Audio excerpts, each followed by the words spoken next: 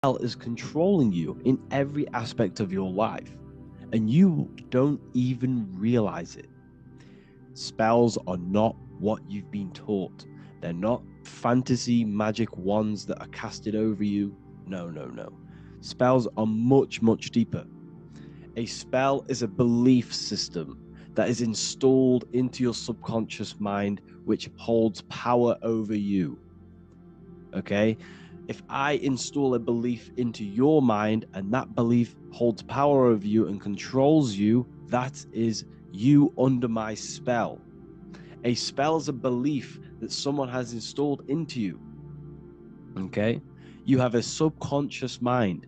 The subconscious holds power over 90% of your daily basis behavior, thought patterns, and overall emotional state. Because the subconscious is the back end of our mind, the mind that we don't really have access to. It's the shadow self where all of our programs, all of our memories, all of our traumas, all of our everything that we've ever experienced is recorded and kept in this vast database called the subconscious. Now, the subconscious is the 90% of our mind. We are only aware of 10% of our mind, which is the conscious mind, which is what you're using now, what you're consciously aware of. But there is a subconscious mind that holds power over your conscious decisions, and you don't even realize it. For example, as a child, you had a very, very traumatic event happen. Let's say as a child, you were not loved enough by your parents. And this feeling of you not being enough for your parents and feeling alone as a child implanted this seed. And this seed was planted by your emotions, a strong emotion. And over time, as you grew older into an adult, this seed grew and grew and grew. And what this seed grew into is you being very needy, you always seeking validation from others. Okay. But you taking this conscious decision 10 years down the line actually stems from this hidden cause within your subconscious mind, within this little feeling, this seed inside your subconscious where you don't feel like you are worthy. So this results in a conscious decision of you seeking validation from others, being very needy from others. Okay. This is what the subconscious is. The subconscious holds power over us.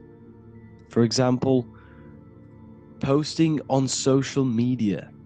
Why are you actually posting on social media? If you take a selfie with your new watch, new car, and you go and post that onto your social media, why are you actually doing that? On the deepest root cause, it's not because you just want to post a picture. No, it's much deeper. It comes from a subconscious belief or a subconscious emotion of you seeking external validation, whether you believe that or not. But that's what it is. If you're posting on social media, you're seeking attention, you're seeking validation from others on a deep level, on a subconscious level. You may not even realize this because it's subconscious. Now, this is what a spell is. Money is a type of spell. Remember, money doesn't actually exist. Money does not exist. Money is a physical object inside of the material plane. But the physical object has a belief in the mental plane. See, the mind is the highest plane. This is the root cause of reality, the mental plane. Okay? So our belief in our mind has given this piece of paper value and a meaning. But in reality, it's just a piece of paper with a belief behind it. But this subconscious belief behind this piece of paper is controlling your daily basis behavior, is controlling your emotional state, and controlling your life without you even realizing it. Without you even realizing that it's all an illusion. Money does not exist. It's the belief that gives the piece of paper a power. And the way we break the spell is by realizing that the money doesn't actually exist. The whole world is under the spell of money. and it's controlling all of us. But the spell is the belief. Once we all wake up and realize money has no value, it doesn't actually exist, it's only a belief. There is no actual money. That's how we break the spell. The spell is broken when we figure out that we are under the spell, under the belief, under the illusion of this piece of paper having value, and it's controlling our lives. That's why the word money has Mon within it. Mon is moon, and the moon represents our hidden aspect of our mind, our subconscious, and the sun represents our conscious mind. So you have two versions of yourself. You have the self that you show to everyone, the conscious mind, and you have a shadow self called the subconscious, which is the hidden aspect of you. For example, do you really love your partner who you're with, or are you just with them is there a subconscious fear of being alone? Do you really want to be with this person, or is it are you staying with them because it's stemming from this fear of being alone, of being lonely? Or are you just with them because you have a subconscious sexual addiction? And all of your conscious decisions are actually coming from this little seed of wanting sex or not being alone. You have two versions of yourself, the conscious mind and the subconscious, the shadow self and the self that you show to everyone else. Okay? And the subconscious is what's holding power over you. When you drive your car, you don't consciously have to think about changing gear. You've done it that many times. It's on autopilot. That's the subconscious doing it. You can be walking down the street. Your conscious mind can be thinking about what you're going to cook for tea later, but your subconscious mind is controlling your body and walking your body. You don't have to think about moving the body. You just do it because you've done it that many times. It's a program. It's a belief in the subconscious that's giving this movement power. You see, the subconscious holds a lot of power over you. Our beliefs hold power over our daily basis behaviors and actions. Okay, like I said, posting on social media, this is seeking external validation. There's a subconscious there's a subconscious urge bringing this desire into conscious reality. So we must break the spell of our emotions controlling us, our traumas from a child controlling us. For example, another example of this, let's say you were in a car crash years ago, and this car crash led you to having a very traumatic event, very traumatic emotion you felt in that car crash. You felt a lot of pain. That was impressed into your subconscious. And even to this day, you're probably scared of going into trains, going onto cars, going inside of vehicles. And you might not even be aware that it's actually stemming from this event that happened 10 years ago. That's the spell. That's the spell that's holding power over you, and you don't even realize it. You realize the spell when you realize you're being controlled by this old belief, this old trauma. That's what a spell is. A spell is not something I cast over you with a wand like Harry Potter. Spell's much deeper. It's the hidden aspects of our mind that hold power over us, that control us. Okay? So how do we get rid of the spell? How do we break the spell? By installing new belief systems, by installing new programs into our subconscious. The subconscious is impressed by repetition and emotion. Everything you do on repeat, for example, tying your shoelaces, you can be looking up into the sky, closing your eyes, thinking about what you're going to create for tea while doing your shoelaces. You've done it that many times, you don't have to think about it. That's the subconscious taking over. Okay? That's the repetition aspect of the subconscious. For example, you could probably run down your stairs. You know exactly how to run down the stairs. If I tried to run down your stairs, every staircase is different. I'd probably fall over. But you've done it that many times, you know exactly how to do it.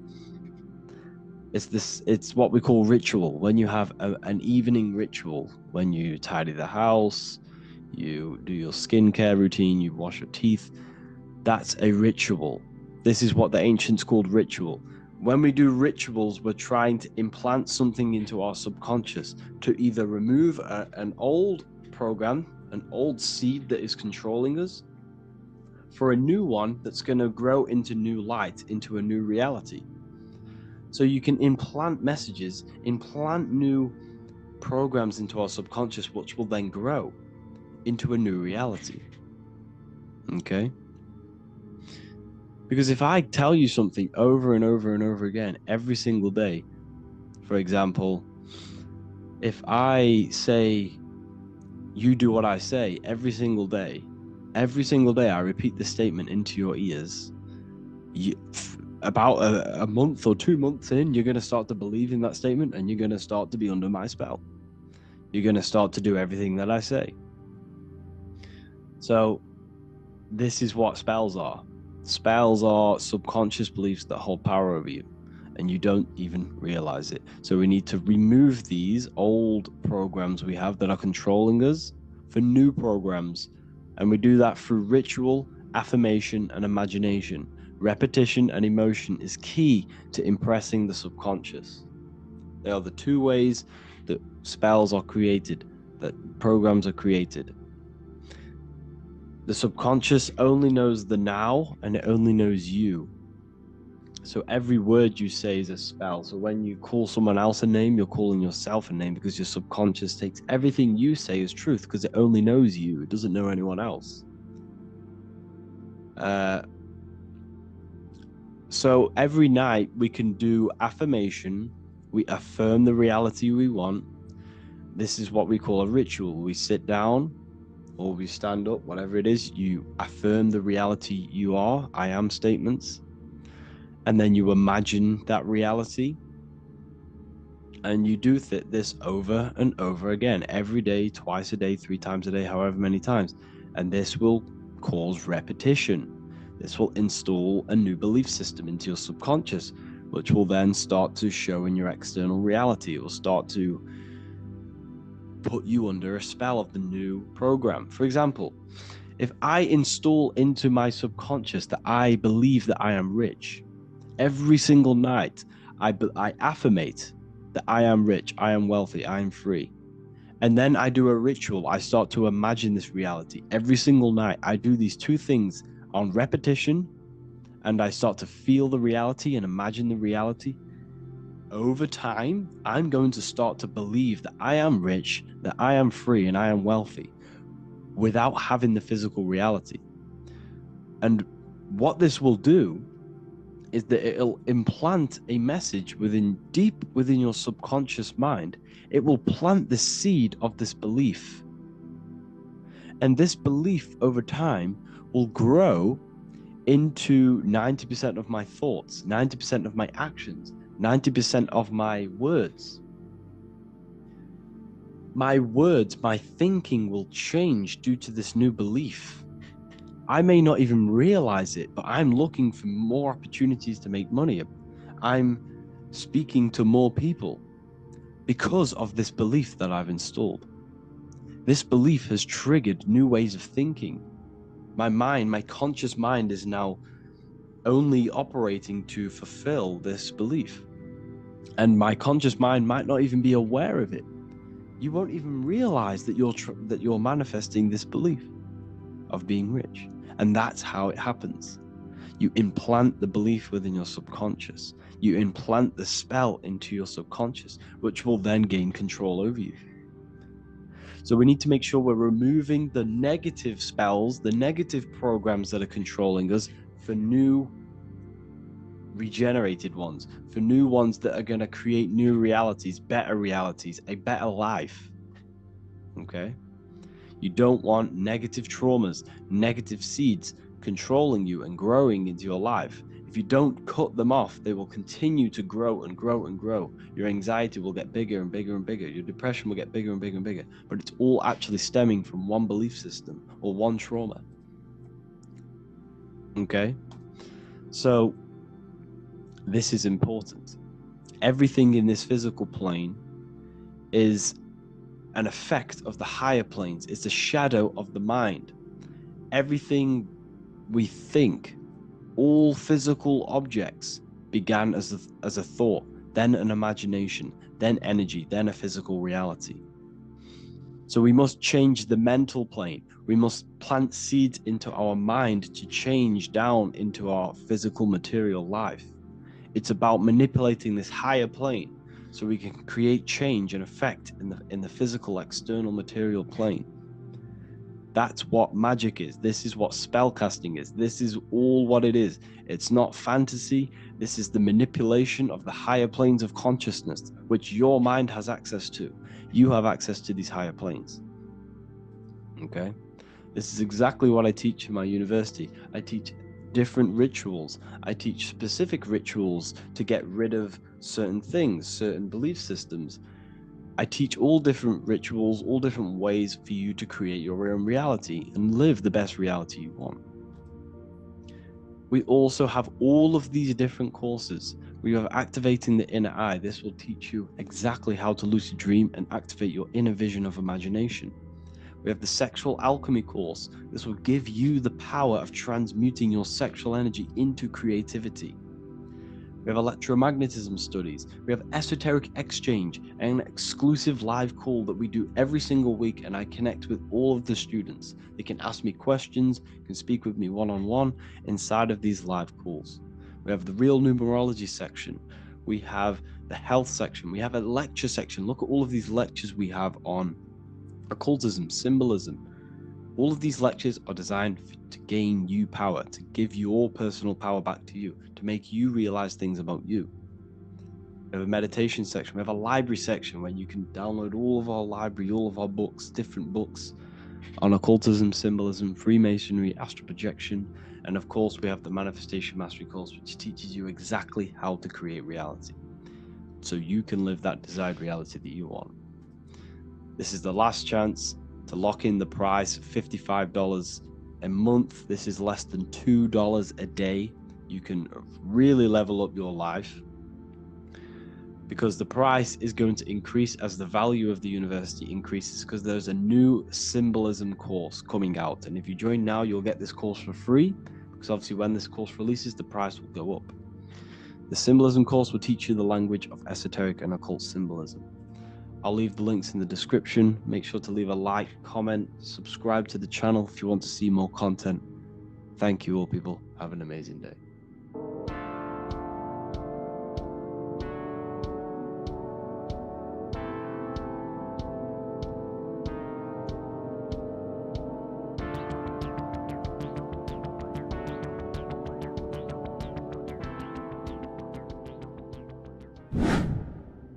Hello and welcome to another video, people.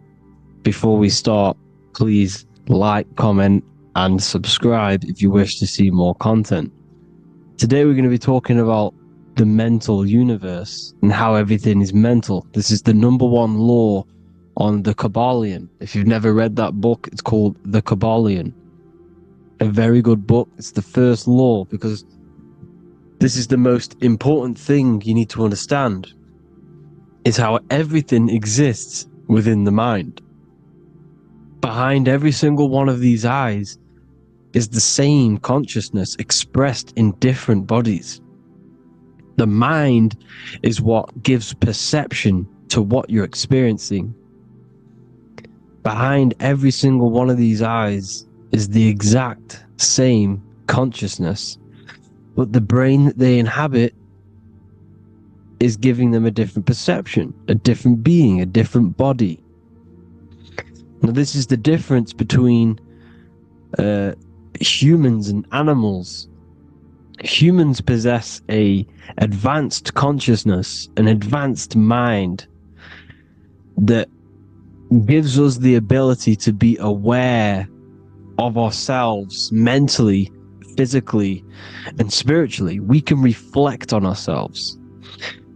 When a dog looks in the mirror or an animal looks in the mirror, it doesn't know what it's looking at. It doesn't realize it has a consciousness.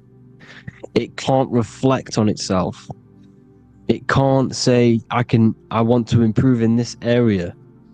It doesn't have that consciousness. We have a divine consciousness. Take away the N for divine, and you get with a D, put it with a D, you get divide, because we have a divided two-way consciousness. An animal only has one. However, it's still the same mind. We're all mind. We're all mental. We all exist within the mental plane. Look at this person walking. The body, the brain, is sending electrical signals through the 12 cranial nerves, which the 12 disciples that spread the gospel of Jesus, right? You have 12 cranial nerves in your brain. There are 12 disciples which spread the gospel of Jesus. Jesus represents the mind, the intelligence, the invisible intelligence that we all are, the same intelligence, the same exact consciousness, which then sends a command into the brain. Then the brain sends these 12 electrical signals through the 12 cranial nerves to control the rest of the body through the nervous system. This person walking is not, the body is not walking. The mind is telling it to walk. And the brain is it's a supercomputer which is decoding these demands given to it by the mind. Because the pineal gland will have something to do with the ether, because the ether is physical and non-physical. The mind is sending the commands through the ether to the pineal gland, which is then getting broken down into electrical codes within the brain and sent throughout the nervous system to control the body. And this is why in the Sims simulation, because the body's the simulation, it's a false reality, it's the fake reality, it's not the real you. You are formless. There is no form, but the third dimension is a dimension within your mind. Matter, mind, light is all a product of your mind. It's all in the mind. Now, this is why The Sims has this green little diamond on top of the head. Because this is you. This is your invisible intelligence controlling the character. Okay? It's controlling the character. And this character is in the world. Your consciousness isn't in the world. The world exists within you, but the body is a vehicle for that realm that you land in. When you have a dream, your mind transcends this body into another body, duplicates your body into another unite.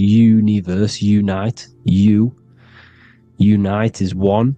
We're all one. It's all one universe, expressed in many different ways, infinitely. And the vehicle that you land in is the body to operate in that realm. This is the all-seeing eye, as you see here. The eye, this is all the intelligence. This is the ball of consciousness, God, expressed in different bodies. We're all this same one in different bodies, as you can see here. And this intelligence is expressing infinitely throughout the universe. An infinite universe. There's no beginning, no end. There was no beginning of the universe. There is no end. It's infinite. Always has and always will. But the mind is what gives you the ability to explore the universe, to make perception of it. We are God in disguise. We are God in disguise. We are God in flesh. but the body can become attached to the mind can become attached to the body if the mind is not aware of itself. When the mind is that blinded by matter,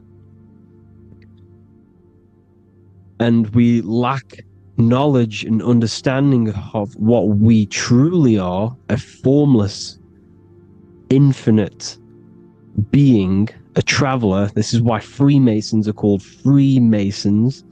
Mason means traveler. Free. You're a free traveler because your consciousness is a traveler of the universe. When we lack understanding, our mind bounds to the body because we don't separate the body with our different layers of consciousness. When we separate them and identify that we are mind, body, emotion, you then can apply this knowledge to when you want to astral travel and explore the different realms of your mind, because the mind is the universe. People, this is what we need to understand. The mind is the universe. I am you and you are me. This is the Egyptians showing you this. The Ankh is the symbol of life. This is the one ball of consciousness, mind, giving it the Ankh life to all the different life forms. The cows, the birds, the snakes, and the big Ankh given to the humans, because the humans are the most intelligent. We have the most advanced consciousness. We have the most advanced consciousness. This is why the one is giving a big Ankh to the humans here. Here you see it again. This is not the sun. This is also showing Ankh giving out its life to all things infinitely. And this is the Most High. We are the Most High in disguise. When we strip off the body, we strip off the desires for the physical world, we strip off all of these fake identities that the mind gets attached to. That is God. The universe. You are the universe experiencing itself. I and I. The letter I and the number 1 is just one line. The letter I is the number 1. Because your I am, when you refer to yourself as I, every single one of you who's watching this video refers to yourself as I, which is the one. We are all the one. We are all intelligence. We are all invisible. We are all the one. 1 is the only number. 1, 2, 3. Everything goes up in ones because there is only one. Doesn't matter how far you go down the line with numbers, all of their numbers are created by 1 because there is only one. So me and you are the exact same consciousness expressed in different bodies. Mind. Cause. There is only one cause. There is only one mind. There is only one being. But because we lack understanding of this, we think we are the bodies. And this causes division, because the physical world is the most illusionary world. It's an illusion. It's all an illusion. Now you see with the two, you look with the two eyes, but you see with the inner eye, the mind. Okay? The mind is the mental plane is a shared plane. And it gives perception to what you're looking at. The mind. I'm affecting you when I speak. Because the mental plane is shared. We all share mind. We all express mind. When I'm speaking to you, I'm affecting you because we are mind. So the words that I'm saying, which are being manifested from my mind, are being manifested through my body into vibration, is affecting you. I'm affecting you with what I'm saying. And these words are having an effect on your mind because we're all mind. This is why you need to be careful what you're listening to, music and all sorts. Because music can also create thought loops within your mind. Because the chorus, we shouldn't be listening to choruses. Choruses are loops. And what they're saying in the chorus is being looped. And this can create thought loops within your mind. Go and listen to an old song that you used to listen to about 5 years ago, 10 years ago, 20 years ago. Go and listen to an old song, and you guess what? You will get nostalgia. Why will you get nostalgia? Because that song will trigger the thoughts that you were thinking in that time of listening to that song. So songs with choruses create thought loops, and they reprogram your subconscious mind. It's important why music is very powerful. Mine and mind, same word. See, language is the truth, people. This is why I use language in all of my presentations, especially the English language. It's riddled with occult truth. I is my me. I, you, and me are I, one. We are not the name. We are I. Every single one of you is I, because we are all the one, all mind. Now, the only thing that is truly mine is my mind. When you say something is mine, it's an illusion. It's not yours. The only thing that is mine is mind, my mind. Okay? It's my mind. It's the only thing. It's the same word, mind and mind.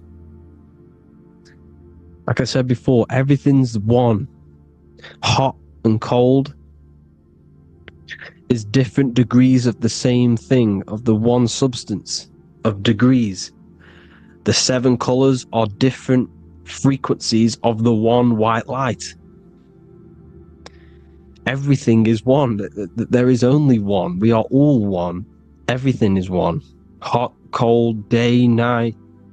It's the same degree of one, which is mind. The mind's perception is what's giving it, labeling it hot or cold. The mind's perception of colors is what is giving it red or purple, hot or cold. There is only mind. The mind gives things perception. There is only one, that is mind. The conscious and the subconscious mind. The male and the female, these are married. The subconscious mind is your hidden part of the mind. Okay, it's hidden. You can access it through different meditations and Reiki teachings. And dreams are manifestations of your subconscious. This is how you know mind and matter are one, because your mind creates matter in dreams. Your subconscious manifests everything in a dream, in the astral realms. The conscious is what you're conscious of, what you're consciously thinking of. So me, I am conscious that I am speaking into this mic and creating this video. My subconscious mind is the hidden part of the mind, which is speaking to my heart, telling it to beat. It's telling my food to digest. It's regulating all my blood. It's doing everything in my body without me being conscious of it. Without me being conscious. The subconscious is the feminine. The conscious is the male. The Bible, of course. Proverbs 12:4. Helpful, not helpful, an excellent wife is the crown of her husband, But she who brings shame is like rottenness in his bones. In the same way, husbands should love their wives as their own bodies. He who loves his wife loves himself. You can take that physically, you can take that literally, or you can take it metaphysically. See, the Bible's written in such a way where you can take it as your level of realization. He who loves his wife loves himself. If you love your subconscious, if you love yourself, you speak good about yourself, because your subconscious takes everything literally. If you say, I hate you to someone, your subconscious does not know the difference between me and someone else. It only thinks me, me, me. Why? Because mind is the only thing that exists. You are mind, I am mind. If I say, I hate you, you're saying that to yourself. Your subconscious picks that up and says, I hate myself. And that's telling your subconscious that's what you want. Because your subconscious manifests 90% of your behavior. The programs within your subconscious, tying your shoelace is a program. You don't need to be conscious of it. You can just do it because it's a program. It's deeply interwoven in the subconscious. Driving your car, texting on your phone, you don't have to think about what letter. You just do it because you know where the letters are. It's a program. Therefore, if you look after your subconscious, they are a married couple. It's your wife. Your subconscious is your wife. And it manifests 90% of your daily basis thought patterns, actions, behaviors, emotions, all the things that you all the trauma that you've experienced is stored within your subconscious, which is affecting you.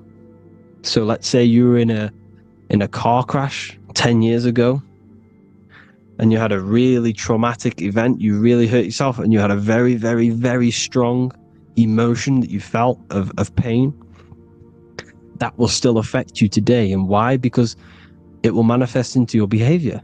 How? Well, you'll be cautious of what cars to go in and who. You'll be cautious because of that event that's stored within your subconscious, because of that feeling you felt was so painful and so strong. It's still manifesting into your behavior today. For example, you won't go in certain cars, you won't go with certain drivers. The subconscious stores everything, all your memories, the programs and everything. So if you trick your subconscious, that's how you manifest your life. If you trick the subconscious, you already have something. And therefore it will manifest into your life and into your behavior, thoughts and actions. This is why the golden rule is to treat others like you want to be treated. Because I am you and you are me. We are all subconscious. We all have subconscious. Whatever I do to you, I do to me. Because my subconscious picks that up and thinks I'm speaking to me. Mind is very powerful.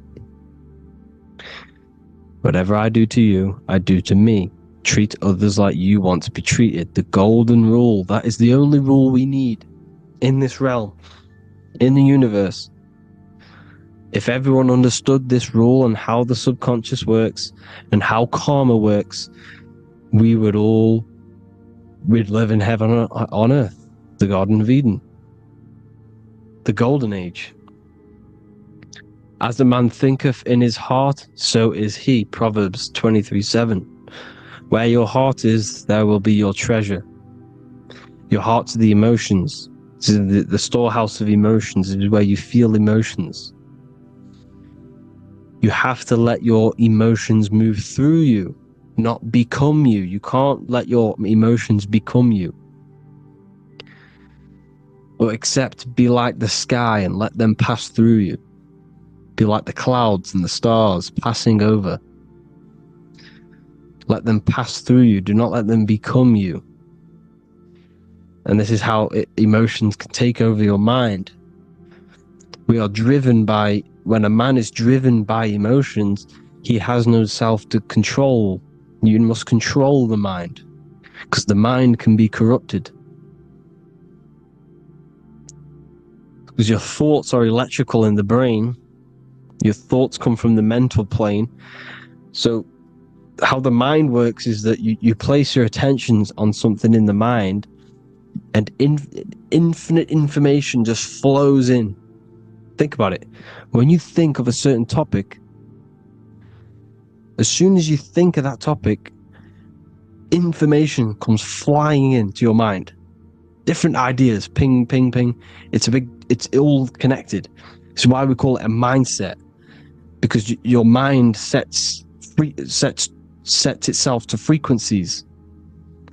And when we think of something, we tap into that frequency, and just the universe, the mind, the mental plane just flows in information based on that frequency and that thought. The universe is just information. All of the information out there, nothing is new. It's all there. You just have to tap into it. You can tap into these different thoughts, and it's all there. Everything already exists within the mental plane. You don't think anything, you receive thoughts. We all share the mental plane. We affect each other. I'm affecting you. Listening to me is affecting your mental plane, your mind. The physical plane is the lowest plane. It's the world of effect. Everything you see in the physical plane is the effect of mind. Like I said, the person walking is the effect of their mind telling the body to walk. The physical plane is the lowest dimension of your mind. Mother Earth, we are in a mother. We're in the womb still. The Earth is feminine. It looks after you. It provides you with food for free. It grows on trees, with water. It's Mother Earth. It's the womb. The dome above your head is your mother's belly. Okay? Is your mother's belly. You're in the womb still. You're forever in the womb, because your mind's constantly expanding. Because when the baby's mind figures out that there is a reality outside of its mother, starts to hear the people outside of its mother, what does it do? It figures a way out of the mother, and it becomes born again in the water, in a hospital, into the other world. It's the same with our minds. When our minds figure out there is other worlds beyond this physical, we explore them. The astral plane, for example. You figure a way out of the body. Because when you're the firmament, look at the word firmament, meant at the end. Firm is firm, something strong, something like a rock is firm. If your mind is firm like a rock, you will be stuck under the firmament. So, for example, people who are very programmed and can't think outside the box, they have a firm mind, and they'll be stuck under the firmament, because your mind is the only thing that's keeping you under the firmament. It's the only thing. When you're doomed, doom is dome. This is the dome, which is your head. Your head is the dome. Above your head, above the earth, is the dome, the ethereal barrier. But that's just an external manifestation of your head. You don't leave the earth, you leave your body to leave the earth, because your body is the earth. It's a dimension within your mind. So when you're doomed, you're domed. Your reality is your level of realization. You realize something, or when you have an idea, the mind, in the eye, EYE or I, same thing, mind, it's all mind. Reality is your level of realization. You realize there's other worlds. That's your reality. Your perception's your reality. Mind in Latin is mens. Jesus was known as the fisher of men, which is the fisher of minds. He was fishing minds worthy of knowing the higher truth, the deeper occult knowledge. Jesus figured out that we are all God. And he got killed for it, because in that age they were trying to suppress this information. Jesus figured out he was God because we are all God, every single one of you, and they killed him because we're all mind. We are not the body. We're the invisible intelligence, which is God. But you are not God if your mind is attached to this physical world, to the worldly pleasures. If you master your mind and travel the depths of your mind, that is God. Mental and men. Look at the word mental. It has men in it. Men in the Bible means mind. Here you see Masonic. The Masonic symbol with the eye, the mind. Looking over everything is the one. Everything comes from the one. All the lines coming off it. Giving its life to all of the life forms. Down here on the bottom you have duality, black and white. Up here you have singularity, one and the two, unification and division. The lower self is divided into the left and the right. So the Bible even says, I forgot what verse it is, but it says, it's better to go through life with one eye than to have two and be cast into the fiery abyss of hell. I'm not sure what verse it is, but you can research it yourself. It's better to go through life with one eye, to be unified. Unified consciousness. Dimension. No brainer. No brainer. The language tells you the truth, people. Dimension. The dimensions are in your mind. Entertainment.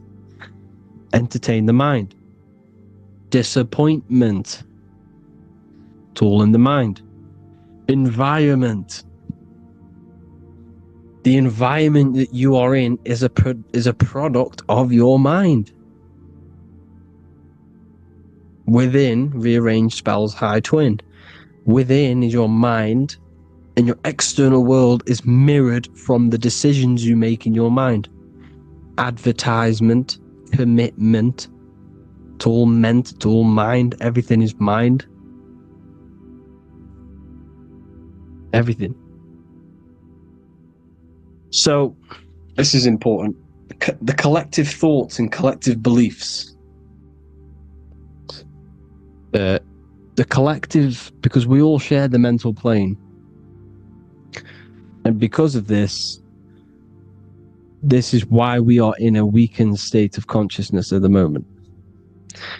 Because the collective thoughts and the collective minds overall are asleep. And they don't believe in anything. You see, everything is true within the mind. You think of something, it is there instantly.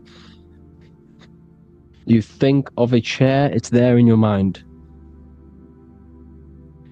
You think of anything, it's there instantly. So everything's true within the mind. Anything can happen in the mind. Anything can happen on the physical plane if the collective consciousness, the collective minds, believe it to be true. This is why back in the days, in the ancient days, you look at all the old world stuff, you see all this crazy technology, and it's because as a collective, as humanity back then, they believed that they had much more open minds. Therefore, the things manifested in the physical world were a lot more out of the box, so to say, compared to today. For example, magic is not as powerful today because the masses don't believe in it. It's still powerful, don't get me wrong, but if the masses believed, or if everyone knew magic could be real, because it is, anything's real in the mind, it would be a lot more powerful. You see? So and what they're trying to do is create a hive mind worldwide. They're trying to make one religion, an external god. What happens when you worship something external? You give energy to it, because where attention goes, energy flows. Where your mind gives attention to, energy goes there. And when we all believe in external gods and give our worship and our power to these external things, we all give energy to it, which will manifest as a demon in the astral planes. It's a hive mind. They're trying to make a hive mind to summon our energy. Trying to summon our energy. And it through mind, through collective thoughts. The hive mind. They want one religion, one government, one currency, one belief system. And that will create a hive mind, which will limit our consciousness, which will limit what we can do in the physical world. Because if everyone doesn't believe in certain things, it cannot happen, because it's all in mind. Mind is so powerful. I am you and you are me. I hope you all enjoyed this video, people. If you haven't already, join the Wisdom Academy. The Wisdom Academy, we have many occult lectures just like this one. Also, we have just launched Mindwave Hub. If you want genuine frequencies, genuine binaural beats, because the ones on YouTube, the ones on Spotify, Apple Music, they're all tuned to A440 hertz, which shuts down the right hemisphere of the brain. If you want to gain access to your true consciousness, your mind, you need to balance the two hemispheres and balance the chakras. You can do that externally by listening to binaural beats. If you want true frequencies, true binaural beats to hemisync the chakras, hemisync the brain, to gain access to the different dimensions of your mind, well, you can gain access anyway, but it's going to help you if you're trying to learn this. Join Mindwave Hub. The link will be in the description. Listen to the binaural beats, meditate to them, listen to when you go to sleep. They'll massively benefit you. Thank you all, people. Hope you had an amazing, lesson. Hope you learned a lot. And please subscribe. God bless you all.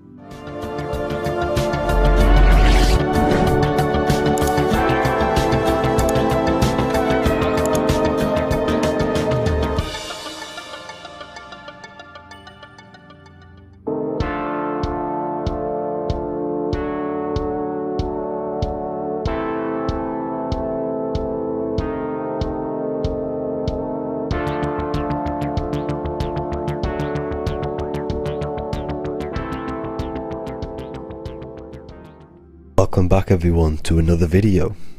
Today we're going to cover everything that you need to know about the mind, starting with the two aspects of the mind, the conscious and the subconscious. The male aspect of your mind is the conscious. This is the 10% of your mind. The conscious part of your mind is only aware of everything around you, your vision, your sight, your smell, your taste, your hearing, and your current state of emotion and thought. Every thought that you consciously think about has an emotion directly attached to it. That emotion is then impressed onto the subconscious part of the mind. The subconscious part of the mind is the female aspect of your mind. It is also a whopping 90% of your mind. Subconscious mind is controlling all of the subconscious processes which happen within your body. For example, your subconscious mind is controlling your heartbeat, your digestion of food, and all of the things that you do not have to tell the body to do. It is the hidden part of our mind which is controlling all of the hidden things. The subconscious mind is like a recording supercomputer. Everything that you have experienced in your life is all recorded and stored within the subconscious mind. One of the most important things about your subconscious mind is that it stores your mental programs. Everything in the subconscious mind manifests into behavior and actions within the body. Your daily basis routine and habits are all mental programs within your subconscious mind. These mental programs are created by mainly two ways. 1. Repetition, and 2. Emotional impact. The repetition is fairly simple to understand. The more you do something, the more it impresses onto your subconscious mind and becomes a program. That program will then manifest into your behavior. However, with the emotional programs, they work a bit different. The stronger that you feel an emotion, the stronger it is impressed onto the subconscious mind. And then that emotion becomes a program. For example, you had a very traumatic moment happen when you were a young child. The emotion that you felt was so strong in that moment that it impressed into your subconscious mind so hard that you can recall that moment like it was yesterday. That traumatic event that happened to you when you were young will still manifest into your daily basis behavior even to this day. However, it manifests subconsciously. For example, if you were in a car crash, you will be wary to enter cars with certain people. All because of that traumatic emotion that you felt and impressed onto your subconscious mind. Another example of the subconscious manifesting into our behavior is posting on Instagram. Most of the time, the reason why you post is because your subconscious mind is seeking gratification. So before you actually do something, question yourself and find out the root cause of why you are doing this. Another thing that you need to understand about the subconscious mind is that it takes everything you say and hear literally. So for example, if you go and say, "You are an idiot" to someone, your subconscious mind will only pick up the word idiot. It only knows yourself. It doesn't know anyone else. You are casting a spell on yourself just by saying that to someone else. This is why the golden rule is to treat others like you'd like to be treated. Now, you can rewrite these programs which are already in your subconscious mind. However, it does take consistency. You have to change these programs which have been running for years. And by changing these programs, you change your behavior, because these programs manifest into your behavior. The best way to do this, personally, is to listen to affirmations first thing when you wake up in the morning, and do this for 10 minutes every single morning. Then at night time, you want to think and feel that you are becoming the reality that you desire. The more that you feel this reality, the more it will become a program and impress your subconscious mind. For example, you're trying to gain financial freedom. If you trick your subconscious mind into creating a program saying that you are financially free, this will manifest into your behavior. You will start doing more work. You will start looking for ways to make money. Your mind will be set on the frequency of money and financial freedom. Therefore, you will receive thoughts based around this program. If you take enough action, your life will dramatically change because of this program that you created in the mind. This is why we call it a mindset, because your mind is a frequency tuner which sets its frequency onto different thoughts, because thoughts are frequency. If you fill your mind with a specific frequency, you will gain thoughts and ideas based around that frequency. To create a stable mind, you need to master your emotions. You need to change your mindset. Everything that you experience is neutral. Based upon the mindset that you see it, you either give it a positive or negative charge. By understanding this deeply, you will then control your emotions. I hope you gained some wisdom and enjoyed this video. Please, if you can, leave a comment and a like, and subscribe to the channel if you like this content. Love and light to you all.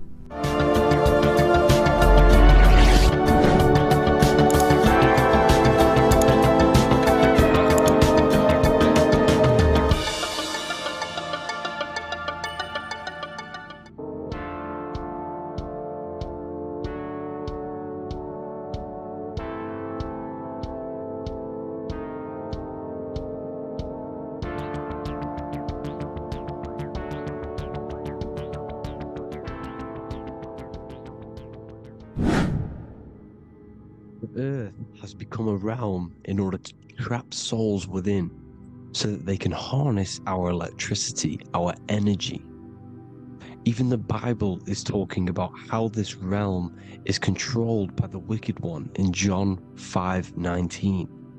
We know that we are the children of God and that the whole world is under the control of the evil one. Ephesians 6:12. For our struggle is not against flesh and blood, but against the rulers, against the authorities, against the powers of this dark world, and against the spiritual forces of evil in the heavenly realms. So the Bible is telling us that this is not the only world. There are other worlds, there are other realms that we can go to, considered as heaven. Heaven being a higher realm where there is no evil, no darkness. This is a midpoint realm where there is good and evil. Now, we're going to explain how the soul trap is how it's working and how your soul is being harnessed for its energy and how you are tricked to come back to this realm after death. What you need to understand is first is that you are the invisible intelligence behind the physical body. You are the mind and soul. The soul is the true you, the good you. It is pure love, pure bliss, eternal, never dies. The mind can be corrupted though. The mind is the intelligence of the soul. It is invisible. It has no true form. The intelligence inhabits the brain. The brain is the computer to control the electrical machine called the nervous system, which is choice, program, and action. You are the invisible intelligence behind the body, and this will prove it even more. You do not even see into the external world. You are seeing an image produced by the brain because the light is being sucked through the retinas of the eyes. The image is produced in the visual cortex at the back of the brain. What does this mean? This means that we are the consciousness in the center of the brain, in the pineal gland, that is experiencing the program being ran by the central nervous system in the brain. This is the sigil of Lucifer. Lucifer in Latin is Lucy. Lucy is light in Latin. Lucifer is known as the light bearer. This is how the eyes work, people. It's not a demon or a devil. The sigil for Lucifer is how the eyes work, and how the left eye is controlled by the right brain. The right eye is controlled by the left brain. There is a crossover. It's the same with the body. The left side of the body is controlled by the right brain. The right side of the body is controlled by the left brain. There's a crossover with our hemispheres in the brain. Now, this empty chamber in the center of the brain is where this universal cosmic intelligence is hell, known as the most holy place in the Bible, the throne of God.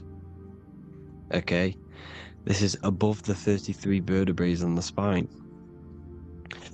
As you can see here, you are the being in the center of this point. All of the nerves are being sent back to this one particular point, which is the seat of our invisible intelligence. You can see it's an empty chamber. Our consciousness, our intelligence is not a physical thing. This intelligence is the true voice inside of your head. This is why your head is heaven, your heart is earth, your heel is hell. Your head is heaven because this is the seat, the throne of God. God is in heaven because the consciousness, this divine intelligence that's controlling the body, is sat in the center of the brain. The brain is taking commands of this invisible intelligence. When you close your eyes, you can feel your awareness, your consciousness, your intelligence is all in the brain. Your awareness is not in the feet, the heart, the legs, the arms. It's all in the center of the brain. Now, if you meditate deeply, you will find that you are beyond the mind. You are the being observing the thoughts. You are the soul observing the thoughts. Now, with this being said, you are the consciousness experiencing the program being ran by the central nervous system in the brain, because you're not seeing into the external world. It's an image, it's a simulated image produced by the brain and the central nervous system. You do not experience the external world. You do not feel the external world. You feel electrical impulses on your nervous system. Your nervous system is decoding what you are feeling. So the only thing that you truly feel is the electrical impulses on your nervous system. This is why the nervous system is the tree of knowledge of good and evil, because it gives your invisible intelligence, your mind, the knowledge of good and evil. It can detect good things, it can detect bad things. If it's hot, if it's warm, if I need to go, the nervous system is doing this. It is the tree of knowledge of good and evil. Okay, now this universal intelligence is symbolized as the single eye. Okay, Matthew 18:9. It is better for you to enter life with one eye than to have two eyes and to be thrown into the fire of hell. What does this mean? It's symbolic, it's metaphorical, people. It is metaphoric. Your universal intelligence is the single eye, the one eye. It's the balance between the two poles, between the left and the right, the good and the evil. It knows the right thing to do all the time. This is our inner guide. The inner self is the inner guide. And when you are operating your life off duality, using your two eyes, you'll be thrown into the fire of hell, lower states of consciousness. Because you're split. You need to live in oneness, even, balance. Matthew 6:22, the light of the body is the eye. The light of the whole body is the eye. You are a light being. Human.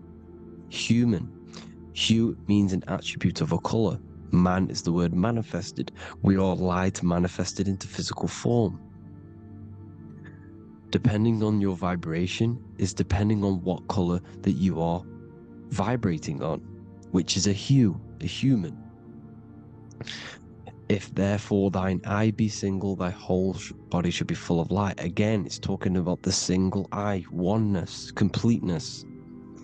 When you balance the hemispheres of the brain, we'll go over that later. But anyways, the body is the earth. This is what we need to understand, people. The body is running the simulation, the program that our consciousness is experiencing. So when we leave the body during death and astral projection, we leave the earth. This is how it works. The body is the vehicle for the earth, for this realm. Everything exists within our mind. You have the soul, mind, and body. The soul is the observer, the watcher, the true being. This is why she has many different heads, because the soul inhabits different bodies. This is the serpent, which means knowledge, which is the mind, wisdom. And this is the body, soul, mind, and body, Brahma, Vishnu, Shiva. The mind is the bridge between the soul and the body. So what do I mean? When you astral project, you are using your mind to project your awareness, your observing consciousness outside of the physical body. The mind is the projector, projecting consciousness. By using your mind, you can project your consciousness outside of the body, which is known as the astral realms, which is known as walking on water.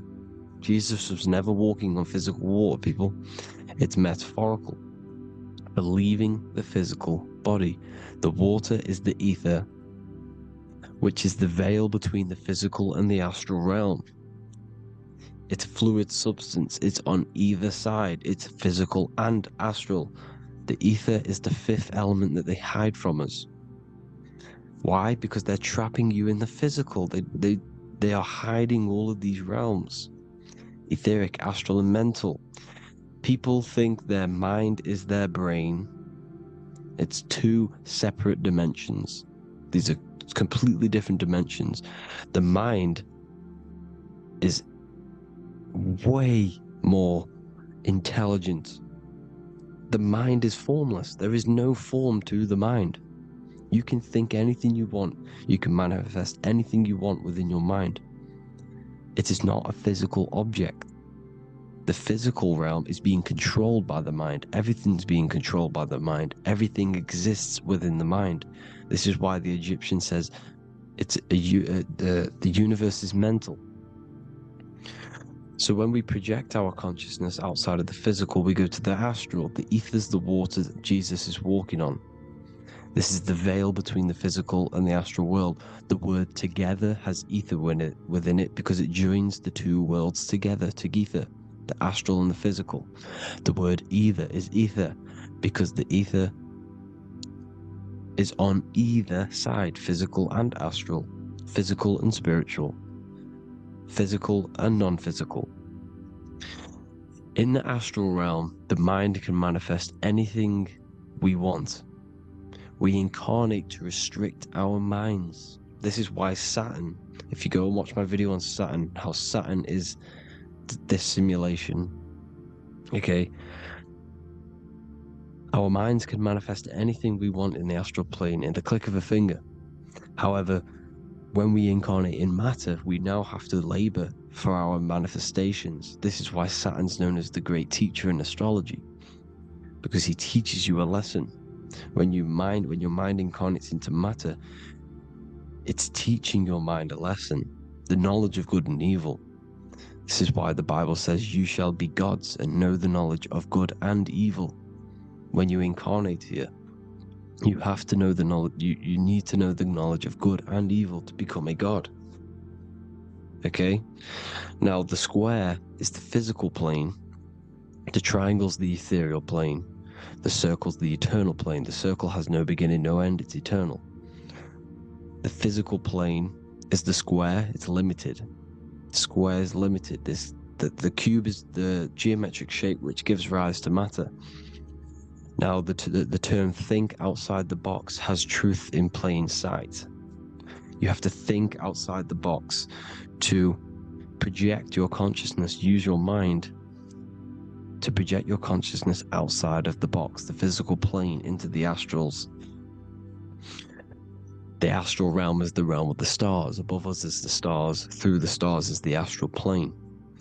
This is why astral has the word star within it. The devil is the de-veil. When you sell your soul to the devil, quote unquote, it's metaphorical. The devil exists in the physical plane. It's the lowest state of consciousness. The de-veil, you de-veil yourself into the physical when you are the devil. The de-veil. The ethereal plane. Now, we all know what the famous symbol of the all-seeing eye, right? The all-seeing eye with the eye in the triangle. Look at the Masonic artwork showing you the triangle above in the sky. This is symbolizing the ethereal planes. The eye in the triangle symbolizes your invisible intelligence, your mind, which has the ability to see on either side. Because the triangle's the ethereal plane, the eye is your consciousness, your intelligence, and this intelligence has the ability to see in the physical plane and to see in the ethereal planes, in the astral planes. This is why it's above the earth, it's above the ground, because it can see here, it can see in the heavenly realms. Now, the stars are, well, this is known as heaven, the realms of the astral planes. This is some quotes from the Emerald Tablets of Thoth. Out of the darkness ye must rise upwards, one with the light and one with the stars. Man is in process of changing to forms that are not of this world. Grows he in time to the formless, a plane on the cycle above. So there's other worlds. The Bible's telling you there's other worlds, there's other realms. Know ye must become formless before ye are one with the light, the astral light above, which shining through the stars. Not of the earth are ye, earthy, but a child of the infinite cosmic light. You are the invisible intelligence controlling the physical body. The body's not you. It's the vehicle that your soul lands in when your mind projects your consciousness into that realm. Free from the body, I flashed through the night. Unlocked at last for me was the star space. Wow, that's powerful. The star space, the astral planes. This is what it's talking about. We are all a star. We descended from the astrals, which is the star. We are all a star. Look at the ancient paintings of Jesus' birth. It's the star beaming his consciousness down into the physical plane. Here's another one. Here's some Freemasonic artwork showing you, again, the ether, that invisible intelligence, the I, manifesting itself inside of here, in the physical realm, where the people are. You see? It's the same here. This is Jesus. Here's the bird symbolizes the Holy Spirit, your invisible intelligence, descending into the waters, the ether, the ethereal, everything. The ether's the base of all physical matter. Here's Truth in Plain Sight. Mr. Bean, the famous TV program in England, in the UK. He begins the program like we all begin the program, for falling from the stars. He falls down with a beam of light. And this is Truth in Plain Sight. This is false. The aliens don't exist. They're a lie, alien. But this symbolizes the star beaming our consciousness. And when we die, this star will suck us back up. Just like this UFO is doing. It's Truth in Plain Sight. So, this is some more Freemasonic artwork, going from duality to singularity. Sun, moon, masculine, feminine. Right hemisphere, feminine, left hemisphere, masculine. The consciousness in the center, the balance point. Here's another more Freemasonic artwork. The two pillars, left and right hemispheres, and the invisible intelligence between the left and right hemispheres, the light of the body. This is why light's coming off it. Because it's light, it's pure light. The blazing star. The stairs go from the checkered board, the duality, up to oneness, in between the sun and the moon, the masculine and the feminine. This is symbolizing going into oneness. What did the Emerald Tablet say? You've got to become one with the stars, one with the one with the self.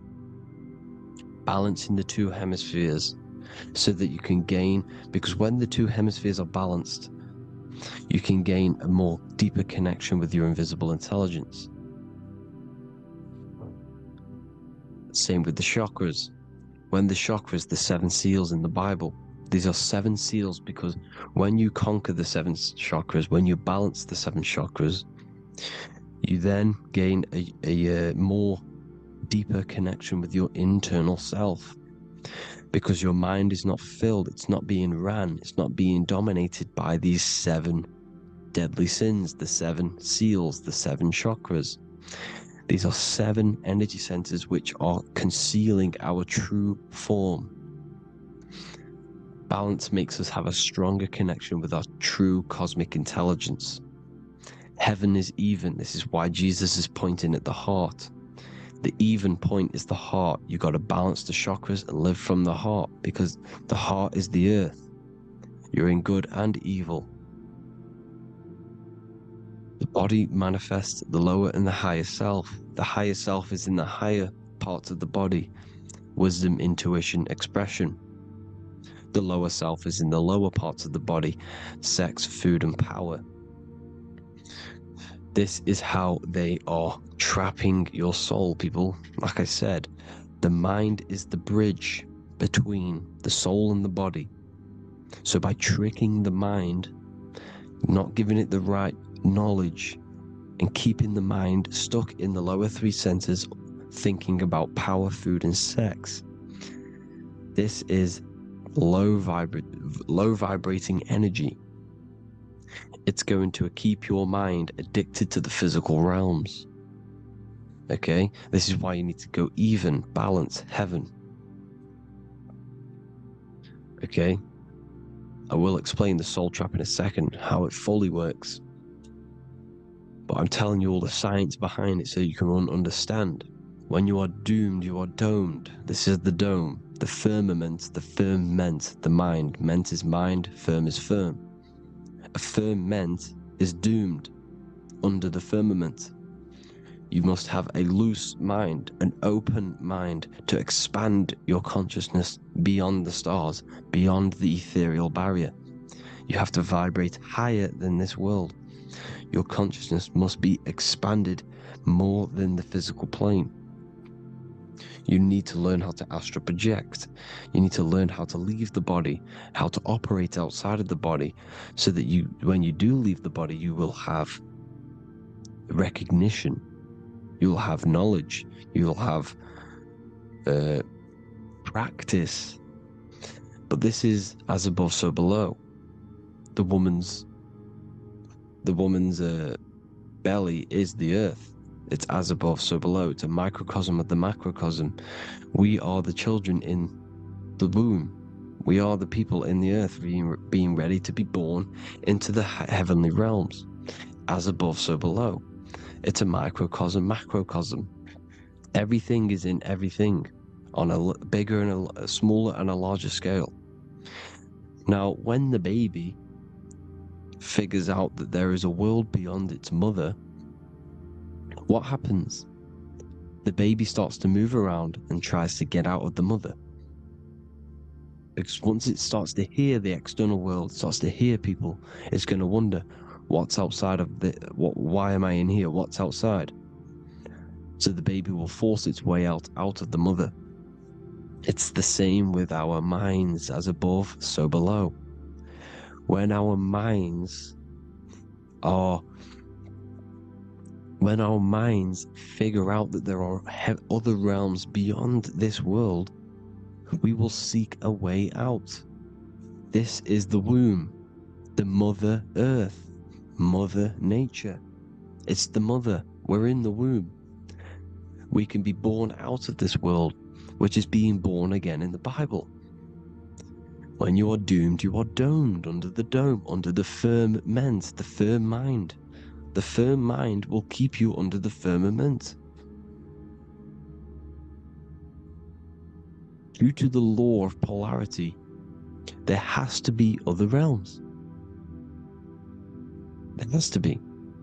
Because the law of polarity works in this world, and it will work on every scale possible. It's universal laws. These are universal laws.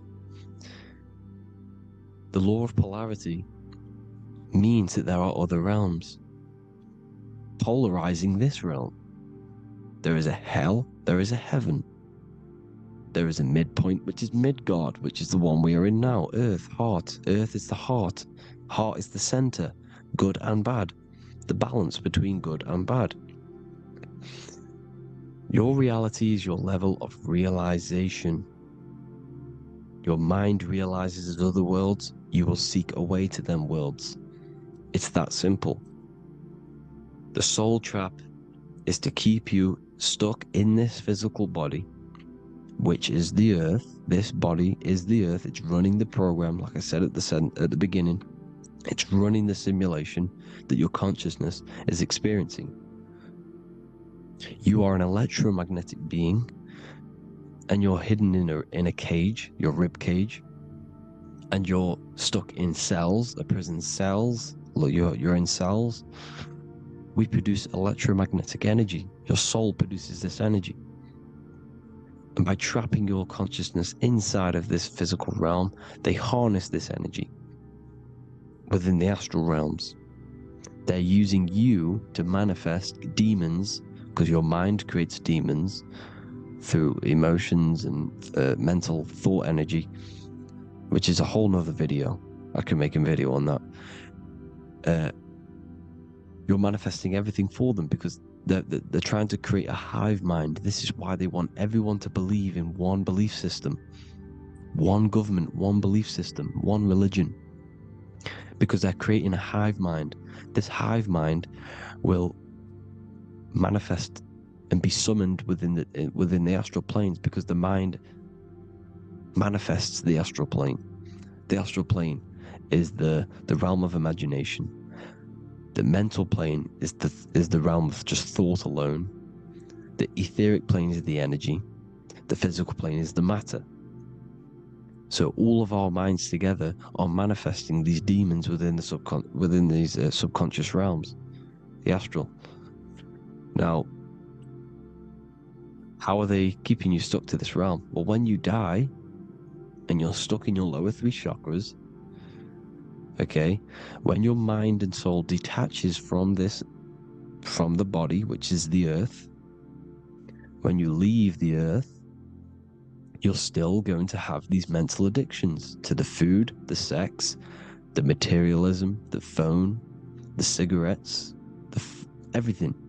This is why they get you addicted to everything possible. The TikTok, the YouTube, they get you addicted to as many things possible, because when your mind is addicted to these things, and when this mind leaves the physical body, you're still gonna have these addictions.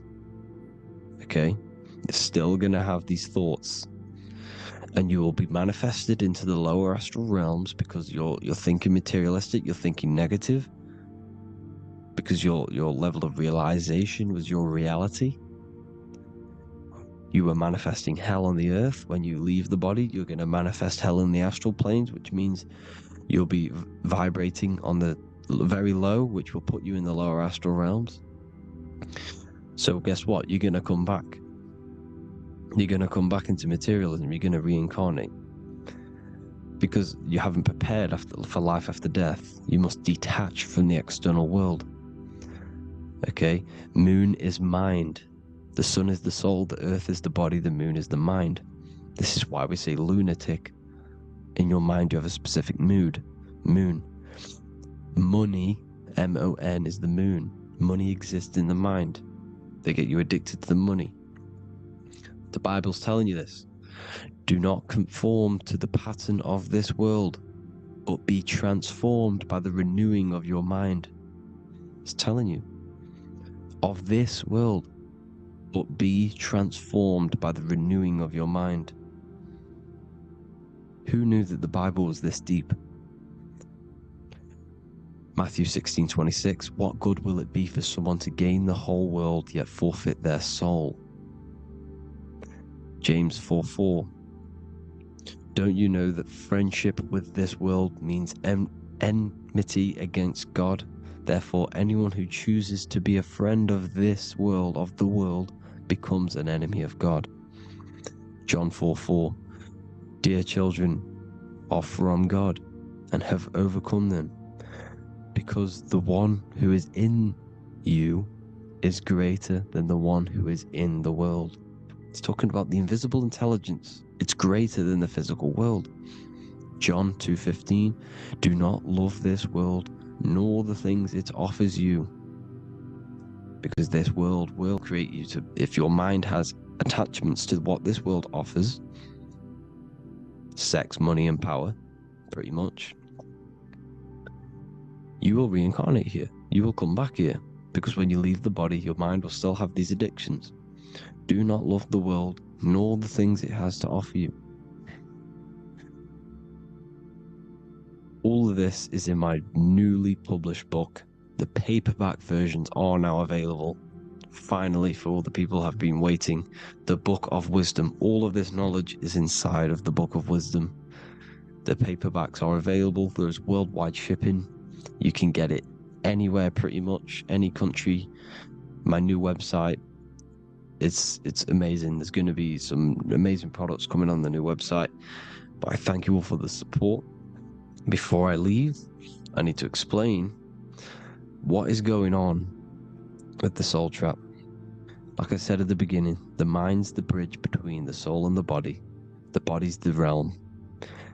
By tricking your mind with false knowledge, they are keeping your soul stuck to this realm. They get you addicted to all the physical things, and that is it. As soon as you're addicted and you die, you're going to come back. So by tricking your mind, which is the bridge between the realms, they keep your mind stuck within this body. They keep you in physicality. They deveil you, the devil, the deveil. Thank you all for the support, people. If you do want to join the Academy, all the links will be posted below this video for the book, The Academy. Thank you all for the support, and have an amazing day.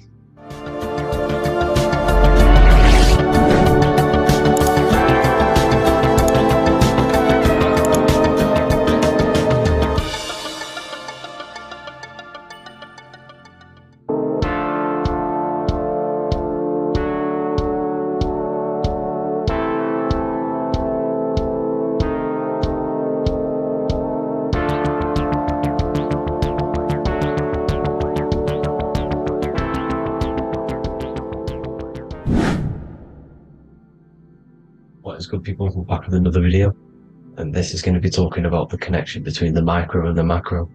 You know, you are the universe, everything is inside of you. So the first thing you need to understand is that the law of mentalism, we are a thought in the creator's mind, everything's being thought into existence. We have a spark of this mind, this same mind of the creator, and everything is a state of mind. Particles or atoms, whatever you want to call them, are a mental thing. They're a product of the mind. Everything's thought into existence. Thoughts influence everything. Thoughts are energetic effects which send out waves into the quantum field around you. And your consciousness is actually the universe experiencing itself, expressing itself, and viewing itself. So we are the creator, but viewing itself in separate bodies. And this is why they call the material world the world of illusions. Because everything's separate here, but we all forget that we are all one. We've all been brainwashed to think we're all separate, but we're all one. We're all the same mind, the same consciousness, everything. So everything's created out of toroidal fields. God created the toroidal field. That's the only thing that exists, because atoms are toroidal fields, and it's the basis behind all creation. As you can see it in the owl's eyes, it creates the infinity symbol. And this is the apple. The apple is a toroidal field. And the toroidal field is made out of dielectricity, which is ether. Ether is black light, and this is counter space. This is another realm. This is what creates God to be omnipresent, to be everywhere at one place at all times. He is everywhere because ether is everywhere. And ether is infinite potential. It connects everything together, and that's what energy moves through. It moves through the ether. And that's black light. Everything is light, as it says in John 4:2. God is light. Everything's a vibrational state of light. So the torus field is made out of dielectricity, ether, black light, magnetism, which is white light, which is the center of the toroidal field. And magnetism radiates, it has no vibration. And then when white light splits, it turns into electricity, which is physical material, and that has a vibration. This is the Holy Trinity. The sun, the moon, and Saturn. Saturn, the god of materialism. If you've watched my videos on Saturn, you know that Saturn is crystallizing everything into physical matter. And that's why his old name was El. The ancients called him El. And this is why we get El electricity. This is where El electricity comes from. Because El electricity is only a product of the physical world, which is redshift, blueshift, Adam and Eve. And this is what creates the redshift, blueshift is what is a product of magnetism. When magnetism, white light splits, and this gives us vibration. And this what creates the toroidal field, which is the basis of all physical creation. The sine wave is created out of the magnetic wave and the electric wave. The electric wave is the blue wave, and the magnetic wave is the straight wave, which is radiation. This is vibration, frequency. So the magnetic wave is straight, and then you have longitude and amplitude, which is depth, which is dimension. You see how the electric wave has depth and a dimension. This is why you get the cross. This is the cross of Earth. This is the symbol of Earth, of bondage, of physical matter, because it consists of magnetic wave and depth, which is electric wave. And this is where you get the sun cross or the earth cross, whatever you want to call it. It's the cross of physical matter, and the ancients knew this. This is why they used that symbol. Red shift, blue shift, which is the toroidal field, is the basis of all creation, physical creation. And this is why you have the police siren is red and blue. The Matrix movie, red pill, blue pill. You have red blood and blue blood in your body. The Democrat and Republic, the two parties, red and blue. Like your taps on your taps, you have a red and blue tap. One's generative, and one's destruction. Fire, destruction, water, generative. So this is the basis of all things. And electric wave has dimension, like I've already said, depth, material, and it's measured in hertz. It's measured in hertz because it hurts you, it decays, because the electric wave has a vibration, and vibration always has to go back to a standstill point. This wave cannot go forever, but the magnetic wave will go forever. It's radiation. Magnetic is radiation. It radiates forever, it pulses. But the electric wave will at some point come back to a standstill point, and that's why it hurts, it decays. That's why our physical body decays, because we contain of electricity. This body is an electric body, and it will return back to stillness like a guitar string. If you vibrate a guitar string, you pull it, it will vibrate, make a sound, and then go back to a standstill point. It's the exact same with every single toroidal field within the body. It will decay, and this is why our bodies decay, and everything in creation decays. So we're born into sin. The sin of Eve. The sin of Eve is us biting into the tree of knowledge of good and evil, which is the systems in the body. And the sin of Eve is biting into the sine wave. We bit into the sine wave. The sun moves in a sine wave. Our DNA is a sine wave. Time is a sine wave. Everything in this creation is a sine wave. This is why the dollar bill is a sine wave. Magnetism and electricity and electric waves in one. And this is the sun doing its sine wave, which creates, when you go bowling, it kind of creates that pin that you hit over. That's the pin of the sun. The zodiac sign is a sine wave, because the zodiac sign is an expression of the toroidal field, because magnetism unfolds into 12ness. And that's why you have 12 zodiac signs, 12 systems in your body, 12 cranial nerves in your head, in your brain. So if you can imagine this, see where my pointer is, always starts with Aries. Aries is the head. It's the first thing that's created in the womb. And this is Aries, the ram, and this is why it's called a cerebrum in your brain, which is the first thing that creates when you're in the womb. And what's the element of Aries is fire. Fire is the first element, F-I-R, first, because it's the first thing on the wheel, the first expression of energy. As you can see here, my pointer, this is the center of the toroidal field. It would go Aries, Virgo, Capricorn, Pisces, Scorpio, Cancer. Then we go back to Libra. Libra would be center. But you see how the toroidal field is the expression of the 12 energies. That's what the constellations are, the energy expressions of the toroidal field. So it would go outwards, starting from Aries here, all the way back to Pisces, which is beyond the bottom half. But Libra would be the center. That's why Libra is the equinox. It's the equinox. Libra is when it goes from summer over to autumn. It's the equal.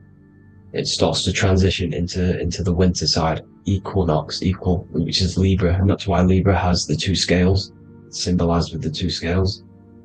That's because of, the sun moving over. It's being judged. It's equal now, but then it's going to tip over into the winter.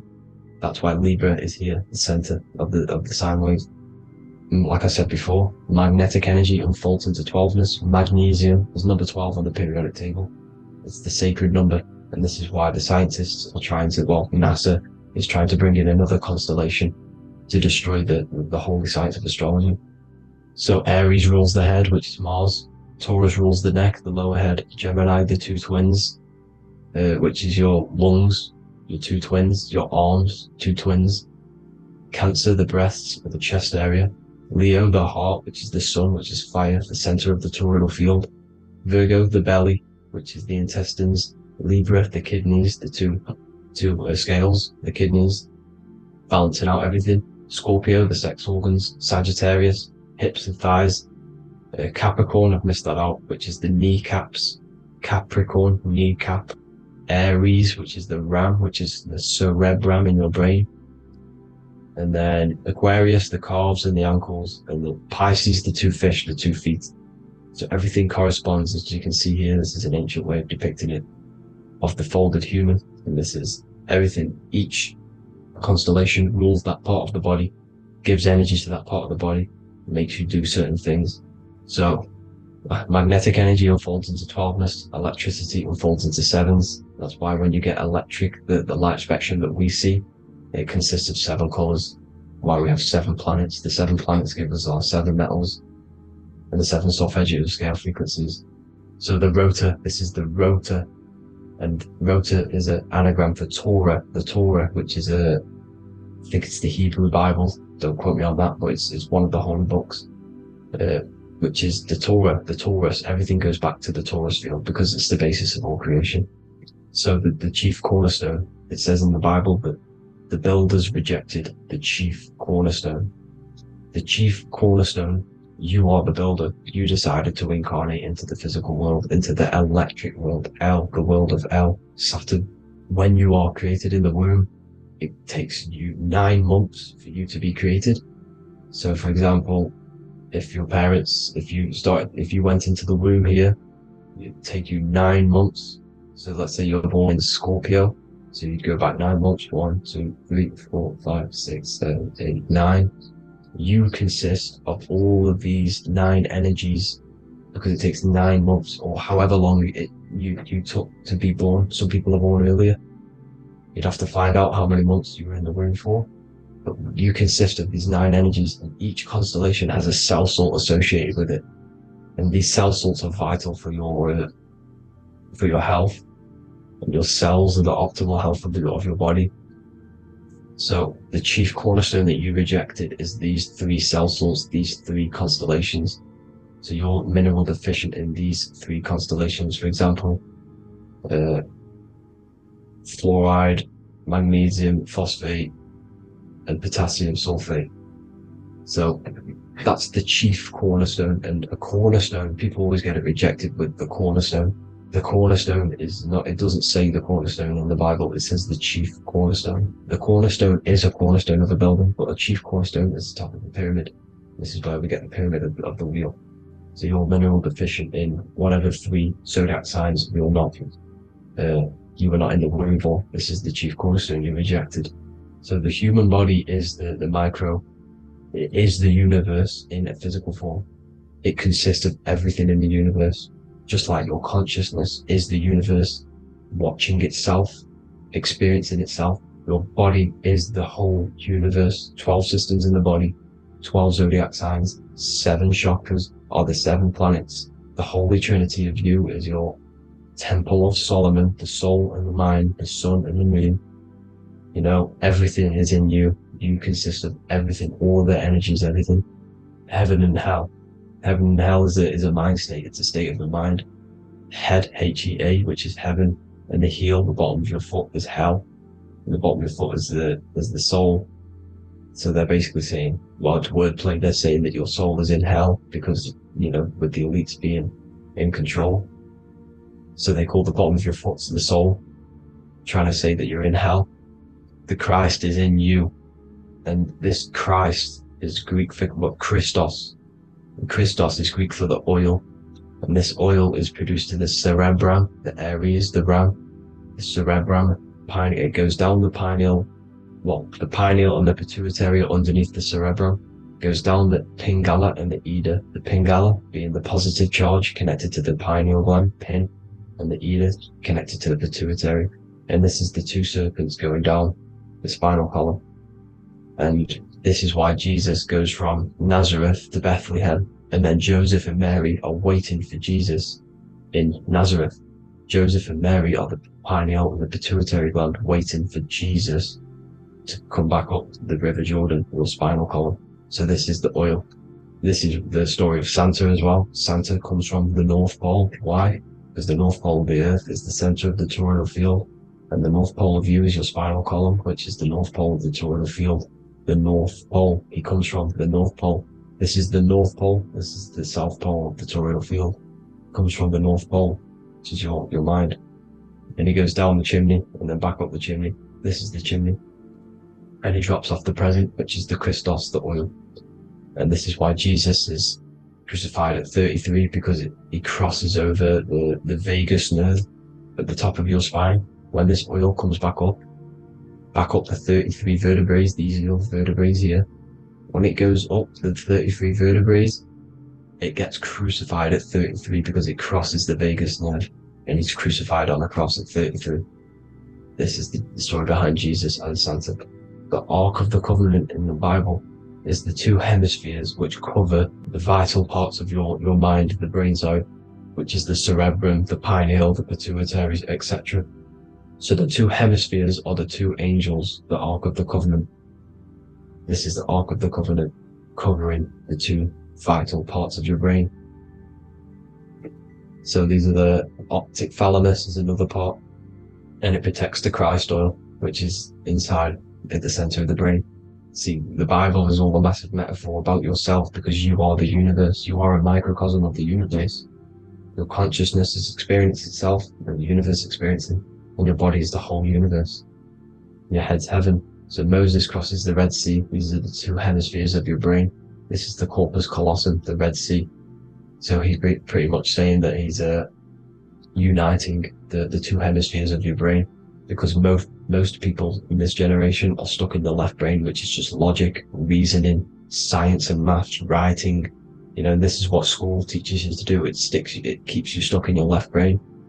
And you want to cross over to you want to cross the Red Sea, which is the corpus callosum, to the right brain, which is awareness, art awareness, creativity, imagination, intuition, insight. Using the higher mind, creativity, imagination. If you don't have intuition, then you can't read energy, you can't pick up on bad things. This is what Moses is symbolizing by crossing the Red Sea. And it's also the upper room where Jesus met the 12 disciples. 12 disciples are the 12 cranial nerves in your brain. It doesn't just represent the 12 zodiac signs. The 12 disciples symbolizes many different things. It's like I said, energy the universe consists of 12ness. So you have 12 cranial nerves in your brain, and that's the 12 disciples as well. And they want you stuck in your left brain, which is the five senses, materialism. So they say in the Bible that Satan blinds the mind. Satan is Saturn. If you've watched my videos, Satan is Saturn. And you consist of the whole Trinity, which is the sun, moon, and earth. The soul, moon, the soul being your sun, the solar, the moon being your mind, the earth, your physical body. And Satan blinds the mind. Why? Because we enter a soul system. This is a soul system, not a solar system. And Saturn is the Lord of the Rings, which is the outer ring. When your soul enters the soul system, your soul starts to materialize, it hits Saturn. Why? Because Saturn starts to materialize you. You take on the 7 virtues, which are the 7 planets, which are your 7 chakras. And to get out of this soul system, you must get out of your lower nature, your animal nature, which is lust, desire, greed. The number of the beast, 666, which is Saturn, Satan. So you enter the soul system, you take on the 7 energies, which you turn into physical matter. And this is your descension from heaven to say hell. And then you must raise back up from matter to spirit. They say Satan blinds the mind. Why? Because your mind gets materialized. Your soul and mind get materialized. And when you get materialized, it's an intense experience. You lose the divinity within you. You forget the divinity. So Satan, which is the first planet, the first energy you take on, the material body, he blinds the mind. He makes you forget everything, your divinity. Then you must ascend up Jacob's ladder, the 33 vertebrae, to heaven. And this is a microcosm of the macro. because you will ascend back up to heaven if you do this, when you leave your physical body, when your body decays. So when it talks about in the Bible, completely destroy them, the Hittites, the Amorites, the Canaanites, all the ites, this is what God says to the Israelites. It says completely destroy them. It's basically symbolizing saying destroy your lower nature. The Canaanites, cannibals. We're under a Canaanite system now, which is cannibalism. And this is flesh eating, lust, greed, all the demonic stuff, all the lower vibrational stuff, you know, the lower nature, eating, sex and survival, the lower three chakras. You must get out of these lower three chakras and return back to spirit, which is heaven, which is spirit, love, being holy, being truthful, being passionate.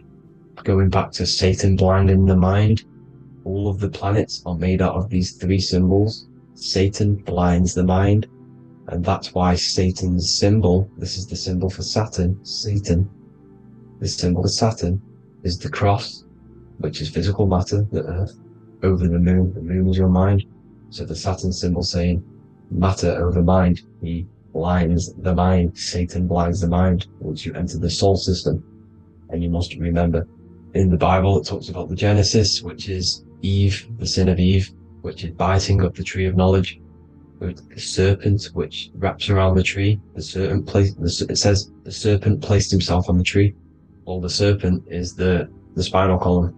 It's the serpent telling you eat from the tree of knowledge of good and evil, which is your nervous system. And eating from the tree of knowledge of good and evil is doing bad things. For example, over-sexualized, overeating, eating the wrong food. That's eating from your nervous system. It's decaying you, and it's preventing you from achieving the God self, the God consciousness. This is the symbolism of, you know, the tree on the serpent, telling you to eat from the left brain, with the left brain being the sinister. Sinister is Latin for left. That's sin. Sin is left.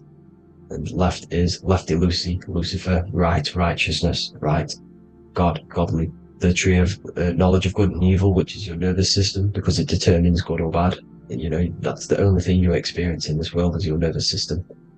And then the tree of life is the cardiovascular system, and the Garden of Eden is your body. So that's it for this video, people. Hope you've got a greater understanding of how you are the universe and everything is inside of you.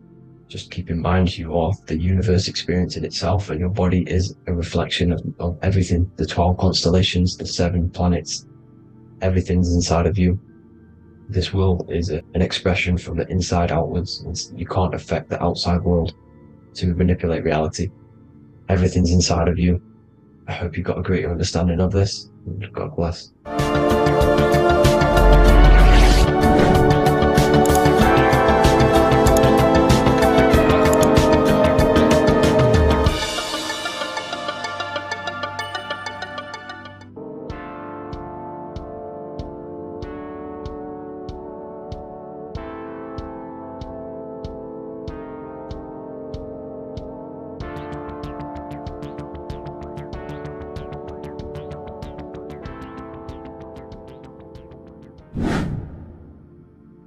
How are we all doing, people? It's Revival of Wisdom from the Wisdom Academy. Today we're going to be breaking down God, consciousness, and the higher and the lower self, and how to overcome the lower self. Now, the first thing you need to understand is that you are the invisible intelligence within the brain, within the body. This invisible intelligence is known as the mind. But you are not the mind, you are the observer of the mind, which is the soul, the invisible entity. The mind is your intellect, your intelligence. Now, the mind is, it's hard to put this in words, but the mind is something that gives you the ability to explore the universe. And this inner self is the I am. It's the quiet, the inner self, the voice you see in you hear in your head. This is why within spells high twin, inside, internal. The I is also the number 1, which is one line. Because the one and only is the inner self. which is the I am. This is why you say, my name is Harry. You are not Harry, you are the I, the inner self, the intelligence. Okay, this is why Jesus in French is I am. You look with the two eyes and you see with the inner eye. I and I, the same thing. Okay, because the I inside is what gives you the perception of what you're looking at. So when someone's trying to explain something and then you catch on saying, I see now, it's because you're seeing with your inner eye, the one that gives you perception, gives you intelligence, gives you the ability to understand things. This is the internal I, the invisible self, which the physical body is nowhere near as complicated as this inner self. It's in infinite potential. God, G-O-D, generator, operator, destroyer, soul, mind, and body. Brahma, Vishnu, Shiva, the Father, the Holy Spirit, and the Son. They're all... the reason why you see God is always a triad is because it represents yourself. Your invisible intelligence is God. Me and you are the same invisible intelligence. We are the invisible intelligence experiencing the program being run by the central nervous system and the brain. I always say this in my videos, but I have to, in order for you to understand the things that I'm going to say later on in the video, you need to understand this concept, is that you are the consciousness experiencing the nervous system, the tree of knowledge of good and evil, which is you here. You would be in this invisible intelligence right here in the center of the brain. Now, this is why the ancient Christians show God is in the brain. This is the brain stem. This is the brain. This is also the brain stem and the brain. The brain stem and the brain.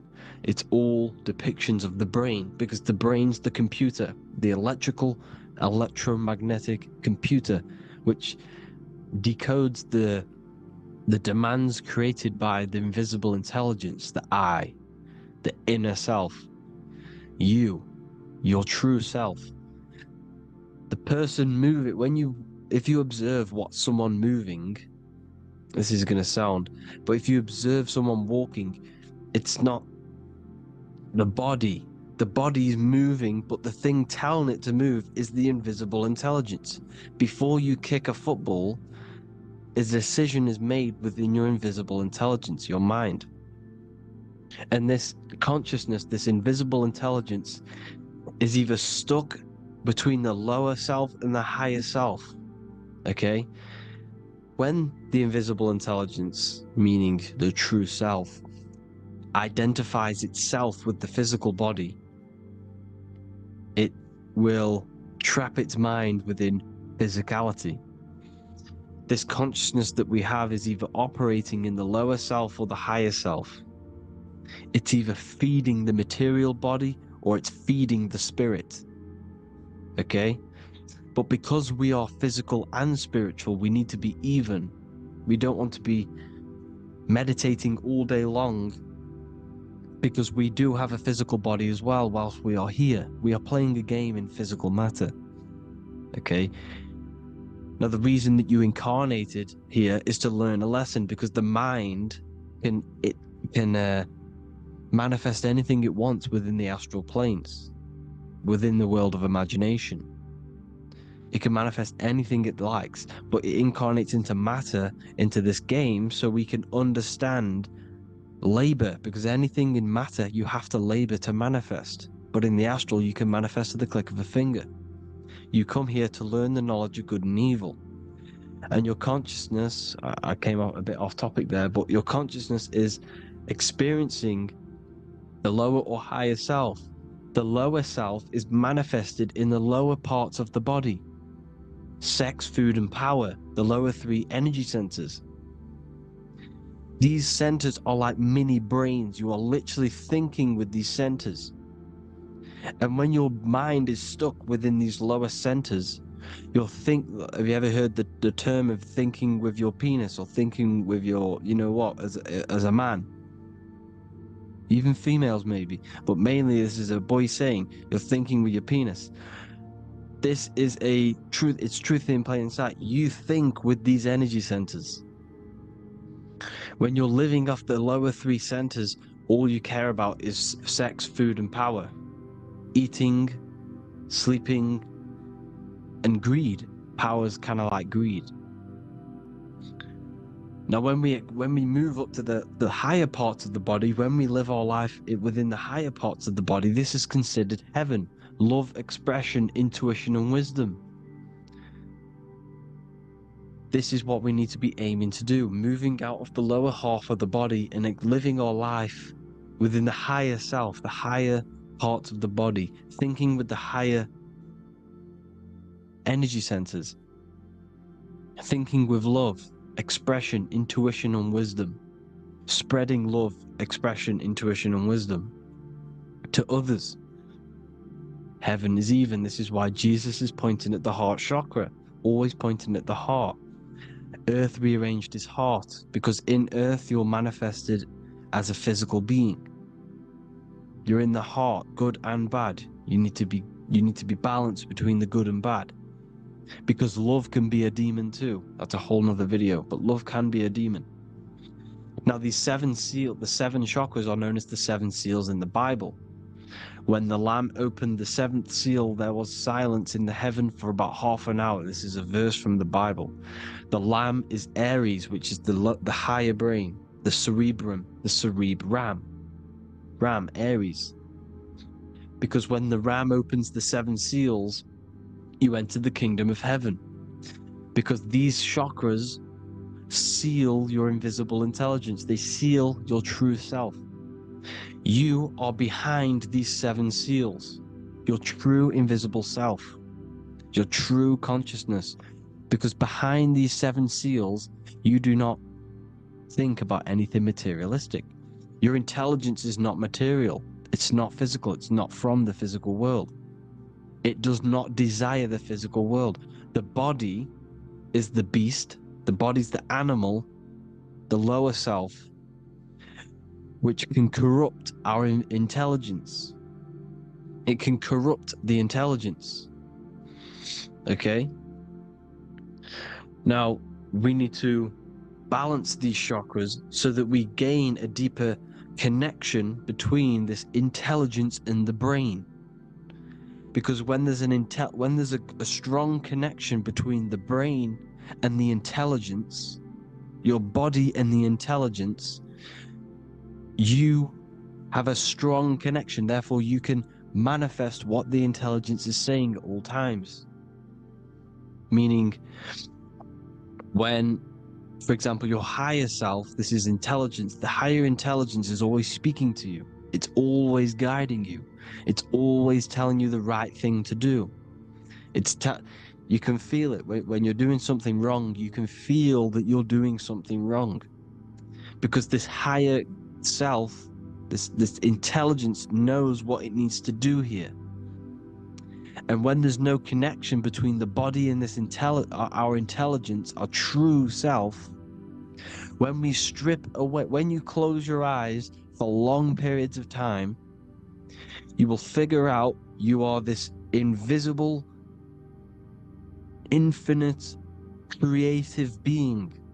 There's no words that I can't describe what it is, but it's the voice inside of your head that you can feel when you close your eyes. You are this being inside of the head, heaven, because this is heaven, this intelligence. And when there's a strong connection between the body, you can manifest everything it's saying. When everything is balanced, when you're no longer thinking with the lower centers, when they're all balanced, you're not thinking in particular with every center, you balance them all, you can manifest everything it says. Your body will act out what the intelligence is always saying. This is God in the brain, the intelligence, trying to touch Adam, representing the lower self. This is why they're not touching.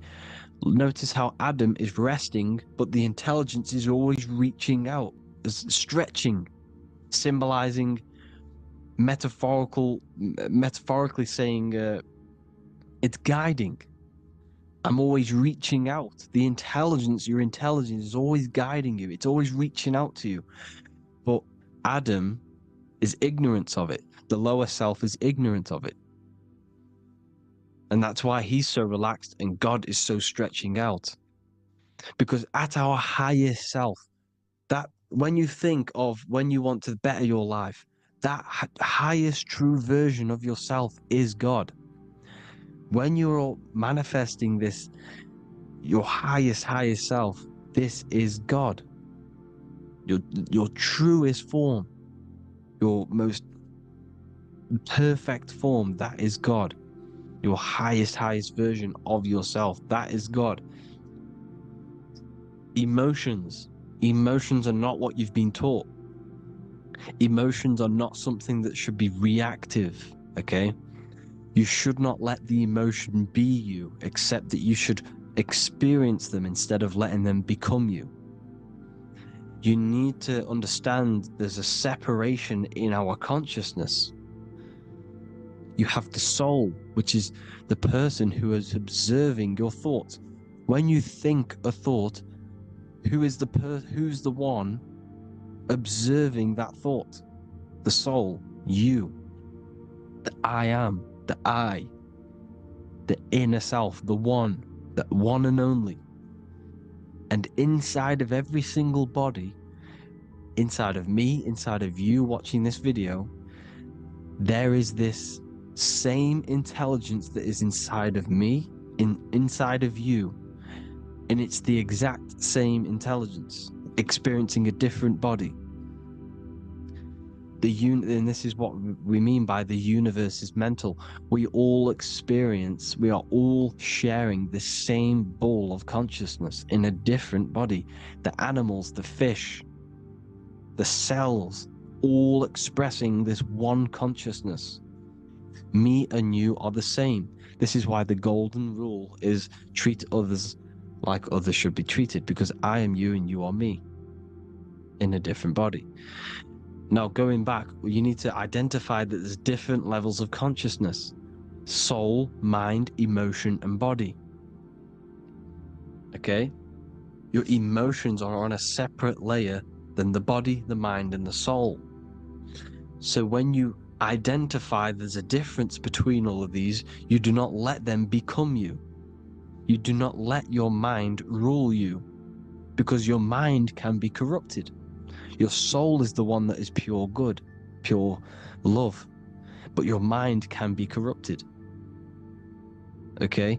Your emotions can be corrupted. The body can be corrupted, but the soul can never be corrupted, only layered on top.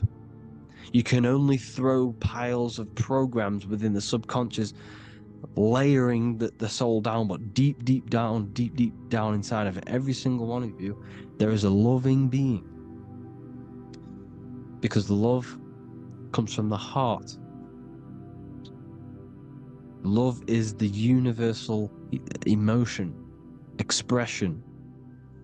Now, your thoughts can become bondage, your emotions can become bondage. Now, what do I mean by bondage? By conquering the lower self, we need to conquer our own mind, because the mind is what's manifesting the lower self. When you're thinking with the lower half of the body, when you're becoming your emotions, you need to experience the emotion, not become the emotion. Do not let the emotion become you.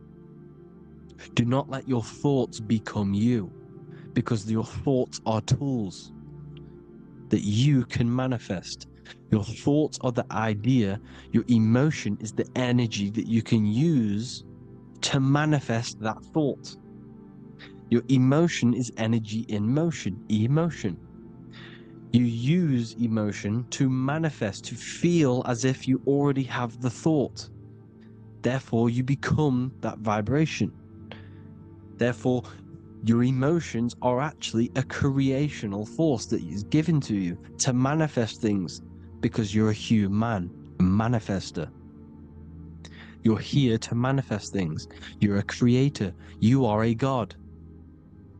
Your inner self, your intelligence, your I am, the one and only inside of you, the inner self, the quiet one, the one that's deep, deep down, the invisible intelligence, is it's creating things all the time. All the time. Speak no evil, see no evil, hear no evil. This is the astronauts, they're Freemasons, but they understand this because thinking, seeing, and hearing can corrupt your mind. And when you have a corrupted mind, you'll have a corrupted subconscious.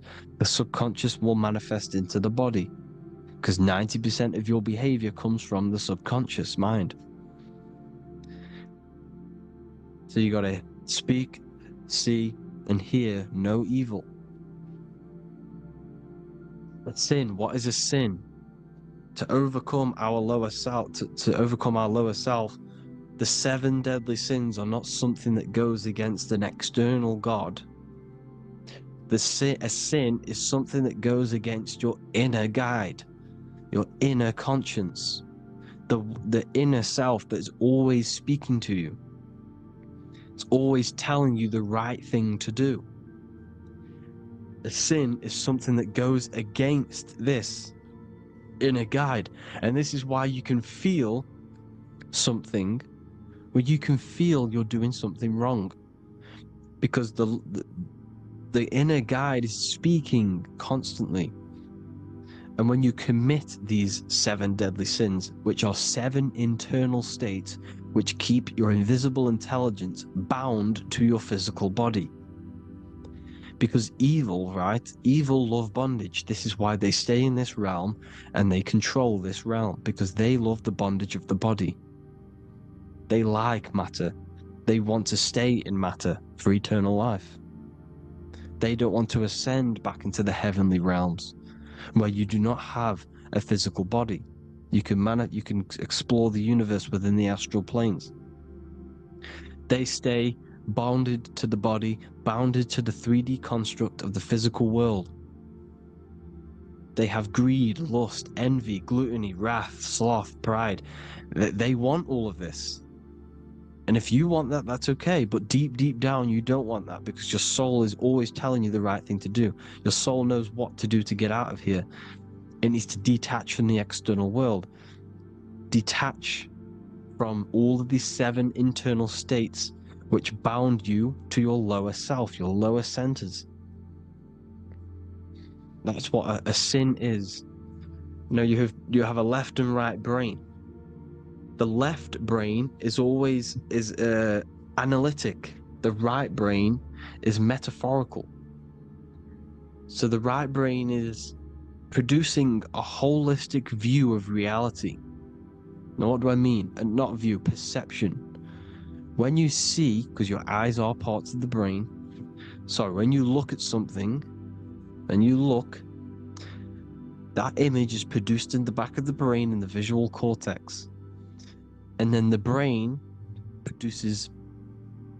right brain produces a perception, a holistic, it breaks down what you're seeing into a holistic image, a holistic perception. So for example, if you're in a woods, the right brain sees the whole woods as one big woods.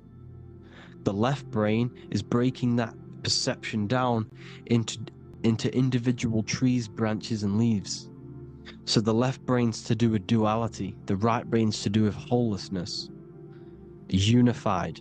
The left brain's dualistic, analytic. This is necessary so that we can pick things up and manipulate them and break things down. We need the left brain, we need the right brain. I'm not saying any of them's bad, but the left brain, sinister in Latin, means left. Because when you're left-brained, you see everything in dualistic. You see everything is dual, when everything's actually one. We need to be focusing and strengthening our right hemisphere. I'm not saying sit in the right hemisphere all the time, but we need to be strengthening our right hemisphere. And this is why left is sin and right is right. Because when you focus on the right hemisphere, you see the holistic perception of creation. The right hemisphere sees humanity as one unified consciousness. The left hemisphere sees everyone as individual persons and egos, because the left hemisphere is dualistic. And this is why the Bible says, cast the net onto the right side of the ship and ye shall find. John 21:6. What does that mean? Cast your energy, cast your perception into the right hemisphere of the brain, and ye shall find unified consciousness. You shall find your higher self, the one and only. If then you have been raised with Christ, seek the things that are above, where Christ is seated at the right hand of God. Wow. Powerful. What does this mean? Seek the things that are above, where the Christ is seated at the right hand of God. God is your consciousness, your invisible intelligence between the two hemispheres. The right hand of God is the right hemisphere. Seek the things that are above the heart. Love, intuition, expression, and wisdom. Seek the things that are above the heart, the higher self, the higher part of the body. Because when you seek the things of love, expression, intuition, and wisdom, you create a strong aura. You attract the same frequency. And this frequency is heaven, God. This is the Sumerian artwork showing the Lamb. This is a step symbolizing stepping upwards, raising up. He's stepping over the Lamb up to the bird. His hand is going to the bird. The Lamb symbolizes the lower self. Okay? The bird with the wings is in the sky. It represents the higher self. This is why angels always have wings, because it represents the higher self in the sky. The lamb is a ground animal, symbolizing the lower self. He's stepping over the lamb to the bird, his higher self, his invisible intelligence. Horus and Set, Jesus and Satan. Look, Horus has an evil brother, Set, just like Jesus and Satan. Horus is a bird, higher self. Set is a ground animal, lower self, which is the devil and the angel on your shoulder. You see? The right and the left hemisphere. The two wings. So, the devil and angels always speaking to you. The higher and the lower self. It's the battle between the higher and the lower self. Between the invisible intelligence and the physical body, because the body's the one that wants the sugar, it wants the pleasure, it wants the sex, it wants the porn, it wants all of the materialistic things, it wants the 7 deadly things. Okay, it wants this. There's a battle between the higher and the lower self, your intelligence and the body. This is why you need to become balanced, so that there's a deep connection between the body and the invisible intelligence, the I am. You need to master your mind with discipline, and you gain a connection between the brain, the body and the intelligence. Resurrection, transmuting sexual energy. Okay, this is important. Res is Resh, which is Hebrew. The early Hebrew Resh symbol is the head. This is the head. Resh, erection. Erection is a sexual stimulation. Resurrection is rise erection. You got to raise your sexual energy up the base from the spine to the head. This is the Christ, the Christos. Because there's a psychophysical germ, psychophysical oil produced in the brain every month. Go and watch my other video on raising the chrism. Okay? And every month there's this fluid produced in the brain, which takes 2 trips, because one's produced by the pituitary, one's produced by the pineal, magnetic female, magnetic and electric charge. And it takes 2 trips. down the spine to the solar plexus, the bread of life in the Bible, or Bethlehem in the Bible, because the River Jordan's your spine. It goes down to Bethlehem. It gets born in Bethlehem, just like Jesus. Because when this oil travels to the solar plexus, it creates the seed of life, and it feeds the body, all the central nervous system, all the cells. It regulates the blood, does all sorts of good things for the body, this oil. Now, when you save your sexual energy and you raise your resurrection, you awake the Christ, you raise it from the solar plexus or the sacrum bone up to the brain, you activate 100% of the brain, and this is the true resurrection of Christ. Instead of wasting the energy and giving away your sexual fluids, because behind the fluids is the energy.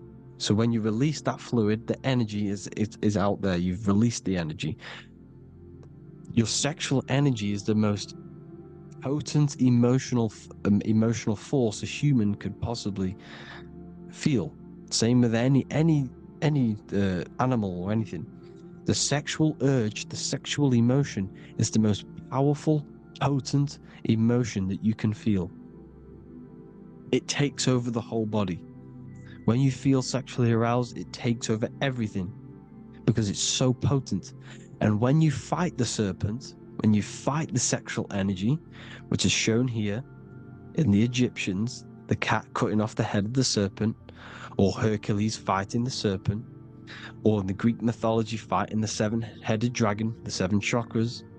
The serpent is your sexual energy because it symbolizes your kundalini. When you fight it and you transmute this energy, instead of releasing it, instead of acting sexually on it, you can transmute the energy, transfer it from the solar plexus up to the brain. You can do this with other tasks. Instead of releasing it, instead of raising it from the solar plexus to the brain, you can use it for other things. So for example, you want to think critically. You can use it for critical thinking. You can use it for going to do exercise. You can transmute sexual energy into anything. But you can do this, you can raise the sexual energy, and you can use this energy to push the cerebrospinal fluid from the solar plexus up through the spine, up the 33 vertebrae to the brain, and it'll activate 100% of the brain. And this is the resurrection of Christ. Jesus was never dead. Jesus was never rose from the dead. It symbolizes the Christ, Jesus Christ. Christ is Christos, which means oil in Greek. The resurrection of the Christ, the Christos, the oil. When it activates 100% of the brain when it's raised, and it can regulate all the systems, it can regulate all the blood, it can regenerate the body. And this is the true Antichrist. They don't want us doing this process. The Antichrist is not against Jesus, it's against the fluid in our body that makes us live hundreds and hundreds of years and makes us live as gods. This is the true resurrection. And when you fight the serpent, you fight your sexual urges, your sexual emotion, the most strong emotion that you could ever feel. You can do this process. And this is the true secret of transmuting sexual energy. Because when you transmute the sexual energy, you can become a god. And this is why Hercules is fighting the serpent. Notice how the serpent is low. He's reaching down to it. It represents the lower self. Because the lower self wants the lust. It desires sex. The body desires sex. There's a fight between the higher and the lower self. But when there's balance, there's even. Heaven is even. When there's evenness between these, this is the kingdom of heaven. This is when heaven is on earth. So at our highest levels of ourselves, the highest level of our intelligence, this is God. God is something that we manifest. We need to achieve Christ consciousness by battling the body. There is no battle outside of the physical body. It's an internal battle. Jesus and Satan have been externalized. Nothing exists outside of you, because I explained in the beginning how you are the consciousness experiencing the central nervous system. Therefore, there is nothing outside of you. It's all internal. Jesus and Satan have been externalized. Why? Because it's business. The church is a business. It's all a business.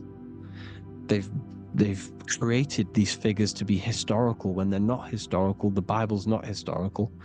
It's all externalized. It's called exoteric, when the truth is esoteric, internal teachings. So anyways, people, balance the chakras, balance the two hemispheres of the brain, balance the conscious and the subconscious. Balance is perfect, the yin and yang. You are spiritual and physical. You live in day and night. You need to be balanced. Oneness. Seek oneness. And this is the true kingdom of heaven. And when we all realize that we are all the same intelligence, the same consciousness expressed in different bodies, when we all realize this, we all realize we're all one. Doesn't matter what race you are. It doesn't matter what race you are, where you're from, your nationality, because none of you are actually from here. None of you are from the physical world. You're manipulating the physical world through the physical body. You are the I am. We all have a soul. Every single one of you has a soul. We all have souls. The reason why they say some people don't have souls is because they're trying to suppress your mind. They don't want you to know that you have a mind. That sounds crazy, I know. But a lot of people haven't realized that they have an infinite intelligence called a mind. And behind that mind, if you can observe your thoughts, the person who is observing the thoughts, you have a soul. Everyone has a soul. Don't listen to all these people saying some people don't have a soul, some people do. We all have a soul. Every single one of us. So anyway, you need to break the lower nature of yourself. At our highest levels, we are gods. Our intelligence, our universal intelligence, the I am, the intelligence that's inside of the brain, is God. Our minds are being corrupted within believing that you are the body, and by the result of this is a society like today, because everyone thinks they're the body, and everyone's living in the lower nature of self, where everyone only cares about themselves. But when we realize we're all one big consciousness ball, we're all the same consciousness expressed in different bodies, there will be peace. So thank you all, people. If you do want to learn more, if you do want to read my book, it's called The Book of Wisdom. I'll put it in the description. It's an amazing book, people. It's going to give you the best understanding possible about creation, yourself, and the world. It's amazing. The Bible, everything. I have just launched a new cymatic library. A friend of mine has just added this to the website. He creates beats, and he creates the purest beats, so they are actually the frequency that it tells you. Most of the stuff on YouTube and Spotify and Apple Music it says it's a certain frequency, but we know these major platforms are all playing with the frequencies of the apps. So if you want a real binaural beats, solfeggio scale frequencies to meditate on or listen to throughout the day, join the Occult Library. You can get a 2-day free trial. I'll put the link in the description. Thank you all, people. Hope you all enjoyed this video. God bless you all.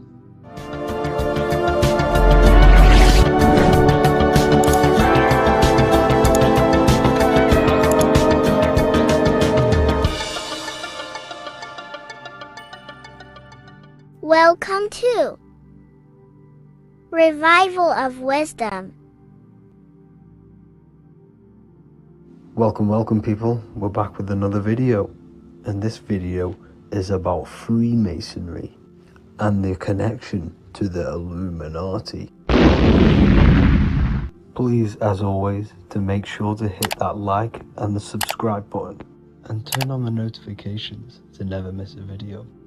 On May the 1st, 1776, the founder of the Illuminati, Adam Weishaupt, founded this secret organization, and this date can be found in Roman numerals underneath the all-seeing eye pyramid on the $1 bill.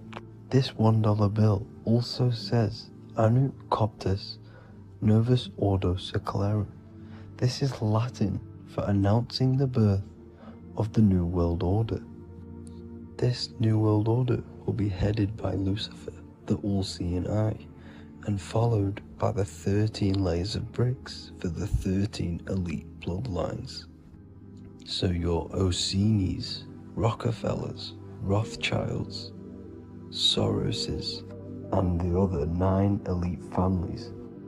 So when Adam Weishaupt created the Illuminati, he made it consisting of high-level degree Masons, French and Latin philosophers, and many more powerful people to all become one society.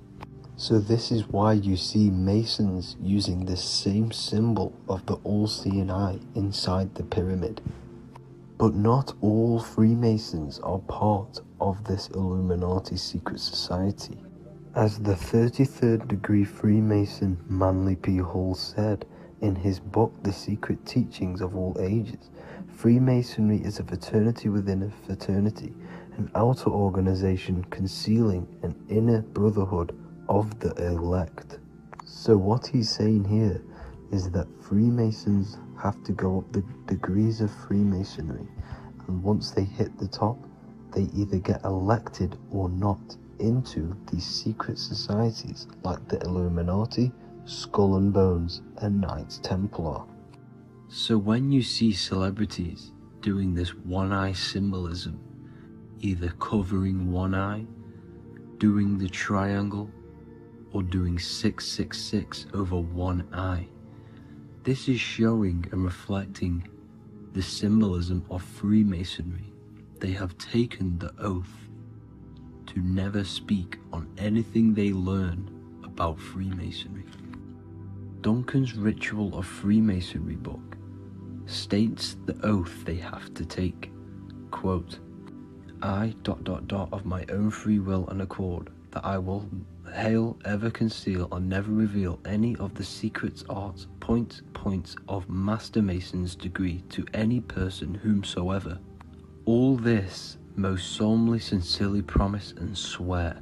Now, this is what happens when they break the oath, stated in this book, quote, myself severed in two, my bowels taken from thence, and burnt to ashes.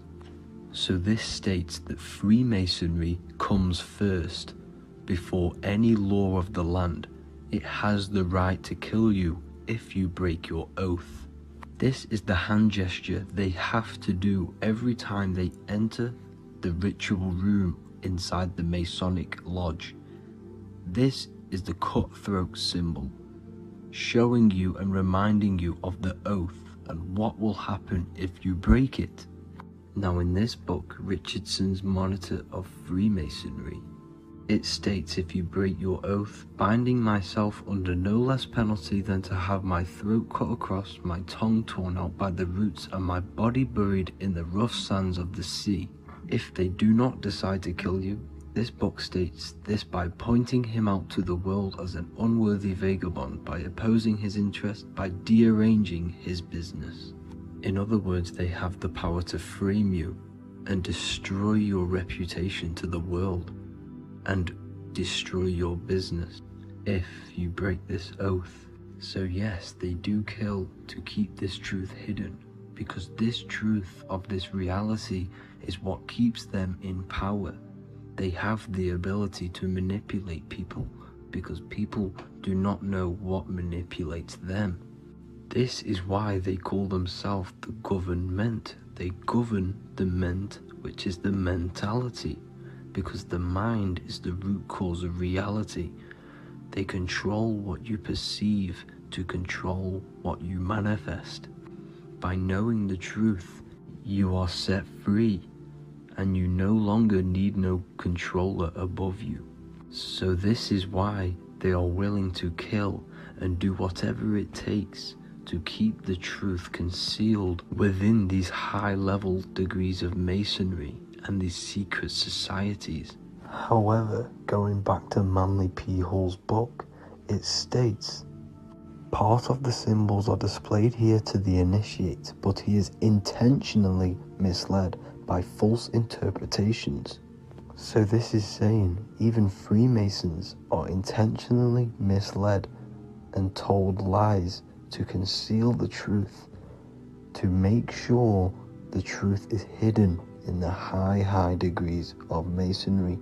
So that's it for this video, guys. Thank you all for tapping in. Please leave a like and a subscribe. God bless.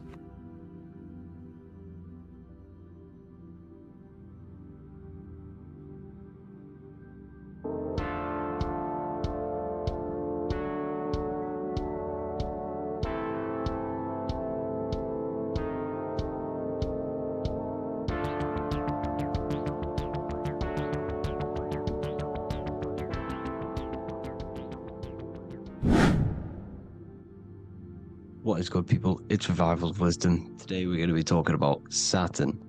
I've done this video in the past, however, this video is going to contain a lot more in-depth explanation of Saturn. So the 33rd degree Mason, Manly P. Hall, said, Saturn is the key to crystallization, physical matter. Light is matter, matter is light. They are interchangeable. Low vibrating light turns into matter, high vibrating matter turns into light. And Saturn is the god of this world, this physical world. He crystallizes light into matter. This is symbolized as the Masonic checkerboard, matter and spirit, matter and light, light and matter. He's also the god of time, destruction, justice. He creates and destroys, because all things in time die. He creates and destroys you. So, because we live in this physical world, which is the electric world, this is why we say electricity, because it comes from the root word of El, Saturn. They used to call Saturn El, E-L. This is why we used to say Elohim is God.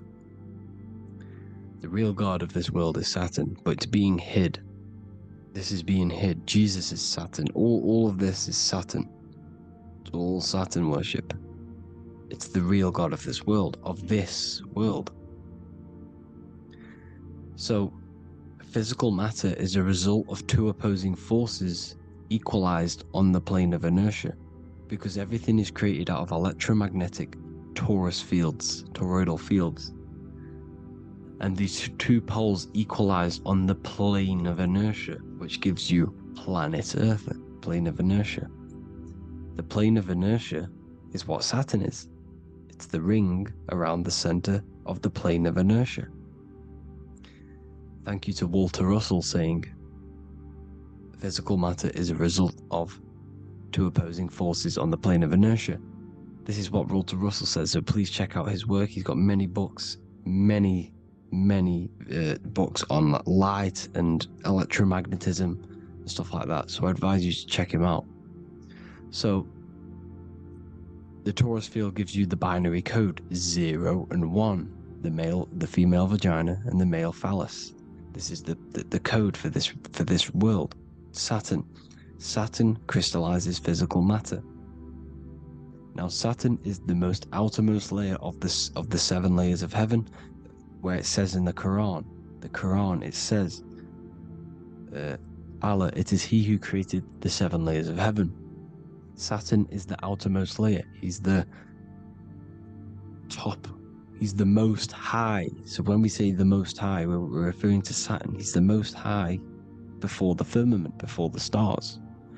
So Saturn is the god of this world. He's the Lord of the Rings. He wears the crown. The crown is the rings. Crown, Kronos.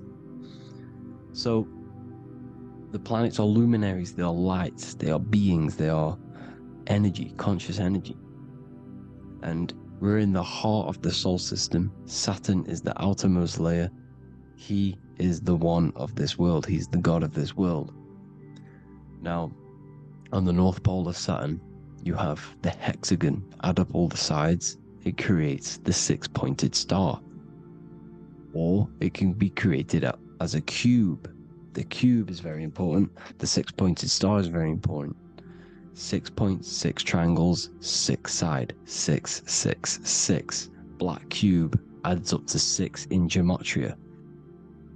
Now, what did I say in the beginning? Saturn crystallizes the physical world. He creates physical things out of light. You are a light being. This is why we say human. Hue means the light spectrum. Hue, man, we are light manifested into physical forms. Human. And we are incarnated through Saturn. Satan, same thing. The number of the beast is 666, and the 666 comes from the 6.6 triangle, 6 sides of Saturn, 666. We are all known as carbon-based life forms. Carbon, the atomic structure of carbon, is 666, 6 protons, 6 electrons, 6 neutrons. We are materialized into our physical bodies through Saturn, through the number of the beast. These bodies are the beast, the animal. The divine, the Christ, is the consciousness within, because you are a physical, spiritual being combined into one, hexed into one. Hexagram. This is a hexagram. You're hexed into physical matter, spirit and matter, light and dark, combined into one. Now you contain of the mark of the beast, the mark of your body. Your body's the beast. It says in the Bible, Satan, who is the god of this world. This world. There are many different worlds, but this world is run by Saturn, and it says that in the Bible. Saturn is Satan. It's the same thing. And look at the crown of thorns wrapped around the heart. The soul is in the heart. The mind is in the brain. The soul is wrapped around the rings of Saturn. You're wrapped in physical matter. This is what it's showing you. This is symbolizing the rings of Saturn wrapping you. And the cross on top is the cross of the cube. The cube, the black cube of Saturn, unfolds into a cross. So Satan, who is the god of this world, Corinthians 4:4 in the Bible, Satan, who is the god of this world, has blinded the minds of those who don't believe. Saturn blinds your mind, because the god of this world materializes you, and he blinds your mind when you incarnate into physical matter. When you enter this soul system, not the solar system, you hit Saturn first. He materializes you. And look at the symbol for Saturn.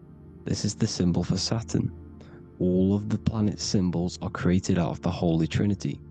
The Earth, Moon, and Sun. Body, mind, and soul.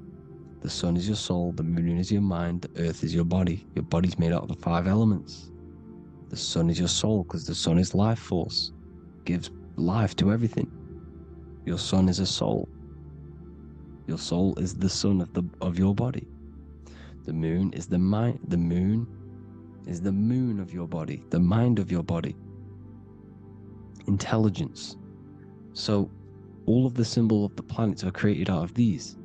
The Saturn symbol is created out of the Earth cross, matter, and the moon crescent, moon, mind, matter over mind. This is why Satan, who is the god of this world, has blinded the minds of those who don't believe. He blinds your mind. Look at the symbol, it's showing you. The Saturn symbol is matter over mind, when it should be mind over matter. So we descend into a soul system, into our 666 Saturn carbon suit bodies, and we are matter over mind. Then we have to move up the spine to go back up to spirit, to mind over matter, where you manipulate your own reality. Now look at this. It creates the number 5. 5 is the number of change. You're moving from this side of the number sequence over to the right side. You're moving from the spiritual into the physical world. You're incarnating into the 5 elements, the 5 senses. So the cube, the black cube of Saturn, is another major symbol. Very important symbol. Here you see the cube, and the color black is associated with Saturn because Saturn is associated with death. He creates and destroys. Light and dark. Death is associated with black, spirit, because you can't see spirit, which is blackness. So the black cube is black because Saturn rules the nighttime, which is dark, blackness, and he rules the winter, which is death, blackness. So Saturn is the black cube. Cubes have 6 sides: up, down, right, left, back, and forward. Cubes are 6-sided. Everything is 6-sided inside of this creation because you're incarnating, you're materializing, crystallizing into the cube, the world of the cube. Everything's a cube. Everything's got 6 sides. Here's Leonardo da Vinci showing you that you're in the cube. Leonardo da Vinci did this famous painting. You're in the cube, you're hexed into physical matter, where you're incarnated into the 3rd dimension, the 3-dimensional world, which is a cube, 3D. And black cube adds up to 6 sides of the black cube. The Kabbalah means cube god in Arabic. And look at what they do. They worship the cube, the black cube, and they stand in rings like the rings of Saturn. Australia, Denmark, Manhattan, Santana all have these black cubes. You go to New York, you will see the black cube there as well. These black cubes are everywhere because it is the real God of this world, So look at the cross. The cross unfolds into the cube. Xbox, Nintendo GameCube, Sega Saturn, anything to do with a simulated gaming reality, they put Saturn in it because we're in the simulation of Saturn. This is a simulation. And this is why they reflect this through the Xbox, GameCube, Sega Saturn. Anything to do with gaming, simulations is all Saturn because we're in the cube of Saturn, the black cube. We're in the GameCube, the Xbox, the Sega Saturn. As above, so below. So they reflect it through the simulations that they create inside of this simulation. Cubes have 8 points for the 8 points of time and space. 8 is the number of time. Everything's cycling, infinity. So look at the cube. The cube is symbolized as in Judaism. The Judeans have the black cube. They wrap themselves in a black band and they cover their eyes into blackness. The black cube for the black cube of Saturn. They use the star of Saturn and they worship their god on Saturn Day because it's all Saturn worship. Look how the Saturn god is wrapped around with these thorns or leaves, just like Jesus is wrapped around his heart. And Jesus on the cross is us on the cross. We are in the cross. We are in the cube. The cross is the cube. And the cross is even in the Saturn symbol. This is another symbol for Saturn. There's 2 symbols. You got this one, the one I've just broke down. And there's this one. This is the cross of Saturn, the cube god, the simulation, the game cube. Now, Chronos is another word for Saturn. Chronos means time. When you clock into work, you go to the Chronos machine. Well, I did anyway. And I tap my card on the Chronos because Chronos is time. Anything to do with time is Saturn. He creates and destroys. Look at the artwork of Saturn with the sand, the time. Look at this, how he's cutting off the baby's wings. He's crystallizing the spirit into matter. He's cutting off your wings. Satan, in the Bible, he falls from heaven into earth. and he loses his wings, he becomes a serpent. See, that's it's all symbolic for us. We are the fallen angels, fallen angles of light. We're fallen angles of light. We are light beings. Now we're fallen into physical matter. Saturn's chopped off our wings. He's chopped off our spirit rings, because when you astral project, you can fly. You will fly around. He's got the Reaper staff here, always depicted with the Reaper staff. Now look at the clock. Saturn day is the 6th day, the number of the beast 666. Look at the clock. 6 take away 12. 12 take away 6 equals 6.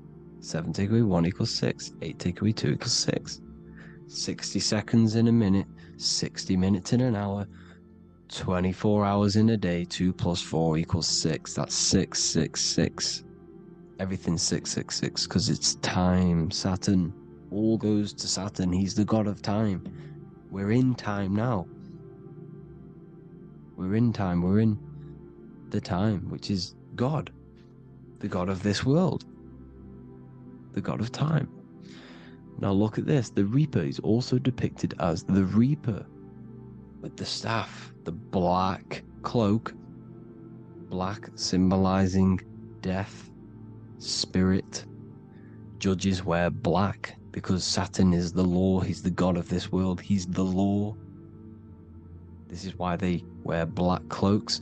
When you graduate from university, you wear a black cloak and a black cube on your head.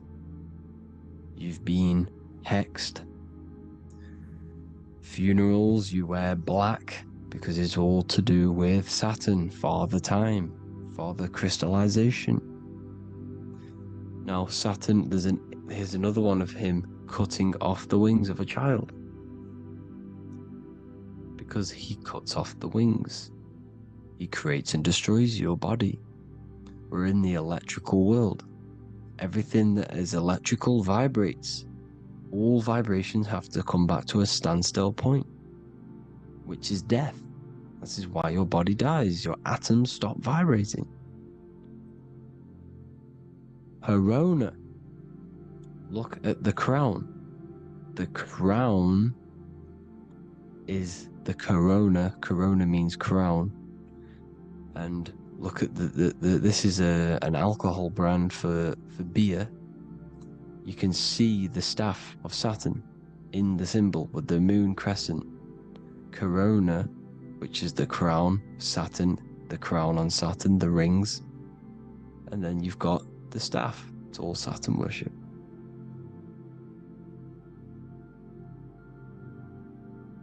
Is the black cubes of 9/11. 2 black cubes. This was a ritual for Saturn. It's all ritualistic. And look at the Star of David, the Star of Saturn. It's not the Star of David. It creates IXXI, the sigil of Saturn. IXXI means 9/11 in Roman numerals. 9/11. It's all a ritual for Saturn, and they have the 2 black cubes of Saturn. Now look, XX, there's more symbolism of Saturn now. We're going deeper. XX is more symbolism for Saturn. The sigil of Saturn is XX. As above, so below.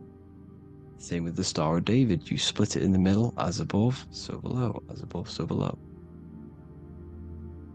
XX, this is a Knights Templar, Cross of Lorraine. XX, Knights Templar, High Order of Masonry. They all worship Saturn. Well, Saturn's the real god of this world. X Eon with the XX. XXL magazines, which is all to do with famous rappers and stuff like that. When you die, you put XX on the eyes because it's Saturn. He's the Reaper. Is Jesus with the XX crown with the thorns around his heart, around his soul, with the cube on the top, the cross cube. Lil Uzi Vert with the XX Cross of Lorraine. Jay-Z with his alcohol brand, XX Cross of Lorraine. The X Factor with the rings of Saturn. All Saturn worship. The seal of Melchizedek is also Saturn. This is the cube. This symbolizes the cube with the 8 points for the 8 points of space and time. And this is the cube. It's another ancient symbol for Saturn. Here you see the star of Saturn with the Melchizedek symbol around it, which is all to do with Saturn. Here you see an altar, the Holy Grail, the Melchizedek symbol on it, and they're worshipping it. This is why we wear rings, wedding rings for the rings of Saturn. It all goes back to Saturn. Earrings. The 8-pointed star of the ancient Sumerians is all Saturn. It's all Saturn. So the ancients, the symbols of Saturn goes on forever. It's in all of the major corporations. You can see it everywhere, the rings of Saturn. Toyota is an obvious one. Internet, Nike, Target, Sega Saturn. It's all Saturn worship. All Saturn worship. Because he is the real god of this world. Here's Kanye West's album with a Saturn here. Here's Michael Jackson's album saying X, escape. There's the X again. The X, escape. You have to escape this reality. Maybe that's what he's pointing at. Here you see it on the dollar bill. The star of Saturn. Here you see it again on the dollar bill. So that is it for today's people. I hope you all gain some insight on Saturn. Please like, comment, and share if you can. Subscribe if you like the channel. Please have an amazing day. God bless.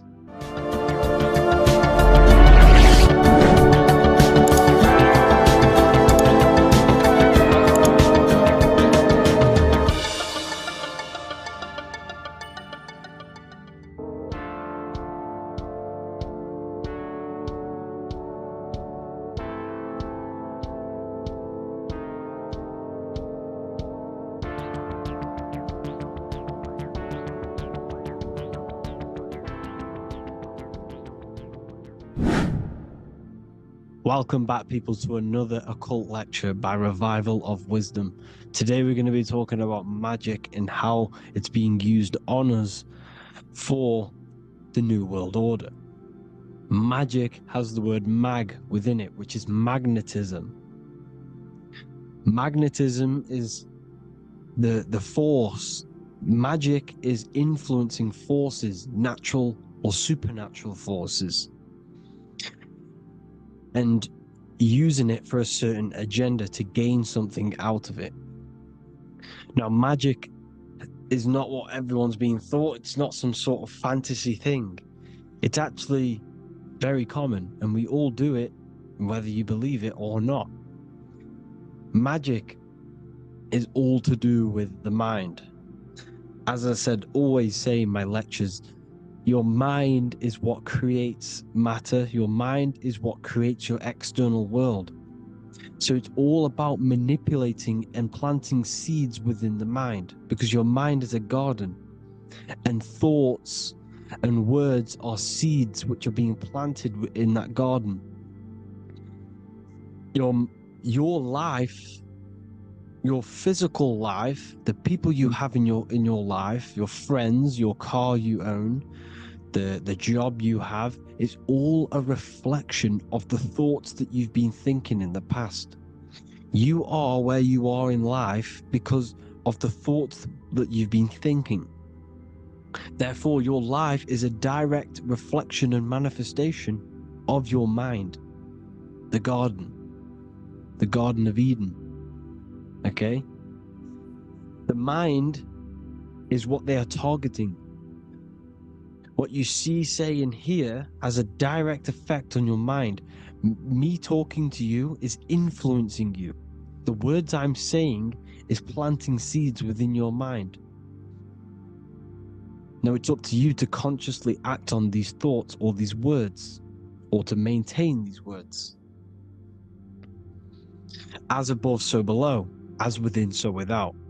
What's inside of me is outside of me. What comes into the storehouse comes out of the storehouse. You have the left, you have the right, you have the up and you have the down, as above, so below.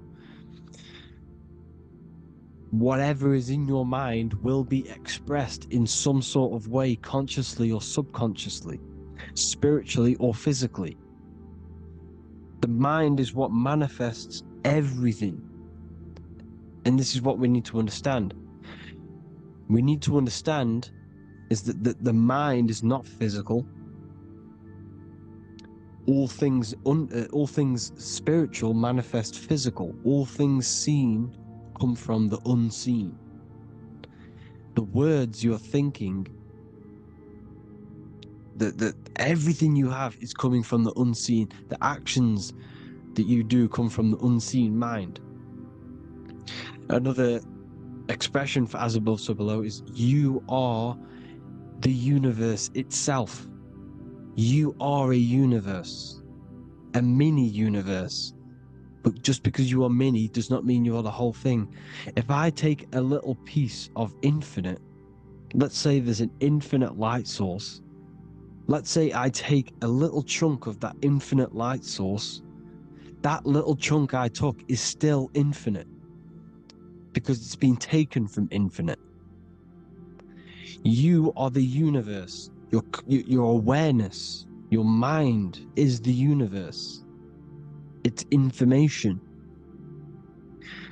You are the universe experiencing itself. This is why we say we are all God. As above, so below. What is in me is outside of me. The sun, the physical manifestation of the sun, is your soul. The 12 constellations are manifested in the physical body. The 5 elements are manifested in the physical body. They're manifested in the 5 fingers you have. As above, so below. This is manifested, well, this is a symbolized in Freemasonry and secret societies as the 2 pillars. The mirroring reflection, the reflection of reality, the mirror. As above, so below. What happens in the mind, what happens in the astral, happens in the physical. This is Aleister Crowley. This is all symbolism. This is the 2 pillars with the all-seeing eye and the triangle at the top. Aleister Crowley was a master magician, very powerful dark magician, black magician. There's 2 types of magic. You have white and black, just like the checkered board, the Masonic checkered board. You have white and black. You have good and evil. White magic is influencing natural forces to gain something that will help the collective consciousness, help the collective, help the earth, help other people. Black magic is something you manipulate something so you can get something personal out of it. Doesn't matter if it's good or bad. It's still considered as black magic because you're being selfish. Everything you do should be contributing towards the collective consciousness and helping others. And this is why the ancients lived in a system where everything was in unity. We understood that I am you and you are me. What I do to you happens to me because I am you and you are me. We are the same mind substance on the inside. We're all the same mind substance being expressed in different bodies. So what I do to your mind will have a ripple effect on my mind because all of our minds are connected within the mental plane. So this is why they know all this knowledge. They know all this knowledge. So yeah, this is the mirroring effect of reality, the 2 pillars, or symbolizes the number 11. The number 11. We'll go deeper into that. The technology we're using is magic. It's a form of magic. Television is tell a vision. They're telling a vision into your subconscious mind, into your memory. And when you turn on the television, you get a program because they're telling a vision to create a program within your subconscious mind. You see, the conscious mind is only 10% of your mind, which is to do with your, what you're aware of, your 5 senses. What are you consciously aware of? Well, I'm aware I'm here, I'm talking. I'm aware of what I'm wearing. the five senses, what I can hear, taste, smell, hear, what I'm aware in, I'm aware of what I think of. But the subconscious mind is the 90% of your mind. It's the hidden part of the mind, which is telling your heart to beat, telling your body to breathe. It's storing all of your emotions. It's storing everything you see, storing all the belief systems that you have. It has everything. It stores all of the habits you have, the values. It stores everyone's name that you know. All the words that I'm speaking right now is all coming out of the subconscious. Everything is subconscious, and it literally manipulates 90% of your daily basis behavior. Most people don't know this. What you did yesterday is what you will do today because of these beliefs and mental programs within the subconscious, stored within the subconscious. So the subconscious is what they're aiming at. They're trying to create programs within the subconscious, because the subconscious manifests 90% of your thought patterns, 90% of your actions and words. They know all this stuff. So the subconscious mind is the most powerful part of the mind. Another way the subconscious manifests and influences your life is, let's say you were in a car crash years and years ago, 10 years ago. Let's say you're in this car crash, right? And you really hurt yourself. The emotion you felt in that time when you were injured in that car crash had a great impression on your subconscious mind. You see, the stronger you feel something emotionally, the stronger impact it has on the subconscious. You can remember and recall that moment, and very vividly, because of the impact it had on the subconscious. Another, for example, you become that terrified of cars that it manifests into your life today, that you are wary to go in certain cars. You don't want to go into cars at all, maybe, because of that moment that stored within the subconscious. And it will manifest into anxiety. It will manifest into not going into cars. It will manifest into depression, maybe. These things, these emotional, very emotional, traumatic events have a great impression on our subconscious, and they control your life. This is why you need to meditate and let go deep within yourself and let go of these internal, deep emotions that you may have repressed and keep pressing down and ignoring. But you need to address it and let go of these subconscious impressions you have, which are controlling your life, like anxiety, depression. All of these things are stemming from things that are stored within your subconscious years and years ago, more than likely. Broadcasting. They're casting spells to a broad audience, to news, north, east, west, and south. They're casting spells. No, if you watch the news, everything's red. Breaking news in red writing or the red background. Everything's red. Why? Because red's the root chakra, which is all to do with survival. They want to stimulate this root chakra because they want you down there in survival mode. They want you in survival mode because you're easier to control. They control out of fear. And not only they're casting these spells as if, because most of the things they cast in the news hasn't already happened. They're constantly bombarding you with, there might be a war breaking out, war this, war that, kill here, kill there, murders. It's impressing, it's casting spells on your subconscious mind. So when the event does turn up in real reality, in physical reality, you're less emotional, you're less surprised. You're not as surprised because you've already heard it before. Your subconscious has already heard it all before. If you never heard of a war and then a war broke out, you'd be going crazy. So they subtly program your subconscious mind through the words, because the words they say is impressing your mind, has an effect on your mind, which will have an effect on your behavior, your words, your conversations you have with people.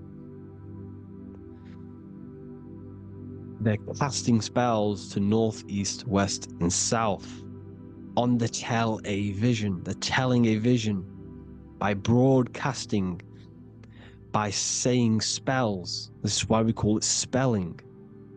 Even the word, listen, the words we say cast spells. Bless. Oh, bless you. That's be less.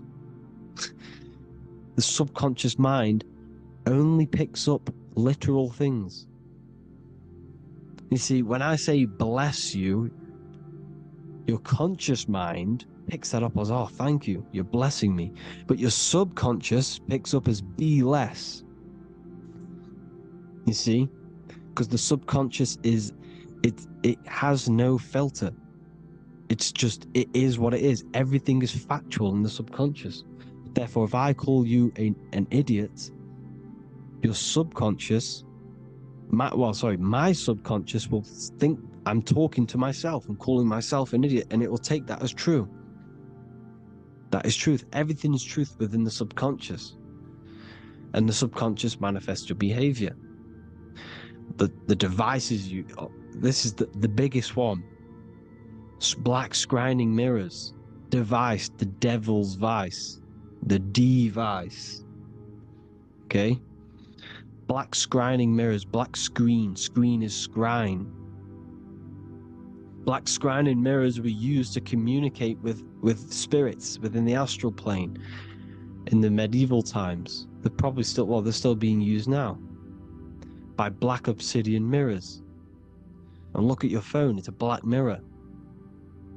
And there's some sort of, I'm not saying this is facts, but personally I believe these are portals for spirits and ethereal entities to come into your life, to come into your surroundings.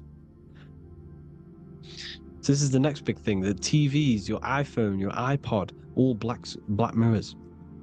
And mirrors are very, very powerful. Even just a normal mirror. Mirrors have an effect. Whatever you say into a mirror, what you say is energy. And when you say something into a mirror, you're saying it into yourself. It's an infinite cycle of words, of energy, because it's being reflected infinite times. When you say something into a mirror, it has a massive effect.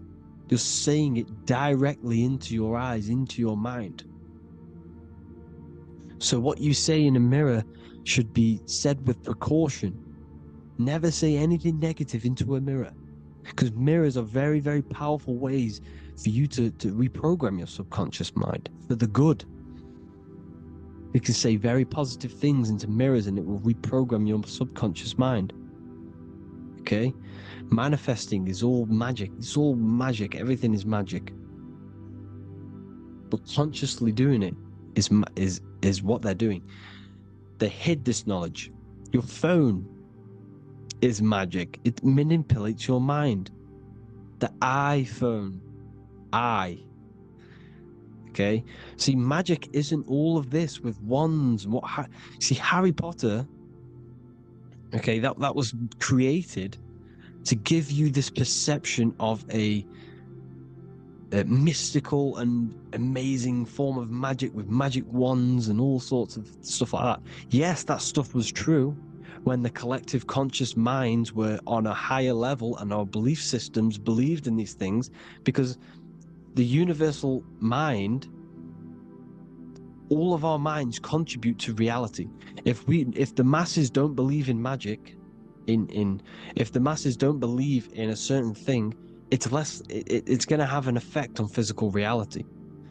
So when the collective minds are higher and have more open minds, things like Harry Potter can come true. See, it's all in the mind. The iPhone, the I is the symbol for the mind, the invisible intelligence. The triangle is the ethereal plane.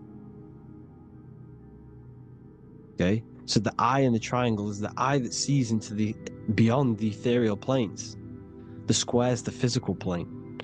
So the iPhone, your phone, is a black box, just like the Saturn black cube. It's a black mirror. It's taking photos of you every 2 seconds, and it's your mind. Your mind is in that phone.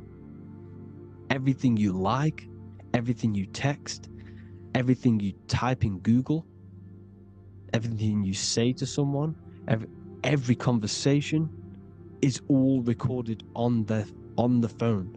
Therefore, it is a direct reflection of your mind. Your mind is imprinted into your phone because your mind, everything you think in your mind, you're manifesting into typing, saying, taking pictures into the phone, and it's collecting it and storing it. And what they're doing, and this is for all forms of magic, it's manipulating the mind. It's all manipulating the mind. Reels, Instagram, TikTok, this is all dopamine. It's all controlling the mind. Every like you get, every follow you get, every share that you get is dopamine within your brain. They're literally targeting your brain and mind. It's all manipulating, because what they're pushing through the phones, through the media, through the news, through the televisions, is visions and programs. You are the one manifesting the New World Order. They're not manifesting the New World Order. They're giving you the information so you can manifest the New World Order. Everything they say is contributing to your mind. For example, digital money and all the information they put out for you to see is contributing to your enslavement. Your mind is manifesting the New World Order. They know this. They don't manifest it. There's billions of us. We could easily run over them physically. But on a mental level, these people have the knowledge and they hide it from us, and they let us manifest reality because we are the collective. They give us the information which manifests their agenda. It's all magic through the phones, the media, the television. So your phone is a manifestation of your mind. It's a record of your mind. Hollywood, holly tree, holy tree. They used to make wands out of holy trees, because it was the most holiest wood, the best for casting and transmitting energy. So they used holly trees to cast spells. That's what Hollywood is. And in Hollywood, they have the red tear, the blood drop next to the Hollywood sign, because it's all satanic. They're all black magicians. They use Hollywood to cast the spells through the music, through the films. You see, music is a form of magic. All of this is magic. Everything they do is a form of magic, because they want an agenda behind it. But it's not black magic. They're letting us create our prison. This is what you have to see. Yes, they're evil, but they're not doing anything evil, or else they would face the karma. They let us manifest this agenda through giving in the information, by telling you what's going to happen in the movies. Everything that happens in a movie, it's all there on purpose to program your subconscious, to plant a seed within your garden, your subconscious, your mind. Because when the mind has already seen something, when it comes up and turns up in physical reality, you will be less shocked and you won't rebel. So they lure you slowly. They make you aware of these things over time. They make you gradually think it's okay.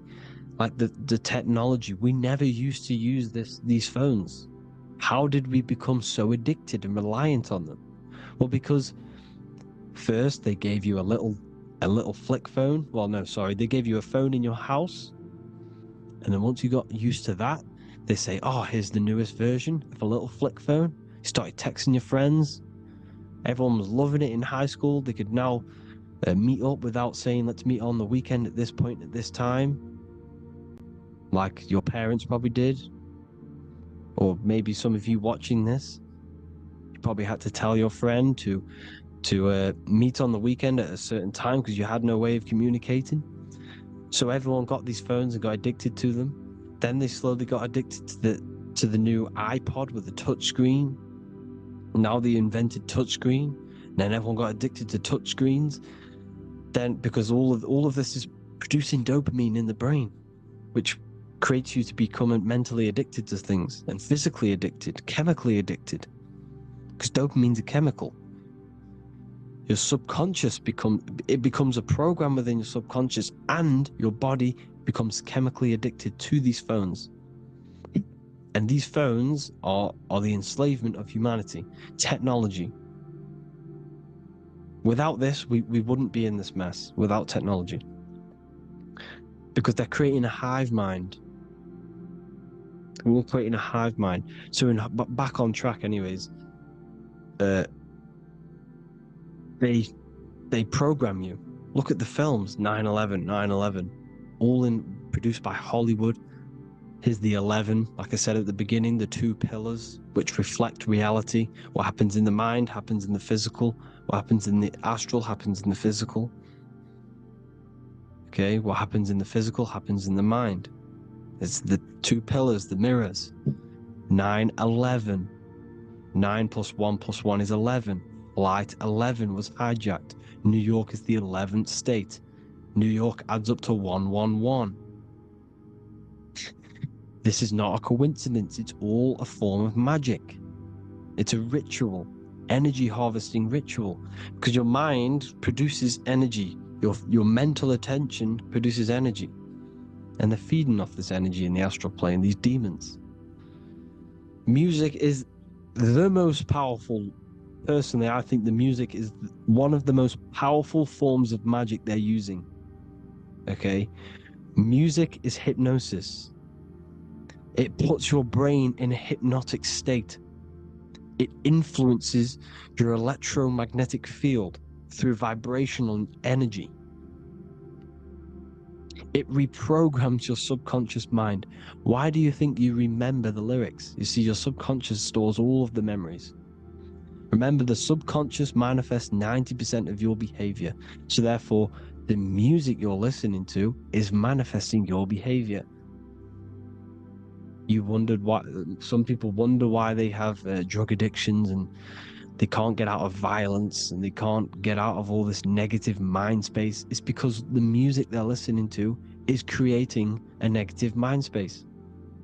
The words you listen to have plant seeds within your mind. So the reason you remember the lyrics is because that song created a program within your subconscious. Yes, that is what happens. You can use magic to reprogram your mind, but you can use music to reprogram your mind because it's all forms of magic. It's using natural mental energy forces to manipulate the physical reality. You manipulate your mind, you manipulate reality, physical reality. Okay? So the music, another very, very big one. When you turn on the radio, it's just all talks about alcohol, drugs, and sex, because they want you down in the lower three chakras. They want your mind attached to matter when it's mind over matter. Your mind's not physical. You see, the word spirituality is the new trend. It's not about your spirit. It's not about your spirit. It's about your mind. It's not about spirituality and looking after your spirit and they've got you focused on your spirit. Why? Because they hide your mind from you. You see, a lot of people think their mind is their brain, but the mind is everything.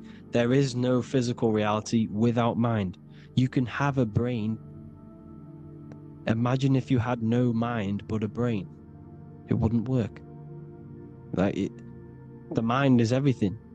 The mind controls your avatar. It begins in the mind before it happens in the brain, then the brain manifests through the body. The brain's just an electrical computer. So that, you know, they've got people scared, or do I have a soul or not, and all this stuff. Listen, if you have a mind, you have a soul, because you are not the mind. This is why everything is sort of an illusion, because beyond the mind is your soul. But what is the soul without a mind? You can't have a soul without the mind. But if the mind didn't exist, the soul doesn't exist. You are the person listening to your mind. I shouldn't say person, because you're not the body. You're the entity behind the mind. But if you didn't have that mind, you couldn't understand what you even were. You would just be an observer who couldn't think. So yes, we all have a soul. If you have a mind, you have a soul. Everything is mind. Everything has mind. Mind creates everything. God is mind. And they're manipulating your mind through TV, your phone, every little thing. The school. It's all about the mind, people. Control your mind, you control your reality. Just the last thing, here you go. Aleister Crowley, the dark magician, Kanye West doing the exact same thing because they're implementing magic in the music. Here's the Beatles with Aleister Crowley in the background. Bet you never noticed that. Aleister Crowley was influencing music and placing magic within the music to influence the subconscious. This is what Baal worship was. This is why they killed children. They sacrificed these children. Why? Well, because in order to ascend, in order to raise your consciousness internally, godly, by being good, God, or being in order to be good and raise your consciousness and to get something in the physical world, you have to sacrifice yourself. And what do I mean by that? In order to raise your consciousness and ascend, you have to sacrifice the lower nature of yourself. You know, you've got to abstain from having sex to retain your sexual energy, to transmute it. Or staying away from negative, poisonous foods like meat. So, staying away from blood. We shouldn't be consuming other animals' blood. We should be keeping our blood pure. We are humans. We shouldn't consume chicken blood, chicken germs. We are the most divine creatures on this creation. We are the most intellectual creatures in this creation. Therefore, we should keep our temples pure. We are not animals. If you want to associate yourself with an animal, go out in the wild, go and find a wild boar, and go and try rip its guts out with your bare teeth, because you can't do it. You're not a carnivore. Okay? So in order to ascend, you have to kill and sacrifice your lower part of yourself to ascend up to your spirit self, your mind self, the highest version. And the elites don't want to do this. So they sacrifice other things like babies to kill them, to exchange their life over to the astral plane, so these demigods in the astral plane can give them something in return in physical. They don't want to sacrifice their lower self, so they sacrifice other things for exchange, for physical pleasure. But the godly person sacrifices their lower self for their higher self to do good and ascend. So this is what all the Baal worship is, people, and this is why they're doing it. Hope you all had an amazing lecture. If you haven't already, go and get the Book of Wisdom for more information. You know, I don't go into dark stuff in this book, because all I do is enlighten people in this book. You can get it in Spanish, English, German, Italian, and French. Worldwide shipping. You can get the PDF or paperback. Or there is also a new one called the Human Health Guide 2.0. It gives you a list of all the foods, grains, oils, and nuts, you know, everything that's alkaline and positive for the body and not man-made and hybrid. It tells you all the products to stay away from, how to fast, how to improve vision, how to improve everything, literally. So the Human Health Guide has been released. If you want that, I'll put all the links in the bottom in the description. Hope you all enjoyed the lecture, people. God bless you all.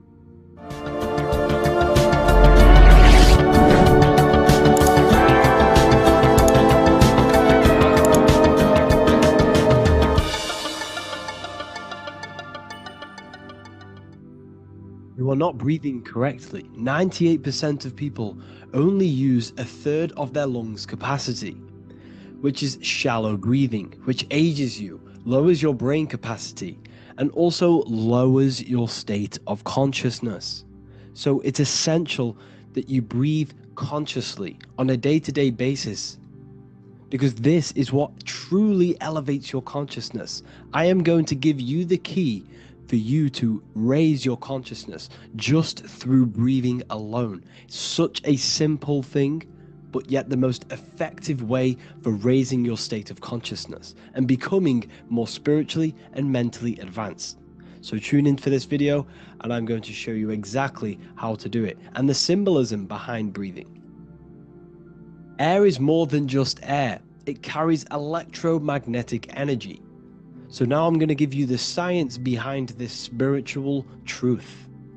This invisible force is what sustains all physical life, providing the life force energy essential for existence.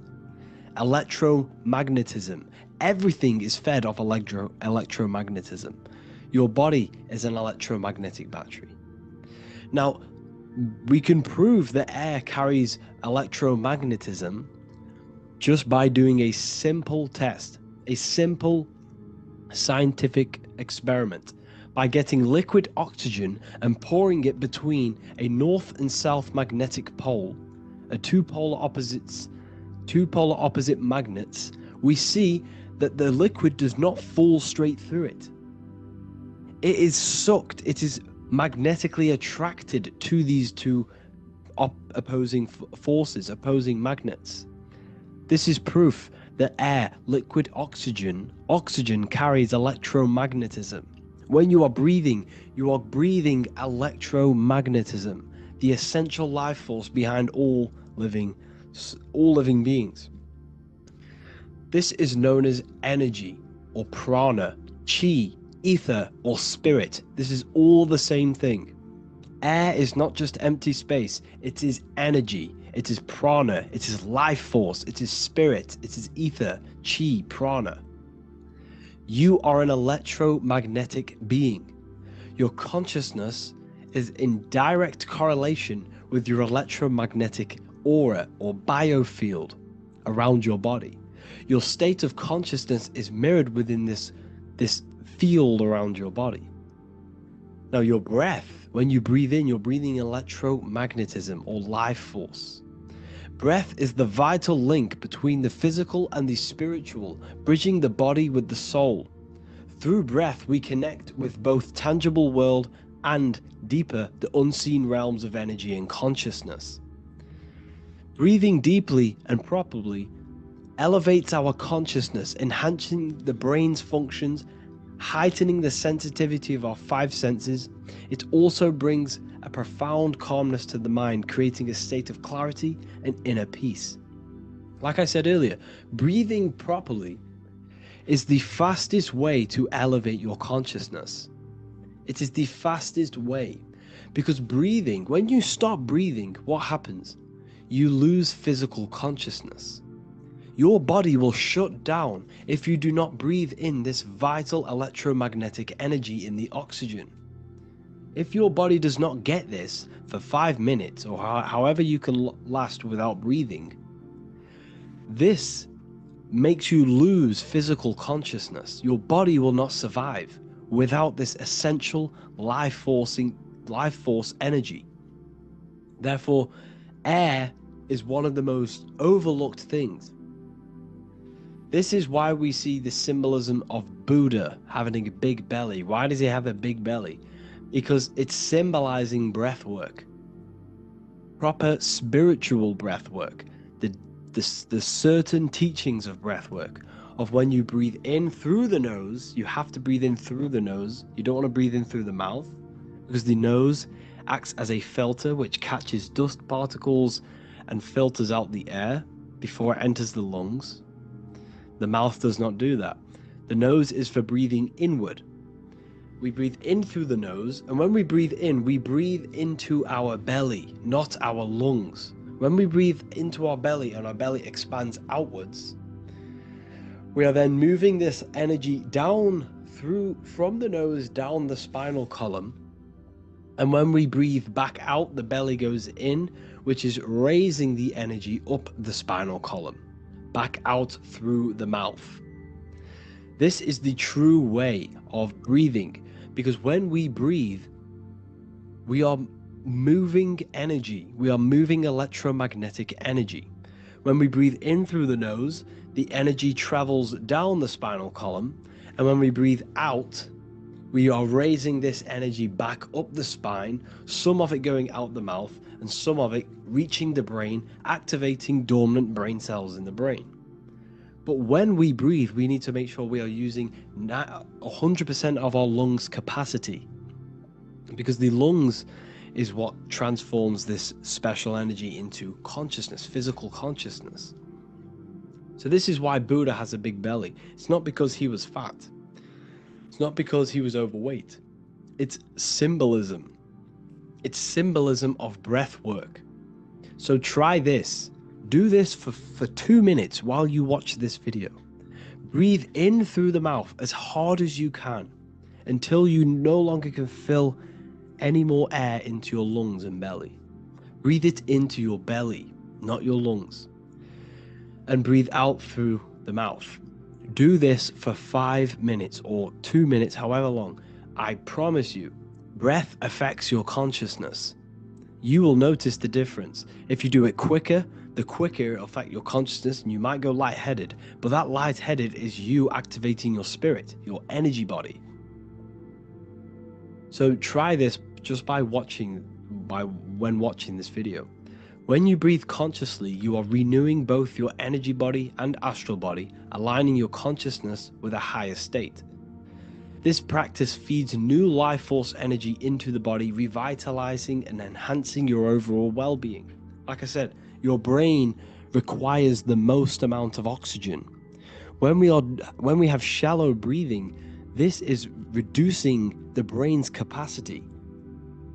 Because when we are not breathing properly, which 98% of people are only using a third of their lungs capacity, we are essentially only using a third of our consciousness, because your breath is directly correlated to your consciousness, your state of consciousness. When you breathe in through the mouth, out through the mouth, out in through the nose, out through the mouth, consciously and deeply for 5 minutes, you will notice that your senses are more powerful and sensitive. Your brain is quicker.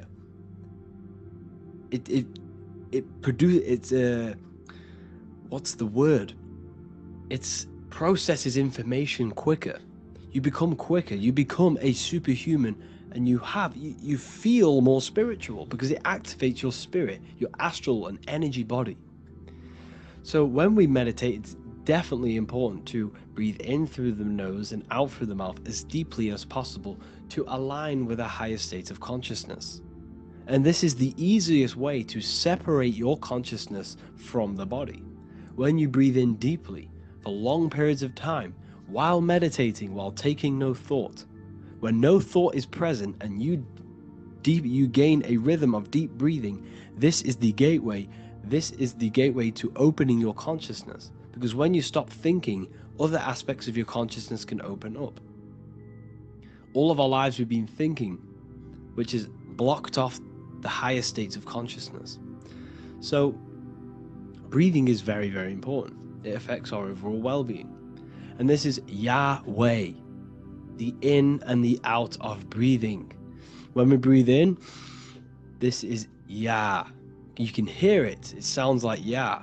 And when we breathe out, that is Way. This is the name of God, apparently. But God is within you. You can connect with God. You can connect with source consciousness within you by breathing, by raising your state of consciousness through breathing and meditation.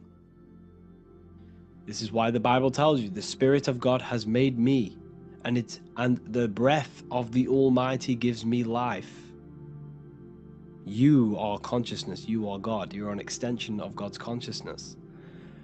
Job 27:3. As long as my breath is in me, and the Spirit of God is in my nostrils. The Spirit of God is through breath. John 20:22. And when he said this, he breathed on them and said to them, receive the Holy Spirit. The word spirit means breath. In Greek, Hebrew, Latin, it all means breath or wind or air. The Holy Spirit is a certain way of breathing, a breathing technique that elevates your consciousness, that syncs you up to a holy consciousness, an elevated state. That is the Holy Spirit. That's why it tells you in the Bible, when he said this, he breathed onto them. He breathed onto them and said, receive the Holy Spirit. You must breathe to receive the Holy Spirit. When you breathe, you are renewing the body's energy. You're taking in new life force, which is regenerating your cells, regenerating your brain, nervous system, and also connecting with consciousness, pure consciousness. This is not something that we should be doing during meditation. Yes, it is. We should be doing it during meditation, but this is something that we need to apply all of the time. This is the fastest way you can raise your consciousness. I just want to say, all of this knowledge is inside of the Book of Wisdom, Volume 2. Make sure to give a like and a comment on this video to help the algorithm. And let me know what you think about the last book or this book if you have read them, to let the new people know what they're looking at with this book. This is truly life-changing, the Volume 2 and Volume 1 is truly life-changing. You can get them in a bundle also. Learn hidden knowledge inside of the Ethereal University. This is where truth seekers belong. I'm not here to try sell you this, but this is the place for truth seekers. And if you are serious about your spiritual journey and serious about gaining knowledge, which gives you the advantage over life, join Ethereal University. This will definitely help you. Thank you for watching this video. Please leave a like and comment. Make sure to give me any suggestions on videos that you want me to make in the future. Thank you all. You don't just have a physical body. You have a physical, mental, spiritual, and emotional body. Each one of these aspects are a body of its own. Body does not just refer to a physical substance. You have a mental body for thinking, an emotional body for your emotions, a spiritual body for your energy in your astral form, and a physical body to encapsulate all of these. Each four of these aspects are essential for the human experience and essential to balance.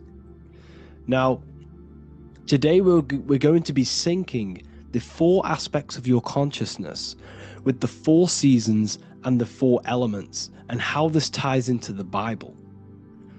So we have four physical elements. We have 5 elements in total, spirit being the most important, but spirit is pure invisible. We have 4 physical elements. We have air, fire, earth, water. Earth and water are feminine. Air and fire are masculine. Air and fire are active. Water and earth are passive. The air corresponds with the mental body of consciousness. This is where your intellect, this is where your communication, this is where your thoughts, intuition all comes from. This is the mental body of consciousness that allows you to think, allows you to process, figure things out, and have intellect and gain knowledge. This is your intellectual aspect of your consciousness, located in the head region. We have a fire nature, a spiritual nature. This is our astral body. Our astral body is all to do with the subconscious realms, the higher realms of consciousness. This is the body that allows us to be free from the physical body. Our spirit is more of our energy. Water is our emotional body. This is what allows us to feel things, that allows us to gain intuitive feelings of conscience. So emotion allows us to understand what is right and what is wrong. When we feel something bad, we know that this is wrong. When we feel something good, we know that we are doing good. Emotions are a creational force that allows us to feel certain things to bring them into existence. Our emotional body is a creational force and should not be reactive, and they should be controlled. Most actions are stemmed from emotions. Actions bring thought into physical existence. Emotions are the driving power. They are what drives your actions. The thought, then the emotion, then the action. Earth is your physical body. This is your physical state that allows you to take mind and emotion into action, into fruition, into physical matter. This is what your physical body allows your consciousness, your soul, to interact with the physical world and bring things into physical existence. The physical body, the physical world, is an outcome and an effect of the thinking mind. All physical substance comes from the thinking mind. The pen, the phone you're holding, the microphone I'm speaking into, all began as a thought in the thinking mind, then it was brought into physical reality. Earth is the most dense. So it goes in this order: body, emotions, spirit, mind. The higher you go up, the more lucid and fluidic it becomes. The lower you go down, the more dense and dull it becomes. Air is the mind, fire is the spirit, water is the emotion, earth is the physical body. So this is why you are a microcosm. You have these four things within you. You contain of these four elements, which correspond to the four bodies of your consciousness, the four bodies of the soul. You are the soul. You are the spirit. So this is why in Theologians 4:17 it says, caught up together with them in the clouds to meet the Lord in the air. You don't meet God or the Lord in the physical air, in the clouds. This is clearly a parable. A human being cannot go up to the clouds and meet a mystical man in the clouds. This is obviously a parable, a metaphor. The air is your mind. You must raise your consciousness beyond the body, beyond the emotions, beyond the spirit, and enter in the mind during meditation, turning the mind inward to connect with the Lord. The Lord is the highest aspect of your consciousness, the one that exists beyond the physical body, beyond your emotions, beyond the thought. So you meet the Lord in the air, in the mind. The mind represents the air. This is why in America there's a saying called an airhead. You're an airhead. This means that you are stupid, or you don't think, or you have nothing in your mind. You have nothing in your head. When someone's very stupid, you call them an airhead, because air represents the mind. The air is elevated. The air is invisible. The mind is totally invisible to the human eyes. It is a metaphysical substance. In fact, it's not a substance at all. It's so fluidic. It's everywhere. The mind can be everywhere at all times. It can be anything. Nothing is impossible within the mind. Now, this is synced with the 4 seasons. The 4 seasons represent the 4 aspects of human consciousness, the 4 bodies of your consciousness, the 4 bodies of your soul. The sun is your soul, okay? And the sun travels around 4 seasons. Summer, when the sun is the most hottest point. Autumn, when the sun starts to move away from the hottest point. Things start to die. Then it goes to winter. This is when everything dies. This is when things enter in within itself. This is when darkness occurs. Then spring. This is the reignition of the sun. This is when the sun starts to bring back the warmth back to the summer. You have 4 seasons which correspond to the 4 bodies of consciousness. Fire is the spirit. This is when you are passionate. This is when you are taking action. This is when you are fiery. The sun is blazing. You're taking action. You're very passionate. You're very spirit. You're in the spirit. Autumn is water, emotion. This is when you start to become very reflecting. This is when you start to feel emotional. Because in autumn, there's lots of water. This represents the emotional body of consciousness. Winter is the mind. This is air. Winter, what happens in winter? Everything enters within itself. The leaves die. The trees die. Everything dies and goes within. This is the mind. The mind is the darkness, remember. You close your eyes to enter within the mind. The winter represents meditation. In the winter, what do people do? They stay inside of their house. They research more. They read more books. They become more intellectual. They think more in the winter because we are so we're stuck inside. So we're more reflective. We're thinking more. We're more communicative. We're more intellectual. In the spring, this represents the earth, the body. This is when we start to come out of the mind and we awaken to the body, and things start to grow again. The plants start to grow. The earth is growing again and reborn again. This is the body. This is when you become more active in the spring. And then the summer, back to the summer, we then take action on these thoughts and these thoughts that we gained over the winter. Essentially, this is just a massive cycle. And this is a daily cycle also. The nighttime is the winter. The morning is the spring. The midday is the summer. And the evening time is the autumn. This is a microcosm. We have 4 bodies of consciousness. You are the sun. You are the soul. And the soul has 4 bodies: summer, autumn, winter, spring. Emotion, air, body, spirit. Sorry, emotion, mind, body, spirit. So you are the soul. You are the pure essence of consciousness. The sun is your soul in the heart. And the seasons are inside of you because you are a microcosm. Okay? You are a microcosm. The word sun is son. The Latin word for sun is sol, which is soul or solo, because the sun is solo. It's on its own. You are the soul, and the soul has the 4 different bodies of consciousness. So, before we move on any further, if I've blown your mind, please, if you can, leave a like, a comment, a share, and a subscribe.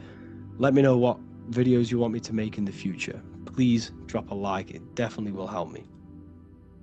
You are a microcosm of the macrocosm. Man is a miniature universe that goes through its own cycles. The seasons of the summer, winter, spring, and autumn do not occur merely outside of him, but within him as well. The summer is within you. You feel different in the summer. You feel different in the winter. You feel, depending on the body of consciousness, it's your soul's interacting with. So the sun in the sky is your soul inside, and the sun goes through these cycles, which is affecting your bodies of consciousness, because the cycles represent your bodies of consciousness. Now this ties in with the Bible. This is why we have 4 Gospels. This is why Matthew, Mark, Luke, and John are always seen with the 4 different zodiac sign animals or symbols.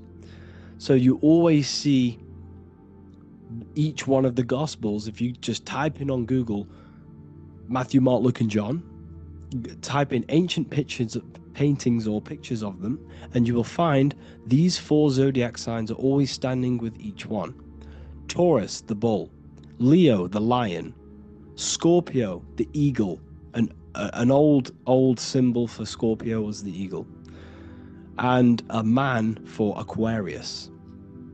Here you see very, very ancient paintings and artwork. Here we see Matthew, the man, Aquarius.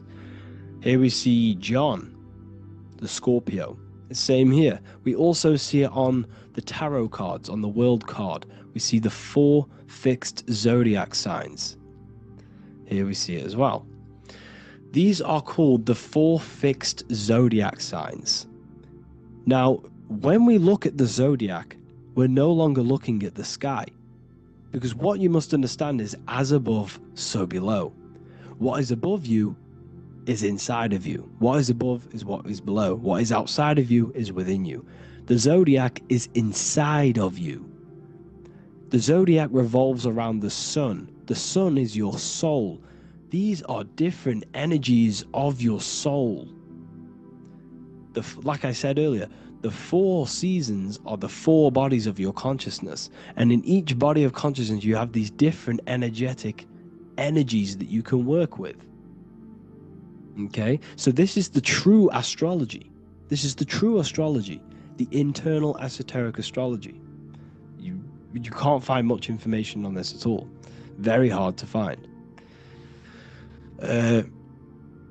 So what we're looking at are the 4 bodies of consciousness. Obviously, when we look in the middle of each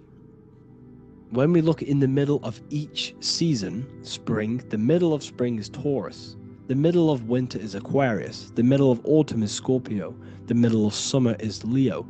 These 4 signs are known as the 4 fixed signs. Okay? Scorpio is fixed. It's the middle of autumn. Scorpio is a water sign, emotion. Aquarius is the air sign, the mind. Taurus is an earth sign, the body. Leo is a fire sign, the spirit. This is why we see Matthew, Mark, Luke, and John with the 4 fixed signs of the zodiac, which represent the 4 bodies of consciousness. Leo, the spirit, fire. Luke, Taurus, earth, body. Matthew, Aquarius, air, mind. John, Scorpio, water, emotion. Each gospel is depicting Jesus and showing Jesus in each gospel. Each one of these gospels is showing and depicting Jesus according to the different body of consciousness. In John, this is when Jesus starts to turn water into wine. Water is emotion, wine is transmuted emotion. This is when he does miracles with his emotions, water into wine. Aquarius, which is Matthew, air, the mind. Inside of the Gospel of Matthew, this depicts Jesus as an intellectual person, a person who's communicating and using his mind, his mental body a lot inside of the Gospel of Matthew. Go and read it, and you will see this. Luke, Taurus, earth, the body. Luke shows and depicts Jesus according to the body of consciousness, the physical body. He shows Jesus as a human, being a human being, helping people physically and helping people's physical needs, like giving away food and doing all sorts of good things for other people. Leo, Mark, inside of the Gospel of Mark, this shows Jesus as a spiritual teacher, a passionate person who is taking action. Each gospel is showing Jesus according to the different body of consciousness, and Jesus represents you, the sun. That's why it's called the Son of God, the light of the world. Jesus represents your soul, and your soul has these 4 gospels, the 4 bodies of consciousness, the 4 fixed signs, the four elements and the 4 seasons. These things all correspond to your consciousness. So this is Leonardo da Vinci showing you the exact same thing. Jesus is the I am, the sun, the soul, in the middle, on his own. Luke, spring, earth, body. There are 3 people in each group. There are 4 groups and there are 3 people in each group. 1, 2, 3. 1, 2, 3, 1, 2, 3, 1, 2, 3. Fall, winter, summer, spring. These are according to the 4 bodies of consciousness.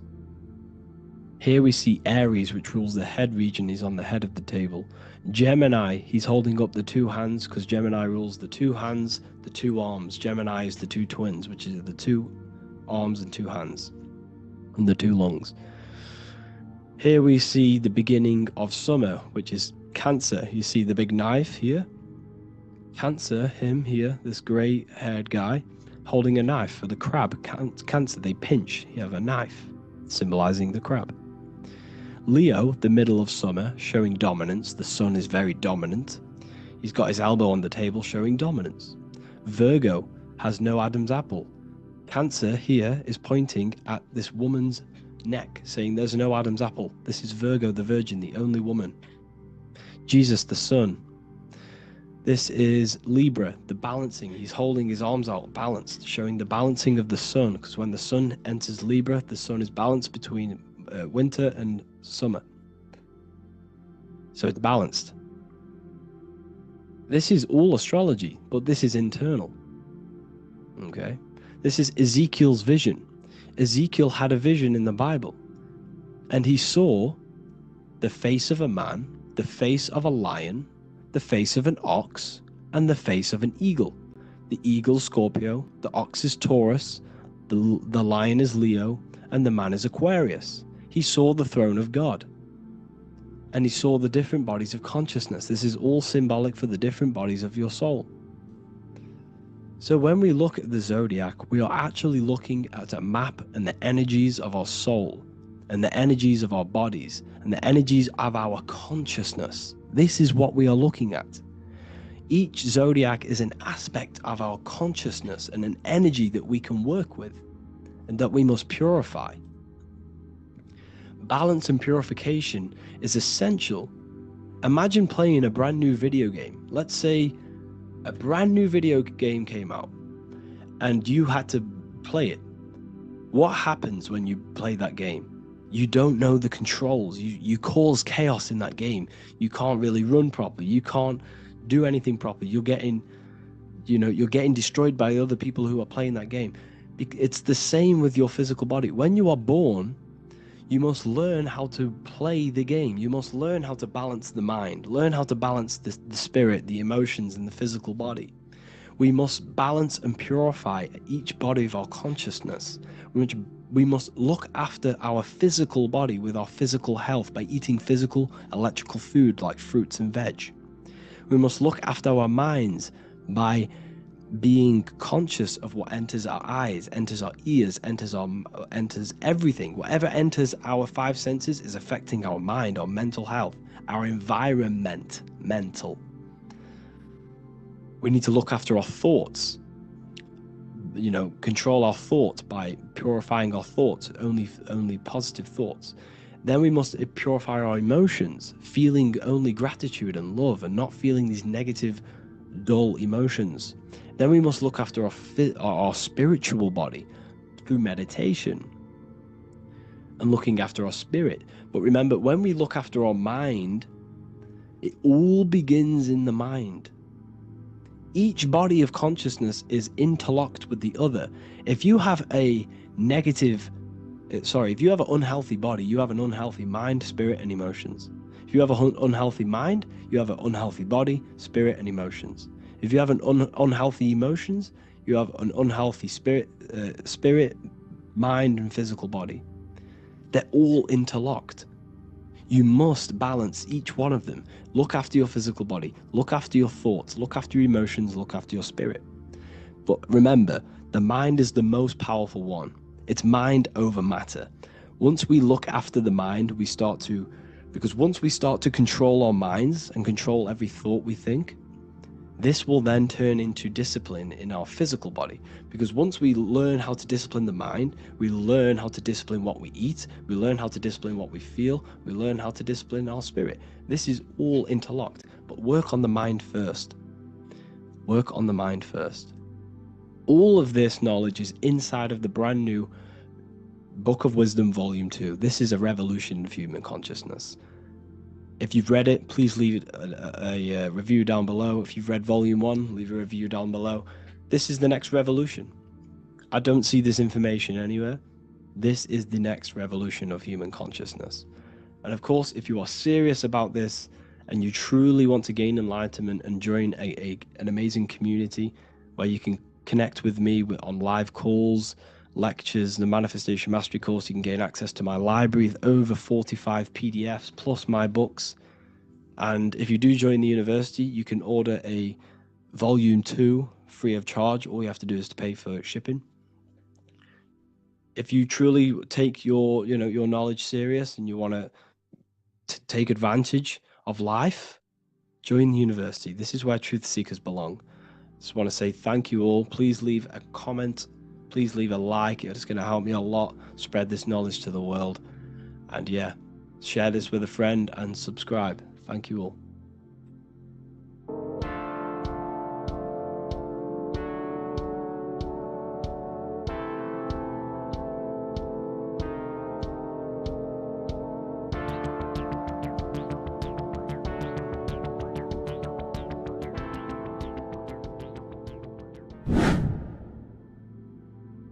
People, how are you all doing? It's Revival of Wisdom, and today we're going to be talking about your birth certificates and how we are slaves to a system and how they have trapped us into this system. Okay, so the first thing you need to understand about this system is there are two types of laws. You have the law of water, which is Admiralty law, and the law of the land. So the Admiralty law is the law of water, and this is what money is. Money is water. This is why we say liquidity, currency, the current. A current is water, something moving through something. Cash flow. And this is why banks are called banks, because a river bank is on either side of the water, and it directs the currency. You see? So money is water. And as you can see here, Ripple, the cryptocurrency, Ripple, water Ripple, and they're building a bridge over water, overseas, international banking with cryptocurrency. So money is water, and this has specific laws about water, but water is the same everywhere, you see. What the difference is with the law of the land is that you can have different laws in different lands. I can't do certain things in the UK that people can do in America, for example. You see, that's the law of the land, but the law of water is the same because water is everywhere. Now, this is very important to understand when it comes to, these birth certificates. So, Pope Gregory, this is where we're going to start off. Pope Gregory in 1582 took the Orthodox Eastern sunrise calendar and changed it to his own Gregorian timeline, not a calendar, a timeline. This timeline was copyrighted by Pope Gregory under the name of the Vatican. So the Vatican owns the timeline that we are using today, 2023. They own it. They own the title of this Gregorian calendar. Okay? Therefore, anyone who is born under this copyrighted timeline, not calendar, they are subjected to Rome because Rome owns the timeline. They have a patent, a copyright for that timeline. What is on our birth certificates? That timeline. We are born underneath, we are subjected to the Vatican. This is why all birth certificates go to the Vatican. They own every single birth certificate. Okay? So when we are when we use this timeline, we are subjecting ourselves to this timeline, okay, which the Vatican has a claim over. This calendar or timeline is set to sunset, not the sunrise, which is associated with death, darkness, and the moon, lunatics. You see, so this is a sunset calendar timeline. Okay, this is now, they've changed a couple things, right? They say that the new year is January the 1st. Okay, when we know this is in winter. January is winter, which is associated with darkness, death, the death of nature. So this is a death cult, people. These people are evil. They're so evil, the Vatican. And this is why we use April Fool's Day, because April is in Aries, and Aries is always the start of the zodiac. This is why Aries rules the head region. 12 zodiacs, 12 systems of the body. Each zodiac is associated with each part of the body, and this is why Aries is the head, cerebrum. But we're not going to talk about it in this video. But yes, that is what April Fool's Day is. They're putting it in your face.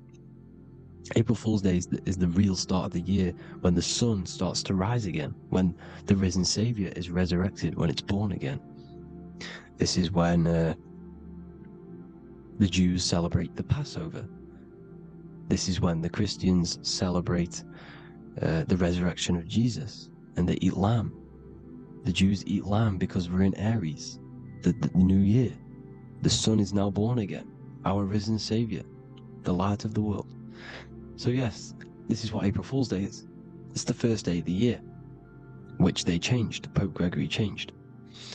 So you need to understand is that you are in the womb. You are inside of a ship, because every ship, literally a ship, every ship is female. This is why they say she delivers the product, because she does deliver the product. You, the baby.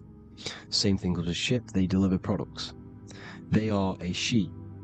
And when they pull up to the bay, like you can see on this picture, they're pulling up to the bay. This is now called the birth canal. The ship is now in birth.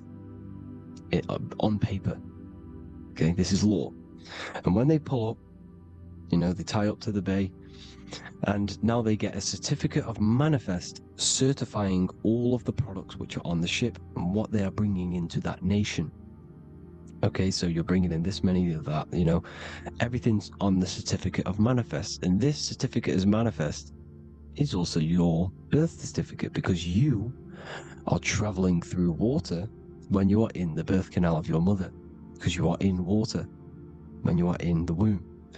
And you travel through the birth canal, and when you arrive, you get a certificate of manifest with the name, how many, the quantity, that's your birth certificate. Okay? And this is what it is. We are a we're not a corporation, but we represent a corporation, which is your name in full capital letters. That is your corporation. You cannot physically tax a body, but you can tax a corporation. This is why we get charged. This is why we get taxed, because it all goes down to the corporation which our name represents, which we are subjecting ourselves to. We are my name, I am subjecting myself to this name, and that name has a corporation which I represent, which I subject myself to. You see, this is how we are attached to this straw man, this character that they have built on paper. So it's a character which is on paper. This is what we represent. So when the woman gives birth, she delivers the baby, and then she has another substance. Now I'm going to break down how they attach this name to us, how they do it. Okay, our mother is carrying us the product in the womb, the water, and it goes, for example, it goes from the United Kingdom into a state-owned, corporate, federal-owned hospital, which is government-owned. She does not declare the package when she enters the building. Aha, so keep that in mind. When she delivers the package in the federal territory, she does not declare the package either when she leaves. Therefore, there is no evidence that we exist when we arrive. On paper. On paper, there is no evidence that we came into the building or left the building. We have not been declared. So we do not exist on paper at this point. When the woman gives birth, she delivers the baby, and then she has another substance, which is called the afterbirth material. Okay? This afterbirth material has the same DNA as our physical body, with the body, mind, and spirit. Okay? This is how they get this cooperation. Hold on.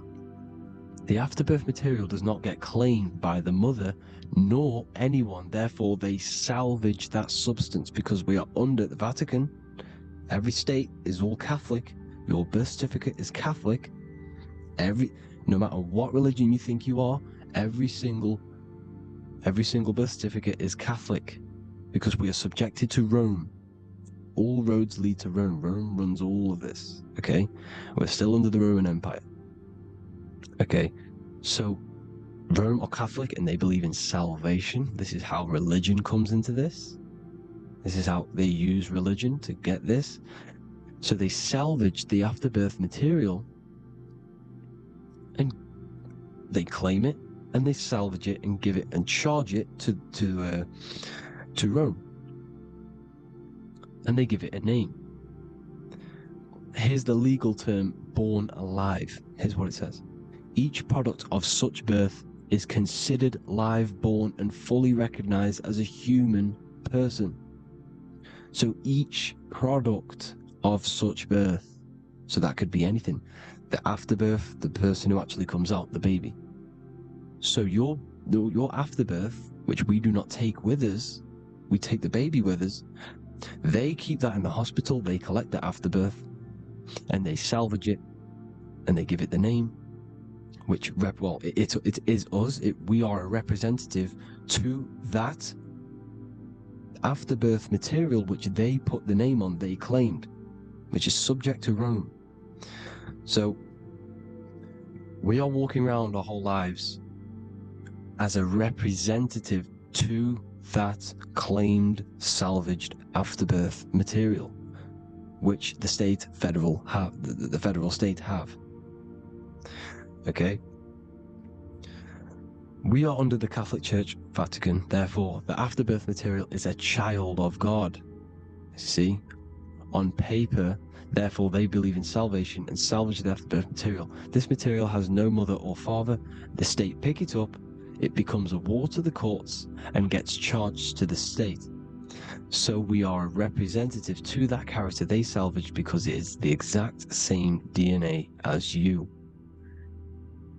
Subject is the name or the title, and the matter is the physical aspect left behind in the hospital, which represents us.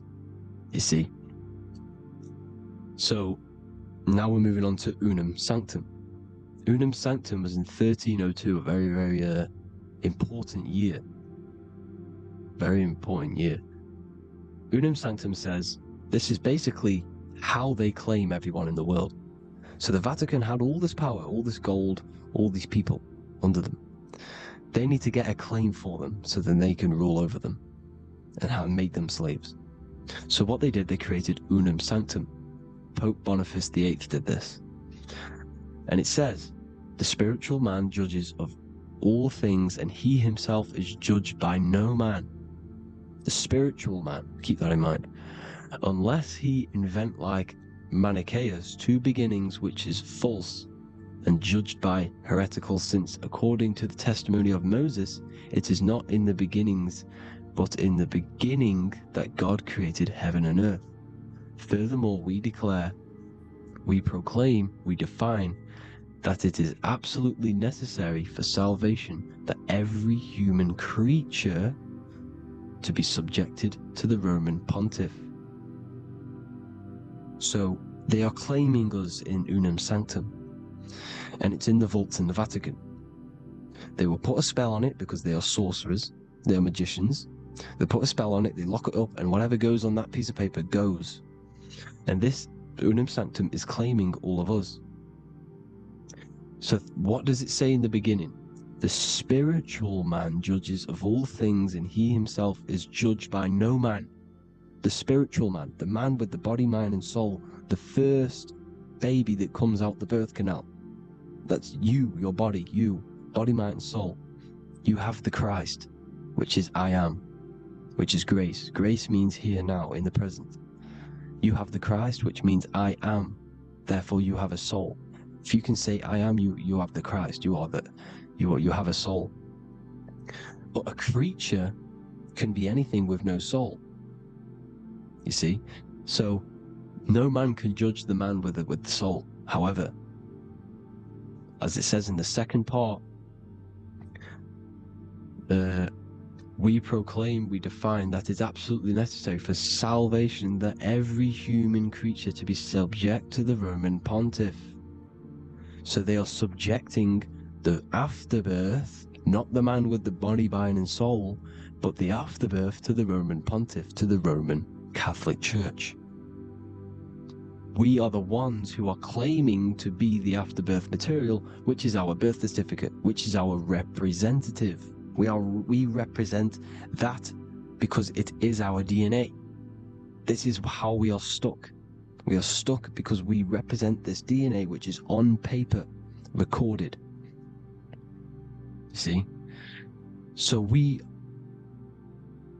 being untaught, uneducated in these subjects, we are subjecting ourselves to this system, to this slavery, because we just want to live. We just want to live happily, just peaceful. Think about it. Where's all this coming from? Where's all this war, all this killing, deaths coming from? We just want to live. It's coming from the Catholic Church, these evil death cult, which has subjected us, which has used us as slaves, and we are still slaves, and it's just going to get worse and worse and worse. So this is how we have subjected ourselves to be the slaves to this system. It's a lot to take in, and there's a lot more deeper stuff which goes into this. I'm just going over the surface. I'm going quite deep, but there is little details that I still need to learn myself. But this is the general how that we've been stuck to this slave system.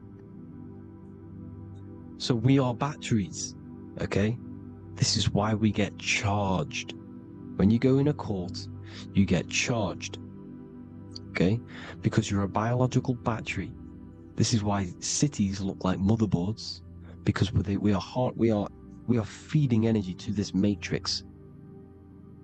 Okay, when we look outside of ourselves, when we give power to so-called Jesus Christ, worshipping idols outside of ourselves, where attention goes, energy flows.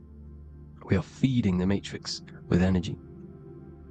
By looking within, placing your attention within yourself, you are taking back your power. Because the I am is Christ. The you, the soul, is Christ. It's God. The awareness is God. Okay? However, we are subjecting ourselves to this system. We're subjecting ourselves to this system and the feeding of our energy.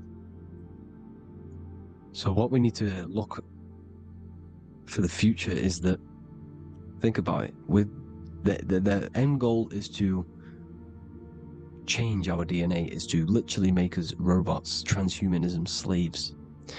This is why we have smart cars, smartphones, smart watches, smart meters, smart cities, and all of this is going to be connected by the smart grid, which is 5G.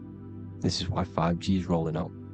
5G is going to connect all of these technologies to one. It's like a big net system. And you know why they're doing this? It's because all of this is going to be connected through AI, through this 5G, and that 5G is going to be controlled by the elites. So you say anything wrong, you do something wrong, you say the wrong thing online, they'll turn off your car, they'll turn off your phone, they'll turn off your smartwatch. to turn off your TV, because it's all going to be connected and controlled by the smart grid. And this is what the Great Reset is, people. But they're going to trap us inside of these 15-minute smart cities, so we can't leave the area, because they're going to use climate change as a tool to enslave us to not travel because of so-called climate change and the fumes that we are putting into the air, which is all BS. They're doing this to push these new cities, to push all of it. But listen, they're trying to get inside of your body. The only way they can do that is to get you addicted and using this technology. First, they got on the body with the smartphone. Well, first of all, we use the technology. We get used to it with it in our hand. The next step for them was to get on the body, which is the Apple Watch, as you see down here. They have now successfully got onto the body. The next thing is to get inside of the body. This is the brain chip. You see how they've slowly lured their way in, slowly got you addicted to this technology, got you dependent on this technology. And what they're going to do is that they're going to mold society to be dependent on the brain chip. So in order, for example, if you want to go and pay for food, you're going to have to get a chip to pay for the food, because it's all going to be digital money. And that digital money will be connected to the chip, and you'll need the chip to pay for things. You see? So this is how they're slowly transhumanizing us. These phones, these apps, these things which are all which are all using, was created by Freemasons. Mason means traveler, because they travel the depths of the mind. They understand human consciousness. They understand the brain. They understand the mind. By the deepest root cause, they understand it. This is what Masonry is. It's the occult. So these technologies is designed by these people. This is why they're so addictive, because they understand how it works. They understand how to get people addicted, because they understand human consciousness, the brain, the body, and the mind. So this is the advantage Freemasons have over us. And these secret societies, which have gone through the orders of Freemasonry and progressed onto these secret societies, which are the evil side, because I'm not saying Freemasonry is evil, okay? But the societies which they go beyond Freemasonry, because you can go beyond the 33rd degree into these secret societies, and they use this knowledge for the bad, to enslave people. And this is what's going to happen. Transhumanism. So I hope you all learned some insight for today. Please do a bit more research on, birth certificate and stuff like that, the straw man. And have an amazing day, people. Please like, comment, and subscribe. Peace.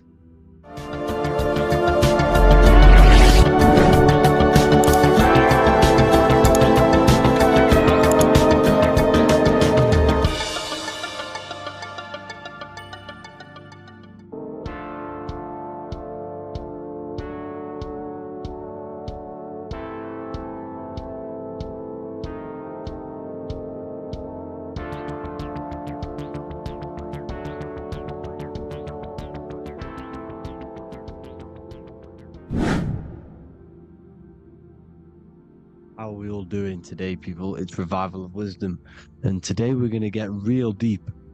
This video is going to get real deep. A lot of people are not going to be ready for this sort of knowledge, okay?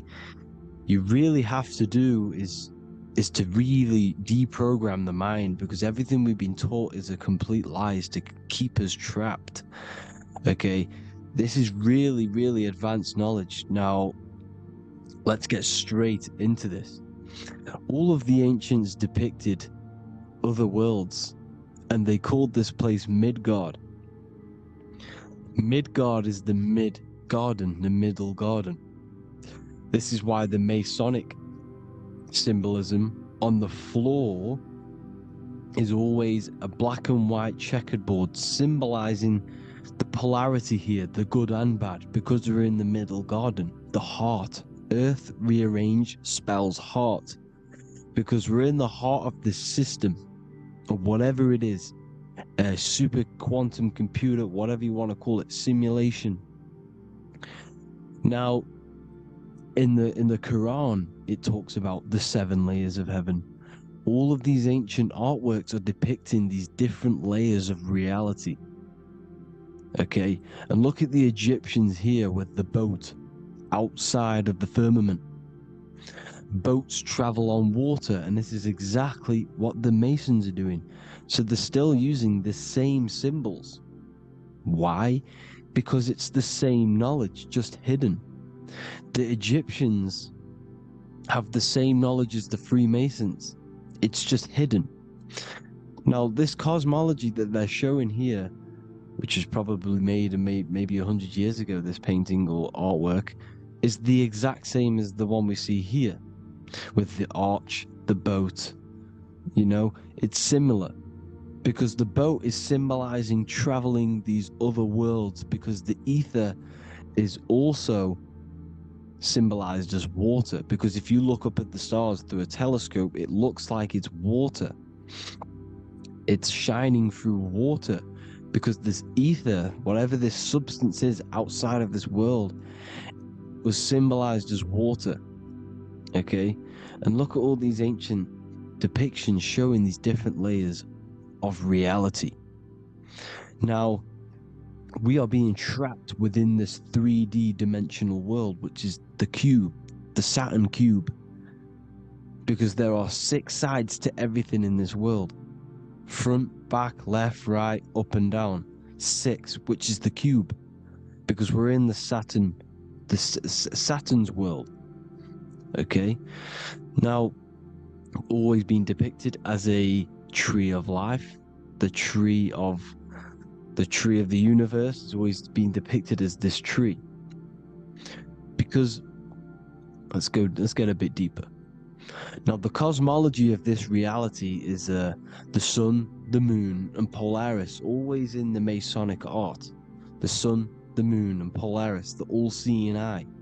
If you go inside of the temples, of the Masonic temples, they always have this star in the middle, shining light beams. Okay, look here. The light beams coming from the big star in the middle, which is Polaris. This eye is God. It's God's light shining down from his abundance. Now, when you astral travel, you will see this big ball of light above you, and this big ball of light is God. But you cannot travel towards it until you are pure. It doesn't work like that. You have to become formless. You have to become pure before you can become one with the light. All these Masonic artworks, it's all depicting the star in the center. This star is Polaris, because Polaris is the way out of this place. And this is why you see the stairway to heaven all the way up to the light beam, the light source. What does it say in the Bible? God is light, because everything is made out of one substance, and that substance is light. And it symbolizes the eye, because God is an eye. All things that are alive have an eye. And we all say, I am. We all see these realities through eyes. God is an eye. He's the all-seeing eye. He sees all things at all times. And he is projecting this light. And this light comes down to create all the different levels of the worlds. And this is what the 2 pillars symbolize the number 11. 11, the number 1, is just a vertical line. It's the 1. It's a 1 point. 11 symbolizes the mirror nature of reality. Everything's mirrored. As above, so below. Now, The 11 also symbolizes openings, doorways. And as you can see here, an opening to the all-seeing eye. And you see here again, an opening to the stairway all the way up to the light. This light is the light of God in the astral worlds, beyond this world. Now, Polaris has also been symbolized as the UFO. They put the truth in plain sight. So you know in the films how the UFOs suck people up. That's what Polaris is doing. If you ascend beyond this world, if you do not ascend beyond this world, you will be reincarnated in this world. The whole thing is to outgrow this consciousness to the plane above. And I'm not just making this up, I'm going to be bringing in scriptures after this. But you can see with the Christmas tree, we always put a high, big star at the center, at the top, which is the star of Polaris, which is exactly what the Masons are doing here. The star at the top. And it's on top of our Christmas trees. And all of these symbolize the other stars, because Polaris is the most high star. And all the other stars are wrapped around the firmament lower than Polaris. And that's exactly what the Christmas tree is. And it's a triangle. It's a triangle, just like light beams travel from one point in the triangle, just like the all-seeing eye. It's a triangle. The light is coming from one point and sending its rays downward. You see, it's kind of like you see here with the water. And the lower you go, the darker it gets, the more evil it becomes. And this is what the ancients would call hell. Now, this all-seeing eye is Polaris. And below Polaris is Mount Meru, the North Pole, the magnetic North Pole. The Tower of Babel, which is in the Bible. The etymology of the word Babel, Ba meaning spirit, which gives the ability to move the soul through the worlds, which is that's the ancient Egyptian description of the word Ba, meaning of the word Ba. You have the Ka, the Ba, the Ak, but the Ba is the one that gives the ability for the soul to move through the worlds. Your soul can't speak into a world without incarnating into it. Now, the Tower of Babel symbolizes Mount Meru because it's the word Ba is the spirit which gives the ability for the soul to move through the worlds. The Tower of Babel is the magnetic North Pole, Mount Meru, which gives the ability to move through these different worlds. And you can see the ancient Tibetans always showing this depiction of these different worlds coming from the center. Because we have to ascend our consciousness. It's not about how good you are to reach heaven. It's about how you expand your consciousness, you expand your mind. So they teach now that you have to be good in order to reach to heaven. It's about expanding the mind, expanding your consciousness to these different planes, these different realms. So that's what it's about. And Jesus was known as the fisher of man. Now, Jesus is a massive part of this. He was known as the fisher of man because he was fishing. He could have been fishing. He could have been one of these deities that had come down from these different higher realities and pull people up. So they called Jesus the fisher of man. And he says unto them, "Follow me, and I will make you fishers of men."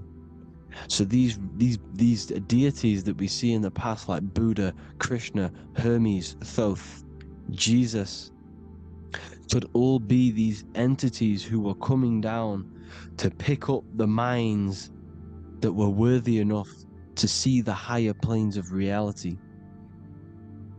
And this is why they called him the fisher of man. Now, when Jesus walks on water, there is a parable with Paul. And he says, but Jesus immediately said unto them, take courage, it is I, don't be afraid. He's talking about astral travel here. He's talking about leaving the body. Because when you leave the body in astral travel to see these alternative realities, you can't be afraid because fear is a bondage, which is what the Emerald Tablets talks about. Lord, if it's you, Peter replied, tell me to come to you on the water. The water. Come, he said. And Peter got down from the boat, walked on the water, and came towards Jesus. But when he saw the wind, he was afraid and began to sink. When you become afraid in astral travel, you sink back into your body. Lord, save me. So this is talking about Jesus pulling people up into different realities. And you can see the fish is the symbol of Jesus. Is another symbol of Jesus, a fish. Because fish symbolize deep occult knowledge. Because fish travel the depths of the ocean. And they symbolize us because we are fish underneath the ethers. And Jesus was pulling people up. You see, so the Bible is a people today believe the Bible is a book telling you how to reach to heaven, how to become godly and reach heaven. But you've got to become the Jesus Christ to see these alternative realities. Now look at the Emerald Tablets is a massive part, and it speaks so much about these different realities. Look what it says here. This is in Emerald Tablet 3. Then in my heart grew a great longing to conquer the pathway that led to the stars, which is exactly what the Masons depict in all of their art. Look, the ladder to the stars.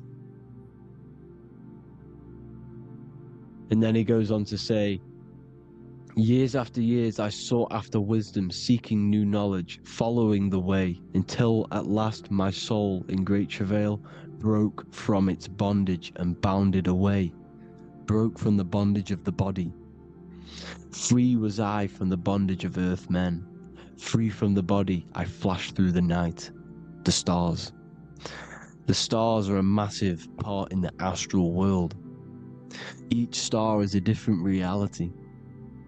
And the true astrology is the star that you came from. You came through a star to reach this, to reach here. There is a reason why you are here. There's a reason why you have the personality traits, because your soul came from a specific star.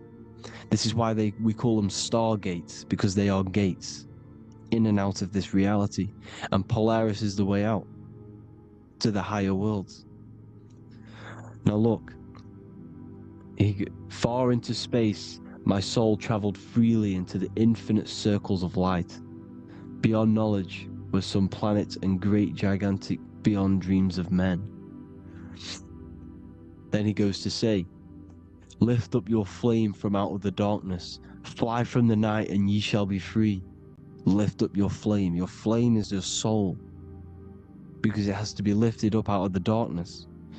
This is the darkness, this world, this body is the darkness, because it's a bondage. You need to break free. You need to learn how to astral travel, people. You have to learn this. If you want to get out of this world,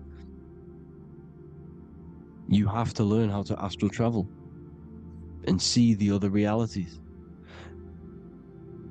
Traveled I through space-time, knowing my soul at last was set free, knowing that now I must pursue wisdom until at last I pass to a plane hidden from knowledge, known not to wisdom, extension beyond all that we know.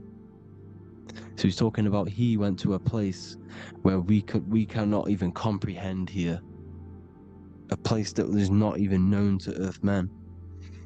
He's telling you he's ascended out of this world to the planes that are beyond. And it says here in the Emerald Tablets, man is in process of changing to forms that are not of this world. Grows he in time to the formless, a plane on the cycle above. Know ye, ye must be one, ye must become formless before ye are one with the light. The light, the same light that I was talking about, the Masonic light, with the triangle, God, the one source.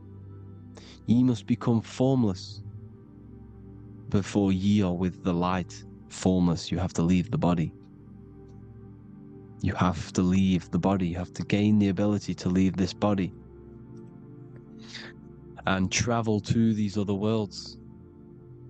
Now, it says here, not as man am I, for free have I become of dimensions and planes. In each I take on a new body. In each I change my form. Know I now that the formless is all there is of form. You see, all things created come from the things that, all things that you see come from the things that you cannot see. All of us have the same spark of consciousness, the same I am. Every dog, every animal, every human has this same I, this same thing which sees through the eye. It's formless. It takes this formless entity is the same entity of us. We are all the same entity in different bodies. And this entity it was represented as the flame, the cosmic flame, which is inside of all of us. And this is why the Masons depicted your spine as a candle or the Holy Grail. You would either see this or a candle with a flame on the top, because the Holy Grail is your consciousness, which is on top of your spine, which is the candle. Now, Jesus, Thoth, Buddha were all these deities which were coming down to lift people up because they were fishermen of men. And he would lift you up to the higher worlds, out of this world, to the ones above. Now Thoth, you can see him here, he's leading the way. He's holding someone and he's leading the way with knowledge and power.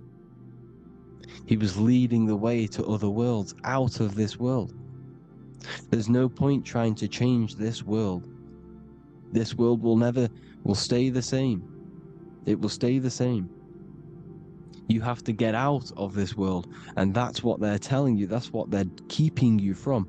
They're keeping you stuck within this thin layer of reality.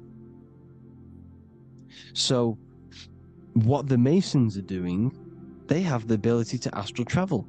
They're living not stuck and bound to one reality, but living within the different layers of reality. And this is what Morpheus was doing in the Matrix.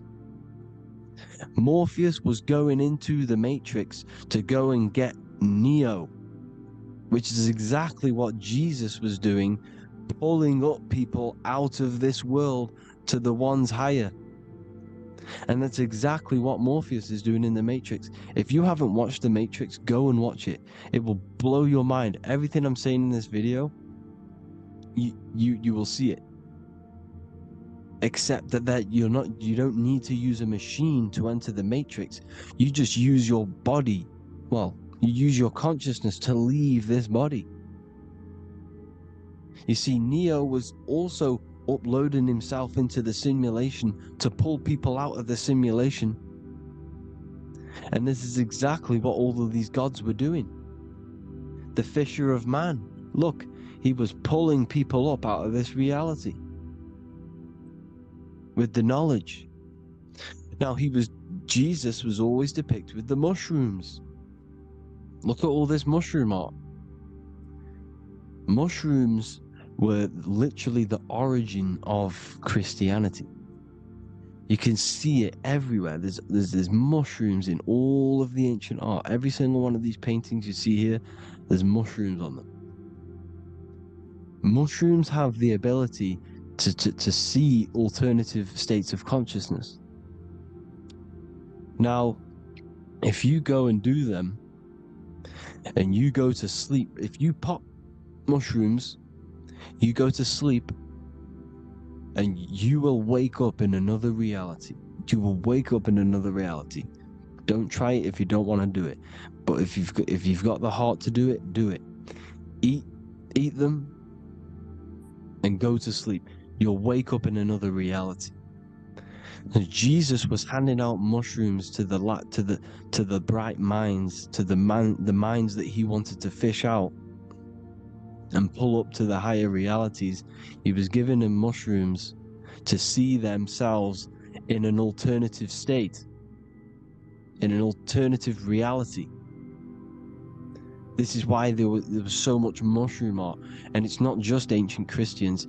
It's Sumerians, it's the Mayans, the Celtics, the Egyptians. All used mushrooms. All of them. Look at all this art. It's on stones. It's everywhere, because mushrooms. See, everything in nature is a macro. Look at the form of a mushroom. It's literally your spine and brain, because they alter your consciousness. Your body is just a radio receiver. Everything that you're experiencing is a program being ran by the central nervous system, and your consciousness is experiencing this program, these electrical impulses of the nervous system, because it's all feeding back to one point, which is the pineal gland. And this is the candle with the light on it. Type in Masonic candle and you'll see it. It's your spine with your spark of consciousness on top of the spine. And it's a mushroom, because this sends you to alternative states of consciousness, alternative realities. Now, they were all doing this, the Egyptians, the Mayans. Now, there's more symbolism which goes into this. Look at the Christmas trees we use. The Christmas tree with the presents underneath them. Magic mushrooms grow under trees. And these are the presents under the trees that we symbolize today with Christmas. Santa's red and yellow for the red and yellow mushrooms. The same mushrooms Mario has to collect, and when he gets enough mushrooms, he levels up. And then what does he do when he go past the world? When you win that world in Mario, you go to another reality. You go inside of another world. It's truth in plain sight. It's using mushrooms. Everything, all of the characters in Mario, well, a lot of them are mushrooms. Look at this one. The presents, black, yellow, and red and white. Red and white mushrooms. And the bow on the top is the mushroom head. That's a bit of a reach, but you know, the symbolism never lies. This is what you need to understand. And it's as above, so below. Now look at the Sumerians. The Sumerians were also multi-dimensional beings. Okay, look at how they have the double faces. They had 1 foot in this reality and 1 foot in another reality. And look at this one, a double-headed god inside of like a portal. You see? Because and look at these with the wings, the astral travel. Birds, ancient birds symbolize the soul. Because the soul is a bird, it flies to different worlds, it flies around the cosmos. And mushrooms gave you the ability to see these alternative states of consciousness, these alternate realities. Because you exist in infinite realities. You exist in infinite realities. Now look at the 33rd degree Ordo Ab Chao badge. You get this badge when you become a 33rd degree Freemason, and it's a double-headed eagle. A double-headed eagle. And you can see this in Sumeria first. Sumeria have the same symbol, a double-headed, well, bird. You can see it here as well. And the Masons are still using this symbol today.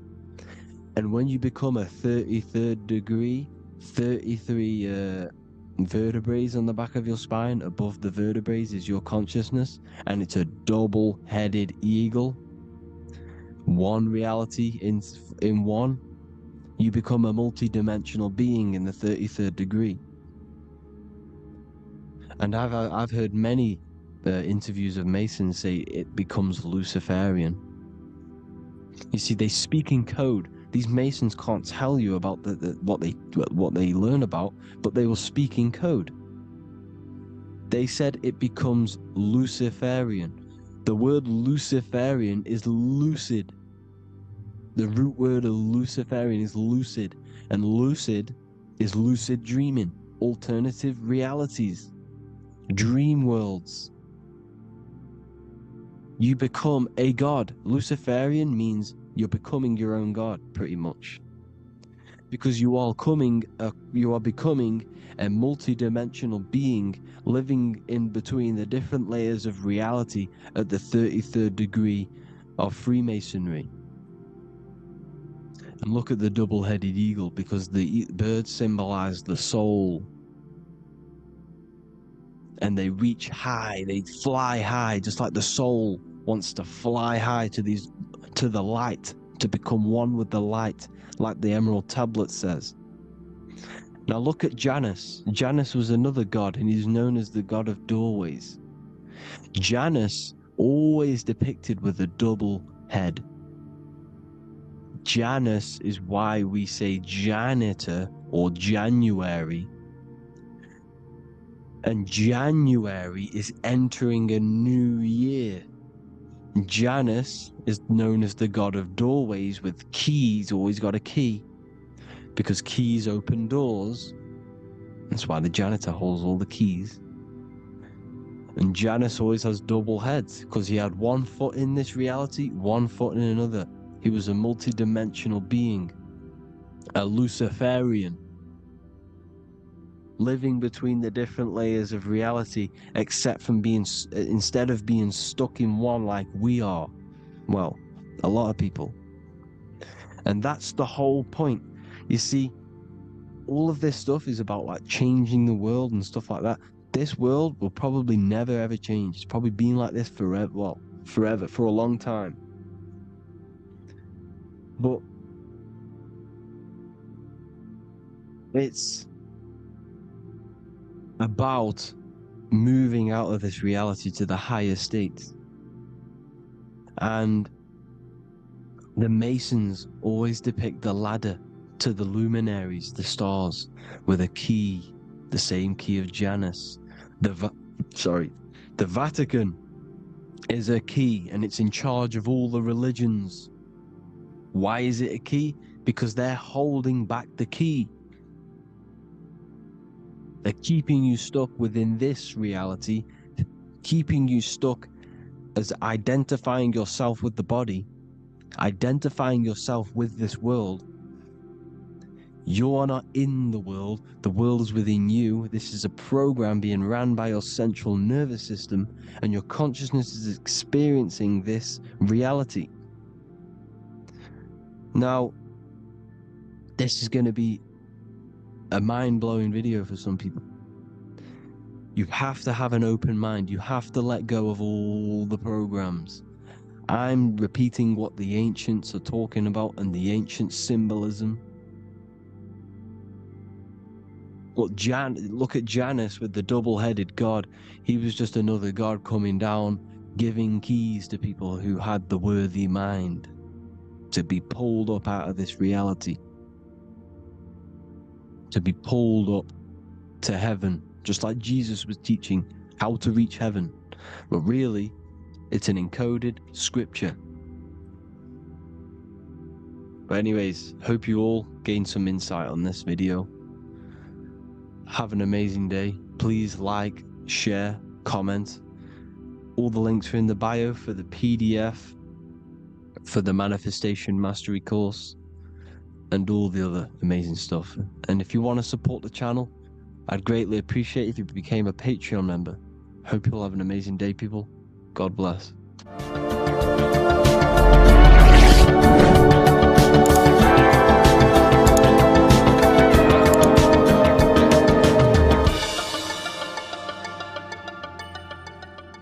Welcome to Revival of Wisdom. Welcome people, we're back with another video. In this video we're talking about how Jesus Christ and Christianity is all sun worship. The Holy Bible of Christianity is not meant to be taken literal for history.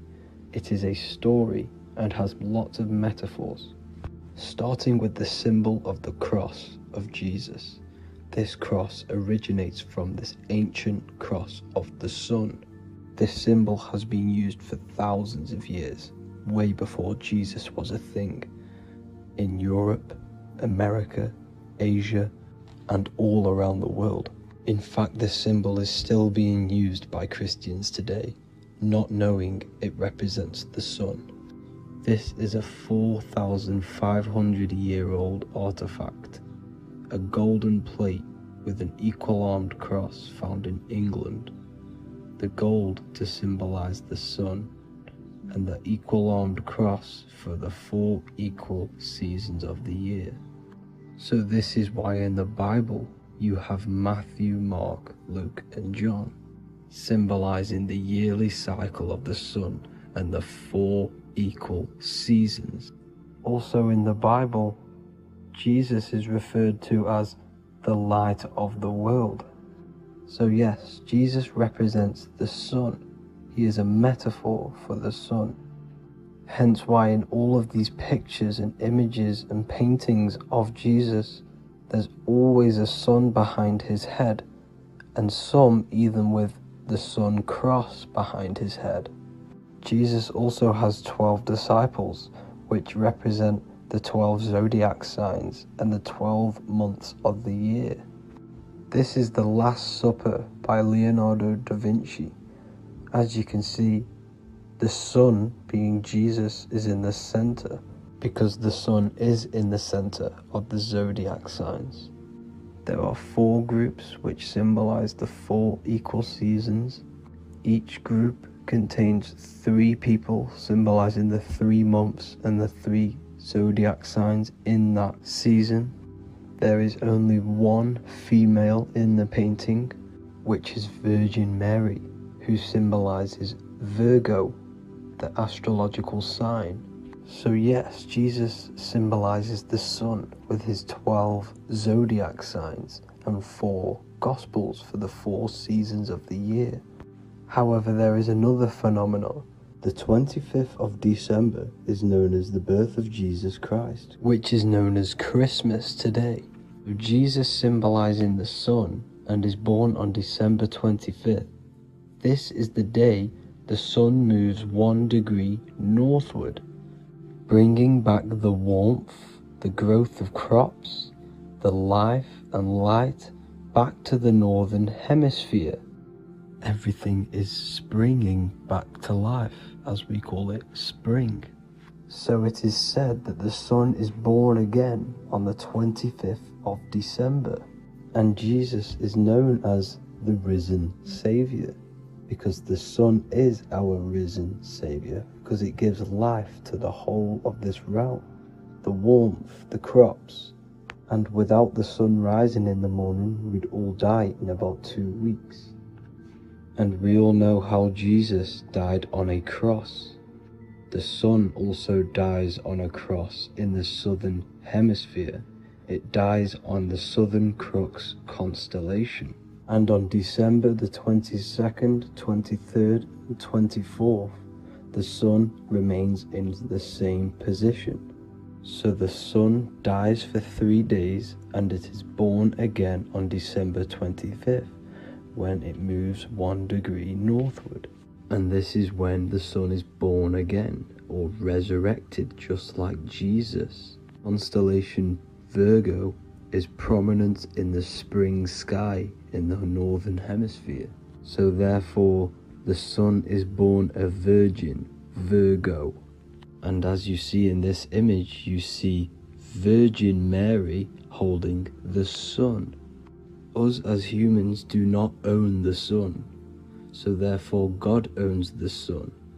So yes, the Son is the Son of God, and this is what Jesus is symbolizing. And just how Jesus sacrifices himself for humanity, that's what the Son does. The Son gives out all of its energy so we can live. There are many other Bible verses which represent Jesus as the Son. Now in Matthew 8:23-27, his disciples are in a boat and there is a massive storm. Jesus is asleep, meaning the sun has not arose. And the disciples say, "Save us, Lord, we are perishing." Quote, "Then he rose and rebuked the winds and the sea, and there was a great calm." End quote. Now this is a metaphor for the sun rising and calming the storm, because in the ocean, when the sun is down, that's when there are great storms. The worship of celestial bodies go back thousands of years, and it's called astrotheology, and it can pretty much be traced back to all ancient civilizations. Now going back to the ancient Egyptians, the god Horus, the god of war, and he symbolized the sun in the morning.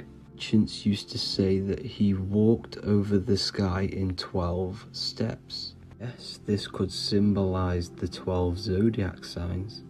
It also symbolizes the 12 hours of daylight. So we have 12 hours of Horus, but now they've rearranged the word to hours.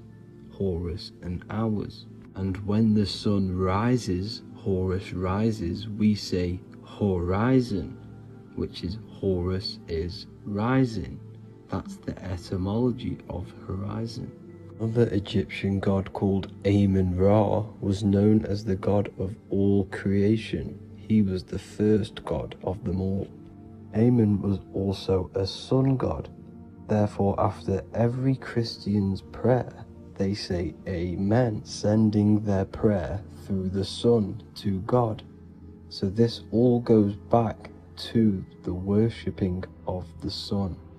Sun worship was around way before the Romans. However, in the Roman times, their sun god was called Mithra.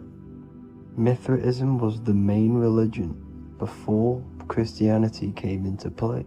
Mithra was the son of God. He died on a cross, and he was dead for 3 days and resurrected, just like Jesus. So the Catholic Church was not made in heaven. It was made by the Roman Empire.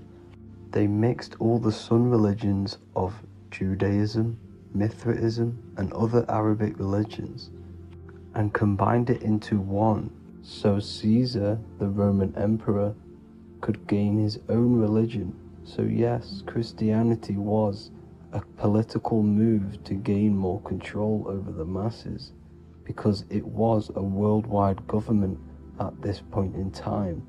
So here is a Sumerian helmet with the rising sun symbol. And then the Romans also used this rising sun symbol on their armor. So sun worship has been going on for thousands of years, and it still goes on today. However, with all the programming and the low IQs, today we do not get the full interpretation of the Bible and these stories from the past. And Christians and other religions are all brainwashed to not question their religion and not realize their true origins and where they come from. I do advise you all to do your own research and come to your own conclusions. However, I'm just pointing out the facts and connecting dots for you all to see. That's it for this video, guys and girls. Thank you all for tapping in. God bless.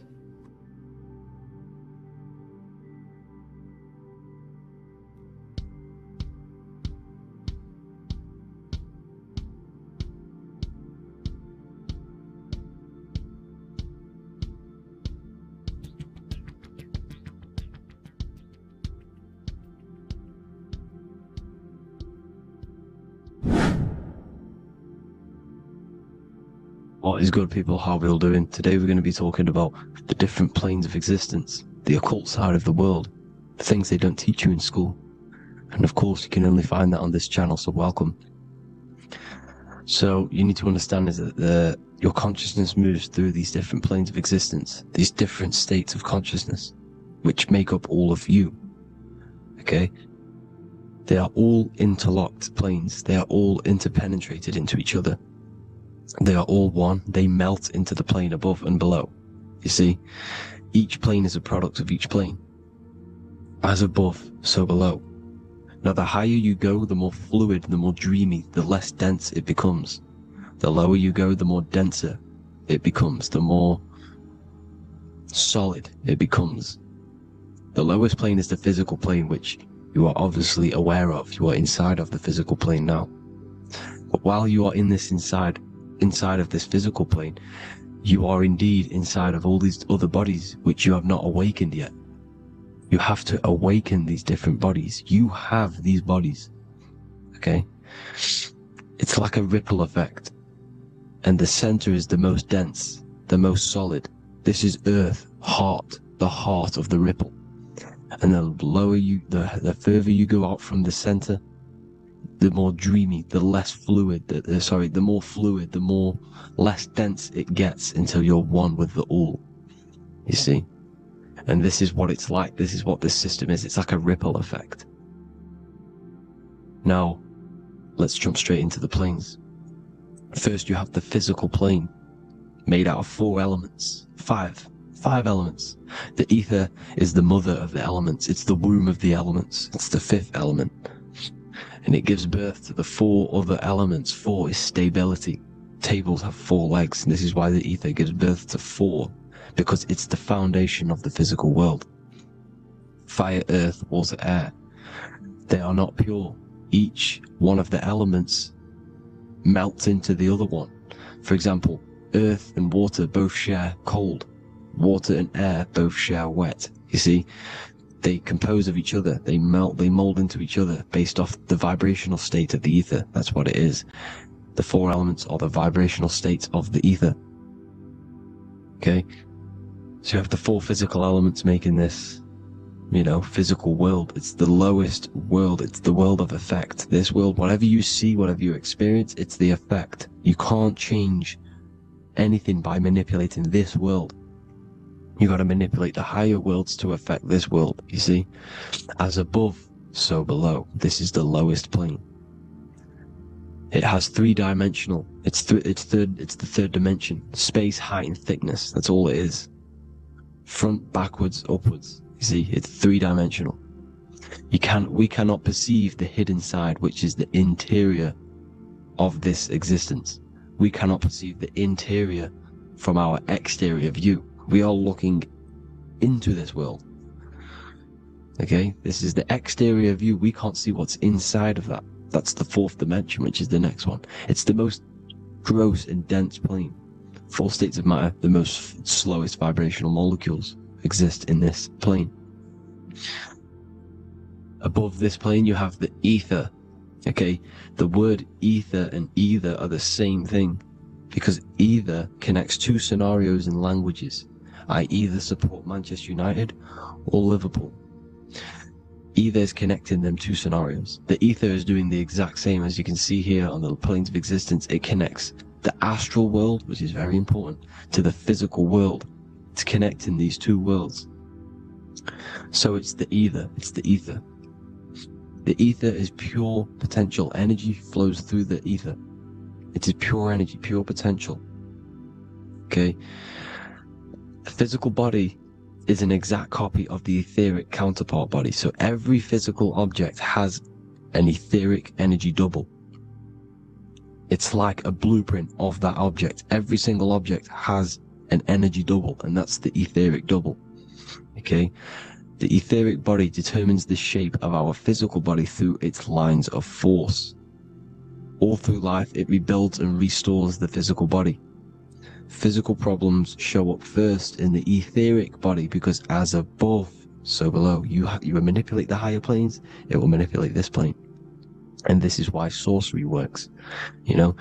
contact with astral plane entities. We'll get into that a bit later.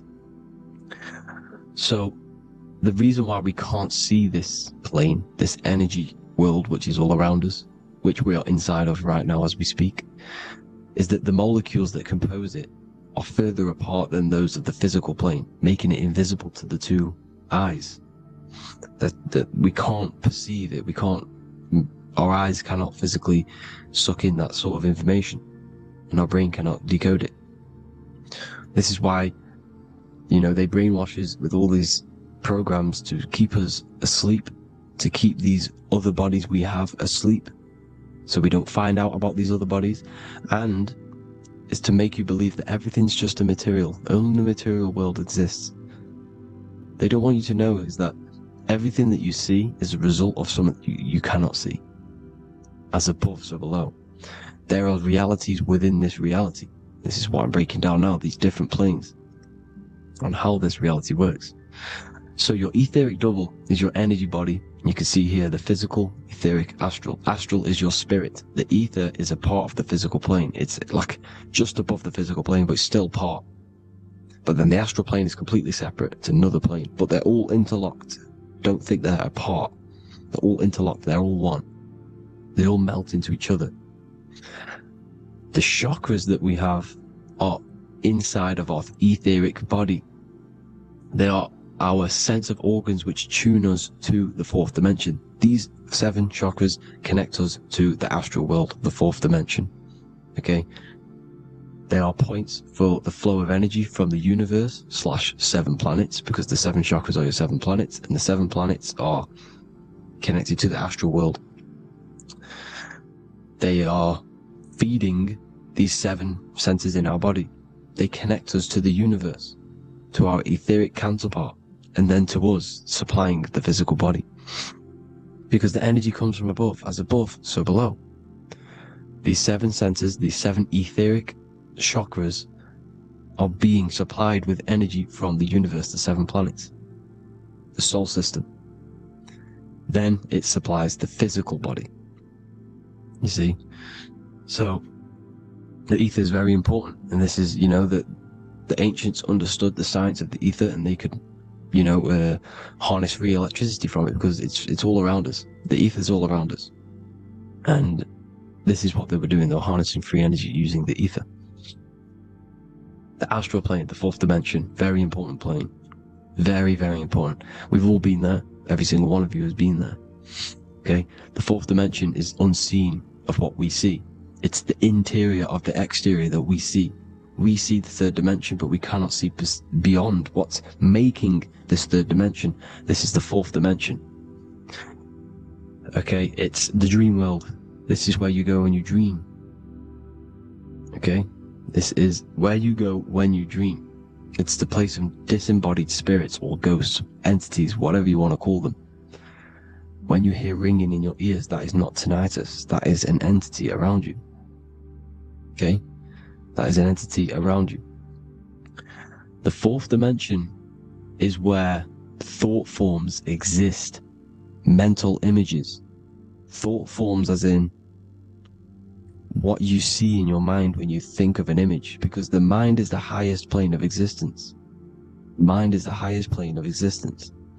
And it manipulates all of the planes below. So it goes the mental plane, then the astral plane. So the thought is in the mind, the mental plane. That just the thought alone, no image, but then the form depiction, the thought form exists. It manifests in the astral plane as a sort of image, an entity, a living conscious being. So this is why thoughts are things. You see? Thought forms exist within the fourth dimension. So when you imagine something, when you are, for example, right now, look into your hand and imagine there's an apple in your hand. If you can see that, you are seeing into this fourth dimension. You can only see into this fourth dimension using the mind's eye, not the 2 eyes, the mind's eye. When you shut off the 2 eyes into darkness, the third eye opens. The mind's eye is open, and you can see, this is astral travel. You got to work on astral travel. And you will see this astral plane, this fourth dimension. And there are 3 different sections to this astral plane: higher, middle, or lower. So yes, there is a kind of a heaven and hell, and a Midgard. Heaven being the higher vibrational entities manifesting higher vibrational thought forms existing there, the lower vibrational thought forms existing in the astral plane. But these thought forms are beings. You can create these beings. They're called elementals. Okay? If you entertain specific thoughts for long enough, this will plant a seed and it will grow. If you keep, so for example, you have a bad feeling or whatever, what's a good example? Unforgiving someone. You keep that energy inside of you for long enough, it will manifest in the fourth dimension. You entertain that thought long enough, it will manifest. And it will create an etheric body, and it will be an entity which will harm you, that will feed off you, this low vibrational energy. Your mind is so powerful. It creates thought forms, and these thought forms can take consciousness, can take bodies, etheric bodies. Now, that's why it's very important that you master your mind, master your thought patterns. So this fourth dimension is the astral world. So when you have a nightmare, this is the lower astral plane. You're in the lower astral plane. Whilst this physical body rests at night, your consciousness, you awaken this other body, your consciousness goes inside of this other body, whilst the physical body lays asleep. You see? So it's all inside of you. This is what you need to understand. You just haven't awakened these bodies yet. You can awaken them. You just got to awaken them. Okay? The next is the mental plane. This is the mind, the source, pure cause, pure motion, the most less dense, the most fluid. No form. There's no form to the mind. Astral plane is the first plane where a form takes existence, pretty much. The mental world has no form. It's pure mind, pure intelligence. Thoughts alone exist here without any images or manifestation. The most fluid, the most dreamy, the most causal plane. All of the rest take the effects of this plane. That's why it's mind over matter. Your thoughts they create vibrations. Each vibration is vibrating on a specific frequency, which creates mental images, creates effects down here on this physical plane. This is why it's so important to master your mind, master what you think, master your mind. It's the hardest thing to master. You could conquer the world, but it's probably harder to conquer your own mind than to conquer the whole world. I can promise you that, because the mind can play tricks on you. You got to listen to that inner guide within you that will constantly manifest the good things. So anyways, people, hope you learned a lot from this. Please work on trying to activate these other bodies. I will maybe do another video on trying to activate these bodies if you wish. Please comment down below if you would like to see that. And have an amazing day. Please like, subscribe, comment down below any video ideas you want me to do, any information you want me to spit. Thank you all. Have an amazing day.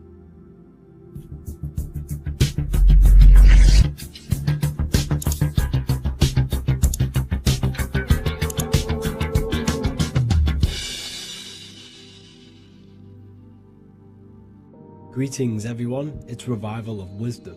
I facilitate human enlightenment through occult and esoteric teachings.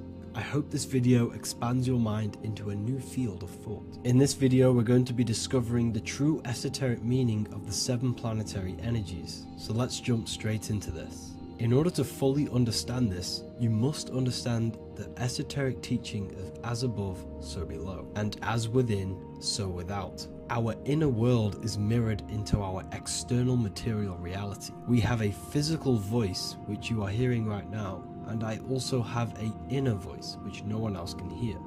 The inner world is invisible, and the external world is visible. In other words, the inner world is the spiritual world, and the outer world is the material world. The inner world of ourselves reflects and projects our outer world, which means everything in our external reality is somewhat reflection of our internal self. You are made in the image and likeness of God. You yourself are the universe experiencing itself in a three-dimensional physical form. The Newtonian science has programmed you to believe that you are a physical being inside of a physical universe. They did this to limit your mind to only believing there is a physical universe and that you are separate from the universe or God.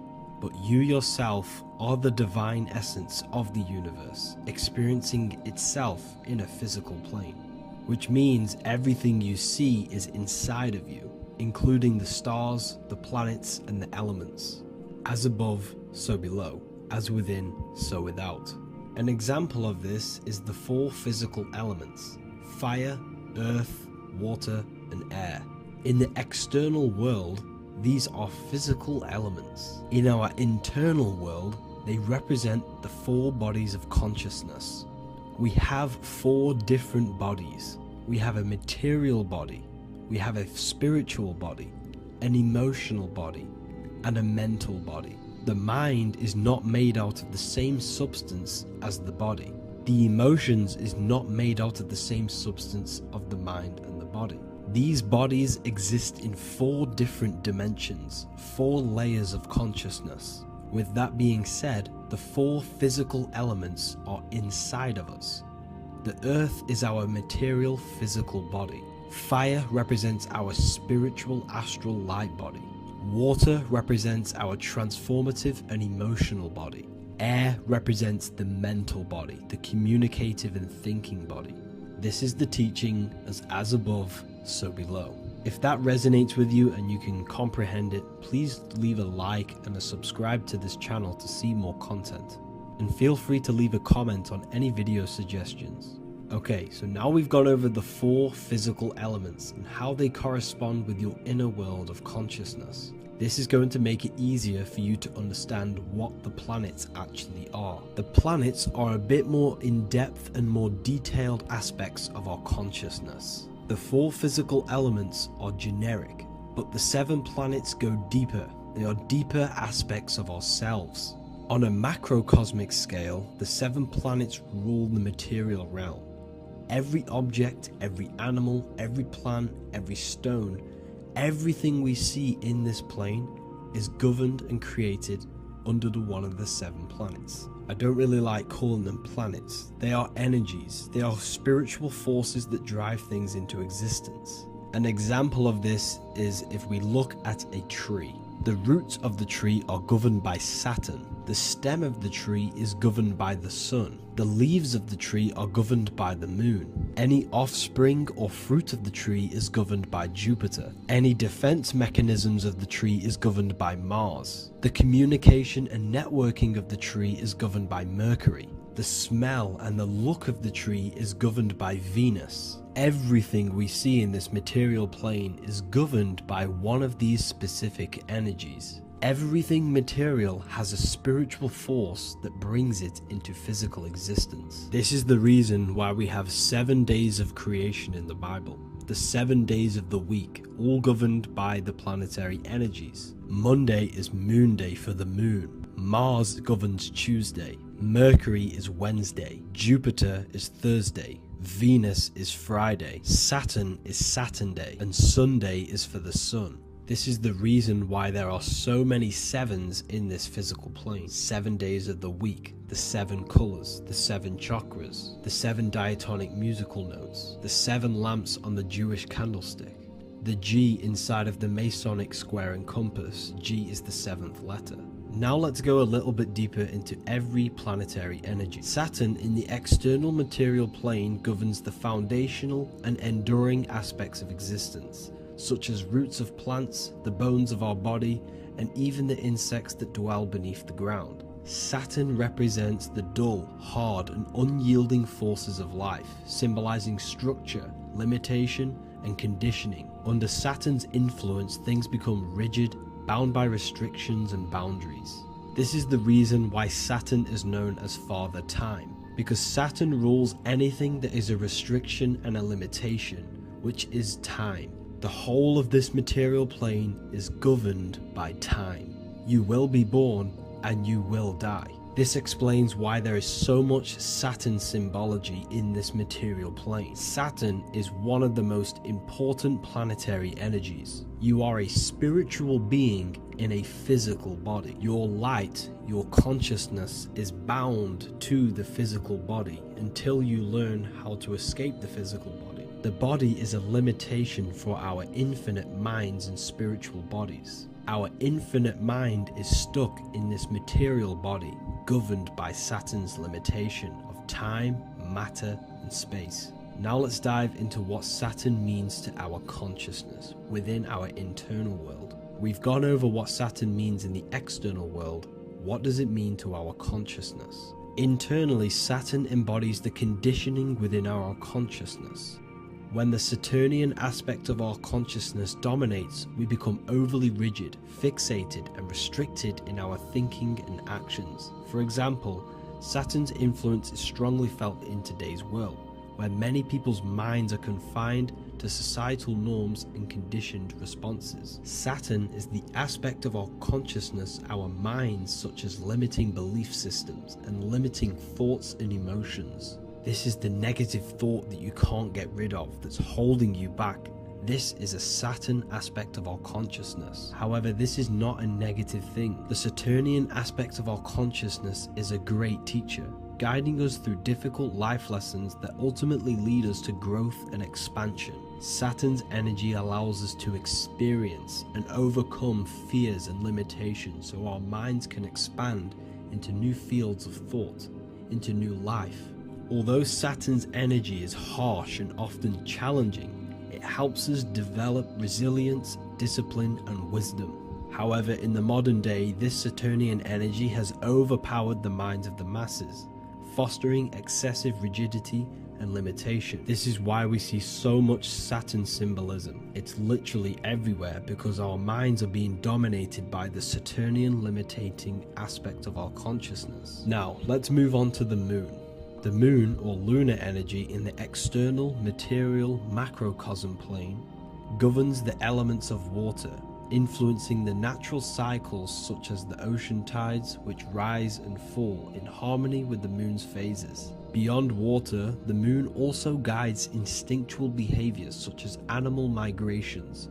Birds, insects, and other creatures rely on the moon's subtle energies to navigate their journeys. For example, dung beetles use polarization patterns in the moonlight to orient themselves and travel safely home. The moon creates the months. M-O-N is moon. There are 28-day cycles, and this 28-day cycle of the moon is reflected in the woman's body, known as the menstrual cycle. The moon is a feminine energy, governing the feminine elements such as water and the feminine cycles of the body. The moon is the womb. This is why eggs have the same color as the moon, because eggs are ruled by the moon's energy. Now that's the external world. The internal world, the moon symbolizes the emotion aspect of our consciousness. It represents the subconscious mind, the seat of intuition and psychic abilities. Just like in the external world, things are born out of the moon, such as eggs and the womb. The subconscious mind acts as a womb for our conscious mind. Our deep subconscious emotions and programs are born into light into the conscious mind and controls the conscious mind. The moon represents our hidden psyche, our shadow self. Now let's go on to the sun. The sun represents the life force. In the material external world, the sun is ruling over pretty much all life. The sun gives life to all things. Without the sun, animals could not exist, the human body could not work, and plants would not grow. The sun is the life force. It's the soul of the world. Now, in our internal world of consciousness, the sun represents our passion, our drive, our conscious mind. The aspect of our internal world that wants to drive things and give life to physical manifestation. Now we go on to Mars energy. Mars is well known for being the god of war. Mars energy manifests into the material plane through anything that seeks to protect or defend itself. For example, the holly tree. The holly tree leaves are very sharp and they defend itself.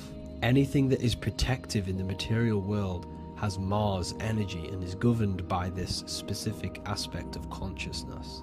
For example, any predators or animals such as hedgehogs with spines on their backs for protection. Mars represents all things that is driven by conflict, aggression and defense. Now internally, inside of our inner world, Mars symbolizes the aspect of our consciousness that is focused on self-preservation and protection. Mars governs our ego, the instinctual urges of anger or maintaining reputation. Mars is not evil. It's necessary. Sometimes it's necessary for us to protect ourselves. Mars is the aspect of our consciousness that is anger, rage, the desire to fight or conquer. When this energy is activated within our consciousness, we become defensive, assertive, and even combative, ready to dominate others and destroy obstacles in our way. Now let's move on to Venus energy. Venus in the external material world manifests its energy through the aesthetics of creation. This planet governs the beauty and harmony found in nature, including the nurturing environment of a mother's womb where life begins. Venus embodies the essential love, not only in romantic relationships, but also in the bonds between family members and all living beings. Venus represents relationships. We have relationships between plants, animals. They all depend on each other to give life. Plants provide food and medicine, while living creatures contribute to their own growth and pollination.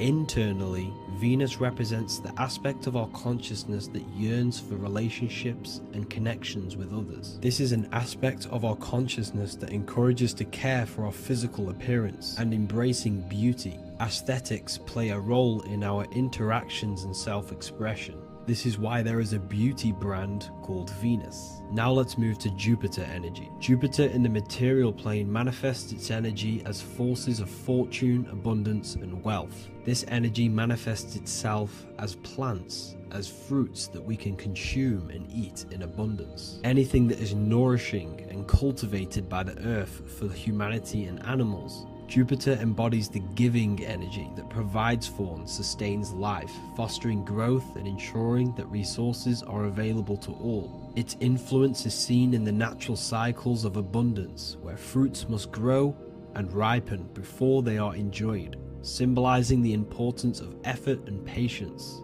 Internally, in our spiritual world, Jupiter represents the aspect of our consciousness that yearns for abundance and seeks growth in various aspects of our lives, including wealth, knowledge, and personal development of the mind, spirit, and the soul. This is the aspect of our consciousness that wants to gain wealth, that wants to gain expansion and abundance in our lives. However, when Jupiter's energy dominates our consciousness excessively, it can lead to feelings of stinginess and greed. It represents material possession. The last planet is Mercury. Mercury in the external world governs the vital elements such as seeds, air, communication, education, and electricity. Known as the messenger of the gods, Mercury rules over intellect, communication, and the transmission of knowledge. Mercury's state of consciousness manifests itself in the material plane as the network between trees and plants, how they all communicate together. It represents the intelligence behind all physical things. It's the intelligence behind the seed that allows it to grow into a plant. Mercury's creative energy is manifested in the nervous system of the human body and all living animals. The intricate messenger that transmits signals from the body to the brain and then to the mind. This intelligence within us allows us to facilitate thought and movement. Internally, in our spiritual aspects of consciousness, Mercury is the state of consciousness that seeks knowledge, understanding, and intellectual growth and expansion. This part of us is curious, eager to learn, and driven to communicate ideas and information. It represents our mental body. The Roman god Mercury is often depicting flying because this symbolizes the air. Air represents our mental body. When the Mercury aspect of our consciousness dominates, we become highly intellectual, constantly seeking information, analyzing situation, and communicating our ideas. While this can enhance our understanding and ability to interact with the world, an excess of Mercury's influence can lead to overthinking, excessive analysis, and focus on intellect over emotions or intuition. Okay, so they are the 7 planetary energies in the external world and your internal world of consciousness. These energies are manifested in the Roman mythology as human beings. They are depicted as human beings, but this is nothing but symbolism. These gods never existed physically. They represent aspects of our consciousness and spiritual forces that govern the material plane. Every material object, every intelligence, every piece of life in this universe is governed and brought into existence by one of these spiritual forces. Now, I hope this video has expanded your mind into a new realm of thought. Make sure to leave a like, a comment, and subscribe to the channel for more occult and esoteric information. You can read more about this topic and many more occult and esoteric teachings inside of my books, the Book of Wisdom Volume 1 and the Book of Wisdom Volume 2. I honestly advise that not everyone reads these books. These are books which will completely transform your view on reality. You will feel a lot better reading these books because you will find a connection with yourself and the universe. Understanding truth and knowing thyself gives you a sense of well-being. Like I said, this is not just a book. This is a beginning of your journey of expansion and growth.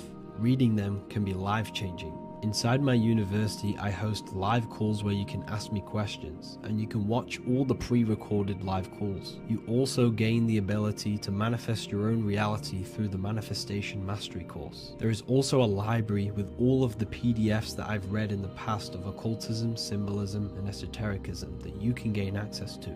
There is a whole lecture section where you can watch all of my occult lectures.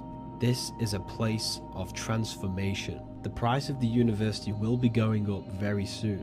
If you join now, you will gain a free sexual alchemy course which will teach you how to transmute sexual energy into creativity. I'll leave all the links in the description for the university and also my website where you can get my books. I hope you enjoyed this video. Take care. As above, so below. This is one of the most crucial teachings within esotericism, occultism, or what we like to call it today, spirituality.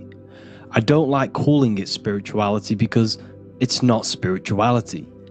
I teach human consciousness. I teach the science of you and your consciousness alone and your being.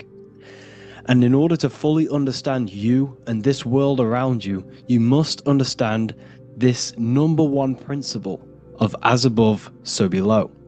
There is many misconceptions of this, and there is many simple teachings of this, but I'm going to break it down today from the most simplest to the most complex, and you will see the connections between all things. This is the most important lesson you could ever learn, and I'm going to teach it you today. So what you must understand is with the term as above, so below, it applies with everything you see in this world and about yourself. We have something called the macro, which means the bigger scale. On the bigger scale, we have the whole earth. If we look down from the sky on top of rivers, this is what we see. We see this tree pattern. Then on a smaller scale, we see trees have the same pattern. Then we look even closer. We're going smaller and smaller into the leaves of the tree. We see the same pattern. Then we go even more micro into the human brain and look at the human brain cells, and we see the same pattern. This is proof this is a fractal universe, and everything is in the micro is reflected in the macro. As above, so below. As within, so without. On the macro is a reflection of the micro. So now that you understand this, we can go a bit further. A yearly cycle of spring, summer, fall, winter is a macro. A micro is a daily cycle. So a day is a mini year. The summer is the midday. Autumn is the evening. Night is the winter. And spring is the morning. This is a macro, a reflection. We have a miniature cycle of the zodiac every single day. And this cycle is also reflecting the cycle of life and death. We live, we are born, which is the spring. We live, which is the summer. We then age, which is the autumn. And then we die, which is the winter. And then we are reborn again. This is the cycle of life and death. And you do this every single day. You see, death is a macrocosm of sleep. This is why we say sleep is the cousin of death. Because you die every single night. You do this process of life and death every single day. As above, so below. What's in the micro is in the macro. So when you go to sleep, you are essentially dying. And then in the morning when you wake up, you are then born again. This is a fractal cycle that we live in. Everything in this whole world is fractal. Everything applies to as above, so below. We have the sun, we have the moon, we have the day, we have the night. We have the life, we have the death. We have the conscious, we have sleep. As above, so below. We have the conscious mind, because now we're diving into as within, so without. As above, so below more refers to the external world. As within, so without is referring to your inner world and the outer world. What you must understand is about yourself. You exist in two realms. You're an individual. The dual nature of you. You exist in two realms at once. You have an inner world of your thought, emotion. This is the inner world that no one else can see but yourself. And you have an outer world with a physical body which everyone can see. So you exist in two worlds. You have the inner voice, you have the outer physical voice, which I'm speaking to you with now. But I also have an inner voice, which no one can hear, only but me. So you exist in the light and you exist in the darkness. The sun represents your external self, your physical, conscious mind. The moon represents your shadow self, the inner self, the psyche self. The spirit self. There is an as above, so below. The sun is within you.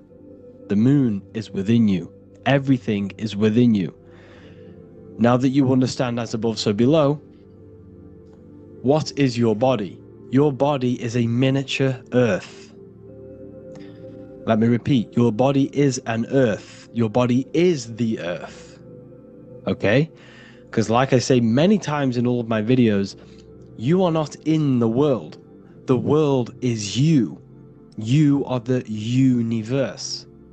Your brain is a computer creating this reality. What you see with your eyes is produced in the back of the brain called the visual cortex. You don't look into the world, the brain produces the world. The body produces the world. When you touch something, you're not actually touching something. This is the electrical nervous system. When you touch something, what you feel is actually electrical signals on your nervous system reporting back to your brain. Therefore, when this body dies, you leave the earth because this body is the earth. Okay? As above, so below. You have the mental plane, the astral plane, the etheric plane, and the physical plane. This is essential for understanding reality and the teaching of as above, so below. Everything in this material plane began in the thinking mind. For example, the microphone I'm speaking into, the phone you're watching this video off, or the laptop or iPad. Where did this begin? It didn't begin in the factory. The first ever place this item begun was in the mind of an individual. The invisible realms of mind is where all physical things and physical items begun. Essentially, this physical plane is the effect of the thinking mind. This world is the world of effect. It's the world of outcomes. When you see something, it is already manifest. It is already being manifested. It is an effect. And in the effect of the cause, which is the thinking mind. Therefore, the mind creates thoughts, which is the mental plane. Then after thoughts creates imagination, which is the astral plane. These two are spiritual, they are non-physical. So spirit kind of means non-physical. Then you have the physical planes, the etheric and the physical plane. As above, so below. What happens in the mind is manifest on the physical plane. Like I said, the phone that you are holding, it was a thought, and then it brought down into a physical reality. As above, so below. You change the mind, you change your reality. Your environment, the word environment has ment in it because your environment is mental. So now that you understand this, so what is the world around you? The world around you was created by the mind of God. It was manifested through God's thought. So you are living in the mind of God. You are a thought in the mind of God. God thought you into existence. But like I said, we are all fractals. Everything is fractal. If God exists, this means that you are God. As above, so below. God created you through the thinking mind, and he gave you a thinking mind. So God created the macrocosm. God created the macro, the whole world. He designed the whole world, the sun, the stars, the moving. He designed this. But then he gave you the thinking mind to design your own life and create your own life in his world. You are a microcosm of God's macrocosm. Just like God thought you into existence and the whole world into existence, you are a microcosm thinking your world, your reality into existence. You see this now? Everything is a reflection, everything is a mirror, everything is fractal. So in order for you to change your reality, you must change these higher planes. Your thought and imagination are the two key aspects of creating physical reality. Every object you see around you was begun in these higher planes of the non-physical, and they were brought out of spirit into physical matter through the thinking mind and physical action. So now we're going to get a bit deeper. The brain is not the mind. Now that you understand, we have spirit and matter. As above, so below. You have a non-physical side of reality and a physical side of reality. The mind is the spiritual brain. The brain is a physical manifestation, a physical effect of the mind. The mind uses the brain to operate in the physical world, and it's the same with the heart. The soul manifests itself physically through the heart. The heart is a physical manifestation of the soul, of the emotion, thought and emotion, the mind and the soul, the brain and the heart, heaven and earth. So you have the inner world and the outer world, the spiritual, non-physical, and the physical. So essentially, we are all on this process of awakening, an expansion of our minds into new fields of thought, into new fields of awakening ourselves. Because essentially, we are born into this world. But you are born many, many times. You can be born physically and you can be born spiritually. Like I said, everything is fractal. So just like when the baby finds out that there is a world outside of its mother, what does the baby do? The baby seeks a way out of its mother, and then the baby is now born into a new world, a world outside of its mother's womb. It's the same with you and your spiritual process.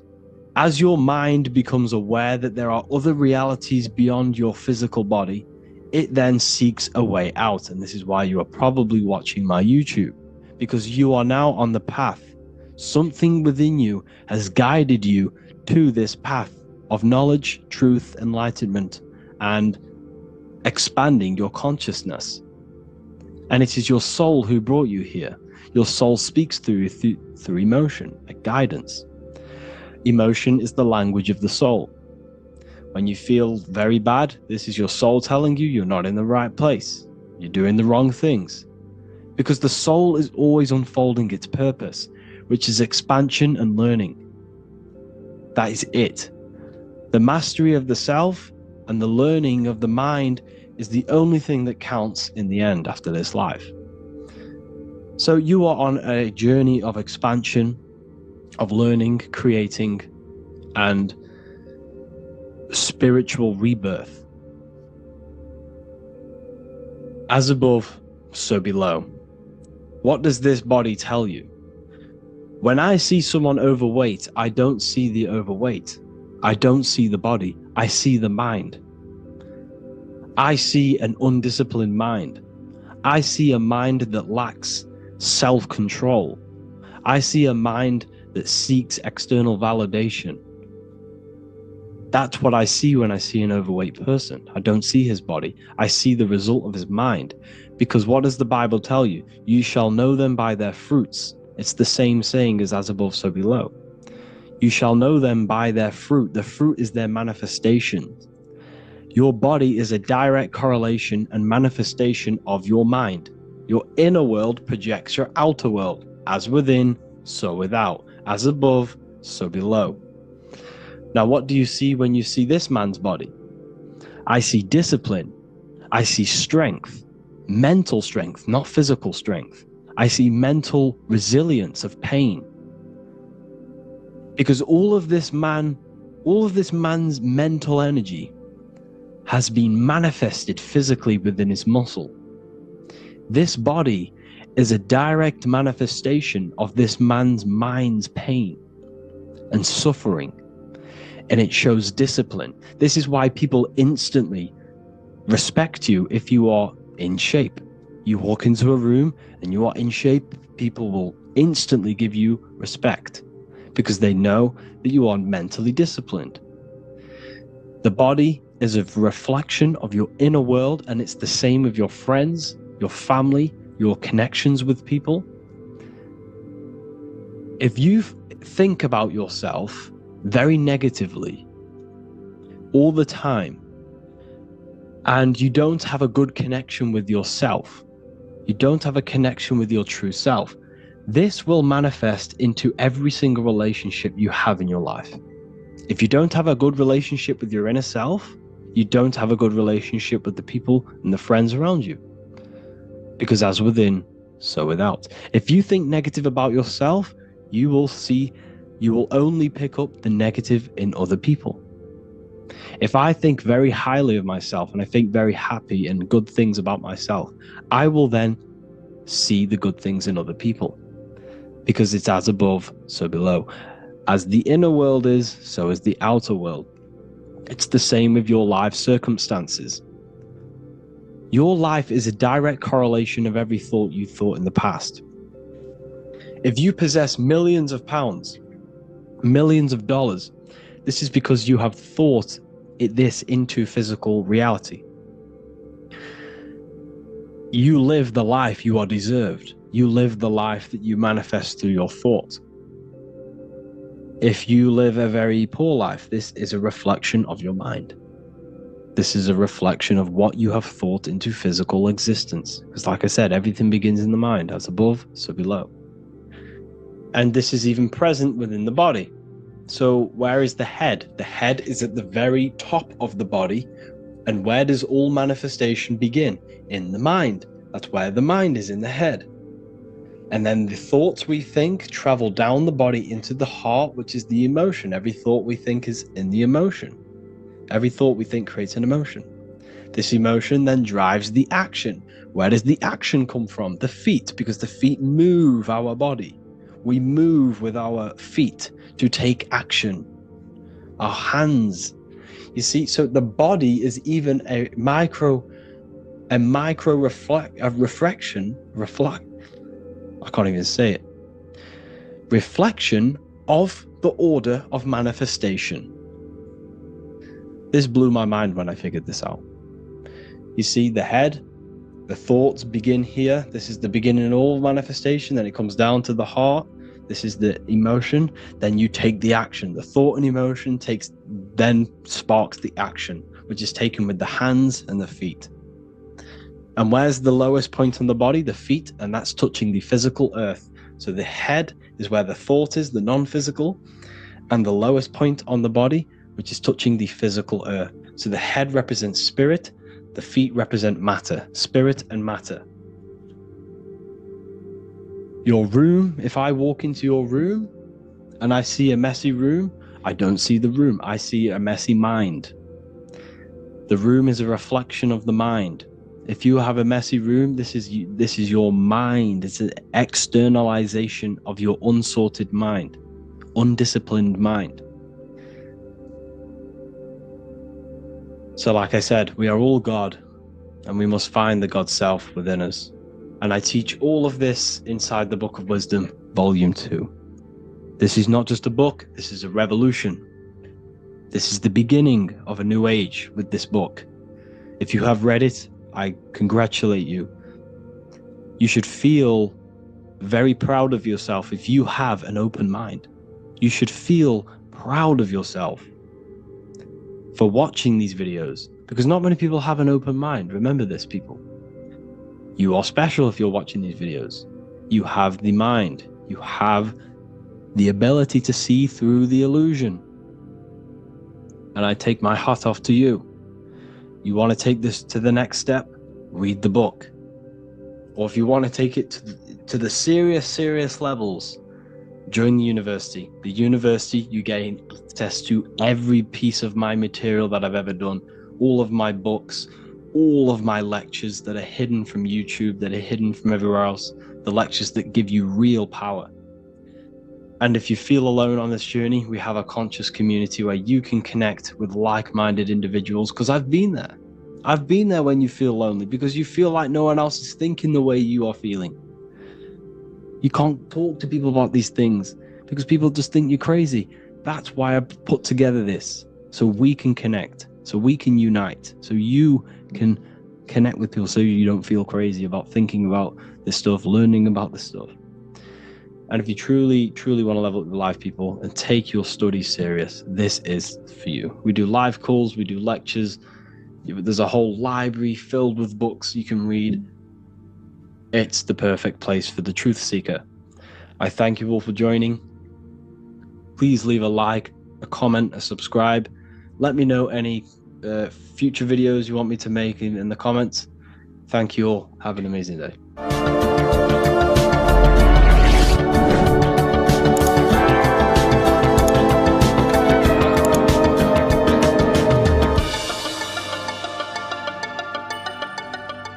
Welcome to Revival of Wisdom. Today, we're going to be talking about portals, portal symbolism, what portals are, okay, and how they show them to us, because they have to tell you the truth, guys.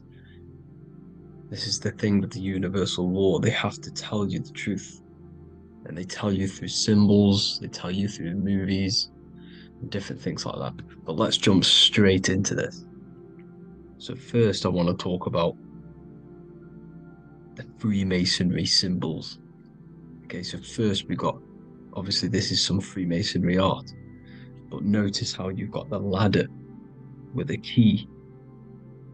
Okay, so this is ladder symbolism with a key. So maybe this is talking about ascending. Okay, because look, because this is ascending into the heavens, because it's a ladder with humans going up it with a key. In order to ascend, you must have a key. Okay, so what else do we have with a key? Well, the Netflix show Lock and Key, which is all about portals and keys. Because what the keys do, they open doors, gateways Okay. So what's interesting about this is that they've got this key here, which represents the Kundalini energy rising up the spine. Okay, but we'll come back to this. But it's that same portal key symbolism. We've also got the Vatican. The Vatican is in the shape of a key. Okay, so you can see the start of it here and the end. So this is key symbolisms. Keys open doors. And notice how it's got the 8-pointed star. Okay, what is the 8-pointed star? Okay, we'll come back to this. This all ties in, guys. I'll break it all down for you. But then you've also got the god Janus. Janus, okay, is known as the god of the doorways. He's an ancient god of Rome, and they worshipped him. However, he's not a god, he's more like a high-level ranked demon. Because he is the god of the doorways. And notice how he's got 2 faces. Because doorways always have 2 sides. You're going into somewhere. There's always 2 sides of a door. And he's always depicted with 2 sides of a face and a key. Because he holds the key to the doorways, to the portals, to other worlds and realms. Okay, as you can see, he's always got 2 faces and a key. Okay, so now we have the Sumerians, the Anunnaki, and they are always depicted with the 2 faces. Why do they have the 2 faces? Because they're symbolizing doorways, and the Anunnaki come to Earth through doorways and portals. So these are what these gods are symbolizing in their artwork. But they always have the 8-pointed star. Okay, what is the 8-pointed star? You see how they always have. Look, let me try to find another one. It's the 8-pointed star. This 8-pointed star is Polaris. Okay? Polaris, just like the Vatican, has the 8-pointed star with the key. Polaris is the center star. Polaris is a fixed star, it doesn't move. Okay? So the Anunnaki's symbol is also the 8-pointed star. So this is symbolizing the portals and doorways that they come through in order to get to the Earth. But Polaris is that center star which does not move. It's always symbolized with the 8-pointed star, just like a compass. Why is a compass the 8-pointed star? Because at the center of our realm is where the most electromagnetic energy is stored. As you can see, we have an aura field, an electromagnetic aura field. So does the Earth. And in the center, so like our heart, for example, is where the most energy is stored. And like the center of the Earth, this is why all compasses point to the center, because this is where the most electromagnetic energy is stored. It's at the center of our realm. Okay. So like I was saying with the lock and key series, see this here? The Kundalini energy rising up the spine, just like your Kundalini energy rising up the spine. Let me try. I can't zoom in, but you know what I'm trying to say here. Let's go back to Polaris, because at the center is where pole. Can you see the pole of electromagnetic energy? Polaris, the North Pole. it's symbolized. The truth is in the words. It's like a pole of electromagnetic energy, and this is where the aurora aureolis comes from. Notice how it's got the word aura in it, because it's the Earth's aura, electromagnetic field, just like you have an aura, also known as the northern lights, because it's coming out of this center hole in the center of our realm, where the black sun is. And this is where the electromagnetic energy is coming up from. And this is what the aurora aureolis is, or the northern lights. It's just electromagnetic energy. And it's symbolized through our symbols, the original O. Okay, because it's like a hole through the middle. Polaris. So this Polaris is the sky vault. It's the portal into this realm, because this is what the Anunnaki are always talking about, always symbolize it with the 8-pointed star. And just like a compass, it's the 8-pointed star pointed to the center, to Polaris. Okay, see here on the Sumerian tablets with the 8-pointed star again.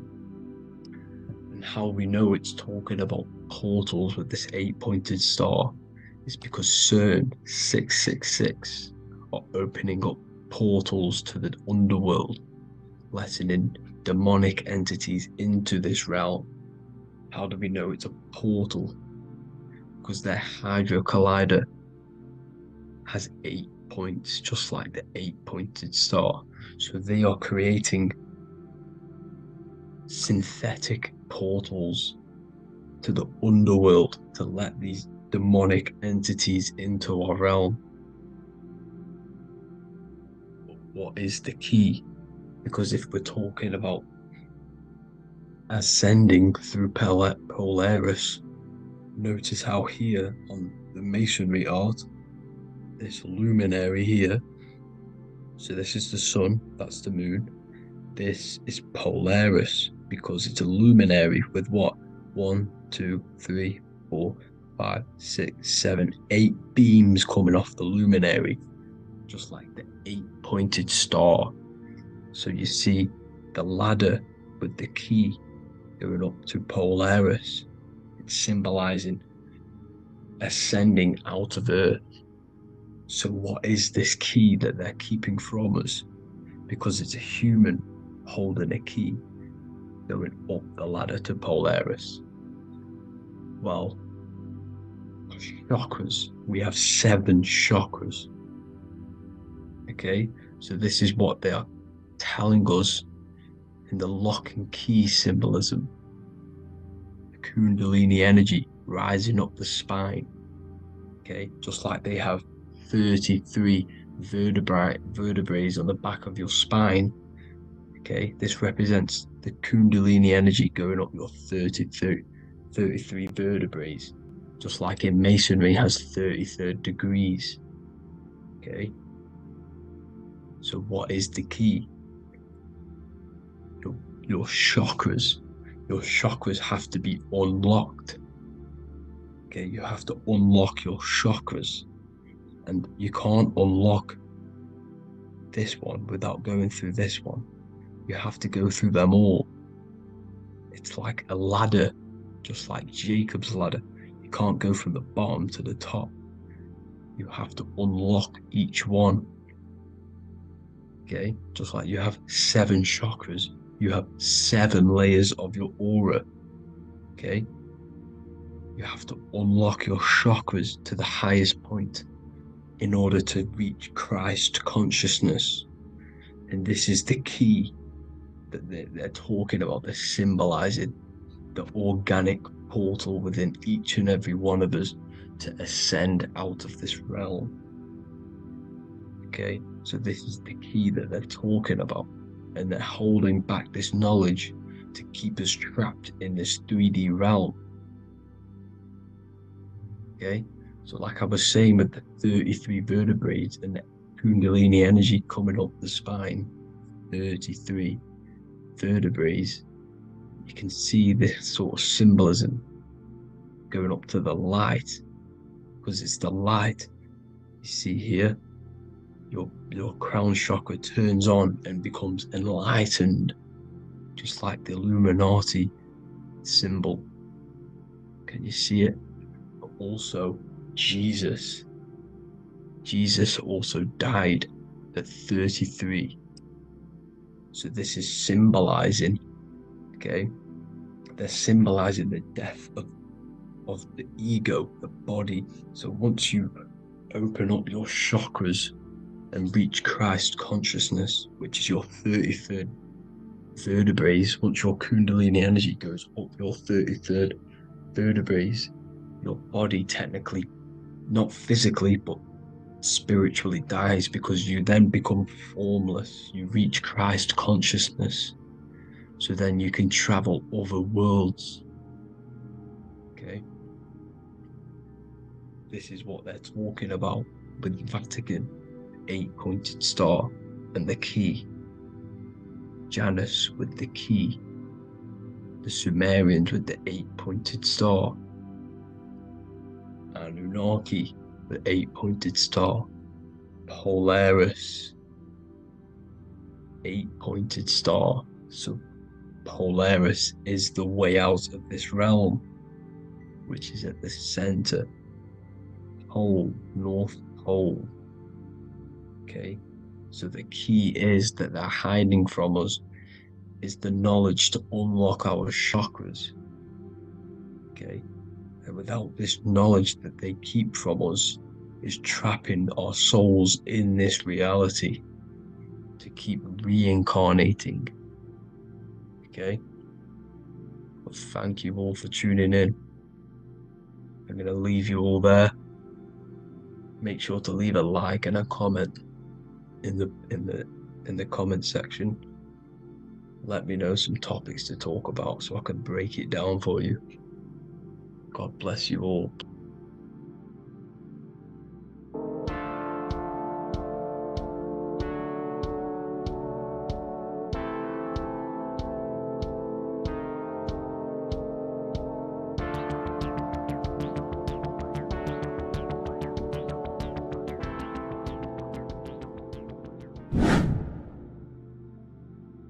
How are we doing, people? It's Revival of Wisdom. We're back today talking about sun worship. Okay? And please enjoy, sit back and enjoy the video. First thing we need to understand is that the sun is the risen savior. It's the light of the world. Without the sun, we have nothing. Now, the sun is the Son of God. We didn't make the sun. No one owns the sun. But who created the sun? Obviously, the Creator created the sun. Therefore, it is the Son of God. And that is what Jesus is symbolizing in the Bible. The Bible is a metaphorical story. That's why it's called the greatest story ever told. Because it is a story about the sun, the zodiac. It's about you, the systems in the body. It's about everything that is sacred in this creation. Now you can see the suns behind Jesus' head in all of the ancient portraits. Even the ones that are more modern, you still see a sun on the back of his head. Because he is the sun. He's the light of the world, our risen savior.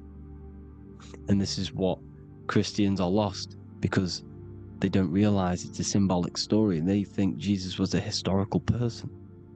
He's not a historical person. Okay? This is what we need to get out of our mind. This wasn't a historical person. It's the Son, our risen savior. The Son is the soul. It's the soul of this creation. Because what is a soul? A soul is pure life force, pure energy. Whatever a soul inhabits, it gives life to. Like our soul feeds our body. The sun feeds the earth, because the sun is a soul, and that's why the ancients called it Sol. Because it's the soul, and it's in you, and it's the light of the world. It's the light of everything. It gives life to all things. Here's Jesus and his 12 disciples. The 12 disciples symbolize the 12 zodiac signs. Aries, it rules the head region because the 12 zodiac constellations rule specific regions of your body. Aries, the ram, you have a cerebrum in your head. This is Aries on the head of the table. His Gemini rules the arms and the lungs. The two twins, Gemini, he's holding up two hands for the two hands and arms. The twins. Cancer has a knife in his hand. It's not so clear, but he has a knife in his hand. Cancer is the crab. Crabs have claws. And he's pointing at Virgo's Adam's apple, saying there's no Adam's apple there. It's a woman.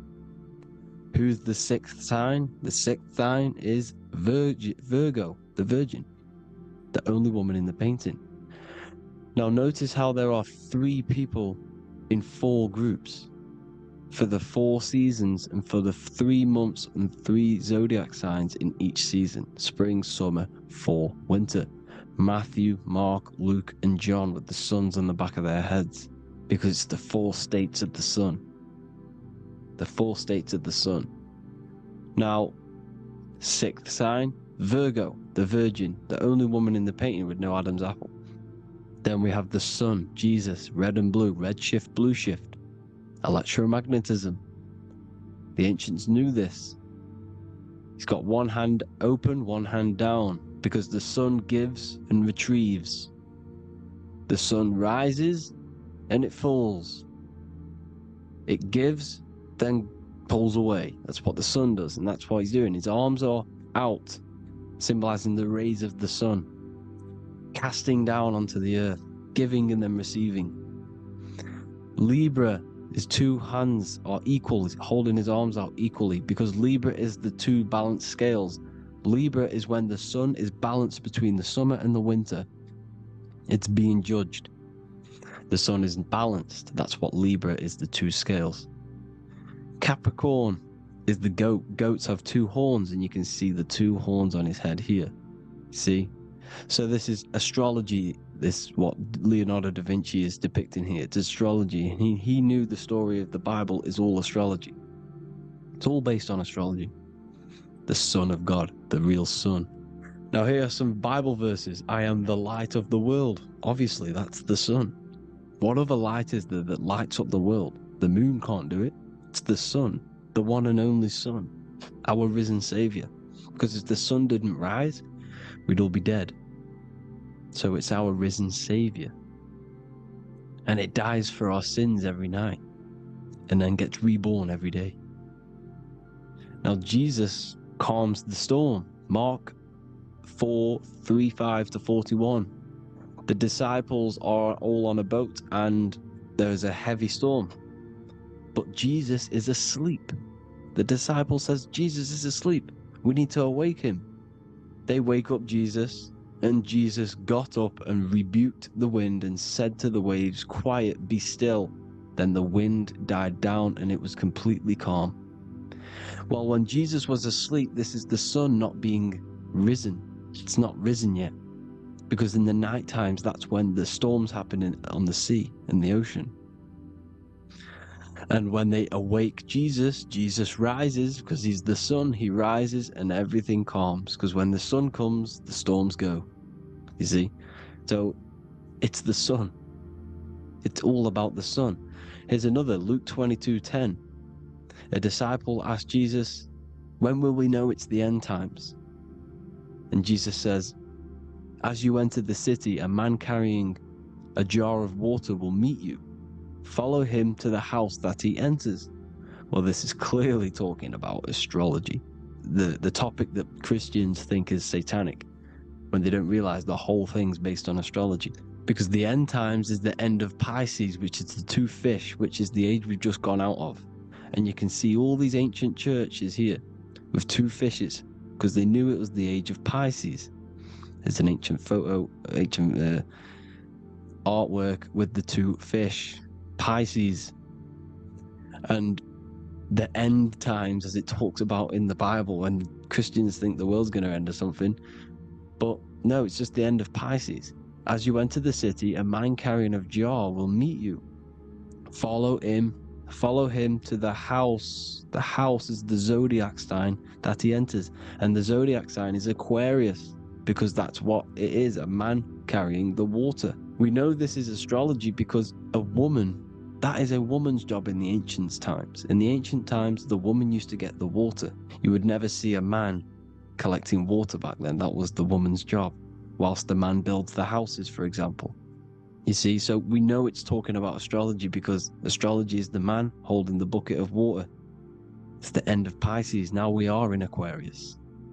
And of course, Luke 24:36, the risen Savior, the Son. Now the Son is also born on the 25th of December, a virgin, just like Horus, Mithra, Buddha, Krishna, Hermes, and thousands of other gods, all born on the 25th of December. Well, it's because the sun moves 1 degree northward on the 25th of December. And on the 22nd to the 24th, it stays in the same degree because it's moving south. But then on the 22nd, it stays in the same degree on the Southern Crux constellation. And the ancients called this the sun dies on a cross, because the cross is the Crux constellation, the Southern Cross. And it stays on that same degree for 3 days on the cross. The sun dies on a cross, and then on the 25th moves 1 degree northward, bringing back the summer, the light, the warmth, the growth of crops. And this is the sun being reborn again, a virgin, because it's pure. And here's Mithra, another sun god before Jesus was around, before Christianity. It was Mithraism, and Mithra, Ra is Ra, the sun god, Egypt. It's all about Ra, the sun. You see the crown of thorns on Jesus' head, symbolizing the rays of the sun. And here are the rays of the sun on the back of Mithra's head. Krishna, the sun. Buddha, the sun. Horus, horizon. All born virgins, all did miracles, all resurrected. Dead for 3 days. Well, here he is, dead for 3 days on the cross. And resurrected, because it's the most ancient religion ever been on the face of the earth, the worship of the sun. And we should worship the sun, because without the sun we are nothing. The sun feeds us, feeds the earth, feeds everything. Without the sun we are nothing. It's been reversed, and now we're worshipping man. When we're worshipping a man called Jesus, was never real. It's all about the sun, the most high, the most powerful, potent, celestial body in the sky, the orb that feeds us. It dies for our sins and rises every day. It's the sun. Now on the Holy Communion Day, it's the worship of the sun. They give out mini suns. It's Jesus holding a sun. And they raise the sun on Sunday, because they go to worship their sun god on Sunday. Not Saturn Day, not Moon Day, Monday, but on Sunday when the sun is exalting. And they hold suns up above their heads because the sun rises. They're symbolizing the sun rising above their heads as Savior. It's the sun. It's the Holy Communion Day. And here's Jesus giving a piece of himself to the children. It's the sun, the light. Judas was known as a backbiter, a backstabber, because he stabbed Jesus in the back. He betrayed Jesus. Well, this is just another astrological story about the constellation Scorpio, because the Scorpio is the J, looks like a J. J for Judas, the scorpion, the backbiter. Scorpions backbite, they bite with their back. And what does Judas do? He betrays Jesus by kissing him to let the warriors know who they need to get. So he kisses Jesus, and Jesus gets stabbed in the back. Well, when you get stung or bit by a scorpion, they leave like a kiss. So Judas kisses him and gets betrayed. Well, this is because the sun, when it hits Libra, it's balanced. The sun is balanced because it comes through summer. Now the sun's starting to die. The sun's starting to die. It hits Libra. And then as soon as it hits the Scorpio, it gets betrayed, because now the sun has to fall to winter, and Saturn is there waiting to take over the darkness of the winter. So he gets stabbed in the back by Scorpio. Judas, the Scorpio, the backstabber. You see, it's an astrological story. Here's Mary. Mary means marry, which means pure. The sun is pure. No one gave birth to the sun but the God. And it's born every day. It's born every day on every year. It's born pure. There was no controversy. There was no, activity for the sun to be born. It's pure. Now, the 7 metals come from the 7 planets. The sun gives you gold, and this is why the sun is golden. It looks gold. And this is why the banks are backed by gold, because gold is the most valuable metal, because it's the sun, the most valuable celestial orb in the sky, in the heavens. Well, here's Jesus, another ancient symbol of him being crucified on the cross with the big sun, the Southern Crux constellation. The sun dies on the cross constellation. And if you go to the old etymology dictionaries, you will see sun and son is the same word. They come from the same etymology roots. You can use them for no matter what, but they've been confused today. But if you go back to the old dictionaries of etymology, they are interchangeable. You can use them. Son, sun, sol, it's all the same thing. The 12 disciples, 12 brothers of Joseph, 12 tribes of Israel, 12 breastplates that was on the stones, because it's all the 12 astrological signs. They could have used any other number, but there's 12.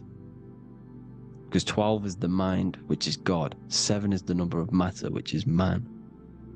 7 energy centers in the body. 12 cranial nerves in the brain, because it's the mind. 12 is the 12ness. The zodiac is literally the mind of God, the signs of God. Now here we see here, Job 38, 31 to 33. Can you lead forth a constellation in the season? He's asking you, can you read the sky? Can you read the heavens? Canst thou bring forth the Mazzaroth in its season? Mazzaroth means 12 signs, the zodiac. Why did they translated every single Hebrew word in the Bible into English, but they decided to leave out Mazzaroth? Why? It's because if that said zodiac, Christians would have a different view on the Bible, but they leave that out. But Mazzaroth actually means the 12 signs, the zodiac, and the stars means sign. The word stars means sign because the stars are signs, things to come, which is off in Hebrew, which means sign, things to come. You see a sign on the road, it's something coming. But God is saying, what does he say? To qualify as a director, a judge of man's life on earth, one must be able to govern the heavenly bodies that rule the earth. It's telling you to read the heavens. We need to read the heavens. Astrology, the 12 zodiac signs, the mind of God. It's telling you, read the Mazzaroth, read the zodiac, because they are things to come in your life. They are signs. It's not satanic, it's made by God. God said, let there be lights in the firmament of the heavens to divide the day from the night, and let them be for signs. Signs are things to come. The 12 zodiac signs. It's all about astrology. Here's Mary holding the sun. His son, her son. It's the sun in the sky. The one and only, the most high. The soul, the solo because it's on its own. The most powerful, Ra, radiance. Here's the Pope holding the sun. All 3 popes holding the sun, because they're sun worshippers and they know the true meaning and origins behind Christianity. Sun worship. Here's the Vatican is a sundial. Yes, this is literally a clock. Your clock, your watch is a sundial. It's got 12 sections on it for the 12 zodiac signs. 12 hours, 12 Horuses. Now here you see Jesus walking on water. Well, it's the sun, and here's the beard of the sun. Here's the pyramid of the sun, the illuminated one, the all-seeing eye, the sun. Here's the Ankh. The sun creates these symbols. The ancients knew this. Now, when you see these headdresses, these are actually the days of precession of the sun. Aries, Cancer, Libra. It's all about the sun. Here's some more sun worship going back to Egypt. Ra, Horus, Osiris, and Set. Jesus and Satan is Horus and Set. The sun and Saturn. Saturn rules the winter, Satan. Jesus, the sun, the light of the world, rules the summer, rules the day. Satan's the night, Saturn's the night, the sun is the day. The evil brother, Satan. Well, Horus comes, well, this is where we get the word hours from. There are 12 Horuses. The sun moves in 12 Horuses, 12 hours. Where's Horus? What hour is it? Where's Horus? His Ra, 12 noon, Ra, radiates, powerful, the most high sun. That's why he has a sun on the top of his head. These are the 4 states of the sun. Set, sunset. This is why we say sunset, because the sun is setting. His sunset, his Horus, horizon. The Horus is rising, Ra radiating, and the sunset. Then midnight is Osiris. Here's another ancient symbol for the sun, the scarab. Ra, the sun, scarab. It's got the word Ra in it because it's the sun. And here's the sun on top of the scarab with the wings. Because scarabs roll dung up hills, and then they'll let it fall down the hill to gain more matter. To gain more, bigger, like a snowball effect. And this is, the ancients saw this as a process of the sun, because the sun climbs up the hill and then it falls. So they used the scarab to symbolize the process of the sun. The sun climbs and falls. Here's an ancient Egyptian cat cutting off the head of the serpent. Well, the cat is cutting off the head of the serpent, symbolizes the sun cutting off the nighttime. When the sun rises, it cuts off the nighttime. It cuts off the serpent. The serpents represent darkness or evil. Well, there's some more symbology of the sun and the heavens, the arch, the royal arch, the firmament, the sun inside the firmament. These are all ancient churches, and they all depict the firmament with the sun inside. Is the ancient cosmology, you see, because it's all about the sun. Everything's about the sun, because the sun is our orb made for us to sustain life and this inside of this creation, inside of this firmament, the royal arch of heaven. Here's the Freemasons depicting it. Here's the Masonic royal arch, but you can even see the zodiac signs. Here's Cancer, the checkered board. It's the royal arch of the firmament. Obviously, they don't want to tell you that. You live in space, apparently. Some more sun worship. Here's the beard of the sun on the water. They all have this long beard. And why do they say amen? Amen at the end of every prayer. Amen is a sun god, a creator god. It's all about the sun. So thank you all, people. Hope you all enjoyed. Hope you all gained some knowledge and insight. Please give me a follow, drop a comment, drop a like. Have a good day. Love you all.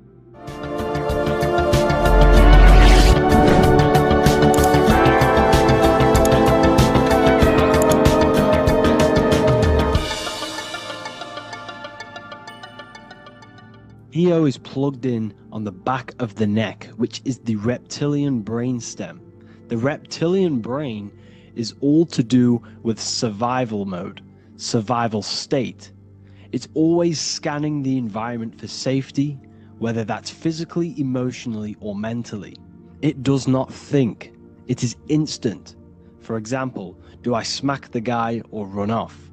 If something happens to you, like a car's coming really quick to you, you do not think about this. The reptilian brain is the animal instinct that will instantly move your body on the instant reactions.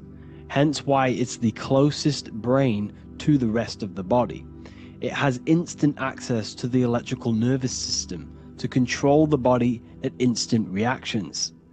Now, Neo is plugged in on the back of the neck, which is the reptilian brain. Therefore, the Matrix is the body itself. It is the lowest state of consciousness. This is what it represents. The word matrix means womb. It translates to womb because your body is a womb. Your body is a vessel for universal consciousness, for God consciousness. And the body is also a womb where you can be born again outside of this body by raising your consciousness, by awakening the neocortex. This is why Neo is called Neo, because it represents the neocortex. This is the higher aspect of our brain. This is all to do with new things, higher reasoning, higher thinking, new learning. You see, the brain is a receiver for universal consciousness. And what do I mean? It is a radio receiver. Think of it like this. You have a radio tower which emits frequencies. And each little frequency, 00.1, 00.2, 00.3, each 00 point is a different person. We are all the same universal consciousness encapsulated inside of a different vessel. This is why our body is the temple of God inside of the Bible. Your body is a sacred temple of the divine essence of the universe. However, consciousness is controlling this physical body. And I'll show you this diagram here. Consciousness consists of imagination, emotions, thought, and memory. All of these things are not physical. They're not made out of atoms. You cannot think with atoms. If I split open your brain while you are thinking of a cheesecake, I would not see a cheesecake. It's because these things exist metaphysically within consciousness. They are not physical. The body is physical. It's part of matter. It's part of time. You see the Leonardo da Vinci, the circle and the square. The square represents limitation, beginning and end, because when you draw a square, there is a beginning and end. It represents the body, the mortal self, the ego, the echo. Then you have the spirit raised above, which represents spirit over matter, mind over matter. Invisible forces create physical forces. Everything physical exists in non-physical. This is also the Freemasonic square and compass, why the square is below the compass, because the compass creates the circle, which is spirit or mind. Then you have the square, which is matter. Mind and matter are the same substance. Mind creates matter through thought. Everything in this physical universe manifested through thought. Everything began as thought. So you are spirit and matter. You have a material body and a spiritual body. And you are right in the middle. This is why humans are very, very important. Because we have an animal nature, the reptilian brain, and a higher consciousness, the neocortex. And we must awaken out of the matrix, which means womb, which is the body. And Neo is waken up from the lower self, the reptilian brain, and moves into the neocortex. Because the brain is a radio receiver for consciousness. Now, what do I mean? I went over this before. Your consciousness is controlling the brain. The brain is a computer. And when our consciousness, our imagination, our emotion, our thoughts, and our memories are all contributing towards just survival things, food, safety, fear, all of these things, and our consciousness is locked into a survival state, we are using the reptilian brain. We're no longer thinking. You don't think with the brain, but the consciousness is thinking, which activates the different parts of the brain. When we think for higher reasoning, we use the neocortex. It stimulates the neocortex. When we think about survival, we're using the reptilian brain. So therefore, when Neo wakes up, he wakes up to the higher aspects of consciousness, which is only utilized by the neocortex, by learning new things and expansion of the mind and expansions of consciousness. Okay? So the whole matrix is to keep you designed well, the whole matrix is designed to keep you in a survival state, in the three-dimensional awareness. They want you constantly scanning for safety, scanning for food, scanning for emotional safety in relationships and other people. You see, they do not want you to think. They want you stuck in that reptile, that animal state, that beastly state that most people are in. Most people, all they do is eat, listen to music, consume, have sex, lust, desire. This is all the reptilian brain. So when we say the world's being ran by reptilians, it's symbolic. There is no physical reptilian humanoid beings controlling, manipulating human consciousness. We are all the same consciousness. However, there is a corrupted state of consciousness running this world.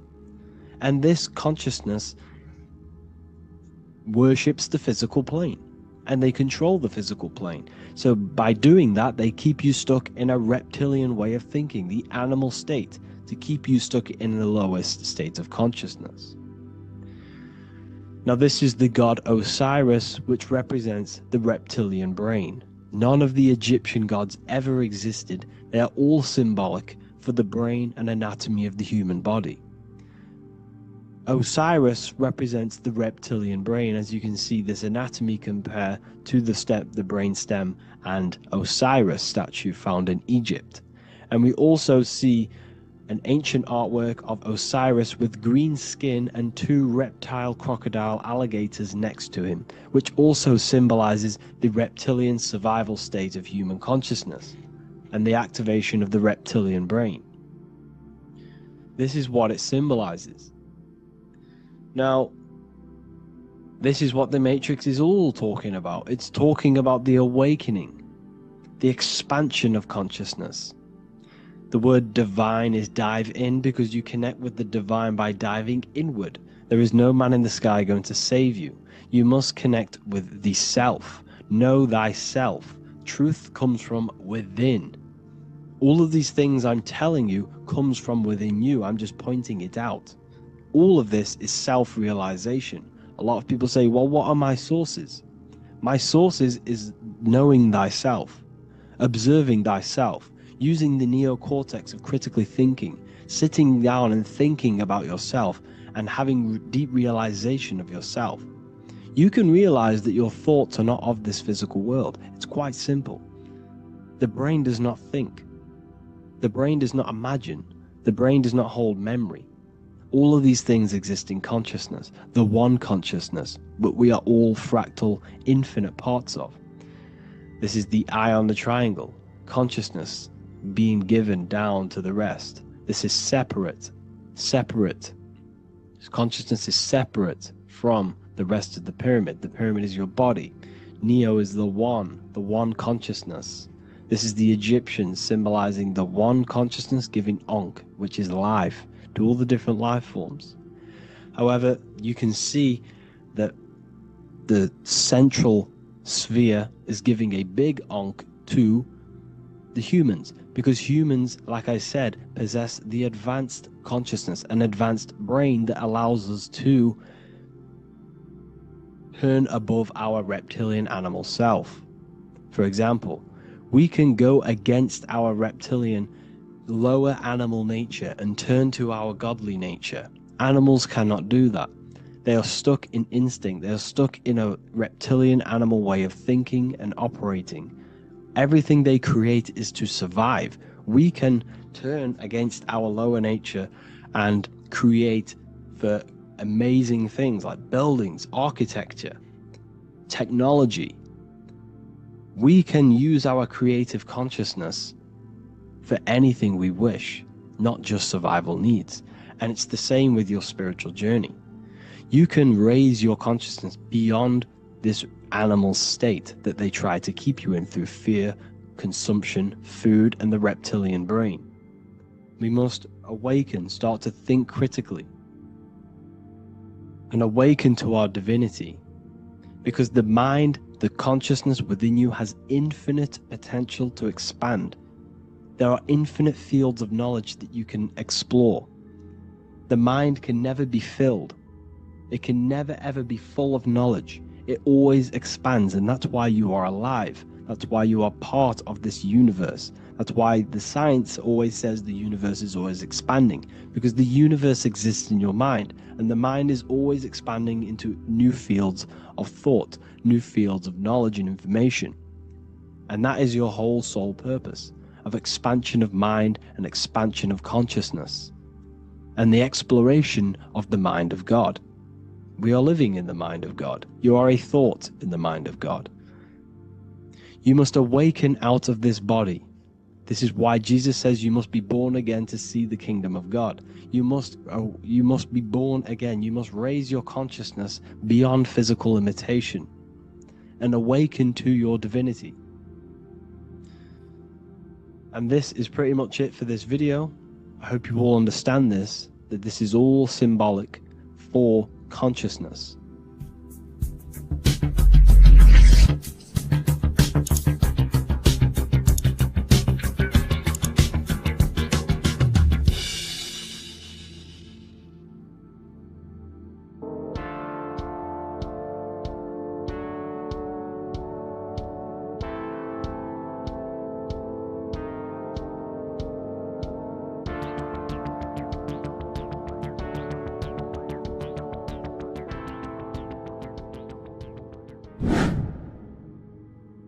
Left and right hemisphere, and what are they doing? How does it contribute towards your perception in this world? And this is what we're going to be talking about in today's video. We're going to be breaking down the two hemispheres of the brain and how they function in your life. So first we have the left hemisphere. This is the logical hemisphere. This is the analytical, divided, scientific, or verbal hemisphere. The right hemisphere is creative, wholeness, artistic, symbolic, and metaphorical. The right hemisphere does with non-verbal things. It produces a holistic perception. It is more to do with creativity. Because what you must understand is that we are not in the external world. The world is produced by our brain.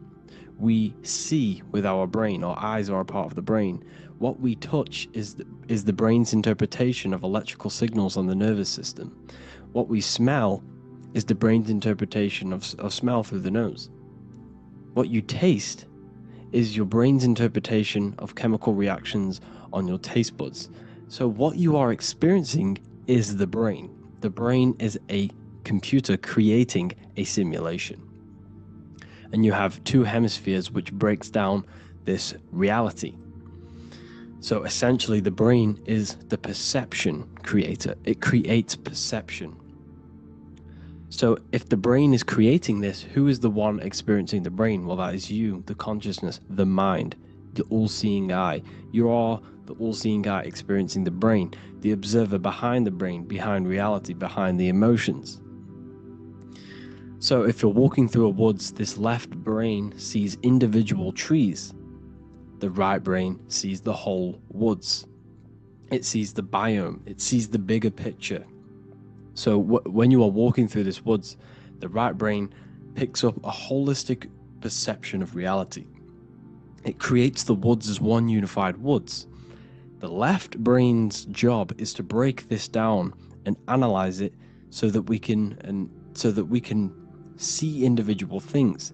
And this is also necessary for humans to have the ability to break things down and manipulate things in this world. So without this left hemisphere, we could not manipulate things and break things down.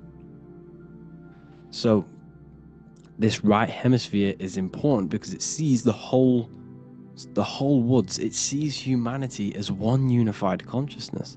However, the left hemisphere sees individual egos. So the left hemisphere is the place of the ego because it only understands it sees the world very divided. Okay, so for example, here's another example of the left and right hemisphere. If someone pulls out in front of you in traffic, your left brain is going to start going crazy and analyze them, calling them names. The right hemisphere, however, sees the bigger picture. Maybe he didn't see you. Maybe it's just a mistake. Maybe he's in a rush. You see how the two brains are very different. they do the same thing, but they function in different ways. The right hemisphere is feminine, the left hemisphere is masculine. So, like I said, this person pulls out in front of you, you start to think with the left. If you start to perceive that in the left brain, you're going to start analyzing them, you're going to start going crazy and calling them names because you're analyzing it. You're not seeing the bigger picture behind it. You're not seeing it from his perspective. So there is a crossover. So the left hemisphere of the brain controls the right side of the body, the right ear, the right eye. Everything to do with the right side of the body is connected to the left hemisphere, and the right hemisphere controls everything on the left side of the body, including your eyes, your arms, your legs. So everything is crossed over, and even your visual field is crossed over. So this is your visual field, as you can see here, and even the left side of your visual field goes to the right brain. There is a crossover. No one really knows. There's not really a reason for this. However, this is how the human body is designed. As we all know, the human body is the most advanced piece of technology on the face of the earth. They cannot replicate the human body. And they tell you it has no creator. This is crazy. People are that brainwashed, they can't even understand that their body is the most advanced piece of technology. Your body is so advanced, the computers that you use are mimicked of the body. Everything they create is mimicking nature, but they don't show you how intelligent nature is because they don't want you to understand you're in an intelligent design. So anyways, let's get back on track. There is a crossover in the brain, and this is why they teach you to write with your right hand. And I was speaking to someone who's in a nunnery, or whatever you want to call it. They were a nun, or they knew someone who was a nun, and they forced these people, these nuns, to write with their right hand. You had to write with your right hand. This is why, I'd say at least 70% of the world, or 80%, is right-handed and right-legged, because they taught us this to activate the left hemisphere more, because of this crossover that happens in the body. So when we are using this right side more, we are using that left hemisphere more. Why are they doing this? Well, they also called it writing. Writing is a spell, to cast a spell on you, to use that right side of the body so that you use this left hemisphere, because they want you to see the world as a divided perception. They don't want you using the right hemisphere, using that left side of the body to activate the right hemisphere to see the bigger picture and see how everything is all one and everything is created. This left hemisphere domination keeps you from seeing the connections between everything, because that left hemisphere analyzes, it breaks things down. So when we are left hemisphere dominated by using the right side of the body, we are essentially seeing everything as divided. And this is why so many people will not understand my work, because my work connects dots and connects fields of knowledge, and makes you see the bigger picture. So people who are left hemisphere dominated will see my work and think this guy's crazy, but it's all about activating that right hemisphere. So they called it writing, because every word you say is molding your mind in some sort of way. The things you see is molding your mind. Everything you take in through the five senses is molding your mind. And language is a massive spell, especially the English language. They called it writing so that you use that right side. It's a spell, because your subconscious mind picks up everything you say. And 90% of your daily basis behavior and thought patterns is produced by these subconscious programs within the subconscious mind. Essentially, your conscious mind is only the 10% of you. The conscious mind is just what you're aware of, what you're wearing, how you're feeling, what you're thinking. That's your conscious mind. The subconscious mind is controlling every system in your body. It's telling your heart to beat without you being conscious of it. So essentially, this is what they're programming. They're programming this system in the back of the mind, which is controlling everything through the words. And this is what spells are, because it's all about creating perception in the subconscious. So they want you to use that right side more. I truly believe the ancients, they were balanced. They used the left and the right side of the body. They didn't have a stronger side because they understood this science of the body and how the body works. So this is actually called phonetics. It's not etymology. Etymology is the study of root words. Phonetics is the study of how words sound similar. The way words are spoken. So phonetics, phone, is why we call them a phone. Because you speak into a phone. So this is write and writing, to use that right side to activate the left hemisphere more. So your hands are a manifestation of your brain. The left hand is the right brain, the right hand is the left brain. And as a child, we were always taught that when you place your hands together like this is the size of your brain, which is true because your hands are a part of your brain. They're an extension of your brain. Every part of your body other than your brain is an extension of the brain. Everything's working and feeding back information to the brain because you're experiencing the brain. So another trick that you can do, or another exercise, is looking in the mirror and closing one eye at a time. If you close your right eye, if you take your top off, for example, you'll analyze your body if you close your right eye, because you're using that left hemisphere. Sorry, other way around. If you look at yourself through your right eye, you'll use that left hemisphere, which will analyze yourself. You'll see individual body parts. If you close the right eye and use the left eye, you'll see your body as a whole. You won't really analyze it. This is how you can analyze yourself using these two hemispheres. So this whole system is created to keep you thinking logically and to restrict you from creating and restrict you from understanding symbolism, allegories, metaphors, and teamwork. They want you stuck in a logical way of thinking and a logical way of seeing the world. This is why when you go to school, you are told exactly what to do. You're told to think this way and no other way. You're told to do orders, do this. It's a very left-brained system. Because if we all started to open up this right hemisphere, we'd all see, wow, everything is all one, everything's all connected. And this is what my work is doing. I'm showing you everything is one. The physical world is an illusion of duality, but everything comes from the one source, the one mind. The universe is a giant mind. I am mind, you express mind. We all possess mind. Behind the physical body is the same mind consciousness. And we are all expressions and fractals of this infinite consciousness called mind. And this is what they don't want us to figure out, is that we are all just one consciousness expressed. It's an infinite consciousness. It's even in the squirrel, it's in the dog. All of these different animals, they're just different bodies, but behind the bodies is the same consciousness, which is mind. That's what the pineal gland is. The pineal gland is not the mind, and it's not the third eye. The third eye is your mind. If you have a closed third eye, it just means you have a closed mind. If you have an open third eye, it just means your mind has expanded from beyond physical things through astral projection and mystical experiences. This is how you gain an open third eye. It's just an open mind. A mind that has astral travel, that has explored the realities within the mind. So everything they do is to keep us in a divided state. Divide and conquer, right? That's their motto.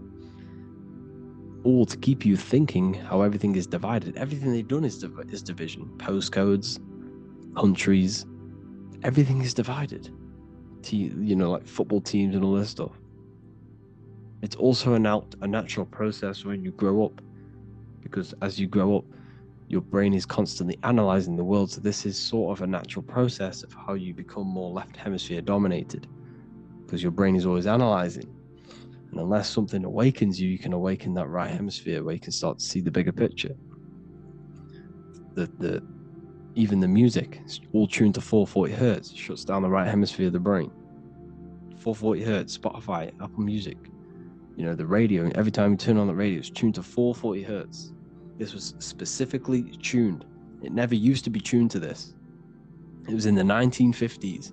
It was changed. The standard music tuning was changed to 440 hertz because it shuts down that right hemisphere of the brain. They don't want you thinking seeing the world in this way and perceiving things as one. And I'm going to show you. It tells you this in the Bible. Cast the net onto the right-hand side of the boat and you will find the fish. What was Jesus saying? This is, you see, people read the Bible and they don't understand it. If the Bible is not talking about you, then it has no meaning. The Bible, everything you read in the Bible is about you and how it can better your life. It occurs to you. So if Jesus says, cast the net onto the right-hand side of the boat, this is an allegory. The boat is your body.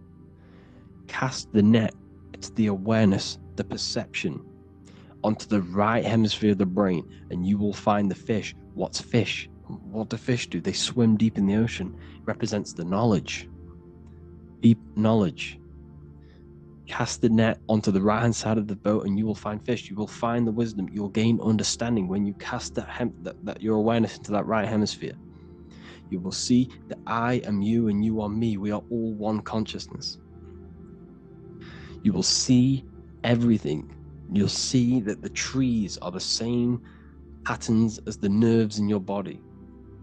You'll see everything is connected. Everything is a fractal of the one infinite consciousness. And how many fish did they catch? 153. That adds up to 9. This is now numerology. The Bible's filled with numerology.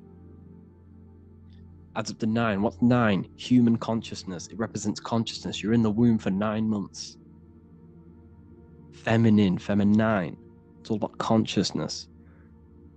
And in Revelation 14, and I looked and behold, the Lamb standing on Mount Zion, that's the spines, the mountain. With him, 144,000. 144 adds up to 9. It represents consciousness on top of the spine. You see? And he had his name the name of his Father written on the forehead. What's the Father? The higher mind, the higher consciousness within you. Where is that? In the forehead, the pineal gland. The pineal gland is the radio receiver for the higher consciousness. Because every body part of the body has consciousness. Your heart has consciousness. Your gut has consciousness. You are thinking with these different consciousnesses. You think with the gut. You think with your penis. You are thinking with all of these consciousness. And it's about raising your consciousness to the higher consciousness, which is the Father, the mind, in the head. Don't think with the lower parts of the body, because that is your animal nature. Think with the higher parts of the body. It's all representing consciousness. How to activate the right hemisphere of the brain? Well, it's all to do with non-verbal things. So music will activate the right hemisphere. Make sure it's tuned to the right frequency though. 432 hertz, 528 hertz. Any frequency that adds up to 3, 6, or 9 is good for you. Meditation, turning off the thoughts, and you raise yourself to the higher brain. Symbolism. Symbolism is all right hemisphered. Reading between lines, metaphors, determining the Bible, it's all right hemisphered. Seeing the bigger picture, it's reading between the lines. So tithing in the Bible.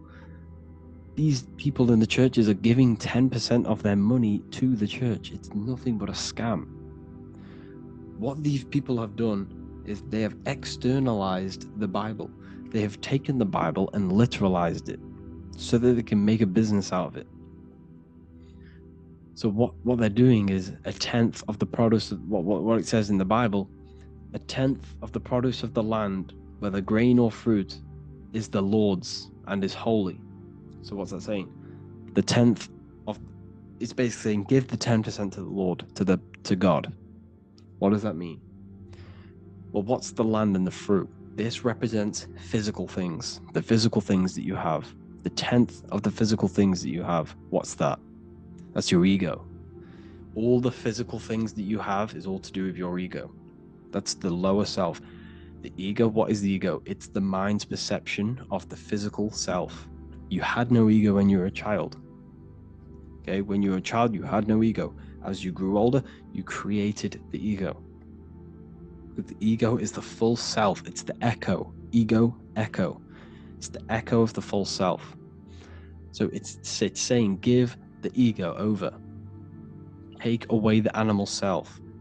in that left hemisphere. That's all to do with the left hemisphere. That left hemisphere sees the ego, it sees individuality. It's divided. So it's saying, give that 10% of you over to the right hemisphere, the 90%. The 90% of you is in that right hemisphere, the higher self. Now, I'm not saying the left hemisphere is bad. Okay, I'm not saying that at all. But it sees it sees things divided. It's like I said, the left, the hands are manifestations of the brain. So when these Christians are praying, they're putting their hands together. What are they doing? They're syncing the brain hemisphere is what you're doing, because everything's an extension of your brain. So if you put your hands together, you're putting the two hemispheres together. And what's happening when you place the hands together? All the electricity in the body is now running in a circuit. But once you connect these two hands, the electrical energy is now running in a circuit. And energy can move around the body quicker and more efficiently. So when you pray, when these people are praying, they don't realize that they're engaging in ancient forms of meditation, of balancing the two hemispheres. So now we're talking about balancing the hemispheres, not the right hemisphere. This is what Israel is. Look at the symbol for Israel, the up triangle and the downward triangle. What's that? The up triangle represents male, the downward triangle represents female. Okay? So this is talking about the brains. Israel is Ra, Isis, which is female, the Egyptian god, Ra, El. El means God. Electricity. That's the force of the physical world. It's the force that runs this world, electricity. It's the force of God. El, consciousness. It means God. Israel. Isis, Ra, and El. It's the two hemispheres of the brain, the holy land of Israel. It's the holy land, it's the brain. Once these two hemispheres are synced, this is how you unlock your consciousness. This is the easiest way of astral projecting. Hemisphering, I forgot the word for it. Hemisphere syncretization, something like that. It's about syncing the hemispheres. This is how you unlock your consciousness. Once the brain is running as one electrical system, this is how you balance the two masculine and male opposing energies. Once these opposing energies are no longer in war with each other, the brain, they come together to work as one. You unlock your consciousness. You are born again. What happens when a male and female have sex? It creates a new child. It becomes one. You are born again. Once the two hemispheres of the brain, you are born again. You can then have an out-of-body experiences. So this is why the symbol of the Holy Land, Israel, is the up and down triangle back combined together, because it represents unification of the male and female, unification of the hemispheres. You're born again. You unlock consciousness. And you can get this for free. It's called the Gateway Tapes on my website. Basically, it's a audio track from the government, and they did this in the Gateway Experience. It's a CIA document, and what they do is there are different forms of meditations you go through. I think there's about 5 waves of meditations you do, half an hour each one. And it will teach you, it will sync your hemisphere, because what does it do? They understood that playing one frequency into one ear and another frequency into the other, they understood that the right ear is connected to the left hemisphere, the left ear is connected to the right hemisphere. So when you play 2 different frequencies into both ears, what happens? The brain picks this up, the 2 hemispheres of the brain picks this up, and it syncs it. It syncs these 2 hemispheres, these 2 frequencies together. So now the brain is working as one to sync this frequency. So this is how you can sync your hemispheres, through listening to these frequencies. Okay, you can get them for free and do the meditations yourself. This will definitely help you. This is an easy way to astral project. So it's all about syncing the hemisphere and seeing reality from a unified perception. We should all aim to get out of that left hemisphere. I'm not saying don't use it, but we should now start to see, we should now start to read between the lines of the Bible, read between the lines of the symbolism they're showing. Study symbolism, study allegories and myths. What are they trying to tell us through these allegories? And, you know, this is how we start seeing things in a better way. Once we understand that we are all microcosms of an infinite consciousness, we can all come to one, because love is the unifying force of this infinite consciousness. We are all divided. We are all disconnected from our hearts.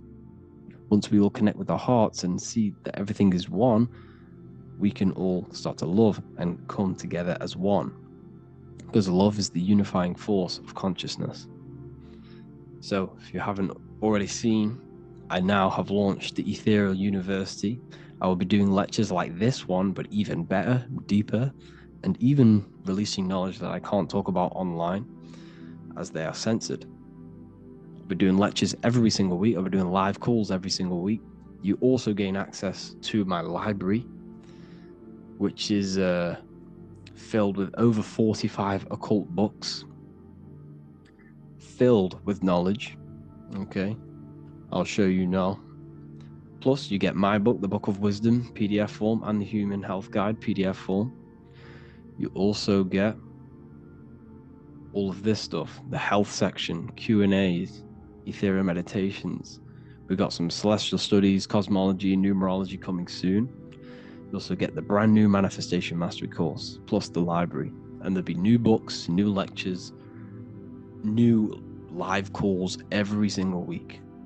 Or you can get the Book of Wisdom, use the code WISDOM in all capital letters to gain 40% off. This sale will be ending very, very soon, so if you're watching this, be very quick to get yourself a physical version or a PDF of my book. You can get it in all these languages. Hope you enjoyed this video, people. I'll see you inside the Ethereal University, the real university. Have an amazing day.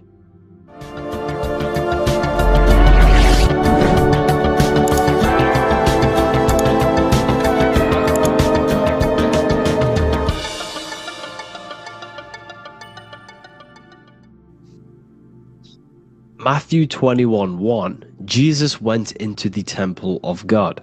Corinthians 3:16, do you not know that you are the temple of God?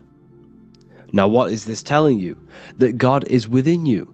Hence why in Luke 21:12 it tells you the kingdom of God is within you. And the side of your head region is called a temple for a reason. Because the brain encapsulates the mind. The brain is a physical manifestation of the mind. The heart is a physical manifestation of emotion. So we have these different layers of our consciousness. We have an intellectual, communicative aspect of our consciousness, which we would call the mind. We have an emotional aspect of our consciousness, which is the heart. And to communicate with the divine, it's all to do with the mind. Hence why the ancients always symbolize the mind being God. This is why Michelangelo always placed God inside of the brain on top of Sistine Chapel in the middle of the Vatican. He understood that God is in the brain. God is within you, not outside of you. The church tells you that God is in the sky because they are creating a externalization of the truth to create a business and a distraction, so that you don't find the divinity within you, so that you don't find your power. Now you have Adam, the physical man, the physical body, the ego, the lower self, and he is resting. He's not trying to reach to God, but God is reaching, because the higher consciousness within you is always trying to communicate with you. It's always trying to wake you up to your divinity. But the lower mind, the lower self, Adam, the physical self, is always in ignorance of truth, always in ignorance, and stays in a materialistic way of thinking, which is the lower animal self. And this is what we call a sleep, or an NPC. This is the lower mind of man. But all you have to do is to move your finger to touch God. You have to look within yourself, within the brain, meditate, and you can find God. This is why in the Bible we see many references to the human body and anatomy to truly connect with God. Kings 6:8, the door to the middle chamber was in the right side of the house, which is the right hemisphere of the brain. The middle chamber is the pineal gland, where the seat of your consciousness is, where the seat of your higher consciousness is, the mind. And they went up the winding stairs, which is your spinal column, into the middle chamber, and out of the middle chamber into the third. So they went up the winding stairs. This represents raising your consciousness up the winding stairs. Your spinal column acts as a stairway of consciousness. Depending on what sort of consciousness you are operating in, depends on what part of the spinal column you are using. Because the spinal column ascends and descends consciousness. What do I mean? If you are in a reproductive way of thinking and you're always thinking about sex, you're jerking off all the time and you're always eating, all of your brain's power and your mind's power is being descended into the lower aspects of the spinal column, which represents hell, the physical state of man, Adam, the ignorant state. We're basically living off low-level pleasures like an animal. And the stairway to heaven is your spinal column. They went up the winding stairs into the middle chamber, which is your mind, your pineal gland, and out of the middle into the third stage of consciousness, physical, etheric, astral.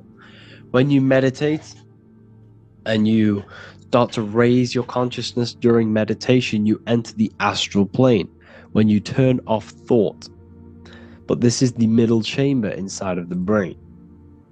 Here we see another painting inside of Sistine's chapel of God inside of the brain. This is the brainstem. This is the brain. This is the frontal lobe. This is the back lobe. This is the back lobe. This is the cerebellum. Here's the reptilian brainstem. Here's the claustrum. This is what we are seeing here. Anatomy. Here is another one in Sistine's chapel in the middle of the Vatican. This is depicting the brainstem. God's neck looks exactly like the brainstem. Here we see a real brain compared to God's neck, because the neck is just below the brainstem. And this is what they are symbolizing, because they knew that God is within you. God is a part of the human body. God is inside of the body, because the body is a vessel for consciousness, for universal consciousness. Inside of you, inside of me is the same spark of consciousness. And this same consciousness is spread out into every living essence, because everything comes from the one source, the one God, the one consciousness. Matthew 6:22-23. The light of the body is the eye. If therefore thine eye be single, thy whole body shall be full of light. Practicing the single eye. What is this? This is meditation. This is entering within yourself. So the Bible's telling you to practice the single eye. But if thine eye be evil, thy whole body shall be full of darkness. What does this mean? If your consciousness is in an evil way of thinking, if your mind is filled with an evil, negative mind space, then your body shall be filled with darkness, with evil, with negativity. Because negative thoughts destruct the body. Positive thoughts heal and regenerate the body. So he tells you to be, the light of the body is the eye, your consciousness, the inner eye of consciousness, the eye that lets you see. And what do I mean? You look with your two physical eyes, but you see with the inner eye. What you see is perception. You look with the two eyes, and what you see is perception. You are seeing, you are understanding, and that's what consciousness, the mind, gives you.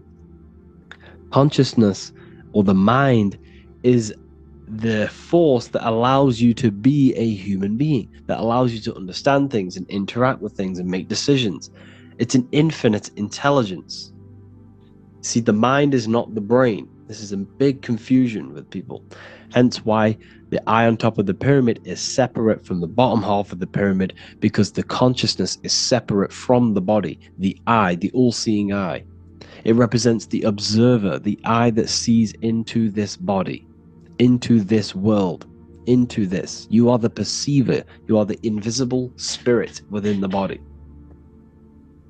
Theologians 4:17. After that, we are still alive, and our left will be caught up together with them in the clouds to meet the Lord in the air. You don't meet the Lord in the physical air. Okay? This symbolism of the ancient Christian artwork is showing you this is symbolic. These things never happened. There's no man in the sky. Moses didn't go on a mountain to meet with God.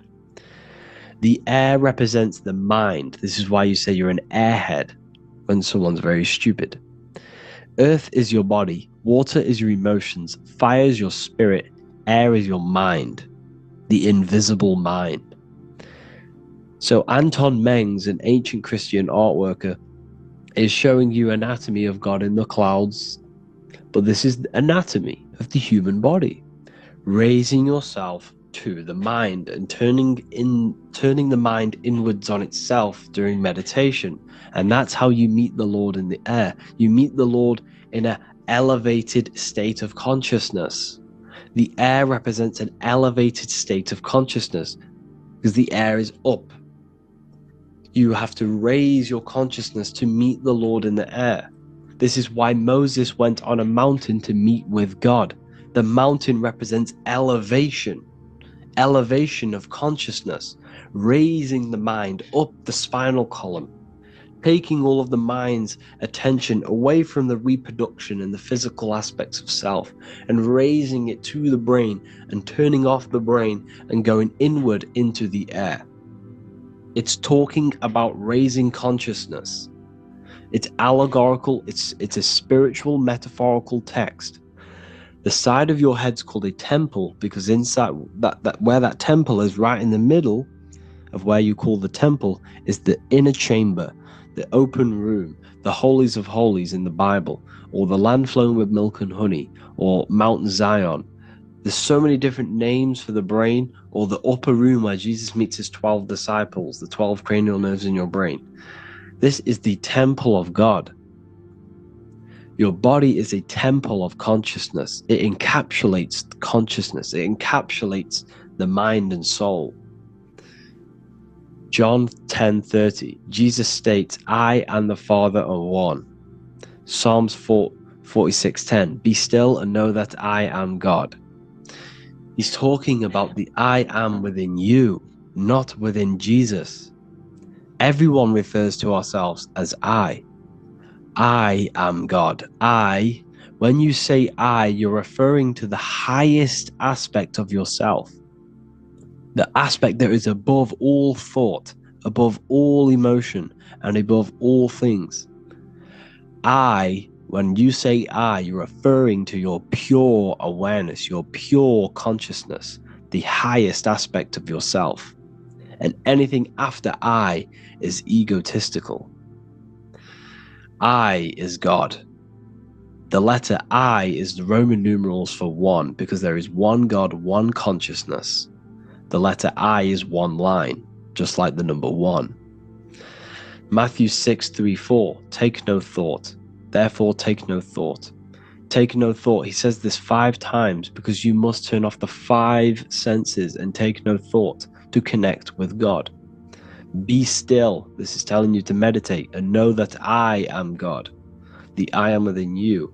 I and the Father are one. I and God are one. You, who you think you are, is a completely wrong. The body is matter. Your name isn't you. Your job isn't you. Your reputation, your trauma, your memories, your friends, family, worries, bills, interests, dislikes, goals, passions. Anything to do with the thinking mind is not you. Who you think you are is a part of your thinking aspect of consciousness. But once you remove thought, you are no longer your name, you are no longer your body, you're no longer your reputation. You are the I. You are pure awareness, pure consciousness. Pure consciousness. And this pure consciousness has latched on to this name, this job, the body, and your traumas. Your pure consciousness has attached itself to this character who you're playing in the physical world. And this is essentially who you think you are, but you are not. You are the I, you are the self, you are pure awareness.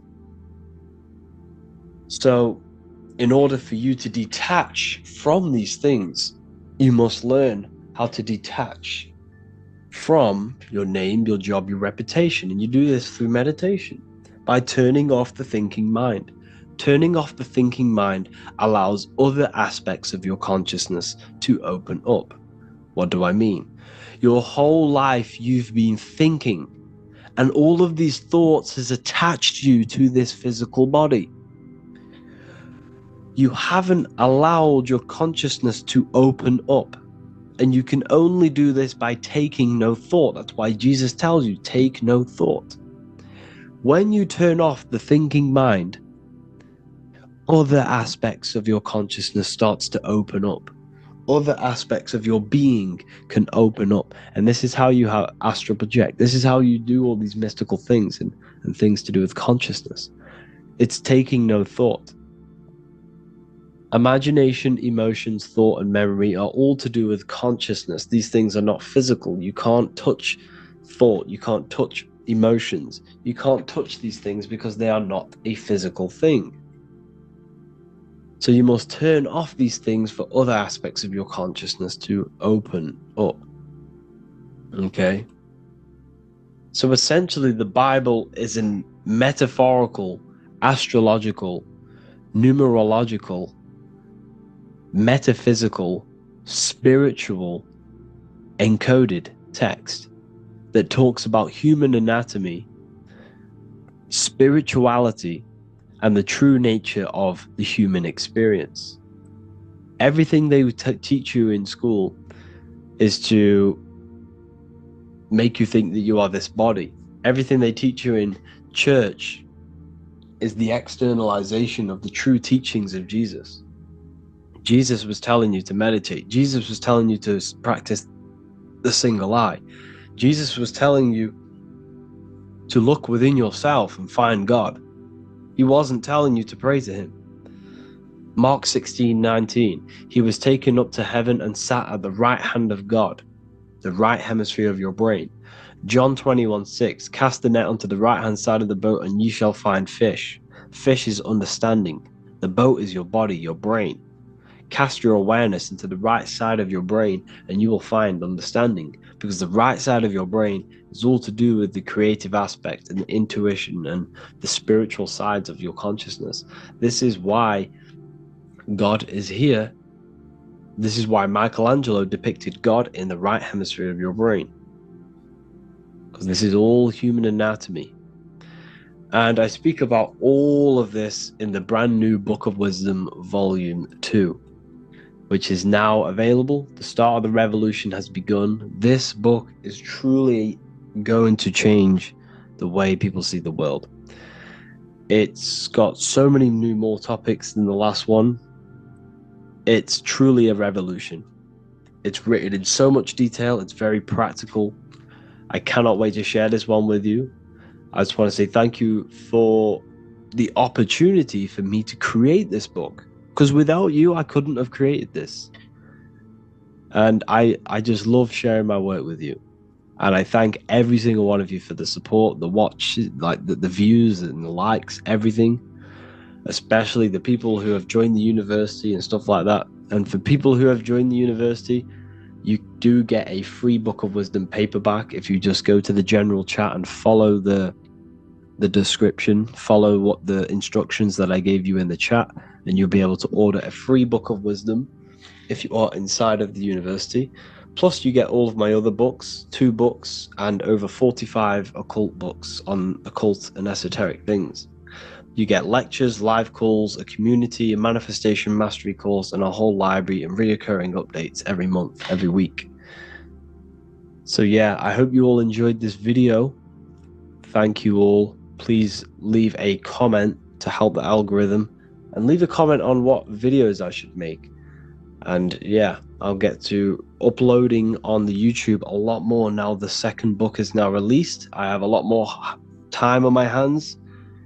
No longer using my energy to create the book. I'm now going to redirect this mental energy into the YouTube. So there will be a lot more content coming. So I need some content ideas. So feel free to comment some ideas, some YouTube videos that I can create.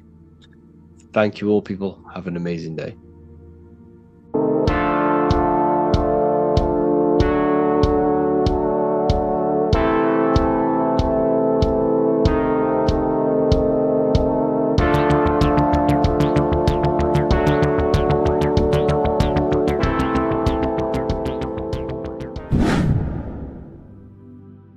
What is good, people? It's Revival of Wisdom. I hope you're all doing well.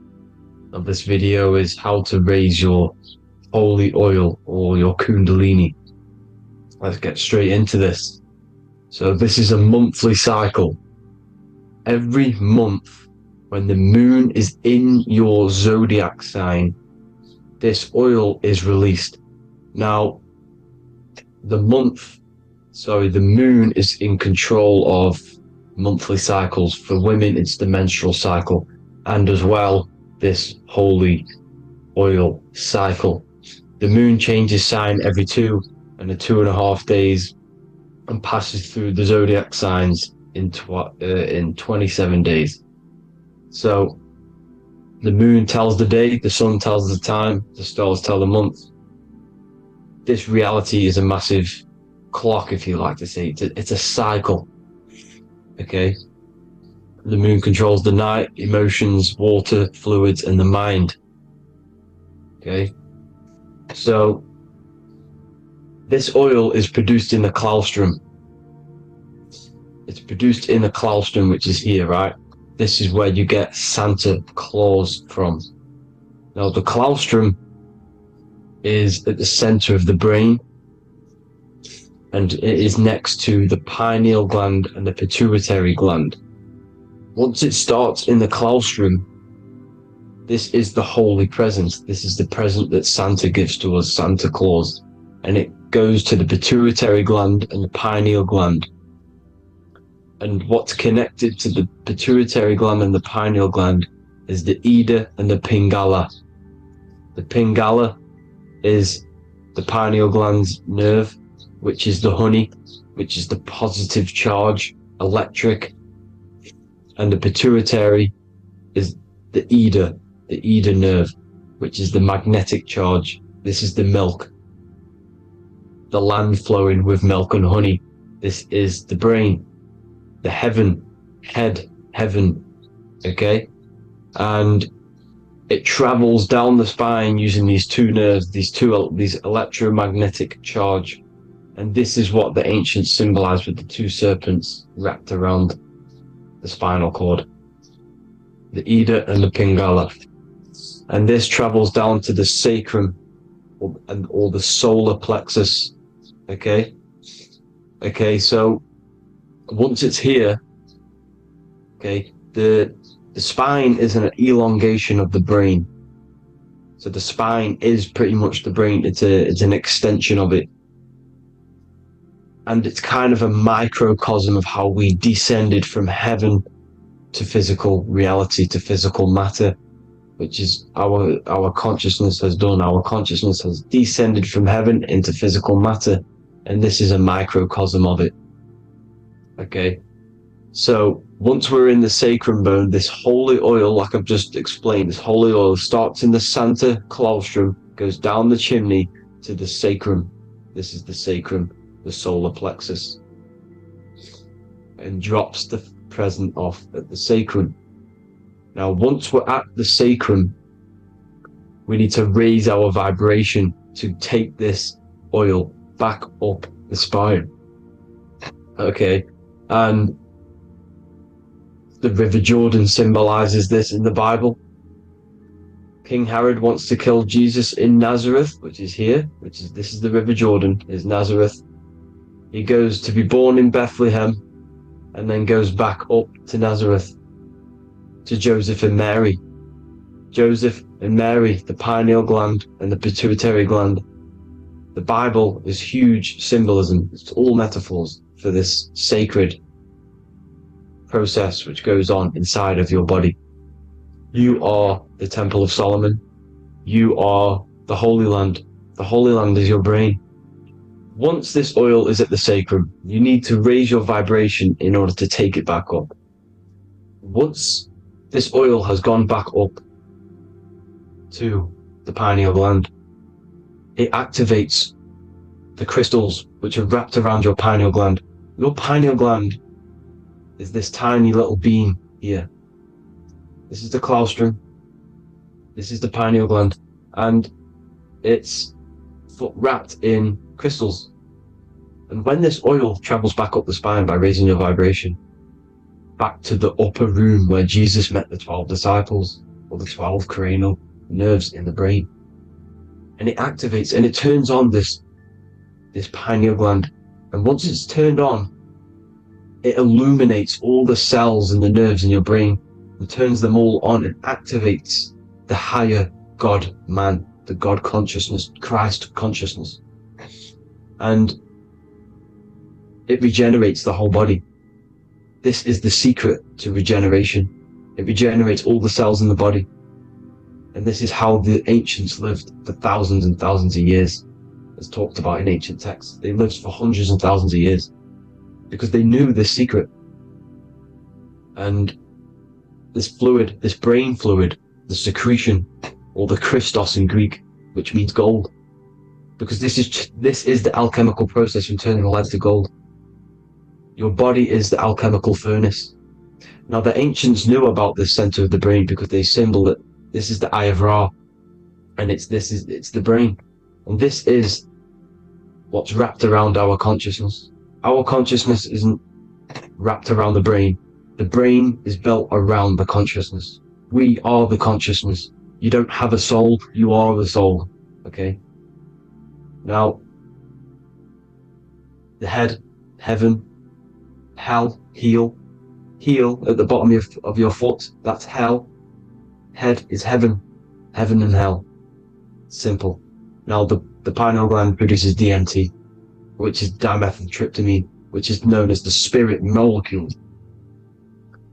So, let's move on.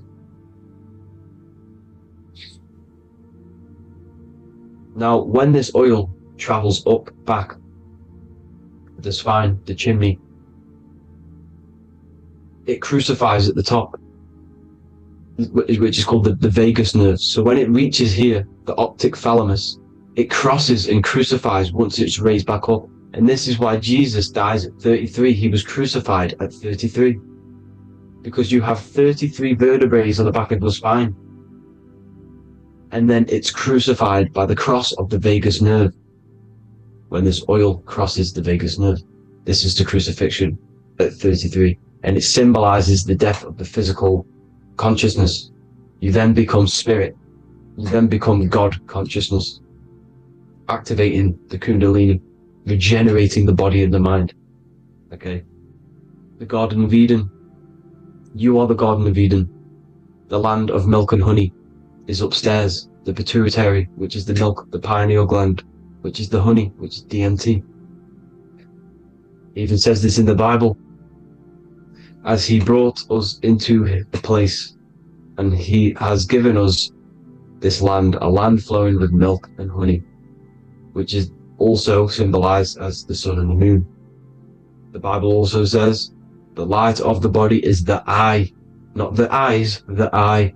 If therefore thine eye be single, thy whole body shall be full of light.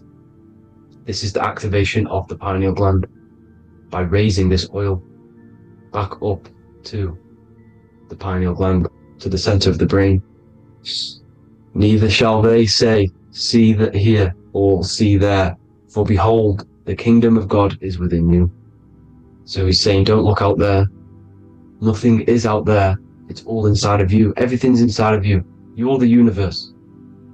Now, how to raise this oil back up to the pineal gland? Every month, like I said, the moon controls this cycle. The moon controls monthly cycles. When the moon is going into your zodiac sign every month, this oil goes down the spine, and you must raise your frequency to get it back up. You must retain your seed. This is the most important. Your fluid, your secret, your holy fluid, your life force. You can't let that go. That life force is the reason you're alive. This holy oil is the reason you're alive, because it feeds all of the systems in your body. It feeds all the systems in your body. You have to retain your seed. Alkaline diet, positive thinking, and meditation. Okay? When you retain your seed, you will live longer. The moment you release it, you're killing yourself. You're killing a piece of yourself every time you release your seed. Every single time.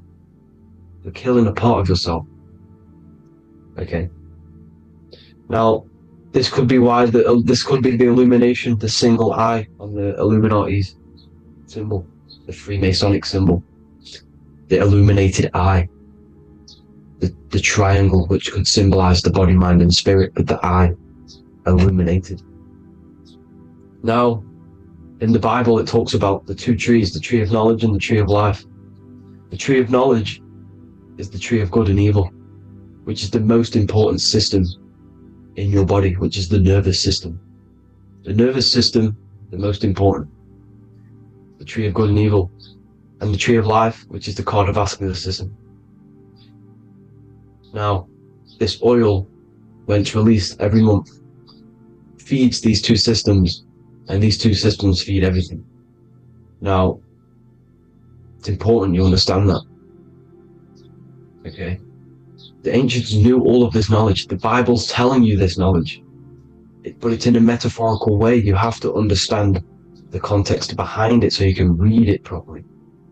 Now, eating of the tree of life, which is when it talks about in the Bible, eating from the tree of life is actually symbolizing a bad diet, ejaculation. Because you're eating from these two systems, you're killing yourself with a bad diet. You're killing yourself with an ejaculation. Okay? So, that's important to understand. Now, this is Jacob's ladder in the Freemasons. Jacob's ladder, which is the spinal cord, it's the stairway to heaven. And this is Jack and the Beanstalk when he goes up the beanstalk and finds the golden egg in the grey clouds. The grey clouds symbolize the grey matter in your brain. Now, the Garden of Eden talks about the 4 different rivers in Garden of Eden. As we see here, the North Pole map, the ancient North Pole map. Because the center of the earth is the center of the torus field. Everything's the torus field. Atoms are torus fields. Everything's torus fields. You are the universe. Everything's within you. The North Pole is your spinal cord. This is why they say Santa Claustrum comes from the North Pole. This is the North Pole. And the Santa Claustrum is the center of your brain. Now, there's 4 rivers which come from the Garden of Eden. Is the blood, the Christ oil, which is the oil we're talking about, urine, and saliva. These are the 4 sacred oil, 4 sacred fluids in your body. And these are constantly abused in today's society. These secret societies are targeting these fluids. Okay? This is why porn is free. They sexualize society through Disney. Go and look at some of the Disney movies. There's so many subliminal messages which sexualize these children because they want you sexualized. So you release your seed, which is one of the holy fluids in your body, especially your semen, your sexual energy. So important you retain this. So important, because it's your life force. It keeps you alive. Okay?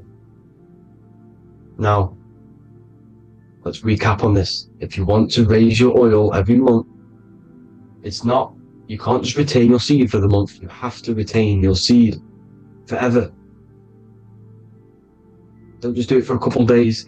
Have to do it. It's a lifestyle. You want to become God consciousness, you got to do what it takes.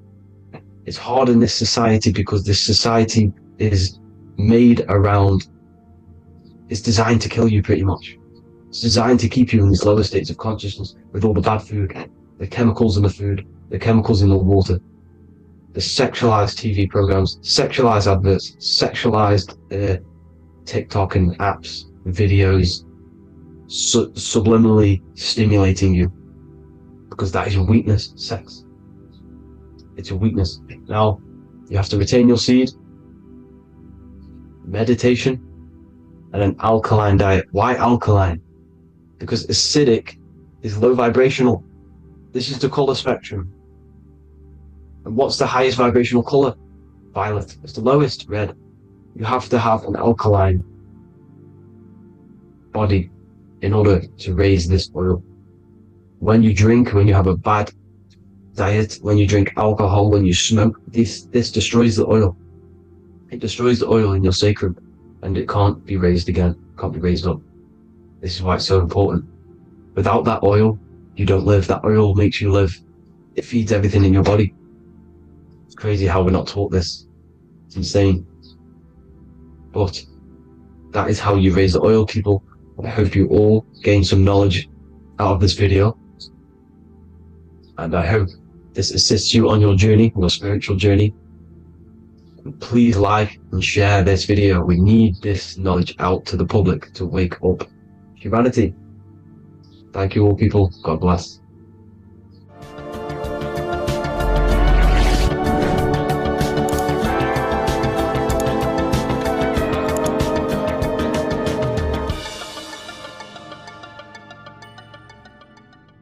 Geometry.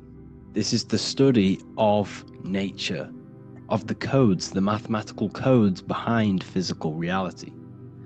So today we're going to be going deep into geometry and the true esoteric internal geometry, the geometry that no one really talks about, and how geometry relates to human consciousness. So essentially, what we must understand when it comes to geometry, the basics of geometry is everything is vibration. And this vibration is vibrating on a certain frequency. And this certain frequency creates a geometric shape, which is why in nature we see all of these different geometric shapes. All matter takes form in shapes. So if we put sand on a plate and we vibrate the plate on a specific frequency, we see that the sand goes into specific geometric shapes and patterns. So essentially, matter is energy condensed. It's energy vibrating on a low frequency, vibrating at a certain frequency. So matter is condensed energy, and each geometric shape is manifesting and showing a specific energy. Some shapes carry more energies than others. For example, the cube is what traps energy. A square is what traps energy. So geometry and the flowers are basically how energy manifests itself into physical matter. We are in a world made out of energy or light. Light is energy. So everything is vibration, everything is frequency, and everything is energy. Even the words, each atom in our body, everything. So everything in nature has these mathematical, energetic codes. So geometry is basically the study of nature and the shapes that are in nature and their energetic principles. Because like I said, matter is energy. So this is what we call cymatics, when we place water in a petri dish and we shine light on top and we vibrate the water. And we can capture, this creates certain patterns. Each frequency, like you see here, has its own pattern. So what we are seeing here in the physical plane is essentially energy condensed into physical reality, We see it in the turtle. We see it in every single form in nature. Now, external geometry and normal geometry, we normally get taught that this is God's way of creating physical reality, which is essentially true. However, it's far more deeper than that. Far, far, far more deeper. Okay, so what geometry truly is, it's not God's codes to reality. What we must understand is what the brain truly is. And what we must understand is that we are not in the world. We are not in the universe. The universe is us ourselves, and the world is produced by our brain itself. Okay? So the way you must understand how the brain works, so what you visually see, so geometry is to do with what we visually see. And what we visually see is heavily connected with our eyes, which are an extension of the brain. The eyes are the brain. And essentially how we see is energy enters the eyes, and each eye goes to the optic nerve, and this energy is transferred into electricity, which travels to the back of the brain, to the visual cortex of our brain. And this is where the image is produced, what we see. Therefore, the world outside of us is truly inside of us. It's a projection from within the brain. The brain is an energy condenser, a decelerator, an energy decelerator. Everything outside of us is basically formless energy. It is formless energy vibrating at a certain frequency. So what the brain is, it's sucking in this energy, this light, and turning that frequency, that code, that light code, into a physical reality. It's condensing the energy and turning it into a visual image inside of the brain. Therefore, everything outside of you is not what it looks like. Everything outside of you is basically energy, infinite energy. And our brain is condensing this into a physical reality and projecting it outwardly, which you experience your visual field. Okay? And the ancients knew this. So this is basically called the sigil of Lucifer. Lucifer is known as the light bringer. Lucifer in Latin means to bring the light. This is the sigil of Lucifer, which shows the visual field and the brain. We also see this in the Google Play symbol. It's a powerful symbol showing you the visual field, which is basically a symbol that tells you that reality is inside of the brain. The brain is what produces reality, but consciousness is not produced in the brain.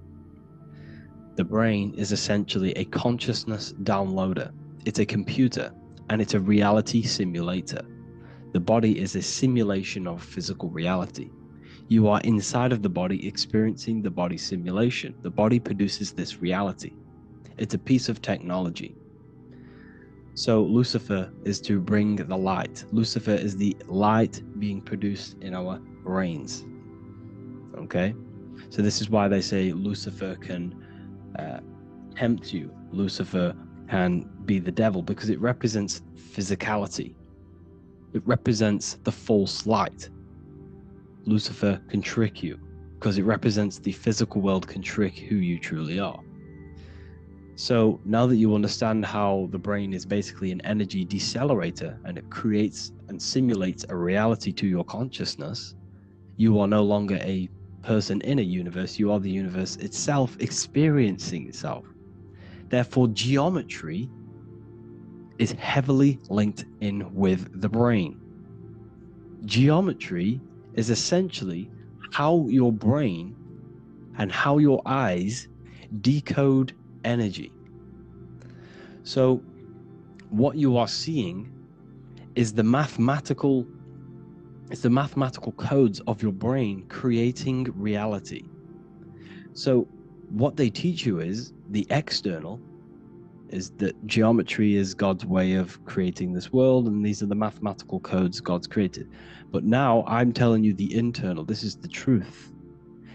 Geometry is how your brain mathematically condenses energy and light into a physical reality. So therefore, your brain is a computer program. So now geometry is nothing outside of you. Geometry is not something created by something else. It's created by your brain. Your brain produces these patterns through mathematical codes by breaking down energy into physical reality. And this is why you see geometry in everything around you. This completely changes your view on geometry. It's in your ear, it's in your face, it's in everything. Geometry is everything. Okay? So now that you understand this, now, as we were talking about the visual field earlier, the ancients knew about this. The ancient Egyptians knew about this. We can see this symbolism inside of the casket, the Egyptian casket. See, this crossover represents the visual field. This represents the back of the brain. This is the left hemisphere, the right hemisphere. And now some of the most simplest teachings in geometry is that straight lines are masculine and curved lines are feminine. And we even see this in the human body. The feminine human body is curvy and the masculine human body is liney. And even with the genital reproductive area, we have a line and a curve, 0 and 1, the binary code of all creation, 0 and 1, because that's basically all that exists.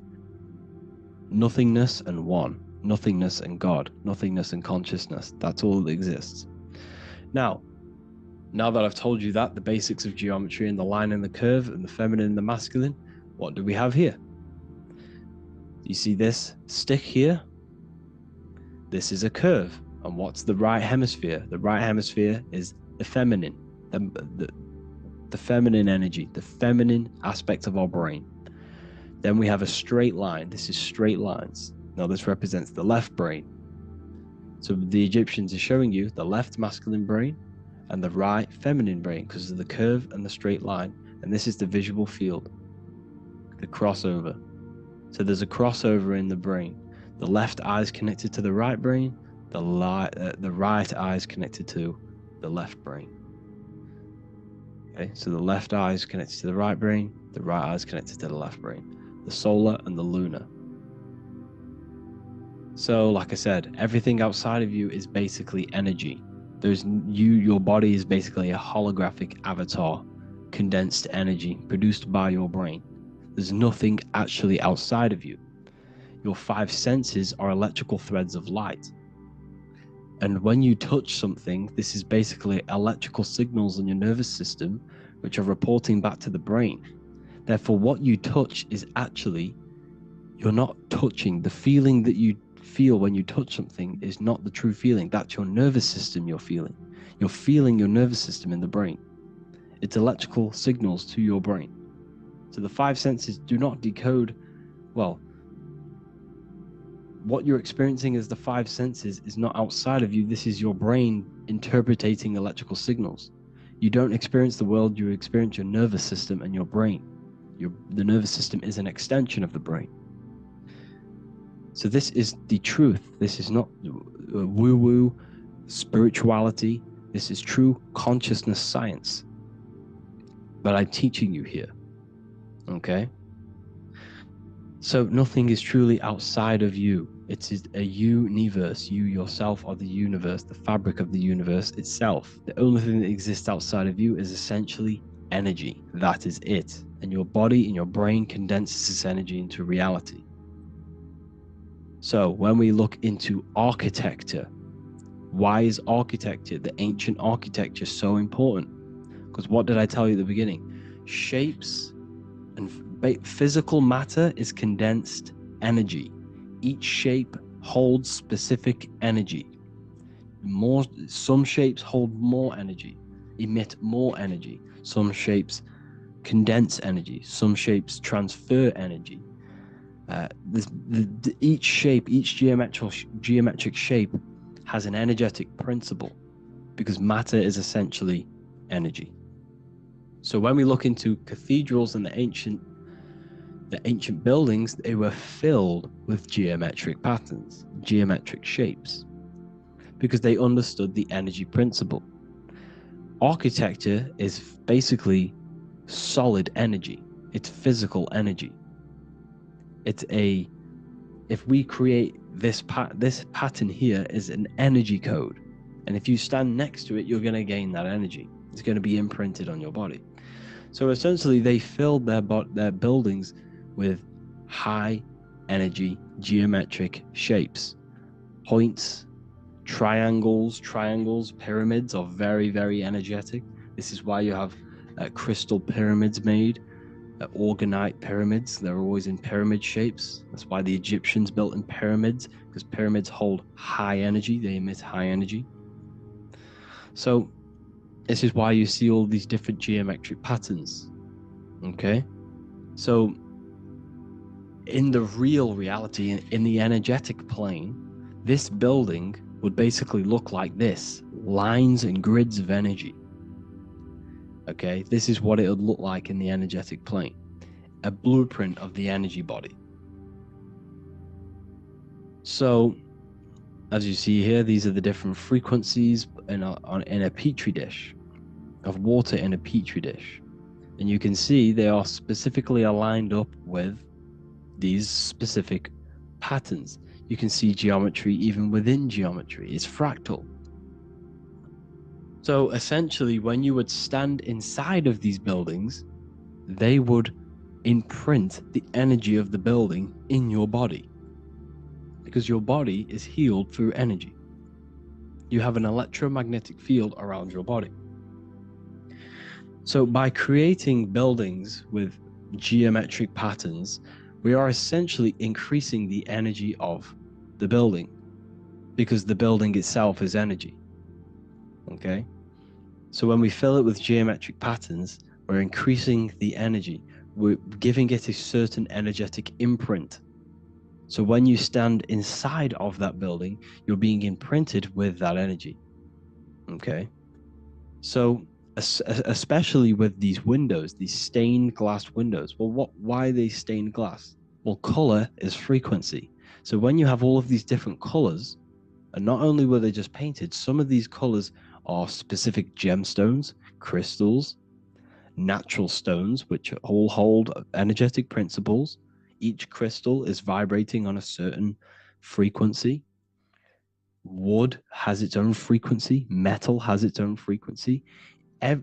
What you must understand is that everything in nature is not just a piece of matter. It's vibrating. The atoms of wood are vibrating on a certain level, which give it a certain energetic principle. Each crystal is vibrating. The atoms of the crystal are vibrating on a certain frequency, which give it a certain energetic principle, quality. So each thing, this is why the ancients were obsessed with natural stones, natural things, crystals, natural metals, and they wore different metals, different things like copper on their bodies, because they understood the atoms of these natural things are vibrating, which give certain qualities to you if you wear them. So you're not wearing it, you're basically putting that frequency onto your body, because they understood this is energy. If I put copper on my body, I'm not putting copper on the body, I'm putting the frequency and the energy of the atoms onto my skin, and that frequency of them atoms are going to vibrate my skin with that frequency and heal my body. So this is why this is so important. So each building is an energetic code. Okay, so when you stand in these buildings, it can heal your body. This is why when people walk into these ancient churches, they feel like they've met God. They feel a certain way. They feel so amazing when they enter these churches. They feel holy, for example. It's not because God's there. It's not because these man in the sky dwells in these holy places. It's because the energy of these buildings affect our consciousness. They increase your energy. They raise your vibration. They heal your body, they heal your cells, they imprint the water in your body, especially with these stained glass windows. Like I went a bit on a tangent there, but these stained glass windows were encoded, well, they use different gemstones, different lights, different colors. And when the sun would shine through this window, well, what's the sun? The sun is light. Light is energy. The sun's light would go through this filter of the window of the crystals and the different gemstones and the different colors, and the sun's light would be encoded, imprinted with these crystals, with these colors and these natural glasses which have healing energetic principles. And when you are inside that building, the sun's encoded energy of the window would be imprinted into your body, into your energy field, and it will heal your energy field, and it would heal your body, your cells on a cellular level.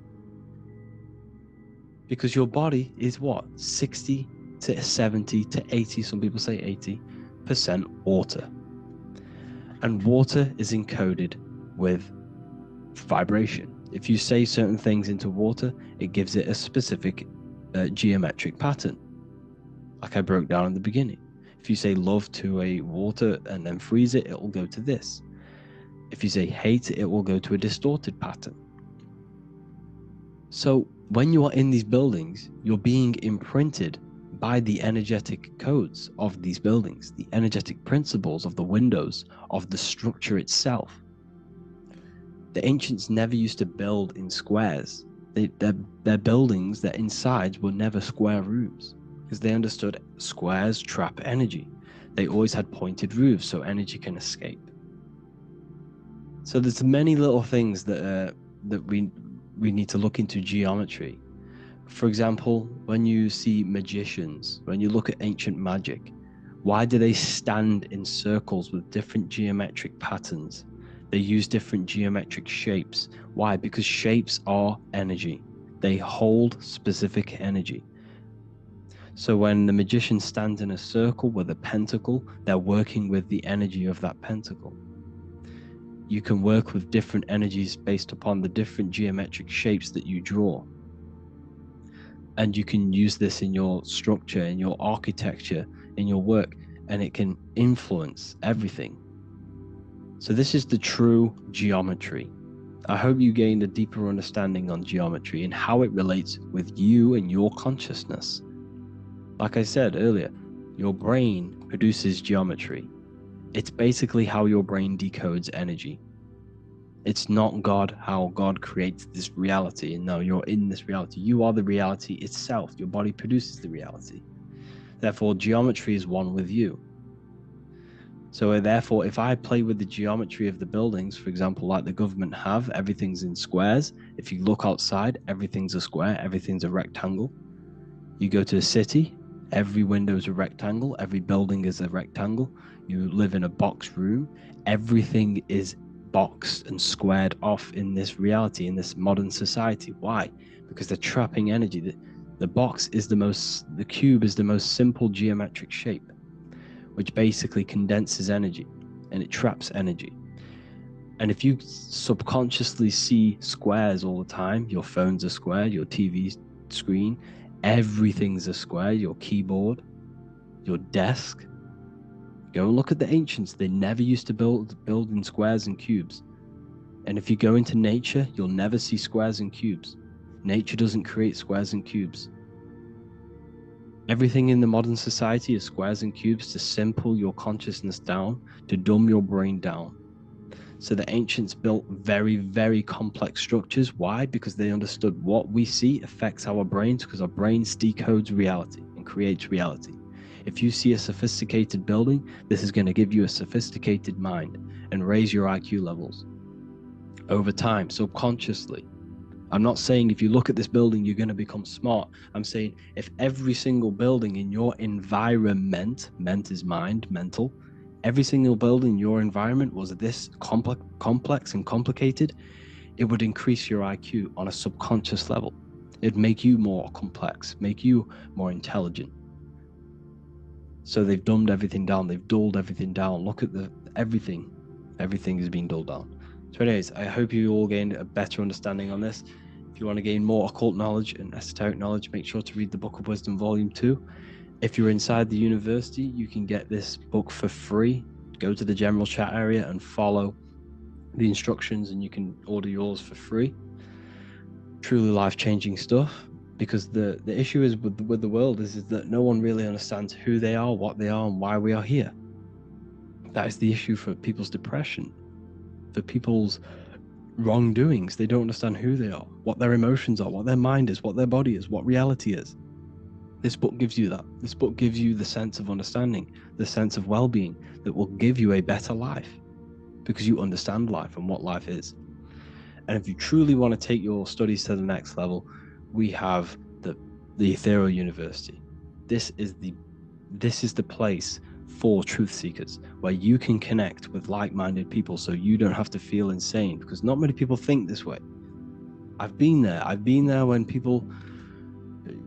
you wake up and not many people around you are thinking the same way, and you start to feel a bit insane and you can't really talk to people about these things. That's why I created this, so you can connect with people and learn at the same time and become the best version of yourself by understanding truth and knowledge. If you join, you'll gain access to free live calls every single week, every single Saturday morning. We do live calls. You can ask me questions and all sorts. So make sure to leave a like and a comment, and thank you all for tapping in.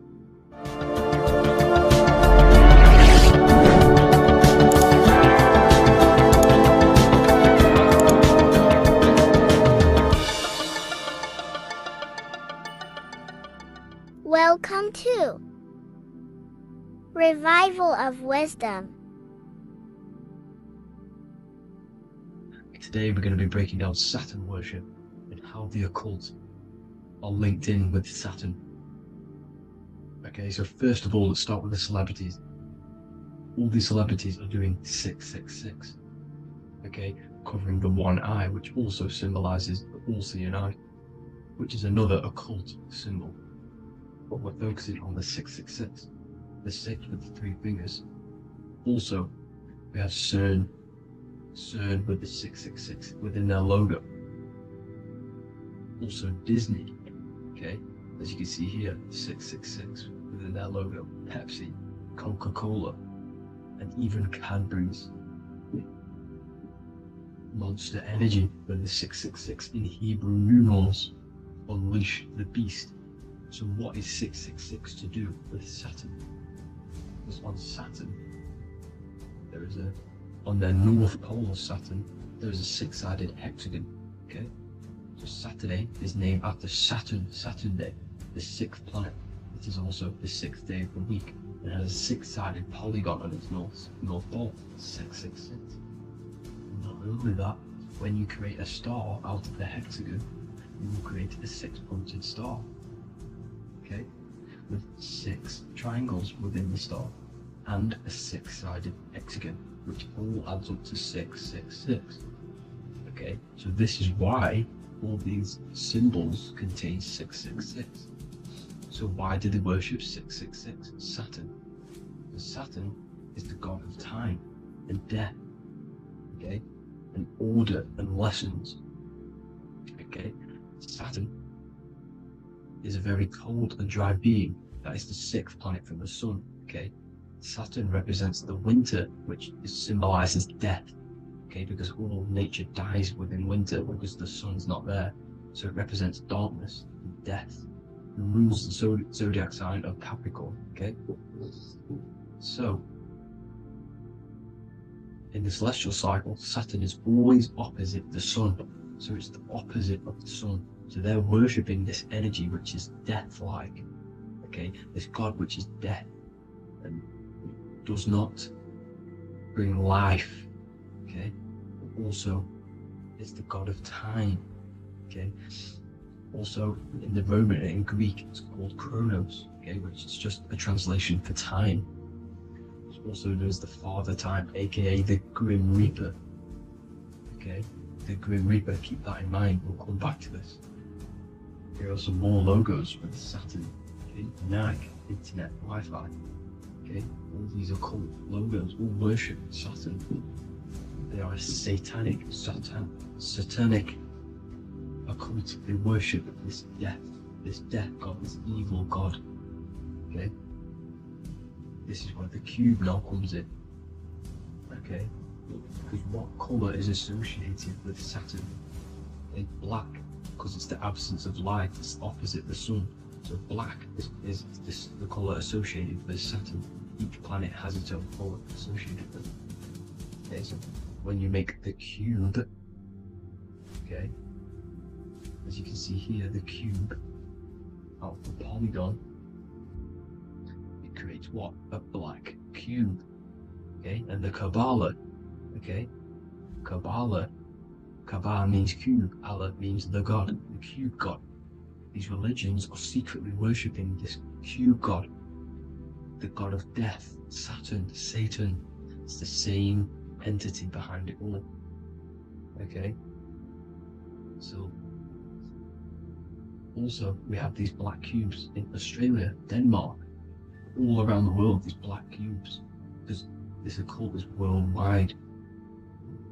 Saturn, Satan taking over this realm. Okay.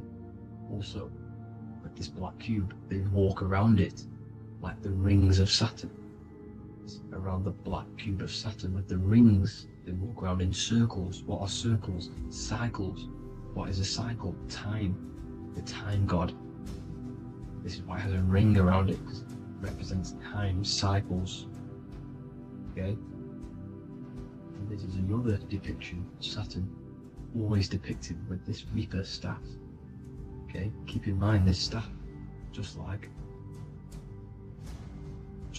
we associated with aka the Grim Reaper. The Grim Reaper also wears a black robe, representing Saturn with the same staff. Can you see it? This is where it comes in. Okay? The same thing, look, the same staff with the black robe, black representing Saturn, the god of death. Okay, the Grim Reaper, Satan. Okay? Also, when you graduate from university, what do? You wear a cube on your head, a black cube with a black robe. This is Saturn worship. See, this is how Saturn, Satan, has tricked the world into worshipping him, not God, the sun, which represents God. So what is a corona? Because a corona is a crown, a circle, okay? A set of concentric circles of light seen around a luminous body. So Saturn. So this is why they used to worship Saturn by wearing crowns in the ancient days, and we still do to this day. The king or queen has a crown, a corona. Also, corona, the drink. Corona adds up to 666, just like Saturn is 666. But like you see in the corona, you see the staff. You see this staff, just like the staff of Saturn, the Saturn god, like the Grim Reaper, with the black robe and the staff, just like the Saturn god. What is the Grim Reaper? It's a killer. It represents death, just like Saturn, the god of death and time. So all these occults and secret societies all worship the 666 god, which is Saturn, Satan. All of our energy is being put into Saturn, okay? And Saturn, Satan, is harnessing all of this energy. So gradually, this is what the mark of the beast is. Like it says in the Bible, the mark of the beast, or the name of the beast. Here is wisdom, let it know that you have to understand and count the number of the beast, for it is 6. It is the number 6 of a man, and is 600, 3 score is 6, 666. So this is what the mark of the beast is. They are going to eventually put green chips, just like Neuralink, which is what Elon Musk is pushing. Okay, so this chip is the mark of the beast, and it's going to be implanted to our hands or brains. Okay, and they will manipulate our consciousness, and it will manipulate our DNA, and it will directly connect us to AI, and AI is linked in with Saturn, Satan, as the demons and the people who rule this world are in love with AI and want to connect humans to AI. And this will control our consciousness completely, make it all about energy back to Saturn, Satan, this deity that they worship.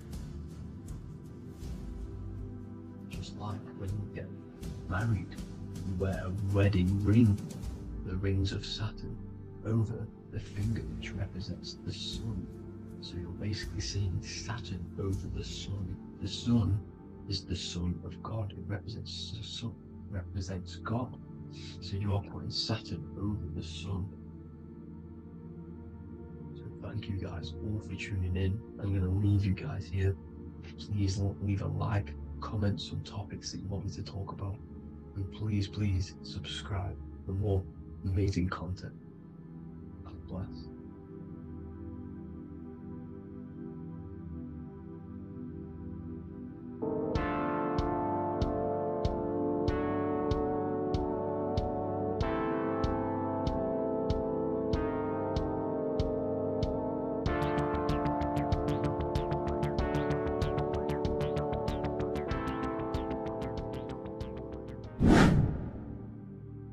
What is good, YouTube? Today we're going to be talking about the astral plane and how the cosmology fits into the astral plane. Okay, so first let's go over the astral plane and go over the different layers of reality so that you can understand reality more. You are a multi-dimensional being. You are not in these, you are in all of these realities at the same time. They all interweave into one big reality. But there are different planes, they are different vibrational dimensions, there are different dimensions of reality. The mind is the root cause of reality. We're living in the mind of God. Everything is being thought into existence from the root cause, from the universal mind. This is why the ancient Egyptians said, all is mind. We're living in the mind of God. And we are a microcosm of this mind. This is why we all have the same mind. This mind is the world of thoughts. Now, this world of thoughts is just the thought alone. For example, it is the thought of a chair. But then when you start to imagine this chair and you start to mentally see the chair, you're now manifesting the thought, the singular thought, into some sort of form. So now you're imagining the chair. You're imagining the form of this chair, which is then manifesting into the astral plane. The astral plane is the world of thought forms manifesting. So when you are imagining something, you are seeing into the astral plane. Okay? Your third eye, it is an eye because it sees the astral plane. It is seeing the other side through imagination, through dreaming. Well, we'll go over dreaming later. So, the thought of a chair is a singular thought. The imagination of the chair is the manifestation of the chair. And in the astral plane, it's basically the world of all the chairs that could ever exist. So you're thinking of the chair as a singular thought, which is the mental plane. The astral plane is the imagination of that chair, is the thought, the manifestation of it. Depending on the vibrational state of the thought will depend what level of the astral plane it will go to. For example, if you're thinking about a chair to torture someone on it, it's going to go on the lower astral plane. Or if you're thinking and imagining happy things, it's going to go to the higher astral plane. So wherever your mindset is, that we call it a mindset because your mind is setting frequencies to certain things. Thoughts are frequencies. And a mindset is setting your frequency, setting your mind to a certain frequency. So when you set your mind to a certain frequency and you imagine something in that frequency, you're going to match everything in the astral plane that are on that similar frequency, just like you would in the physical world. Because we're all in these worlds right now as we speak, but we can't see them with the two physical eyes. We can feel it though. When you're around someone and you've just met a new person, for example, you can feel their vibration, and if you're not on a similar vibrational match, you will not get along with that person, or you just won't not get along, but you won't connect with that person because you're on two opposing frequencies, not matching. And this is something you can't see, you can only feel, because it's the astral plane. It exists within the astral plane. Everything in the astral plane is made out of vibrations. So if you do astral project, and if you already know how to astral project, you will see beings and people and things that are on the same frequency as you. This is why before you astral project, you need to sort your vibration out before you astral project, because you are projecting your consciousness into this. It's the mind. The mind is the bridge. It can move between realities. You are a observer. You are a observing soul which observes different realities. And the mind is the bridge between all of these different realities. The mind can choose. If you want to project into the astral, you set your mind to it, you can. Okay? So, let's not get off track. The lower astral plane is where demons are. The higher astral plane is where heavenly beings are. Heaven and hell are kind of a real thing. The etheric plane is a powerful substance, the ether, the fifth element that they don't tell us about. If you type in on Google the 5 elements, they will try to remove it with wood or metal, because they don't want you knowing about the ether. Ether is the energy double behind all physical objects. So the ether is very important. It is the 5th element. It is part of the physical world, but it's also part of the astral world. It is on either side. You see how they're showing you the truth in the language? Ether and either are the same word. The ether has 1 foot in the astral and 1 foot in the physical world. It's a substance that connects the physical to the astral world. It is the either. It's on either side of reality. It's on the other side. Other, either, same word. Ether is connecting the physical to the astral plane. It's the world of frequency. Frequencies, EMFs, torus fields are in the etheric plane. It is the energy plane. It's where energy moves through the ether. Okay? So then you have the physical world, the world of effect. Everything you see in the physical world is the effect of the higher planes. Each plane is a product of the plane above. So, and it melts into each plane. The physical plane is the lowest plane, it's the most densest, and the highest is the most fluid. This is the most fluid, this is the most dense. This is where we get the saying, as above, so below from. As above, so below comes from the different planes of reality. And magicians understand this. This is why magicians always say as above, so below. Because they understand if you manipulate the higher planes of reality, you manipulate the lower planes, because the astral plane is a direct copy of the physical world, but in the astral plane. It is mirrored. The physical world is mirrored in the astral plane. They are both the same world, but just different vibrational states of the world. Kind of. It's hard to put this in words, people, so just try and understand. The astral plane is the double. It is whatever happens in the astral plane happens in the physical plane. This is why magic works. This is why demons work. This is why spirit communication works, because if you manipulate the higher planes, you manipulate the lower planes. As above in the astral, so below. Leonardo da Vinci showing you to look up, pointing up. You gotta look up. You It's telling you to change the mind, you change the physical world. You change your emotions, you're on the astral plane, you change the physical world. You change your reality by changing the higher planes. This is the Masonic 11. The two pillars. This is the 11, also symbolizing the two hemispheres of the brain here. But the 11 symbolizes the two mirrors. 11. 11. 9, 11. 9, 11 adds to 11. 9 plus 1 plus 1 equals 11. The Twin Towers were an 11. Flight 11 was hijacked.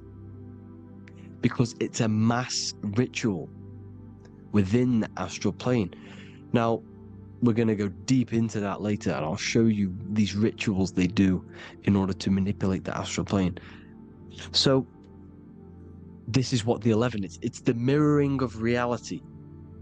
If you contact spirits and conjure spirits, you can either summon or attract demons and spirits. Summoning is creating a spirit. You create demons. Okay?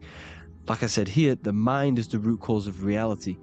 If you think of if you think of a traumatic event that happened in your life over and over and over and over again for years and years and years, where attention goes, energy flows. The mind is the director of energy. If you are directing energy into the specific emotion, the specific thing that is torturing you in your mind, that will manifest as some sort of being in the astral plane, which is called an elemental. And this elemental being that you have created through your thought forms and emotions will latch onto you and feed off this energy. So it's important that you get your mind right, okay? It's important that you sort that you file the mind and you discipline the mind. Make sure it's only entertaining positive things, because you are quite literally creating your own demons. The word demon has the word mon in it, and if you've watched my videos to know, mon means moon. The moon is your mind, the sun is your soul, the earth is your physical body. Demon is mon means mind, moon is mind. You create demons with your mind. Summoning. Now, this is where the rituals come in. 9/11 was a ritual because everyone was thinking about this big fearing, the death of 9/11. Everyone was thinking about it. And all of their minds thinking about this horrific thing will manifest and summon a negative energy spirit elemental within the astral plane. That's how all of this works. This is why it was a mass ritual. Okay, Chris Brown, new album name 11/11, release date on the 11/11. This will be my 11th album and contain 11 songs. All of these people know the occult. This is Hermes Trismegistus with the star of Saturn, the six-pointed star, as above, so below. The mirroring of reality, physical and astral, the two Masonic pillars. So as above, so below. What's above us? The stars. The stars are connected to the astral plane. This is why we call them stargates. When we dream, we are experiencing these different realities.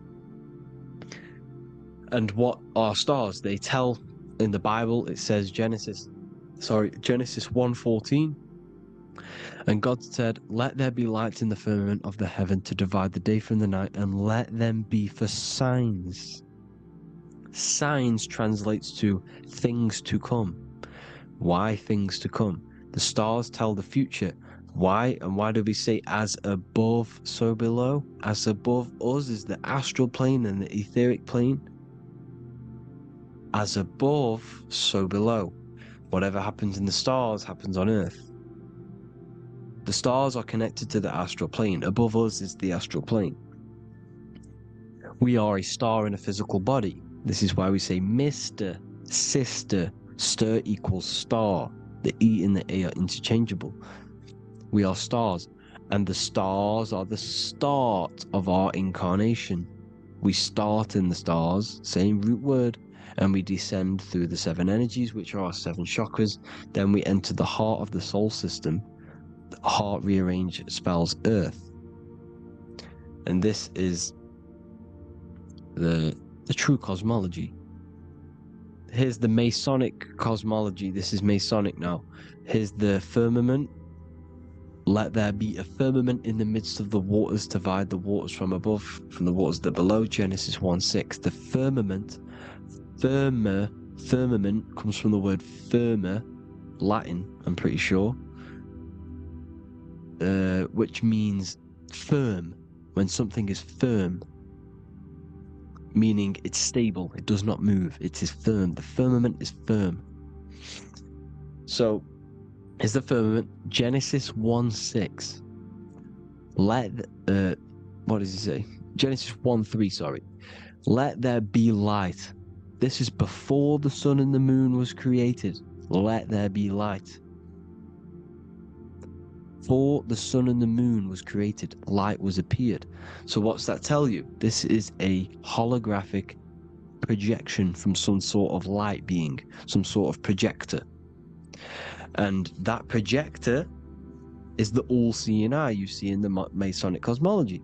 This is the all-seeing eye projecting the light beams. Let there be light. Everything is made out of light. The universe is created out of light waves. The torus field is one unit of light. The light projecting this reality is Polaris. Okay, the famous all-seeing eye. Now, what else?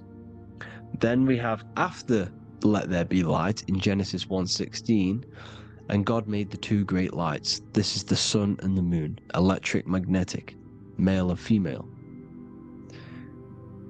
Then we have the Masonic checkerboard, the black and white symbolizing dualities within the dualistic reality we're in, spirit and matter, light and matter, rest and motion, positive and negative, good and evil. Everything's dualistic here. Okay? And it's a dance. The universe is a dance between flickering of white and black light, which is the torus field. We're not going to go over that, but this is all connected to the astral plane. This is the true cosmology. The astral plane cannot work on a spinning monkey ball in the middle of space. Does not work. Cannot work. It's impossible. Okay? Impossible.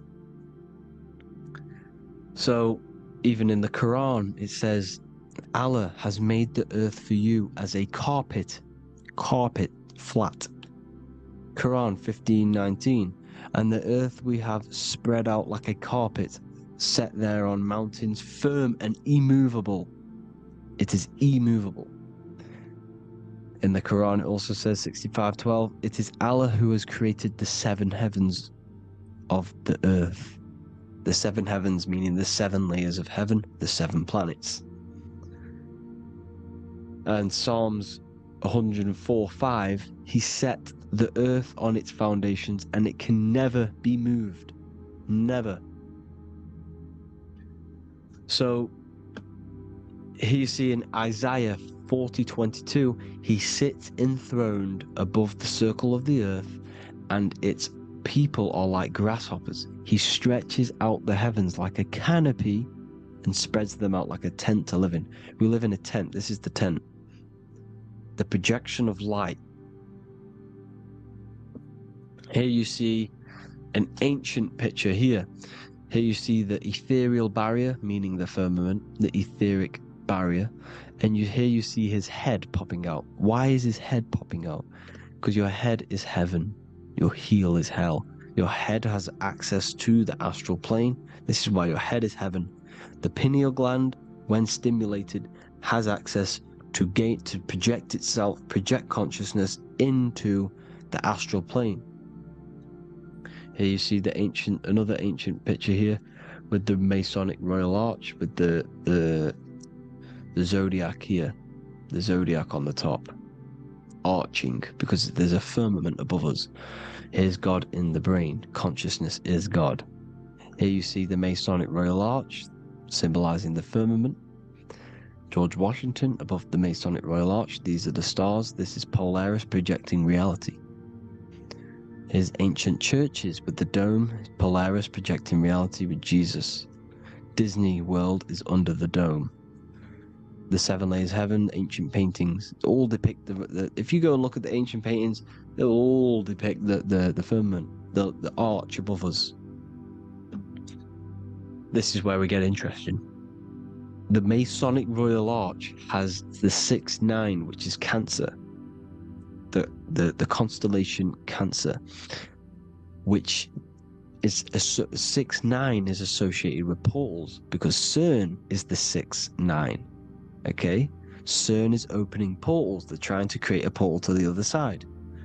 Cancer has the word CERN within it, so there is a link between Cancer and the opening, the firmament opening above us to ascension. Here you see the Masonic art with the Royal Arch and the light and the opening. Here you see the light and the opening. This is the opening of the firmament. Here's the Hebrew cosmology with Sheol, the underworld, and the opening. So Cancer is definitely some sort of portal in and out of this reality. I'm just connecting dots here. Now, we're going to go change a bit now. These celebrities that you are seeing they have not sold their soul to Satan, okay? They have not sold their soul to Satan. Satan is a demonic, low vibrational energy that has been summoned over the thousands and thousands and thousands of years of evil occult arts. So since Babylon was summoning this demonic energy, and this demonic energy in the astral plane will grow and grow and grow. It has no form. It has no physical form. Okay? But you can see it in the rappers. If your third eye is open, you can see clearly that these people are demonic. You can sense the energy that they're manifesting. Selling your soul is not what you've been told. It is gaining, because your soul is pure love, okay? Your soul does not want to do anything bad. So when you sell your soul, you're gaining physical gain. You're gaining physical wealth, for example. Like for these rappers, they will be given millions of pounds because the people in control of the music industry, which is the dark occultists trying to brainwash the masses, the people in charge, they're dark occultists. They understand Satan and the energy. They are satanic energy, which has been summoned in the astral plane. They see that they have influence over the masses, so they will go to them and say, "I will give you this amount of money forever if you manifest this satanic, demonic energy through the music and through social media to blind the masses, to brainwash the masses into this demonic energy." Because when you listen to music is frequency. Whatever you listen to, you become that frequency. So if you're listening to these people, they're throwing energy, this demonic, satanic energy that they sold out to. Soul, same word. When you sold something, you've got your soul involved. They have exchanged money, physical gain, so that they manifest this satanic energy within the astral plane and through the music, through the videos, through social media, to keep us in this vibrational frequency, in this low state of consciousness. This is what it actually is. It's not, you're not selling your soul to some sort of devil. This satanic energy has no physical form it is formless in the astral plane. It's a summoned energy. Now, the root chakra is red. This is why the devil is red, because it symbolizes the animal nature of man. When you are operating off your root chakra, you will kill, you will fight, you will do anything to survive, because it's all about survival mode in the root chakra. They want you keeping in that fighting mode, that surviving mode, so that you are manifesting this low vibrational frequency, this satanic energy, this demonic red energy. This is why the devil is red. And the devil has a tail with the red arrow pointing down because it symbolizes your light body. This is your Merkaba. Your Merkaba is your light body. Mer equals light, Ka equals spirit, Ba equals body. Merkaba, this is the devil's tail pointing down, the descension, your heel, up to your heel, hell. Ascension to heaven, head. You see, this is the all-seeing eye with the illumination coming off it, your head, when you're illuminated. The Merkaba is your celestial sphere to portray different planes of reality. It is the vehicle of ascension. It's your light body. It's in the word Kabbalah, Kabbalah, Ka, spirit, Ba, body, La, light. Same thing, Kabbalah, Merkaba. Same thing, it's all about the light body. This light body sees different realities. So when you see the goat in the music industry, it's this satanic summoned energy that's been summoning for thousands of years within the astral plane. When it becomes to the physical plane, it will manifest through different things. A goat, an owl, Satan, Moloch, Baal, same deity, same demonic energy that's been summoning in the astral plane. And this is why the Baphomet has a goat head. Drake's new album is the goat. The Polo G, the Masonic G, with the goat.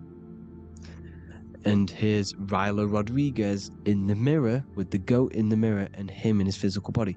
It symbolizes, the mirror symbolizes the astral plane because he's manifesting the goat, the demonic energy. He's sold out to the demonic energy, and in the physical plane, he's his physical body.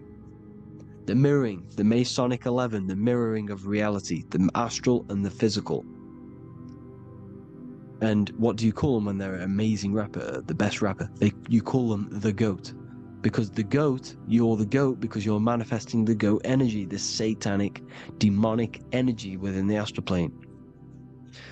So Baal, Moloch, all the same thing. Because in the astral plane, if you want to gain spirits to come to you and communicate you, in the physical world, if you want to communicate with spirits, you have to gain their attention. You can either gain their attention or come together and agree to create some sort of being, which is Satan. Okay. You can, like I said earlier, you can create these beings, you can summon them or attract them. One way to attract them is sacrificing. In order for you to become God-man, to turn to God, you have to sacrifice your life. You have to sacrifice, not drinking, not doing things, not doing anything demonic, not doing anything bad, not eating meat. You have to sacrifice yourself to become the light. However, if you want quick, instant gains in the physical world, you can sacrifice something else to communicate with these spirits, because these demonic energies feed off demonic energy, your demonic energy. So these dark occultists will give away babies, they'll sacrifice, torture babies so that they gain, so that they can communicate with these spirits for physical exchange. Yes, you can do this. These powerful spirits, these powerful demons can give you powers. They can give you certain things. And this is what they are doing. They're summoning and attracting these demonic energy. This is why, trafficking is one of the most, Balenciaga. Baal is the demonic energy in the astral plane, which requires child sacrifice for his presence. Balenciaga, and they were trafficking children. They were trafficking, killing them, and offering them to the spirits. This is what they are doing. Balenciaga. It's in the name. Here you see, you can see here a stick man with two horns.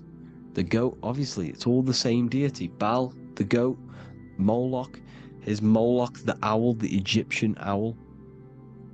Because it comes from the owl of Moloch, which is Baal, which is Satan, all the same demonic energy. And it's on the dollar bill, a tiny dollar bill, tiny, on the $1 bill. All the same thing. Bohemian Grove, they worship the big owl, Moloch. It's all the same thing. It's all one big demonic energy which has been summoning in the astral plane. And it's trying to take over Earth, the physical plane. That's what it's doing. So I hope you all gained a deeper understanding of the astral plane and what's actually going on in the world. Please leave a comment if you can to help the algorithm. Drop a like if you like this content. And hope you all learned something today. And God bless you all. Thank you all.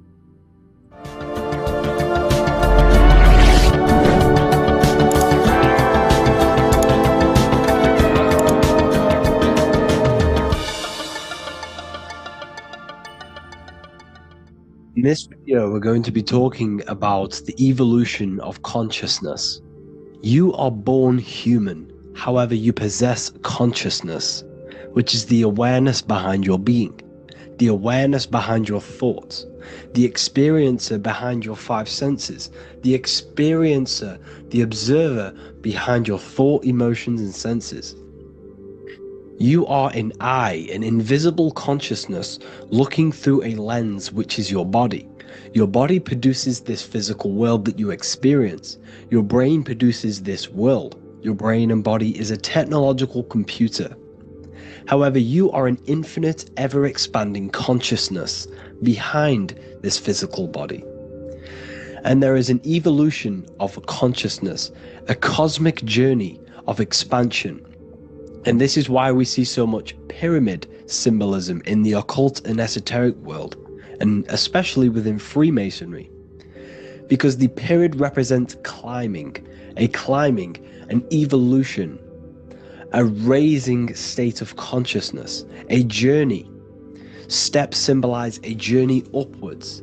This is the raising and the evolution of consciousness, our inner world. The transmutation of our inner selves, of our souls and consciousness and our minds. So when we see this pyramid, we're seeing a evolution, a way up to source consciousness. And the eye in the pyramid represents your source consciousness. It represents illumination. It represents divine guidance through this evolution of consciousness. This is why we see the ladder. Consciousness is ever expanding on an infinite journey of evolution. Each individual is a part of this cosmic process, contributing towards the ongoing expansion of both mind and awareness. As we evolve, we collectively explore deeper levels of existence, expanding the boundaries of thought and consciousness. The mind has the ability to expand infinitely into new realms of thought, into new dimensions of mind. The mind cannot be filled up. It is not a physical substance. The body can be filled up because it is a physical thing, but you cannot fill the mind. Therefore, the mind is constantly expanding, ever expanding into new fields of thought. So what we see in Freemasonry, the ladder, is again a journey, an elevation of consciousness. When we are born with an infant consciousness, and as we gain older, we gain an adult consciousness. Our inner world, our inner mind, and our emotional intellect changes and evolves. We are significantly different from when we were very young as an infant. It's because our consciousness evolutes, it changes, it alters like water. So just like this evolution of your own consciousness as growing up, there is consciousness of beings existing in cycles beyond our own. And their consciousness is unimaginably different from ours. They operate on a higher level of understanding and knowing, experiencing reality in ways that transcend our current comprehension. Our minds right now cannot comprehend the highest states of consciousness. There are entities, there are beings beyond our own, existing in higher dimensions of consciousness that we cannot comprehend because they have expanded. They are on a further way up the ladder of consciousness. However, we are all on the same journey. None of us can take the same journey. There is one ultimate goal, reaching source consciousness. However, this is always ever expanding. However, we are all on a different journey. There is one truth, one source, one goal. However, there are billions in different ways of reaching it, and we are all on these different paths to source consciousness, to this ladder, this evolution of universal evolution. Okay? Their awareness is attuned to new dimensions of existence, reflecting a more advanced stage in the cosmic journey of consciousness evolution. So when you take DMT, you are shot into these higher realms of consciousness where you meet these beings who look similar to these images. They are not speaking to you physically. They don't speak to you three-dimensionally through vibration and words. They speak to you mentally. If you have done DMT, then you know this. And if you have met these beings, then you know this. You might have even met some of these types of beings on mushrooms or any psychedelic drugs. Because ultimately, when you take these mind-altering substances, it's altering your consciousness. It's merging your consciousness with the spirit of that substance. And you are essentially attuning your mind to higher dimensions of consciousness. That's why we say we're getting high when we take these substances. Therefore, when you meet these beings on DMT, you are essentially meeting beings who are attuned to higher dimensions of consciousness, and they speak to you mentally. They speak to you telepathically through thought, because the universe is mental. Everything exists within the mind. The way you are now, your physical existence, is a state of mind. Mind, thought creates matter. Spirit and matter are two opposing ways of thinking. If we have a very spiritual mind, we have an expanded mind, we are a spiritual person through the mind. However, if we have a very low state of consciousness where we think about food, sex, lust, and all physical things, then we have a physical consciousness. Matter and spirit are two opposing forces, two ways of thinking. The mind attunes itself to different levels of understanding in different dimensions. So, essentially, this is what we're looking at. The body is a vessel for the fluidic, formless consciousness, a temple that houses the essence of our awareness. While the five senses are limited to perceiving only the physical plane, the mind transcends these limitations, capable of perceiving the full scope of reality. It is through the mind that we access deeper truths beyond the material, tapping into boundless nature of existence. Physical existence is a thin band, a thin layer of reality. It's like 0.001% of reality. And your five senses are only tuned into this layer of reality. But the five senses are, by design, only allowed to perceive physicality. But the mind has the power to expand beyond this physical five sense state. The mind has the power to expand and evolute. It is a conscious decision whether you want to take this path or not. You can stay in a three-dimensional way of thinking, or you can expand your consciousness from within. It's not an external journey. There is no God going to save you. You must save yourself.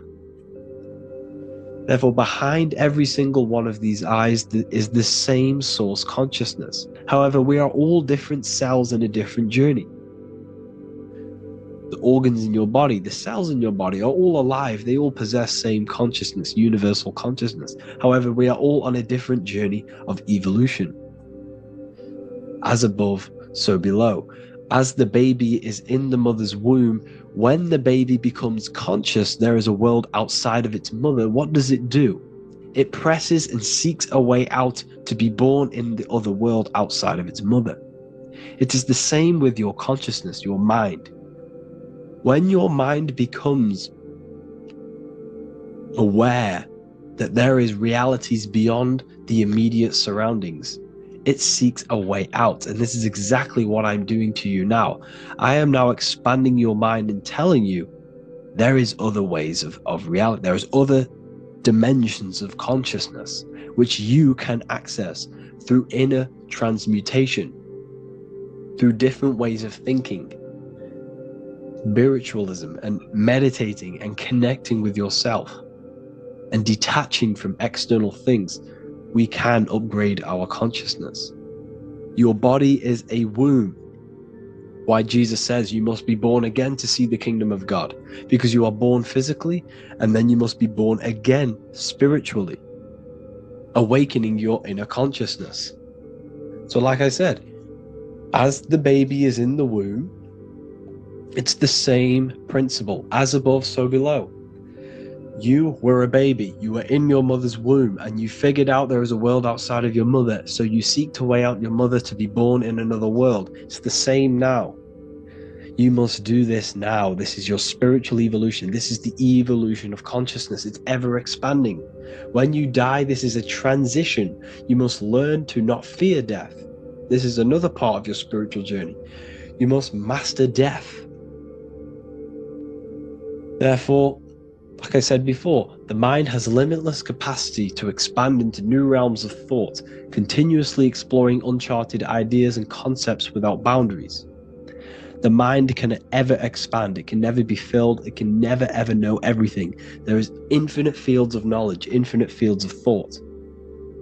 Your current state is just one stage on an infinite pathway. You won't remain human forever. The human experience is a crucial phase where we learn to balance polarities, master the fundamental laws of the cosmos. It is a period of growth and transformation, preparing us for the next stages in our cosmic evolution. The goal is to strive for perfection, yet the true perfection is unattainable. It's like a tunnel, and there is a light at the end of the tunnel. And as you walk through this tunnel, the light is ever moving backwards. You should forever seek to meet that light, but you will never meet that light because consciousness is ever expanding. You should strive for perfection, yet knowing that perfection is forever unattainable. The journey is endless, with each step revealing deeper layers of understanding and experience. The pursuit of growth and expansion is itself the essence of our evolution. You can find all of this knowledge in the amazing book that I have read for years. I have read this book, The Emerald Tablets of Thoth, the Atlantean, by M. Dorial, translated by M. Dorial. I'm telling you now, this book, now that I've told you this, you have some context on the book. The whole book is about evolution of consciousness. He's talking about higher dimensions beings. He's talking about how you can transcend this physical plane. It is truly the most amazing book you will probably read. One of the best spiritual texts you'll see. It's hard to understand, so you must read it over and over again. And the more your mind progresses, like for me, I read this every couple months. And the more I learn about consciousness, the more I expand my own consciousness. And every time I read this book, I pick out something new that just completely blows my mind. Because you can only understand this book to your level of consciousness, to your level of understanding. So now that I've told you all this information, go and read this book and it will absolutely blow your mind. And so will the Book of Wisdom Volume 2, which is now available. I released it the other day. I'm just going to read a page out now. This page is called Spirit and Matter. The Earth is not merely a dense, lifeless rock drifting through space. It possesses spirit, a living essence that animates its form. But what do we mean by spirit? Spirit in esoteric terms refers to the energy, the life force, animating the principles infused in matter. So essentially, what this page is talking about is how everything has spirit, consciousness within it. You are the middle, you are spirit and matter. You have the ability to expand your mind to the God self and raise above our animal instinct, our material self, and know the divine and expand. Animals cannot do this. Animals are not self-aware. Humans possess self-awareness. We can observe our consciousness. We can say, why do I exist? We can look in the mirror and know that we need growth. And this is what Anunnaki means. Anu means above. Anu was the supreme god of the sky, which is a metaphor. He represents spirit above, heaven. Anu came down to earth and married Ki, the goddess of the earth, which represents matter. It's a myth, it's an allegory. Anu married Ki and gave birth to the Anunnaki. Spirit came down and infused with matter and gave birth to the human, which is you. You are spirit infused in matter, Anu and Ki, Anunnaki. You are the Anunnaki. And this is just one of the teachings in my book. Honestly, this book is absolutely amazing. If you truly, truly want to expand your consciousness, give this book a read. And obviously, if you're inside the university, I give you this book for free. A paperback version. If you join the university, follow the steps inside of the general chat, you'll be able to download this book. Or, sorry, not download it. Order a paperback for free. All you have to do is pay for the shipping. You'll also gain amazing knowledge inside of my library, where your mind will just be overblown with the amount of esoteric books. There's over 45 rare occult books, plus you get a PDF of the Volume 1 and Human Health Guide. You get reoccurring updates where I expand on symbolism, occultism, where you will just feel absolutely amazing once you understand esotericism in yourself. You'll also learn how to create the dream reality that you want with the Manifestation Mastery course, where I teach you how your consciousness creates reality. You'll have a real lectures where I post lectures on symbolism, occultism, esotericism. There's a conscious community and live calls and Q&A where you can ask me questions and I'll answer your questions. I just want to say thank you to everyone who has joined the university. Thank you for even liking and watching this video. Any support I just appreciate every single one of you.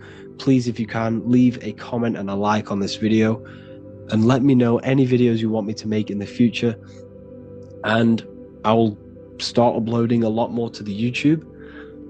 So yeah, thank you all for tuning in today. Have an amazing day.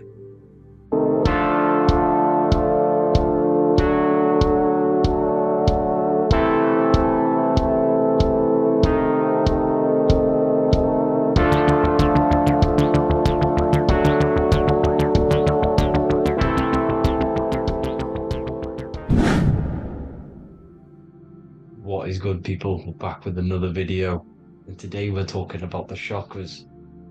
Let's jump straight into this because I know there's been a lot of requests for this video. So let's jump straight into this. So you have 7 chakras, right? 7 chakras, and these chakras are feeding off your electromagnetic field, known as your aura. This is both positive and a negative pole, male and female, right? This electromagnetic field is made out of electric and magnetism, and together they come as electromagnetic. Now, your chakras, the word chakra just means wheel, spinning wheel, because that's what they are. They're spinning wheels of energy. They do not exist on this physical plane, they exist on the etheric plane. Okay, now, these energy centers are known to regulate your emotions, and each energy center controls the organs and cells in that particular area of the body. So for example, your sacral chakra will control the cells and organs of your sexual reproduction area. Okay, the navel chakra or solar plexus will control the digestion in your body. Same with the heart, same with the throat, right? So they are like mini brains for each center of your body. They run along up the spine, but notice the crown chakra exists outside the body. It's just above the head. Now, this process of the chakras is obviously the 7 colors of the rainbow, starting from red, which is the lowest vibrational color, all the way to violet, which is the highest vibrational color. This, like I said, these energy centers are feeding off your electromagnetic field.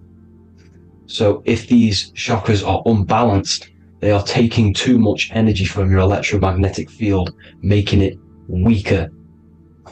Now, this is the North Pole. As you all know, the Earth is flat, and we live inside of a giant torus field, and the North Pole is the Earth's heart chakra. And this is why the Aurora Borealis, or the Northern Lights, whatever you want to call them, that's why they are green, and they are being emitted from this center point of the Earth, because it's symbolizing the heart chakra, which is green, right? Now, you do work your way up to these. However, this is a torus field. You are a torus field. You have different layers of this torus field, right? And you need to balance all of these chakras, but you can't move up these chakras until you open the one below it. So it's like a stairway. You can't go to your solar plexus without going through your sacral. You see? So you have to work up these. However, you have to work up these and then live from the heart, because the heart is the center of the torus field. It's the balance between male and female poles, positive and negative poles. So you have to balance all of these chakras and then bring them all into one, which is the heart chakra. Now, they exist on the etheric plane. They exist on the etheric plane, and the etheric plane is a layer of the material plane. It's the one higher than the material plane, and then after the etheric plane, it melts into the astral plane. So they exist just between the physical and the astral aspect. Now, this is the yin and yang matter, which is the lowest root chakra, physical matter, and then to spirit, because high vibrational matter turns into spirit, low vibrational spirit turns into matter. So they're interchangeable. This is the yin and yang. Now, when you see ancient paintings with the halos, you see this is like a toroidal field coming out the top of his head, you see, with a halo. This was symbolizing in the old days, in the ancient days, that they've aligned their chakra, they've reached Christ consciousness, which is God consciousness, right?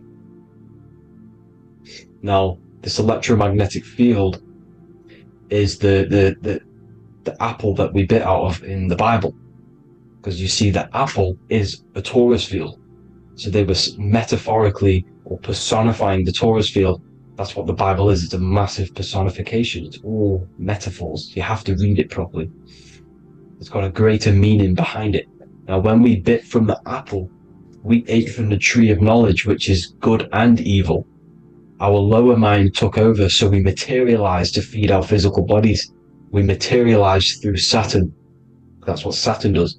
Now, if you don't understand that, go and watch the video previous to this one called Occult Secrets of Saturn, and that will show you how Saturn is the materializer.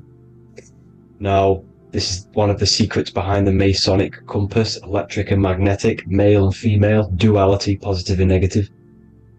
Now, like I said, they teach you about the torus field, about a magnet in school, but they don't teach you about your electromagnetic field. Everything alive has a torus field. It is the building block of this creation. Absolutely everything has a torus field. There's not one thing without it. And as you can see here at the center of the apple, that's where the seed is. That's where the life is. The reproduction of that organism. As you see, this is where the most electromagnetic energy is stored, in the center, because this is where the two duality, this is where the field meets, at the very center. This is why the seed is at the very center. Now, your spine is a elongation of the brain. The brain is heaven, and the bottom of the spine is hell. So this is Saturn, which is the root chakra. The 7 planets are associated with each chakra. Moon equals mind. Okay, now Saturn is physical matter, as I've just explained. This is the lowest vibrational color, and they want you trapped down here, which is your hell state, your animal nature, your physical nature. They want you to identify as the physical body. They don't want you to reach these higher states of consciousness. Okay? Now, in the brain, you have 12 convolutions. Now, this is what they were symbolizing in the Bible with the 12 disciples. And obviously in the Bible, it says the upper room where Jesus met with his disciples. This is heaven, the brain, the higher states of consciousness. Now, this is your North Pole. This is Jacob's ladder. Okay? This is why you have 33 levels of Freemasonry, because it's symbolizing the 33 vertebrae, which are these little things here on the back of your spine. Because once the Kundalini energy from the bottom of your spine rises to the top, this is when you get enlightenment and opens your third eye. Spiritual enlightenment. As you can see here, this is Jacob's ladder. This is the Kundalini symbol, right? And they're even showing you this in the medical symbol. They're putting it in your face. The serpents are wrapped around the spine. Now, the serpents symbolize how the energy moves around the spine, because it's a torus field, you see? At the center of the torus field, it wraps around the center pole. It wraps around it, and this is how the energy moves up. So they're symbolizing it with the serpents. Okay? Now, every religion has a sacred river. For the Egyptians, it's the River Nile. For Christianity, it's the Jordan River, right? This river is the canal, the energy canal at the center of your spine, all the way leading to heaven, to the Holy Land. This is the chamber which the energy rises up, right? Now, they used to say the gods descended from heaven to man. This is just heaven. This is the mind state. And they said the gods were connected by a rainbow bridge. That's the chakra system, the rainbow bridge. Okay, now the ancients called this place Midgard, Earth, where both evil and good live, right? Midgard. But you can go to heaven, which is a pure mind state, because once you're in heaven, nothing negative can ever bother you. That's completeness, pure Christ consciousness. Now, this is why Jesus dies at 33. He didn't actually die, but it's symbolizing the death of the physical body. Not the death of the physical body, but his consciousness rising above the physical body to, as I said here, matter to spirit. Matter died off and he came spirit consciousness. This is symbolized by the 33 vertebrae, which is obviously the 33 levels of Freemasonry. And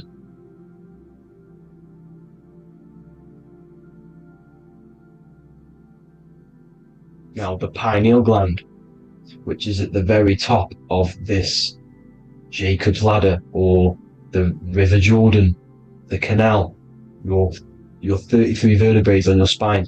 This is where the pineal gland sits, right? At the very top, at the center of your brain. Now, there's multiple ways this was symbolized. The Eye of Ra, which is used by the Egyptians. Now, this pineal gland is the seat of consciousness. This is where your consciousness is stored, right?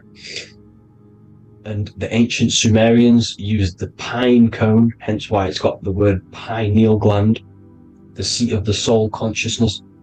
It produces DMT, dimethyltryptamine, which is known as the spirit molecule. And the pineal gland is wrapped in microcrystals, and we all know crystals transfer frequency and energy. Now, radios use crystals. A radio is a frequency transmitter, turning a frequency into a frequency that we can hear with our ears, right? Because all the radios are actually playing right now in your ears. However, our ears can't pick it up, so the radio transmits it into a frequency that we can hear using crystals. So this is the power of crystals, and this is what our third eye is wrapped in, crystals. Now, this third eye is not actually your third eye, it's your first eye. When you're being materialized in your mother's womb, this is the first gland that is produced, and everything's built around it, because it is the consciousness. It is your consciousness. Your consciousness never dies, ever. It's an eternal essence. It lives forever. You never actually die. Only the mortal body dies. Now that's what we call life. Life is abided by time, and time is change, and change is what we call life, because everything's constantly moving and transforming into different things, right? Now let's not get off track. The pine cone is obviously, this is in the Vatican here. The pine cone is symbolized as the pineal gland, pine. And this is the opened pine cone. The opened pine cone means, or symbolizes, the awakened man, the awakened third eye. But the ones here, which the Sumerian gods are holding, these are shut pine cones, symbolizing the unawakened man. But let's not get confused, people. These gods were not gods. They are human beings just like you. They reached Christ consciousness. They are nothing more special than you. They just had the ability to reach Christ consciousness. And obviously their knowledge was far more intelligent than ours, far more advanced than ours. They knew the truth about this reality to the depths. Now, the ancient Hindus had a goddess called Kundalini, which is said that she descended by the means of a ladder or a cord from heaven, which is symbolizing the spinal cord. Now, this is what Hickory Hickory Dock, the mouse went up the clock and came back down. This is all these stories, like Santa as well. Santa comes up and then down the chimney. This is symbolizing the Christ oil. There's an oil which is produced in your pineal gland, right? And this oil travels down the spine.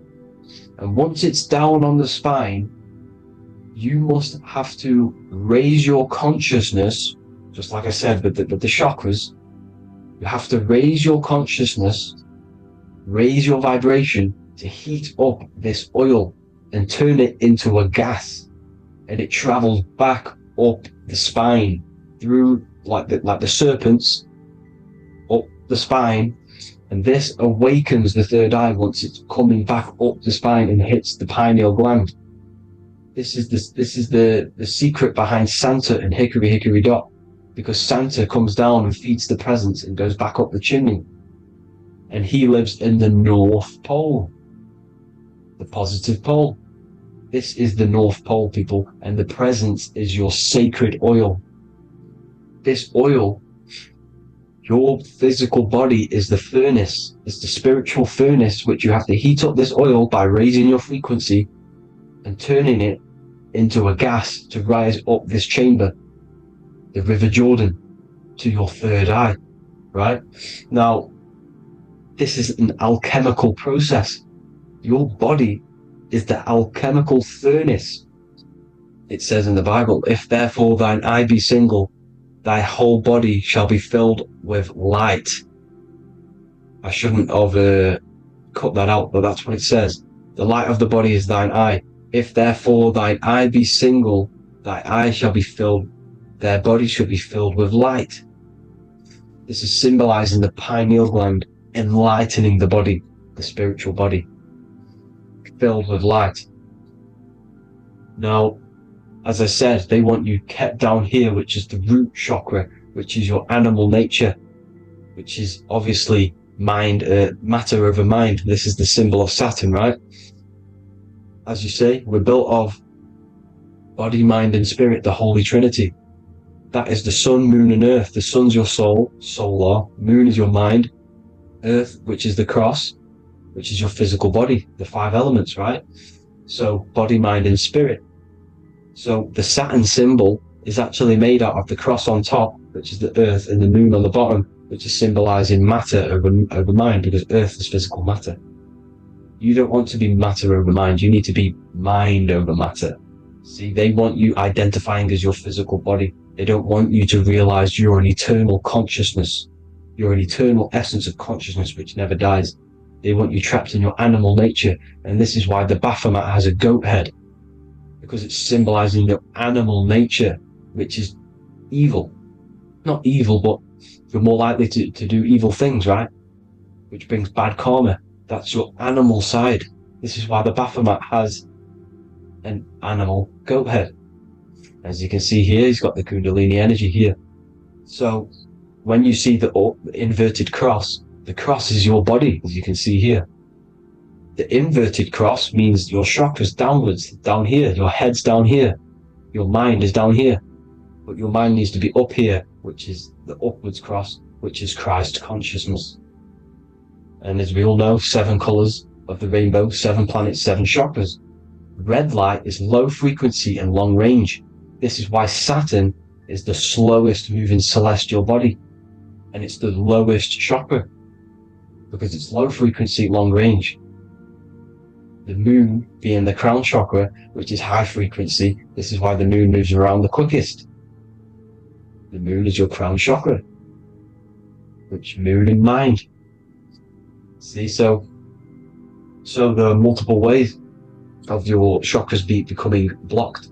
Now, each chakra has a specific intelligence. It has a specific thing that it's doing for the body, right? Now, this can be overused. It can be abused. For example, masturbation.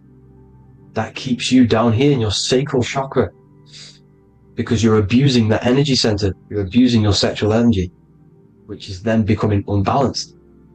So this is how energy, this is why these centers are pulling more energy out your electromagnetic field, because these centers are wheels. The chakras just mean spinning wheel of energy. So when you're abusing these certain centers, you're pulling energy out of your electromagnetic field, which is making your field weaker, which is making your frequency lower, which makes you prone to diseases, prone to lower negative energy, right? So you need to align these chakras. You need to unbalance them. And as you can see here, you can screenshot these to see how they're blocked. I'm not going to go over each one because it'll take me forever, but have a little read yourself. This is why they're blocked. Now, the ancients used to say Aum when they meditated. Now, these are the 7 vowels. There's not 5 vowels, there's actually 7. Now, when they say Aum, they're aligning all their chakras by saying this when meditated. This is where the Aum originated from. Now, emotion is energy in motion. So if you're feeling a certain way, that's the energy you've put in motion. It's a reflection. We live in a mirror reality. Everything's mirrored. Everything's mirrored. As within, so without, as above, so below. Everything's a reflection of some sort. So whatever you're feeling, you're doing something wrong. It's telling you you're doing something wrong from the root cause. Because your energies are the effect. You're feeling the effect of something you've caused. The law of cause and effect. Nothing escapes it. Now, the Jehovah's Witness believe that exactly 144,000 faithful Christians go to heaven or be resurrected, right? This is not true. This is symbolic. 144,000 go to heaven. Now, the petals on the chakras, this is the root chakra, this is the crown chakra. Now, if you add up the first 5 chakras, the petals, add up the petals on the first 5 chakras, you get 48. And then you get to the third eye, which has 2 petals. 48 times 2 equals 96. 96 plus 48, which you got from here, equals 144. The last chakra has 1,000 petals. Times 144 times 1,000, you get 144,000. This is a frequency. This frequency is the frequency of the ascension up your chakras. This frequency is a high frequency which turns that oil into gas, which rises up the spine, activating your third eye. Right? So this is all the religions are all symbolic for this sacred secret of Christ consciousness. As it says in the Bible, the kingdom of God is within. It's not out there, people. You must look within yourself. You are God. You are a spark of his consciousness, infinite consciousness, right? So 144,000 is a frequency, and you must achieve this. Like I said, these people in the past, they're not gods, people. These were just humans. Nothing special. They just reached Christ consciousness. Now, they keep you in these lower vibrational states with the food, right? And as you can see here, all of these fast food restaurants are mainly are red and yellow, which are these lower states, these lower two chakras, lower vibrational colors, because they want you trapped down here in matter. And these foods are so low vibrational, they will keep you down here, because your gut produces, I think it's like 80% of melatonin. Melatonin is your feel-good hormone. These foods will not make you feel good. This is very low vibrational. Meat. It's not meat, it's raw flesh. These animals are stripped from their family, put on a conveyor belt, watch their friends be tortured, and then get slaughtered in a slaughterhouse. Think of all the fear that's running through their blood, all the hormones, all the fear, and you're going to go and eat that very low vibrational energy. As you can see here, this is the light photons within fruit. You can see the light, the life force in this fruit. You must think, feel, and do positive to raise your vibration. As you can see, earth equals heart. If you rearrange it, everything in nature is green, right? The aurora borealis is green. You must align all these chakras and then live from the heart, because the heart's the center of the Taurus field. You must become the consciousness in the center. So that's it for this video, people. Thank you all. God bless.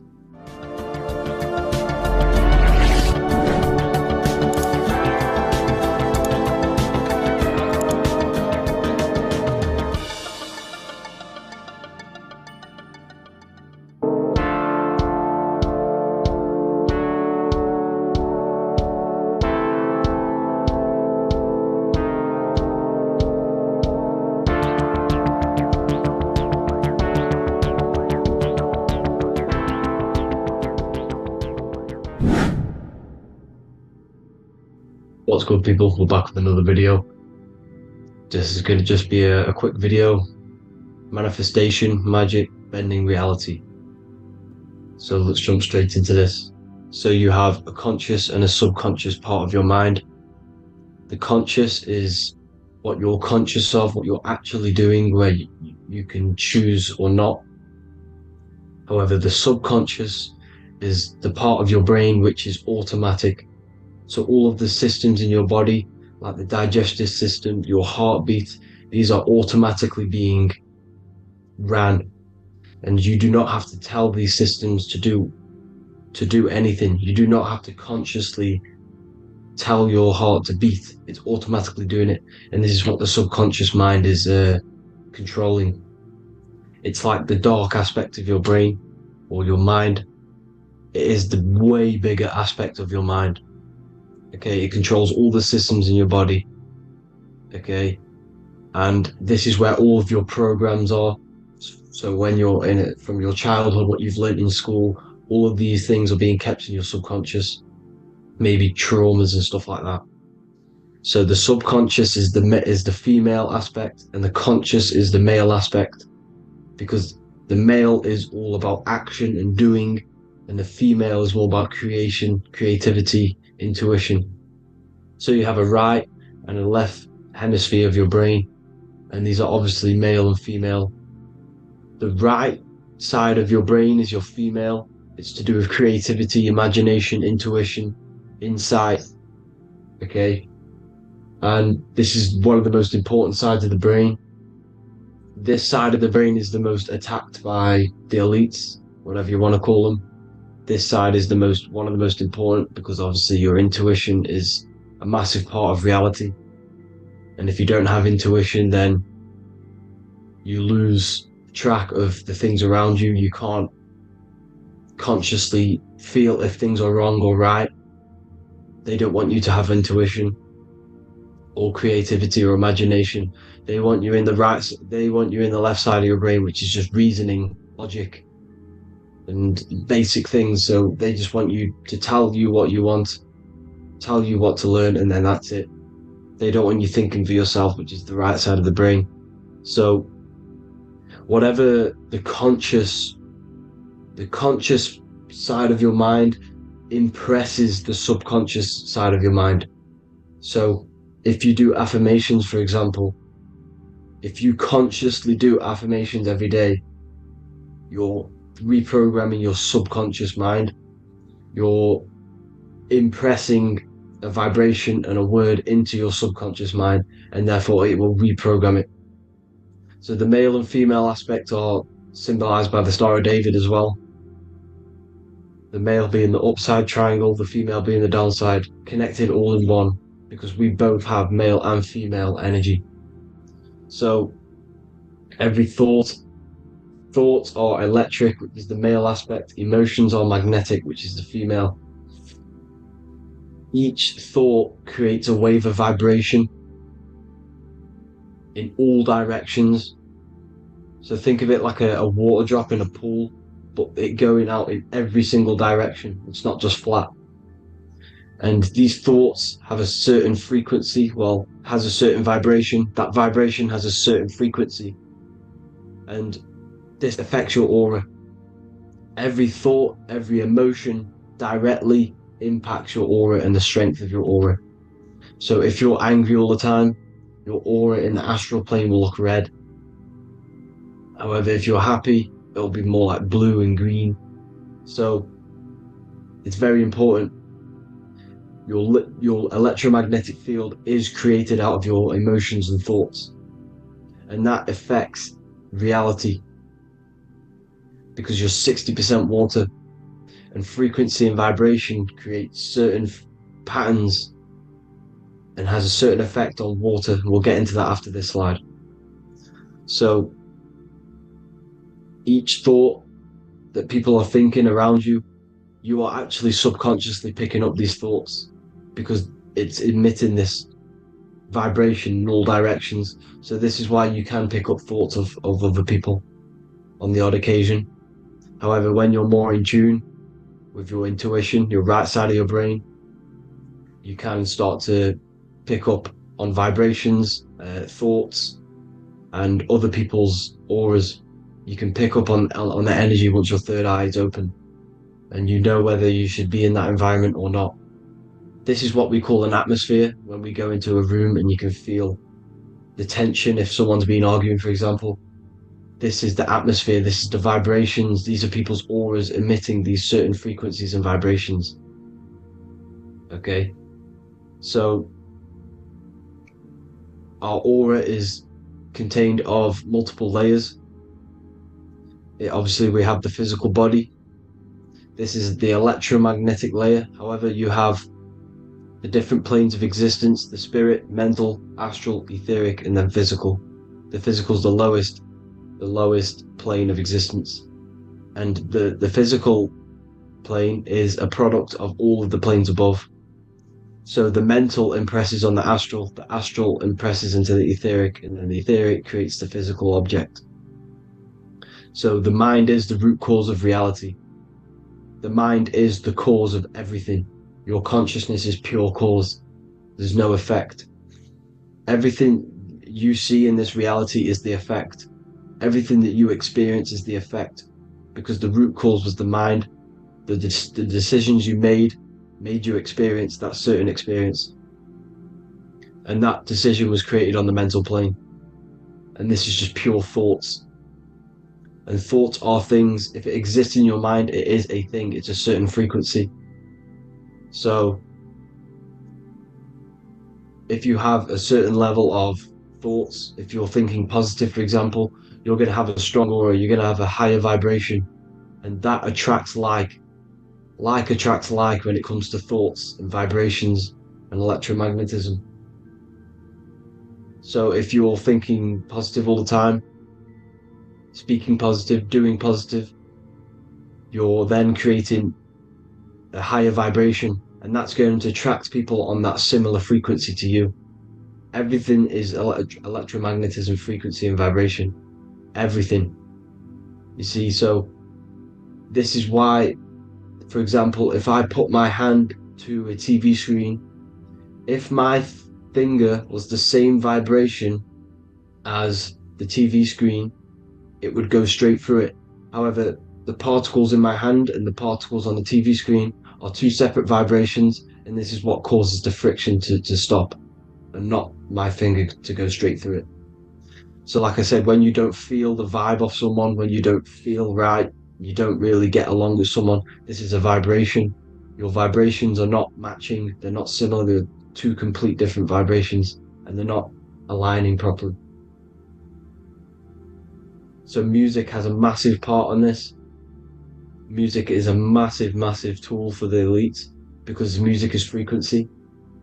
And in 1975, the musical instrument are all tuned to 440 hertz. So Spotify, Apple Music, most of the music on YouTube is all set to 440 hertz. And 440 hertz is not divisible by 3, 6, or 9. And when you can't divide a frequency by 3, 6, or 9, it's not a natural frequency. As you can see here, this is 432 hertz. This makes a nice geometric pattern. However, 440 hertz is a distorted pattern. So when you listen to this, this actually shuts off the whole right side of your brain. Like I said at the start, this is the most attacked side of your brain. It's to do with creativity, imagination, intuition. When you listen to 440 hertz, it shuts off the whole right side of your brain. And obviously shutting off all of these forms of your brain. Music is a very, very powerful tool for the elites, because it's the only thing which can enter your soul or your ears without consent, your body without consent. Everything else has to be through consent. You choose whether to eat something, you choose whether to drink something, but frequency, you're going to hear it no matter what. This is why it's so powerful, and music influences the body in many different ways. It's the most powerful imitator of everything. It directly affects all listeners. It directly affects intentions, gestures, movements, and actions. It stimulates your mind, and certain songs, certain catchy songs, can reprogram your subconscious mind, invoking certain emotions. This is why when you listen to slow beat songs, it makes you feel more sad. When you listen to upbeat songs, you feel more energetic. This is because these frequencies have a profound influence on reality and on how you feel. Because like I said, you are 60% water, and as you can see here, each frequency creates a different geometric pattern, and inside of you is 60% water. So like I said, 440 hertz is going to make a distorted pattern in your water, and this is going to have a profound effect on your emotions and your reality. So like I said, health is not just the body. You are made of body, mind, and spirit. You need to look after what you put in your body. You need to look after your spirit and look after your mind. It's very important to keep all these in balance, because once one of these are unbalanced, it affects the other two. So if you're eating wrong, it's going to affect your spirit and mind. If you're thinking wrong, it's going to affect your body and spirit. These are all interlocked.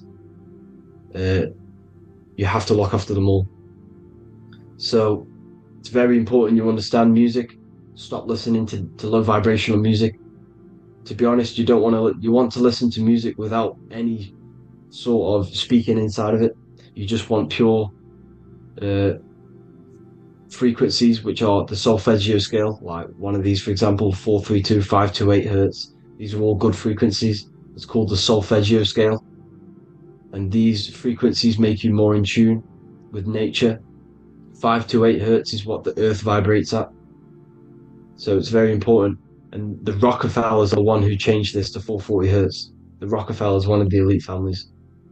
So if you want to manipulate reality, it's very important to have your chakras aligned and having a high vibration, because the higher your vibration, the more powerful your words and your intentions are on reality. So the lower your vibration, the harder it is to affect reality, because you're on a lower state of consciousness. You want, like I said, you have the mental, astral, etheric, and physical. Everything is a product of the one above. As above, so below. This is what Hermes Trismegistus was saying in the Egyptian days. This is where it comes from. As above, so below. If you affect above, it directly affects below. So like I said, meditation helps on this, helps align your chakras. Think positive, feel positive. Like I said, your feelings are magnetic, your thoughts are electric. So once you combine these two together, you're then creating an electromagnetic frequency, and that will have profound effect on reality. So the law of cause and effect.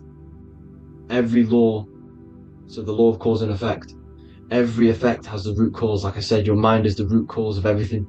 Every decision you make is having a different effect on reality. Everything happens for a reason due to the root cause, which is your mind. You choose everything that happens in your life. Okay? So it's very important you understand this and you constantly make the right decisions, the good decisions, to have good effects on your reality. You have to be very conscious of this law, because nothing escapes this law. This is the law of all consciousness. So think about it. Imagine a massive ball of consciousness. However, off this ball are different sparks, and each one of these sparks are in each and everyone's body. This spark is governed by these laws, the law of cause and effect, the law of correspondence, the 7 Hermetic principles. It's very important you understand this, because this mass ball of consciousness is what is obeying these laws, and everyone has this spark of consciousness inside their third eye. And like I said, everyone is the same consciousness. This is why if you do bad unto someone else, that will directly affect your reality. So if you hurt someone, it's going to come back to you in one way or another, because you are that same consciousness. This is like a mirror reality. As within, so without. Whatever you feel on the inside, you're gonna see that on the outside. You're gonna experience that reality, whatever you've impressed. So there's different ways to bend reality to your will. This is kind of a sort of magic. So obviously you have black magic, which is manipulating reality to harm and influence others, or to be very selfish. And then you have white magic, which is manipulating reality for the good of humanity. So you do have to be very careful with your intentions, people, when you're trying to manipulate reality, because this is nothing to be played with. If you are manipulating reality for the wrong reason, it's going to come and bite you in the ass in some way or another. Because everything is balanced. Everything balances out in this reality. Nothing escapes the laws. Not one thing escapes the laws. So if you're stealing from yourself, because it's just going to come back in one way or another. Inside of everyone's heart, you know whether you're doing good or wrong. You know, you can feel it when you do something wrong. You can feel it when you do something good. The heart is the center of the Taurus field. It's balance. And this is why you say follow your heart, because it's the center of the Taurus field. It's very important to listen to this inner voice inside of you, because that is telling you the right things to do, the good decisions to make. And when you keep following that voice, that good voice inside of you, it takes you to your life path. Very important to follow that voice. However, don't let the ego get in the way of it. Don't care what your friends are going to say. It's very important to understand this. So, you have different ways of manipulating reality. You have sigil magic. This is where you create your own sigil or symbol. You create your own sigil and symbol, and then you charge it. You behind that symbol, you have an intention. So for example, if you want to manifest wealth, you create a sigil which represents what you want. You create that sigil, you draw it out, you charge it, because wherever your attention goes, energy flows. So whatever your attention is, you're sending energy that way. So what you do with your eyes and your hands, you place attention on the sigil, Imagine that it's glowing. Imagine that you're sending energy to this sigil. And then you burn the piece of paper once you've done this. And then after this, you meditate on that symbol. You constantly think about that symbol, because that symbol is the frequency, is the thing that you want to manifest. So that's one way. Or you can just meditate on your reality. So imagine yourself having already what you have. This is what they call a mindset. You must set your mind to the frequency what you want to manifest. Okay? So if you want to manifest wealth, for example, imagine yourself being wealthy. What would it feel like? What would you be doing? Imagine a scene in your mind. Constantly do this, and you're putting out that frequency. Like I said, you must think, because the thoughts are electric, and then you must feel, which is magnetic. Together, this creates an electromagnetic frequency, and this is how you attract things to you. You will attract the certain people to come in your life to bend reality to your will. Okay? Or you've got mirror magic. Stare yourself in the mirror, because a mirror reflects light. It also reflects energy. So you've got to be very careful with what you say to a mirror. You've got to be very, very, very careful, because whatever you send into that mirror is directly sent straight back to you. So if you're thinking negative, you're sending negative energy back straight to you, and that's going to have an effect on your reality. Affirmations are very important, because your words are frequency, your words are vibrations, and each word you say has a certain frequency. If it's if it's positively charged, it's going to affect you positively. If it's negatively charged, because like I say, your brain and your mind is like the director of energy. That's what your brain is. And it directs energy into certain things. You can either positively charge it or negatively charge it. And this brain is creating your reality constantly. It's manifesting your reality constantly in the present moment. So this is what the government knows. The government know your mind is the root cause of reality. This is why they call themselves a government. The New World Order is not being manifested by them. They are controlling the information. They are controlling your perception of this reality. And they know the mind is the root cause of reality. Therefore, if they control your perception of reality and your information, what you believe, you're going to manifest that information, that perception. So we, the people as a collective consciousness, are the ones manifesting this New World Order. You see, so this isn't black magic. They're actually tricking us into manifesting their own their plans, this New World Order. You see, this is how smart these people are. They know how to get around the laws of reality. They know how to bend reality to their will without facing the consequences. They're getting humanity to do it. You see, there is a collective consciousness. As like I said, we all have that same spark of consciousness, right? So as a collective consciousness, we are on a very low vibration at the moment. However, we are waking up rapidly. There are more and more people waking up at the moment, and light always chases away the shadow. Light is a lot more powerful than darkness, you see. So one person waking up has a massive effect than one person being asleep.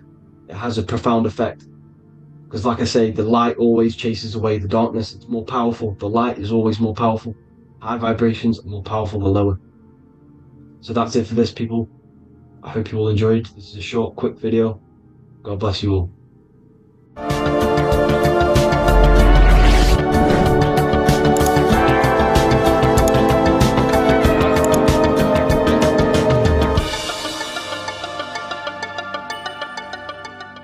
Greetings everyone, it's Revival of Wisdom.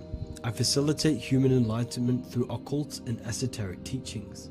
I hope this video expands your mind into a new field of thought. In this video, we're going to be discovering the true esoteric meaning of the 7 planetary energies. So let's jump straight into this. In order to fully understand this, you must understand the esoteric teaching of as above, so below, and as within, so without. Our inner world is mirrored into our external material reality. We have a physical voice, which you are hearing right now, and I also have an inner voice, which no one else can hear.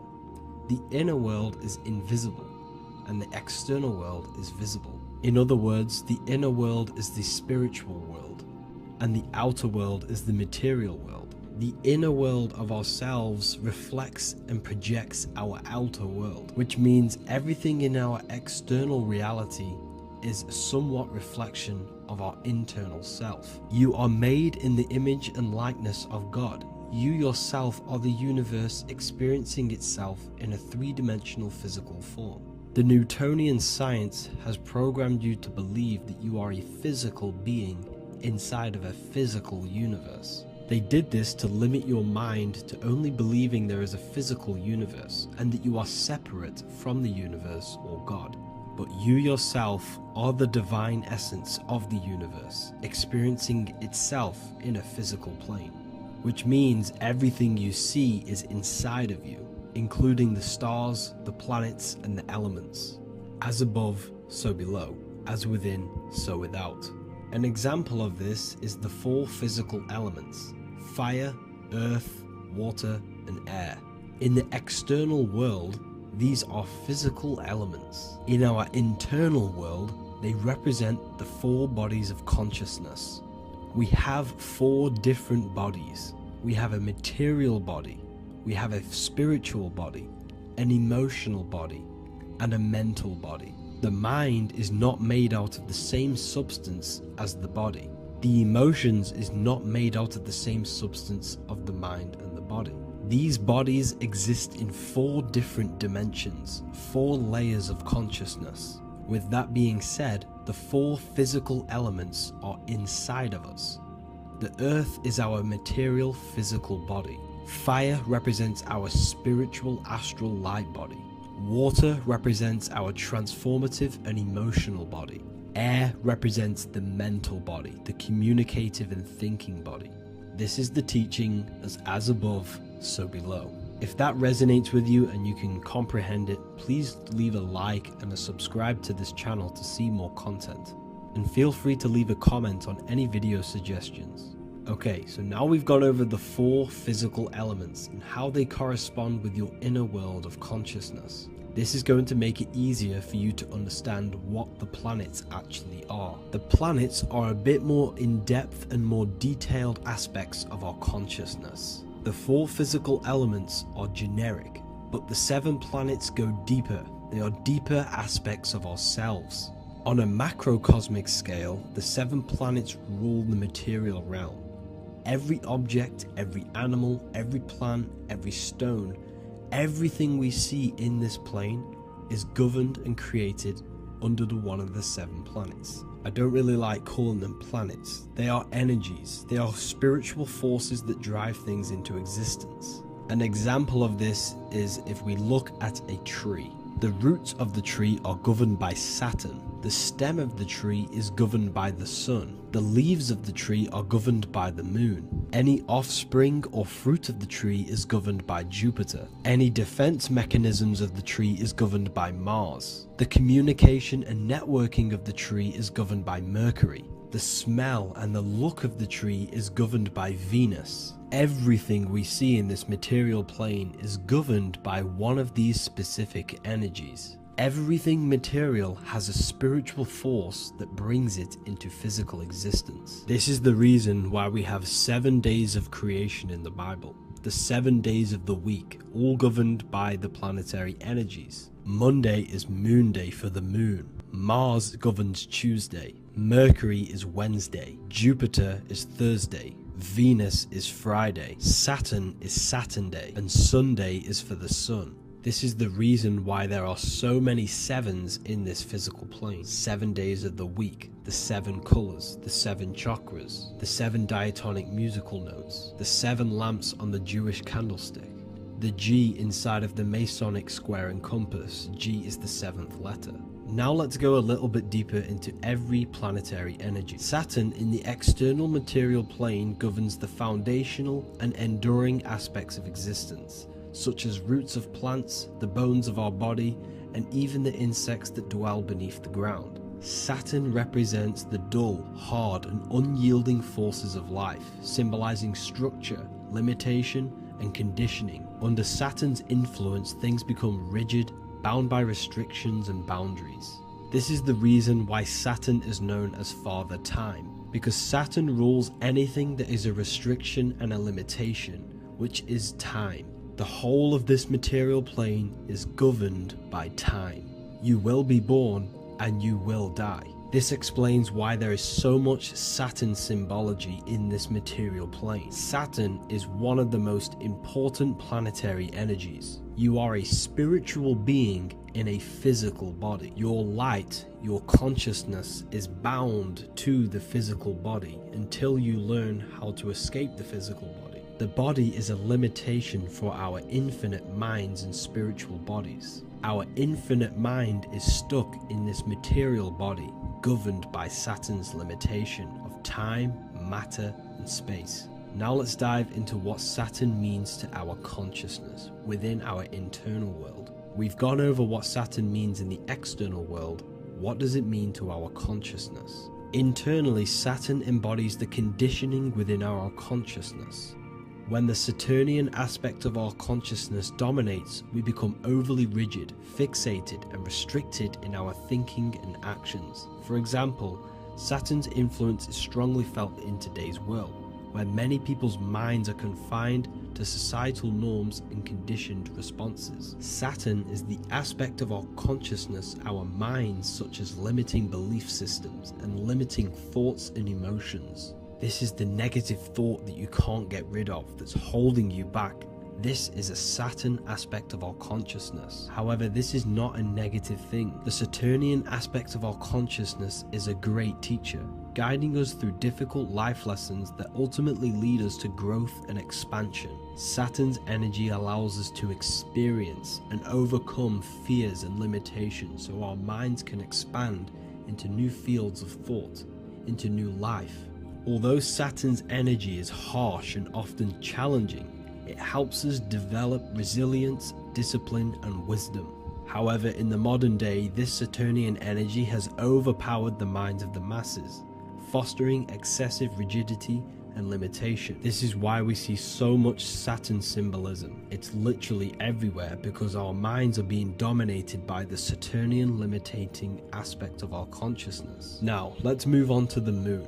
The moon, or lunar energy, in the external material macrocosm plane governs the elements of water, influencing the natural cycles such as the ocean tides, which rise and fall in harmony with the moon's phases. Beyond water, the moon also guides instinctual behaviors such as animal migrations. Birds, insects, and other creatures rely on the moon's subtle energies to navigate their journeys. For example, dung beetles use polarization patterns in the moonlight to orient themselves and travel safely home. The moon creates the months. M-O-N is moon. There are 28-day cycles, and this 28-day cycle of the moon is reflected in the woman's body, known as the menstrual cycle. The moon is a feminine energy, governing the feminine elements such as water and the feminine cycles of the body. The moon is the womb. This is why eggs have the same color as the moon, because eggs are ruled by the moon's energy. Now that's the external world. The internal world, the moon symbolizes the emotion aspect of our consciousness. It represents the subconscious mind, the seat of intuition and psychic abilities. Just like in the external world, things are born out of the moon, such as eggs and the womb. The subconscious mind acts as a womb for our conscious mind. Our deep subconscious emotions and programs are born into light into the conscious mind and controls the conscious mind. The moon represents our hidden psyche, our shadow self.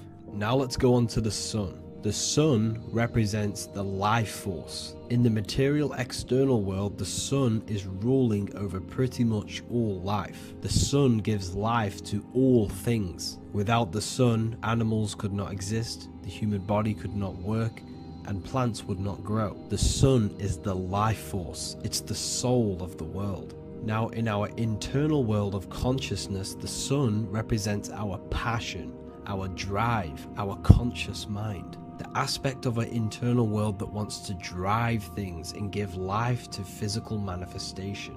Now we go on to Mars energy. Mars is well known for being the god of war. Mars energy manifests into the material plane through anything that seeks to protect or defend itself. For example, the holly tree. The holly tree leaves are very sharp and they defend itself. Anything that is protective in the material world has Mars energy and is governed by this specific aspect of consciousness. For example, any predators or animals such as hedgehogs with spines on their backs for protection. Mars represents all things that is driven by conflict, aggression and defense. Now internally, inside of our inner world, Mars symbolizes the aspect of our consciousness that is focused on self-preservation and protection. Mars governs our ego, the instinctual urges of anger or maintaining reputation. Mars is not evil.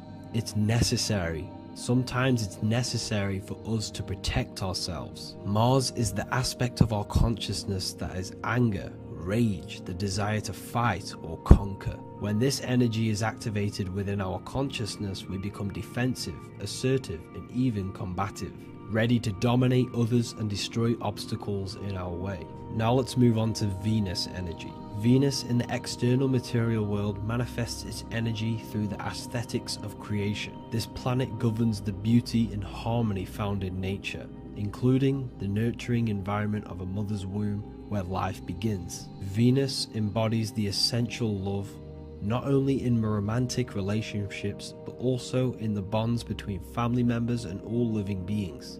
Venus represents relationships. We have relationships between plants, animals. They all depend on each other to give life. Plants provide food and medicine, while living creatures contribute to their own growth and pollination. Internally, Venus represents the aspect of our consciousness that yearns for relationships and connections with others. This is an aspect of our consciousness that encourages to care for our physical appearance and embracing beauty. Aesthetics play a role in our interactions and self-expression. This is why there is a beauty brand called Venus. Now let's move to Jupiter energy. Jupiter in the material plane manifests its energy as forces of fortune, abundance, and wealth. This energy manifests itself as plants, as fruits that we can consume and eat in abundance. Anything that is nourishing and cultivated by the earth for humanity and animals. Jupiter embodies the giving energy that provides for and sustains life, fostering growth and ensuring that resources are available to all. Its influence is seen in the natural cycles of abundance, where fruits must grow and ripen before they are enjoyed, symbolizing the importance of effort and patience. Internally, in our spiritual world, Jupiter represents the aspect of our consciousness that yearns for abundance and seeks growth in various aspects of our lives, including wealth, knowledge, and personal development of the mind, spirit, and the soul. This is the aspect of our consciousness that wants to gain wealth, that wants to gain expansion and abundance in our lives. However, when Jupiter's energy dominates our consciousness excessively, it can lead to feelings of stinginess and greed. It represents material possession. The last planet is Mercury. Mercury in the external world governs the vital elements such as seeds, air, communication, education, and electricity. Known as the messenger of the gods, Mercury rules over intellect, communication, and the transmission of knowledge. Mercury's states of consciousness manifests itself in the material plane as the network between trees and plants, how they all communicate together. It represents the intelligence behind all physical things. It's the intelligence behind the seed that allows it to grow into a plant. Mercury's creative energy is manifested in the nervous system of the human body and all living animals, the intricate messenger that transmits signals from the body to the brain and then to the mind. This intelligence within us allows us to facilitate thought and movement. Internally, in our spiritual aspects of consciousness, Mercury is the state of consciousness that seeks knowledge, understanding, and intellectual growth and expansion. This part of us is curious, eager to learn, and driven to communicate ideas and information. It represents our mental body. The Roman god Mercury is often depicting flying because this symbolizes the air, air represents our mental body. When the Mercury aspect of our consciousness dominates, we become highly intellectual, constantly seeking information, analyzing situation, and communicating our ideas. While this can enhance our understanding and ability to interact with the world, an excess of Mercury's influence can lead to overthinking, excessive analysis, and focus on intellect over emotions or intuition. Okay, so they are the 7 planetary energies in the external world and your internal world of consciousness. These energies are manifested in the Roman mythology as human beings. They are depicted as human beings, but this is nothing but symbolism. These gods never existed physically. They represent aspects of our consciousness and spiritual forces that govern the material plane. Every material object, every intelligence, every piece of life in this universe is governed and brought into existence by one of these spiritual forces. Now, I hope this video has expanded your mind into a new realm of thought. Make sure to leave a like, a comment, and subscribe to the channel for more occult and esoteric information. You can read more about this topic and many more occult and esoteric teachings inside of my books, the Book of Wisdom Volume 1 and the Book of Wisdom Volume 2. I honestly advise that not everyone reads these books. These are books which will completely transform your view on reality. You will feel a lot better reading these books because you will find a connection with yourself and the universe. Understanding truth and knowing thyself gives you a sense of well-being. Like I said, this is not just a book. This is a beginning of your journey of expansion and growth. Reading them can be life-changing. Inside my university, I host live calls where you can ask me questions, and you can watch all the pre-recorded live calls. You also gain the ability to manifest your own reality through the Manifestation Mastery course. There is also a library with all of the PDFs that I've read in the past of occultism, symbolism, and esotericism that you can gain access to. There is a whole lecture section where you can watch all of my occult lectures. This is a place of transformation. The price of the university will be going up very soon. If you join now, you will gain a free sexual alchemy course which will teach you how to transmute sexual energy into creativity. I'll leave all the links in the description for the university and also my website where you can get my books. I hope you enjoyed this video. Take care.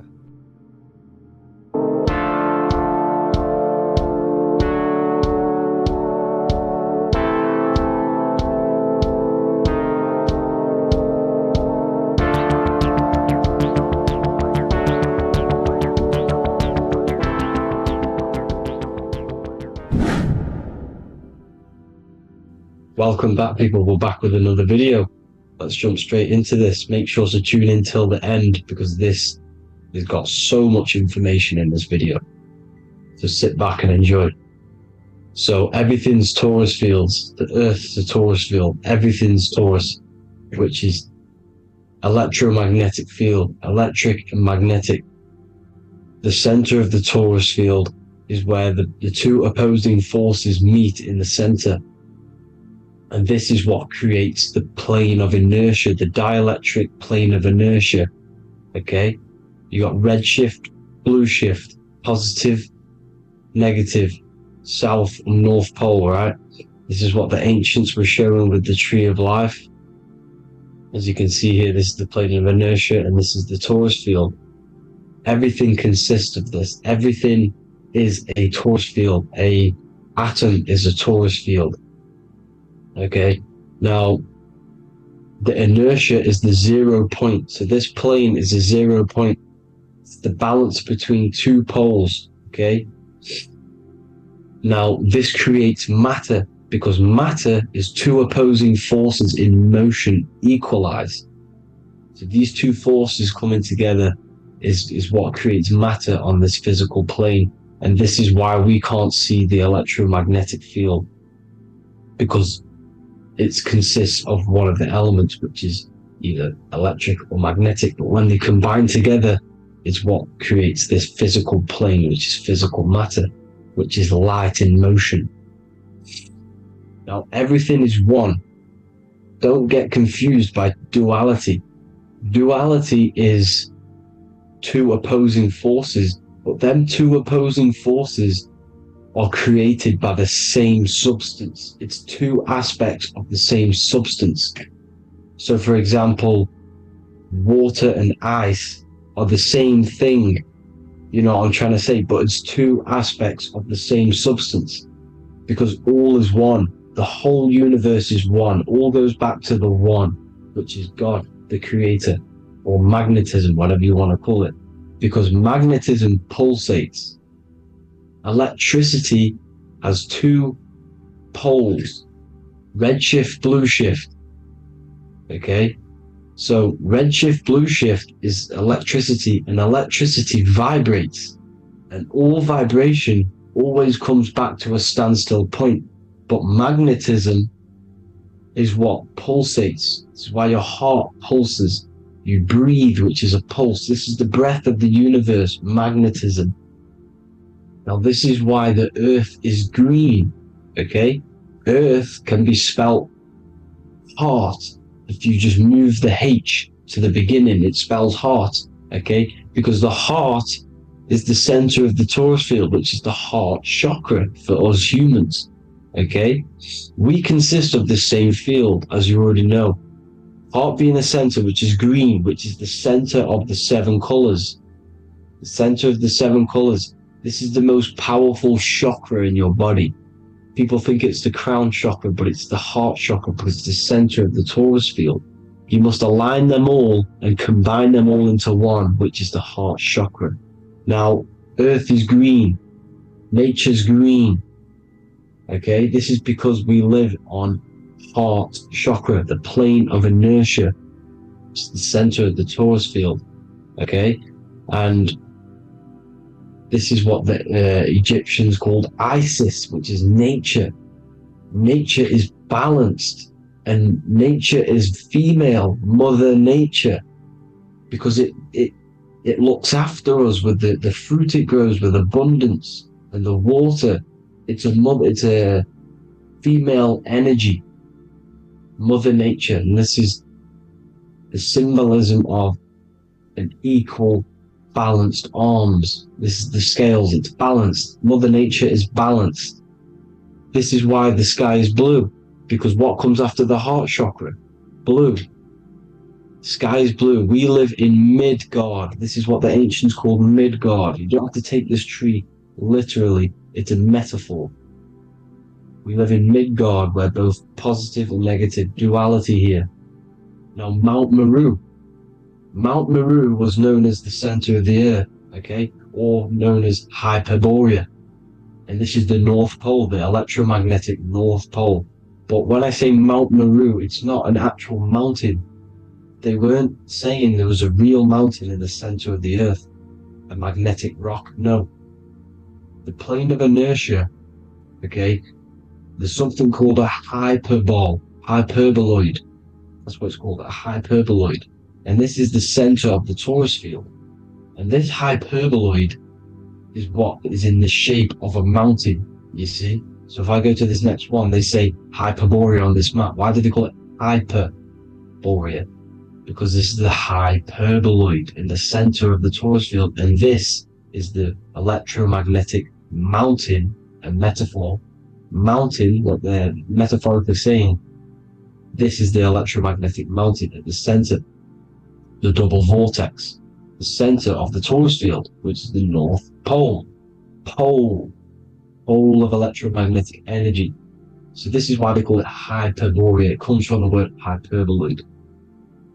And the center of the earth is so sacred, and they symbolize this with, obviously, the North Star, which is Polaris. And this is where the swastika comes from, because it's the 4 seasons moving around the North Star.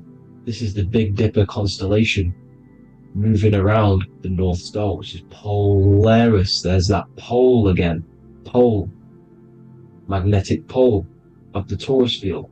And this is where the green, emerald green, Aurora Borealis comes from. It comes from this center hyperboloid at the center of the earth, where the most electromagnetic energy is stored.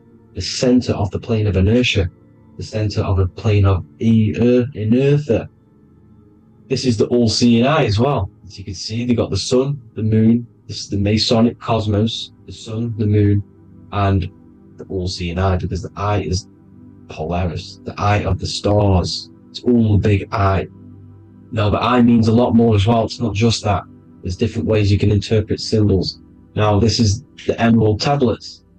Deep in Earth's heart lies the flower, the source of the spirit that binds all in its form. Okay? The flower of life is thine own place of thine spirit, and stream through the earth as thine flows through thy form, giving off life to the earth and its children, renewing the spirit from form unto form. This is the North Pole. That is what he's talking about. He's talking about the Aurora Borealis. Aurora Borealis. It's the Earth's aura. Emerald green. Heart chakra. Plane of inertia. Green. Earth. Heart. You see? All related. Now, there's many symbolism of this. So much symbolism of the ancients. The 7 layers of heaven. 7 layers of heaven, which are the 7 planets. Okay? These planets are the solar system. It's the solar system because we are the soul. We are the sun, the soul. And we're inside of a solar system, which is the 7 planets. That's why there's 7 layers of heaven. Okay? The rings of Saturn, the rings of the planets are moving around us. Okay? So, this is what the ancients were depicting in their cosmology. Now, this is the Hebrew cosmology of the earth. This is the Mayan cosmology of the earth. You see, it's all an enclosed system. We live inside of a giant torus field. All is atum. It's what the ancients said, ancient Egyptians said. All is atum. Atoms are torus fields. Don't be tricked by the modern science today with the current model of an atom. It's completely wrong. They're hiding the torus field. They're hiding the electromagnetic field, which is in everything. Absolutely everything is in motion, and motion comes from this field. And you see, this is upside down, but this is the I think it's pretty sure it's candles, but the 7 candles, the 7 planets, the 7 Elohim. You see, it all goes back to the stars and the heavens. Now, this is how the earth really works, with the stars on the outside of the cosmic egg, and then the torus field spinning around the sun and the moon, the positive and the negative charge. The sun gives you energy, the moon takes your energy. The moon controls monthly cycles. Moon is mon. This is etymology. Mon, month, money, demon, monster. Stir is star, moon star. We are all stars. Youngster, minister, superstar, Hollywood star. We're all stars. We come from the stars, which is heaven. Our soul comes from the stars. You see? We are the universe, the image of man is made in the universe. We are a microcosm of the universe. The universe is a macro, we are micro. We consist of everything. The body, mind, and spirit. The sun, the soul. Moon, the mind. Earth, the body. Body, mind, and spirit. We have 12 systems in the body, which are governed by the 12 zodiac signs. Starting at the Aries, which is the ram, the ram of God, all the way down to Pisces. And Capricorn, kneecap. It all goes back to the stars. We are the stars. We are the universe. Everything is inside of us. Everything. Like I say, the Temple of Solomon, the Temple of the Soul, and man. The soul, the temple is the body. The soul is the soul, and the man is the mind. The temple of the soul and the mind. Body, mind, and spirit. We consist of the 5 elements. Air, spirit, water, earth, and fire. We consist of everything. We are the universe. We're made in God's image, which is the universe. You see? Now, everything goes back to the stars. The ancients worship the stars because the stars govern everything. They govern the systems in the body. They govern your life. This is why your zodiac is so important, your sign. Each zodiac has a specific element associated with it as well. Aries, which is the first sign, the Ram of God, the Lamb of God, which is a fire sign. Fire, first. Fire, first. F-I-R, this is etymology. The cerebrum, ram, which is in the brain. Aries, the ram, controls the head, the face, and the nose upwards. So it controls the cerebrum, the Torah, which is, I'm pretty sure it's the Hebrew Bible, which is the Taurus. Tornado comes from the Taurus field. You see? Everything's inside of you. It all goes back to the Taurus field, and the Taurus field is everything.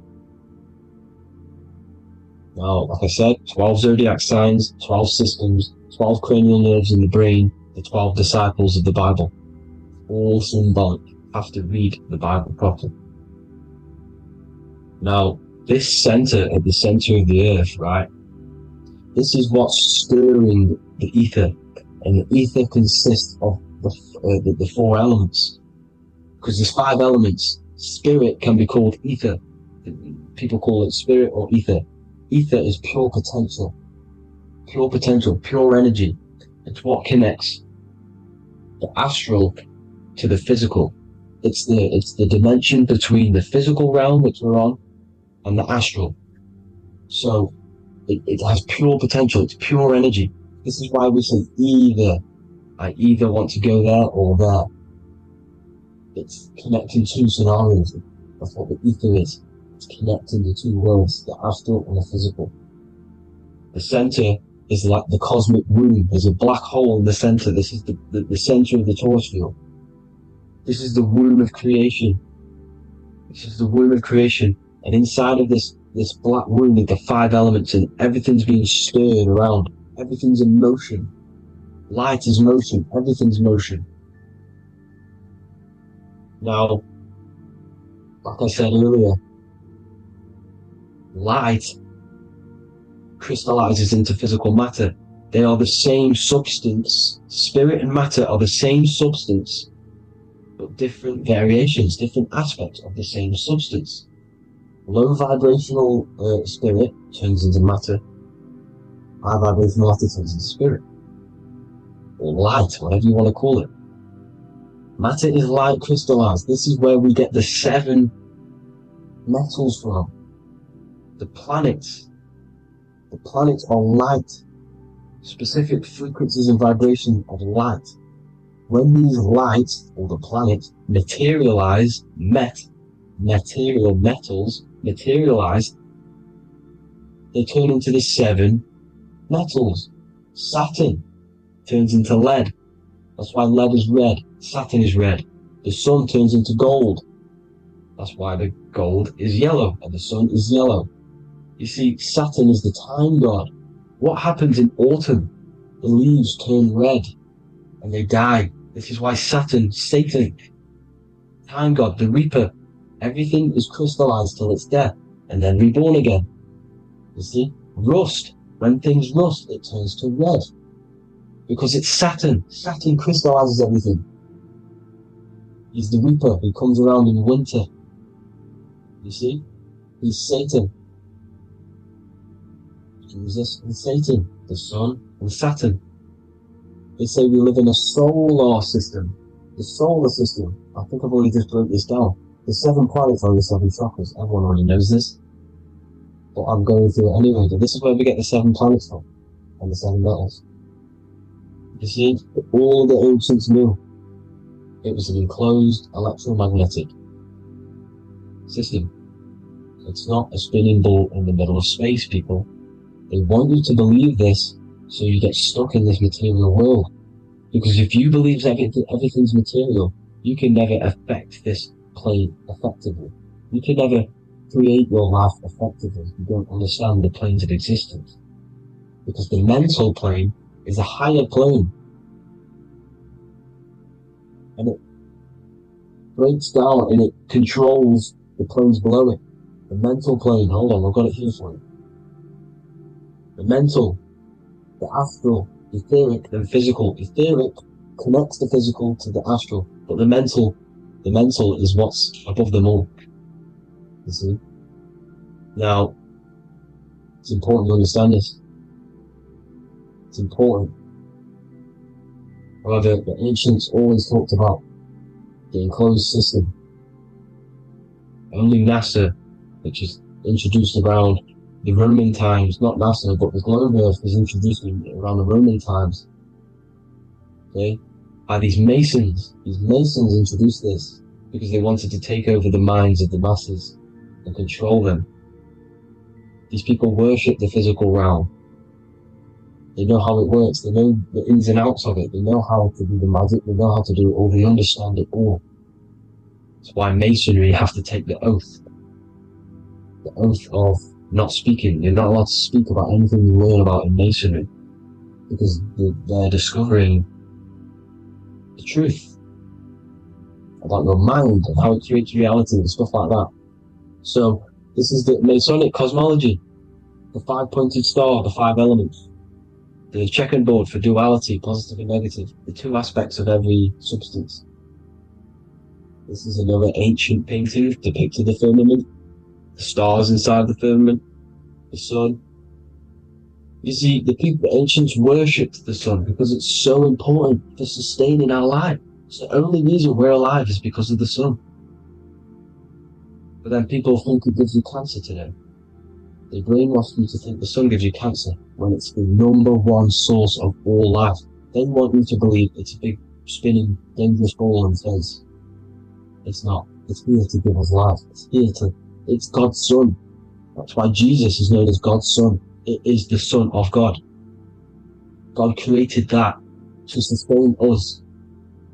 You see? So it's important you understand the true cosmology of where you are, because if you don't know where you are depleted of all of your morals. You're depleted. You're demoralized. You're lost. You don't know where you are. You don't know where you exist. Okay? Once you accept the globe model, the heliocentric model, you will subconsciously think that you come from nothing. This is why they implemented the evolution theory just after the globe model was introduced by Charles Darwin. Charles Darwin came in after the globe model. He's a Mason, he was another Freemason, and implemented evolution where we came from monkeys, because they want you thinking less of yourself so they can manipulate your mind. You see? They want to manipulate your mind, and they have done since you got here.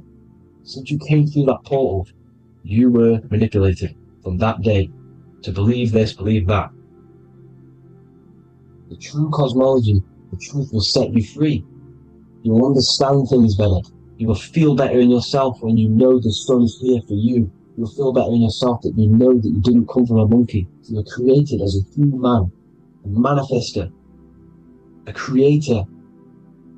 You're so intelligent. Your mind is amazing. You can manipulate matter, mind over matter. See? Thank you all people for tuning in. Tap in with yourself. Love yourself. Find the truth. Spread the truth. Nothing dies. Nothing in this creation dies. Everything's energy. Everything's light. Light can never die. You're a light being. That's why it says Hu. Hu man. Hu is light in Hebrew. Or Latin. Either one of the two. You are light. You're a light being. You never die. Ever, ever, ever die. Ever. Stop thinking you're going to die. This body will die because it contains electricity. And electricity always goes back to a standstill point because of vibration. Electricity vibrates. You are pure light. You will never ever die. Thank you all people. God bless. Make sure to like, subscribe and share.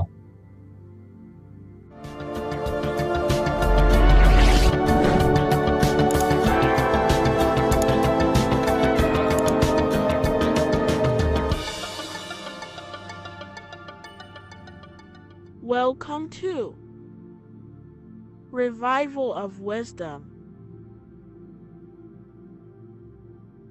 What is good people is Revival of Wisdom. We're back with another video. Today we're going to be talking about the importance of Saturn and the occult. Let's jump straight into this. So Saturn is the god of the earth, right? It's the time of God, change, destruction, physical matter. He creates and destroys because the energy of Saturn is the key to crystallization. It wraps things in physical matter, right? He creates everything, all life forms, and he takes things back, because the day that you're born, that's the day that your expiry date is coming. The time is ticking until Saturn takes your life. This is why he's known as the Reaper. Okay? As he's personified as eating his child here in this ancient Roman painting. As you can see, he's eating the child. We are all children of Saturn, right? He creates physical matter, our physical bodies, right? He's the god of time because he's the slowest moving celestial body. He's the Lord of the Rings, as you can see here. He's the last one on the ring. He's the slowest one moving, okay? So, he is the Lord of time, destruction and creation, okay? This is why his name is Saturn, Satan. He's the devil, okay? But I'm not saying Saturn's evil, guys. It's a part of life. Everything lives and dies, right? He's the key to crystallization. Now, as we have the clock here, our god Saturn, or Chronos in Greek, just means time. He's also the god of time, as I've already said. 60 seconds in a minute, 60 minutes in an hour, 24 hours in a day. Add 2 plus 4 equals 6. 60 seconds, 60 minutes, 2 plus 4 equals 6. That's 666, okay? And as you see on the clock, 6 take away 12 equals 6. 7 take away 1 equals 6. 9 take away 3 equals 6. 6 is the number of Saturn. It's associated with Saturn, right? He's the god of time, of justice. Everything goes back to the Reaper in the end. Everything lives and dies. Now, the artwork of him, he's always got the Reaper staff. You see, it's personifying death. Now, when you see this, the Romans were not saying Saturn was a real person, a real god in human form. No, this is personification. This is what the ancients always did. They personified, just like the Bible. It's all personification. So the personifying Saturn eating its children because it eats, it's the Reaper. No one can escape the Reaper. No one can escape death. Now, Saturn is 666, which is in the Bible, the number of the beast, right? The number of the beast, Satan, 666, right? So on the North Pole of Saturn, you have a hexagon which makes a cube, right? Now this hexagon, when you join up all the corners, creates the 6-pointed star known as the Star of David, right? In the Jewish religion. Now, as you can see, the 6-pointed star has 6 points, 6 mini triangles, and a 6-sided hexagon. That makes 666. And also, your Saturday is named after Saturn, the 6th planet, the 6th day of the week, and has a 6-sided polygon on its north pole. That's also 666. Now, this Star of David, this symbol goes back thousands of years, and it originates from Saturn. It's not the Star of David, right? It originates from Saturn. It symbolizes the physical and spiritual aspect combined into one, which makes us humans, right? Also symbolizes the male and female combined into one. These two sacred energies create the human. We consist of both male and female energy, also known as the Seal of Solomon. And we all know, if Solomon was a real person, he talks about communicating with 72 demons. He could, apparently in the text, he could communicate with 72 demons, and this is sorcery. This is black magic. Now, this symbol is associated with hexing people. When you place a hex on someone, that is a form of witchcraft, which a hex is just a curse. When you're cursing someone, this is black magic. Now the black magician would stand in the middle of the symbol and cast his spells onto other people. Now, this symbol is obviously on the $1 bill, twice on the $1 bill. And it's very, very ancient symbol, and it originates from Saturn. And let's keep going. So the cube. So I've just said how you see the cube on the North Pole of Saturn, right? The cube is limited. It's a 3D shape. It symbolizes limitations to the physical 3D dimension, the third dimension, the physical realm which we are in. Now, as you can see, the color associated with Saturn is black, right? Black is infinite potential. Black is the creation of all things. Before there was light. Light is born out of blackness, darkness, okay? Now, black is physical matter. And as you can see, the black cube, black symbolizing physical matter, the cube being limited, as the physical realm that we are in is limited. It's not like the fourth dimension where everything can exist in a thought. The third dimension is limited, right? And this is what Saturn is. It limits you to the 3D 666. Your body limits you to your physical body. Now these black cubes are placed everywhere, as you can see: Australia, Denmark, Manhattan. There's one in New York. As you can see, the Apple have a cube. The Nintendo GameCube.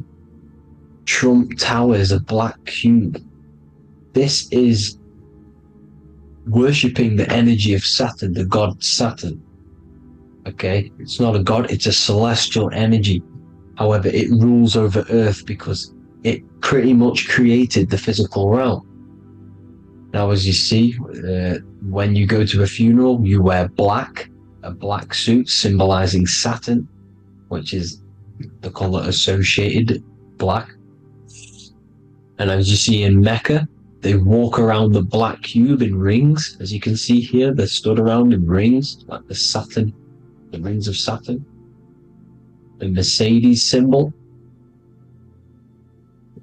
You probably wouldn't notice that, but yes, it's Saturn. And when you graduate from university, you wear a black cube on your head. This is all symbolizing Saturn. Okay? Now, as you can see, the Jews here have a black cube on their third eye whilst they pray. Notice how he's shutting his eyes into blackness, darkness, and he's wrapped around a black strap around his arm. This is symbolizing the wrapping of physical matter, of how physical matter wraps things into existence. And as we all know, the Star of David is a Jewish symbol. So he has the black cube and the Star of David, right? So all of these religions are secretly worshipping Saturn. Okay, this is all Saturn worship, Kronos, the god of time and destruction, the physical reality. Now, as you can see, it's symbolized everywhere in all major corporations. Pepsi, internet, that's obvious. NASA, of course, NASA. NASA means to deceive in Hebrew. Universal, Walkers, that one's so obvious. Nike, Toyota. So many different ways they symbolize it. You either see the rings of Saturn or the black cube, as I just showed you here, the Nintendo and the Mercedes, right? It's absolutely everywhere. Now, they also use 666 to symbolize it, as I've just broken it down to you. 666, the World Economic Forum. We all know how they're trying to enslave us into this new world agenda. Google Chrome, CERN, Disney, Coca-Cola, Cadbury's, all of these have 666. Now every UPS barcode has 666, and even www. is Hebrew for 666, as you can see here. Monster. It's the same Hebrew letter that means 666. Drake, 6 God. That's his God, Saturn. Why? Because they love physical realm. They love the physical dimension, the third dimension. Because they can rule here through riches. They can build an empire here. It's not like the fourth dimension. They don't want to ascend. They want to stay down here in the physical realm. Okay? Now this is why they're cloning. They can move their consciousness into other clones to live forever. This technology exists. This is why they love the third dimension. As you can see, all of these sellouts here, Drake, Leonardo DiCaprio, you know, all of these people doing 666 because this is their God. This is their God. They love the physical realm. They sold their souls for wealth and fame in this physical realm. So why would they leave? You see? Now, this isn't all just evil, okay? So you have 7 chakras, right? You have 7 days of the week, 7 solfeggio scale notes. These are frequencies, the solfeggio scale. Now, it's called the Saturn Moon Matrix because the moon symbolizes your mind, because you're created out of the Holy Trinity, which is body, mind, and spirit, right? That's the triangle, the equal triangle, body, mind, and spirit. Now, the 3 main celestial bodies are Earth, Moon, and Sun. The Earth being your physical body, the Moon being your mind, and the Sun is your soul, hence why it's called solar. It's a solar soul. Now, these symbols are alchemical symbols, so when you're doing alchemy, you use these symbols to obviously symbolize what we're talking about. Now, as you can see, these are all the symbols of the planets. Of Saturn is created out of the moon on top, the moon on the bottom and the earth on top, as you can see here. You see? And this creates the number 5. Now, with the moon being your mind and the earth being your physical body, this is mind over matter, because the earth is your body's matter. This is a matter over mind. You don't want to be matter over mind. This is low states of consciousness. You won't be mind over matter. You see, to manipulate matter, to create your own reality. Now, obviously, we all know Saturn is associated with the lowest chakra, which is the root chakra. This is to deal with your animal instincts. When you're down here, you identify as the physical body. You don't know anything spiritual. You're pure physical. You have a pure physical mind. You don't believe in anything spiritual. This is survival mode, consumption. They want you trapped down here, which is matter over mind. They don't want you to create your own reality, which is mind over matter. You see? Now, that's what Jupiter is. Saturn is the moon on the bottom and the earth on top. But Jupiter is the moon on top with the earth on the bottom. That's mind over matter, you see? So, these chakras are an ascension process from spiritual, from matter, physical matter to spiritual. This is the ascension. This is the stairway to heaven. This is Jacob's ladder. You see? Now, the number 5, which is obviously associated with Saturn as well, which create the symbol for Saturn, created the number 5.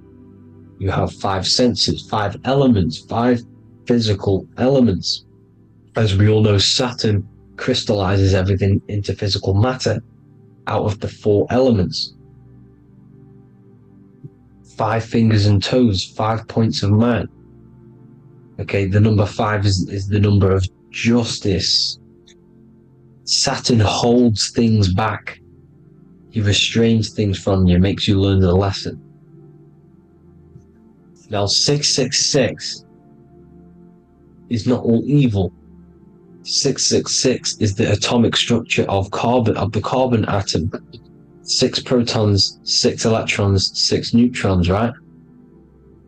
We are carbon-based life forms. All life forms are based on the bonding properties of the element carbon. Because Saturn crystallizes everything into physical matter. Now, the Masons symbolize this with the checkered boards. They have the black square, which is obviously matter, as I just said, the black cube, and spirit is the white square, because white is eternal light. White and light, you see. Black is physical matter. Now, this is what we are. The point of our soul is to transmute from matter to spirit, but these are interchangeable. This is the constant cycle between spirit and matter, spirit and matter. High vibrational matter turns into spirit. Low vibrational spirit turns into physical matter. You see? Now, we are carbon-based life forms. This is what 666 is, the number of the beast. Well, when I say we, the physical body is the beast.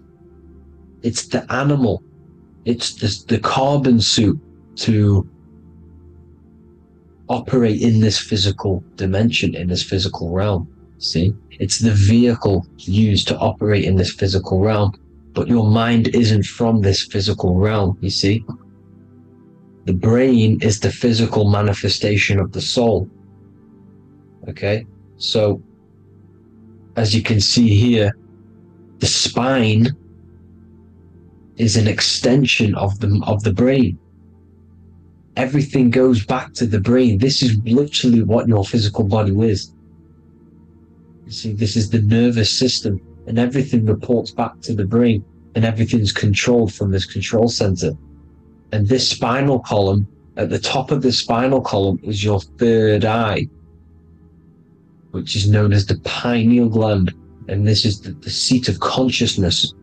It's the center of consciousness. That is your true self, pure consciousness. This body is just a physical body. This body is mortal. This body runs out, but your consciousness lives forever. They don't want you knowing this. This is why they keep you down here in your lower chakra. They want you to believe everything is just physical. They don't want you to believe in the spiritual side of reality. Because this way they can manipulate you, right? They want you matter over mind, because they know your mind creates reality. They know your mind is the root cause of reality. You manifest your own reality from the inside out.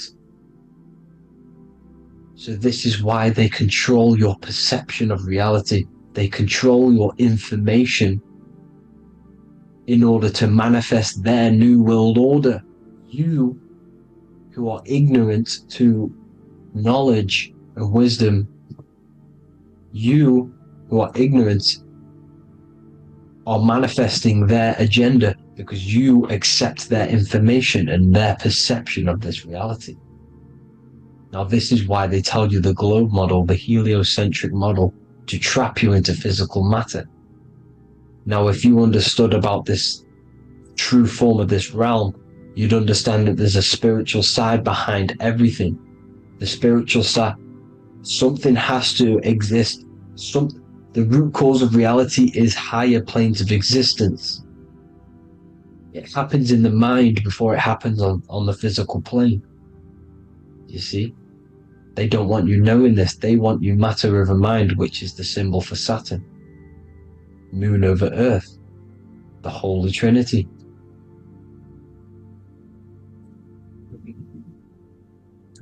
Now, as you can see, the cube also makes IXXI. This is Roman numerals. This is Roman numerals, and when it's translated from 9/11. Yes, 9/11. This is the secret code of the One World Order. The two twin towers, when the two become one. Okay, when the two become one, this is how you reach the higher states of consciousness, the physical and spiritual. Now, as you can see, the 9/11 memorial are two black cubes.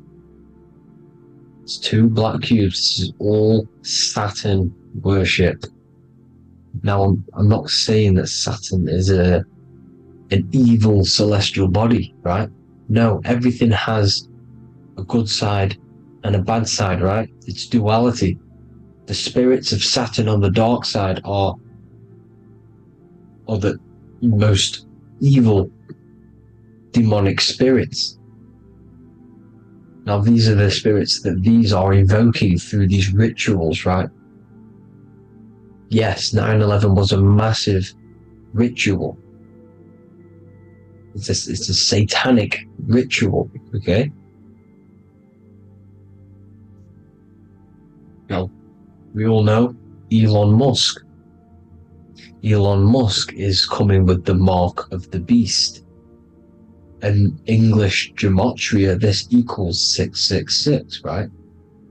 666, as I said, is the number of the beast. You are the beast, your physical body. You see how the Bible twisted things up to make things more confusing, right?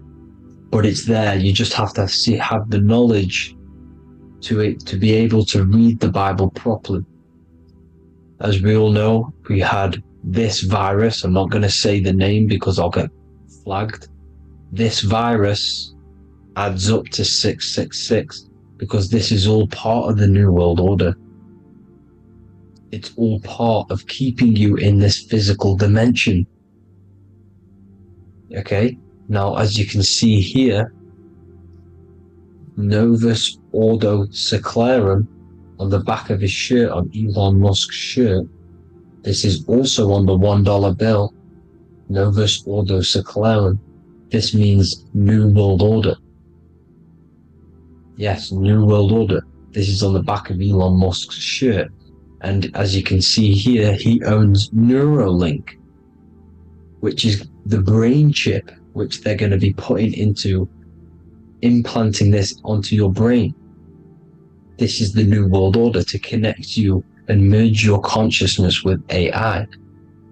Neuralink and Meta, he owns Meta as well, which is the metaverse. These are going to be linked in, hence why they have the same symbol, but just in a different format. It's the infinity symbol. And the infinity symbol comes from the torus field, as you can see here, your electromagnetic field from around your body. Now, the end goal is for this New World Order is to trap your consciousness inside of an alternative reality being projected from the metaverse. Because the metaverse will be the reality, Neuralink will be the brain chip inside of your brain, projecting your consciousness into an alternative reality while they harness your energy of your physical 666 body. Now, this stuff gets real deep, people. Now, this is the end goal of the New World Order, is to connect you with AI. This is why they're trapping you and keeping you in these lower states of consciousness in the Saturn associated root chakra, so you don't find out about the spiritual side of reality. Because if you knew the truth of this reality, you wouldn't connect to AI. You see, you have the power within you to travel to other worlds, the astral plane, for example. You travel to different worlds when you are sleeping. Okay? They want you to know it's just a dream. However, their end goal is to trap your consciousness and feed off your energy, spiritually and physically. Okay? I don't know why these people are just pure evil. As I said, evil love bondage. They love the physical dimension. They don't want to ascend to other realms. These evil love the third dimension. This is why evil spirits will inhabit bodies, exorcisms, because they miss being in the physical realm. They miss it. Evil love bondage. So this is why they're cloning and putting their consciousness in clones to stay in this third dimension, to stay as further away from the source as possible. Okay? This is why they're doing it, and this is how it's all linked in. So I hope you all enjoyed this video. Hope you gained some wisdom. Please feel free to join the Telegram, and please leave a like and a subscribe. Thank you all, people. God bless.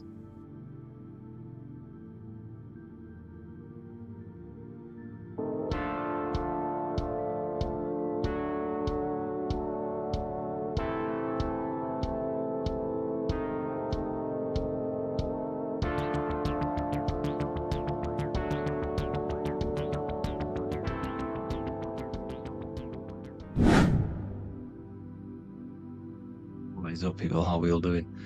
Today, we're talking about the flat earth cosmology. So let's jump straight into this. Please drop a follow and leave a like to help the algorithm. So, we live in a torus field. Everything's made out of torus fields. And every torus field has motion. It's what it is. It's the motion of energy. And every torus field has a center, which is the black hole. It's a womb of creation. It's counter space. Now, this is why the North Pole is magnetic, because the center of this torus field is the most magnetic part, the strongest part of the field. So this is why all compasses will point you to the center. And the Earth's magnetic field is spread across the whole of the Earth. And it's spinning, as you can see here. It's like a tornado at the center. And this tornado is the force which is spinning the sun and the moon around us.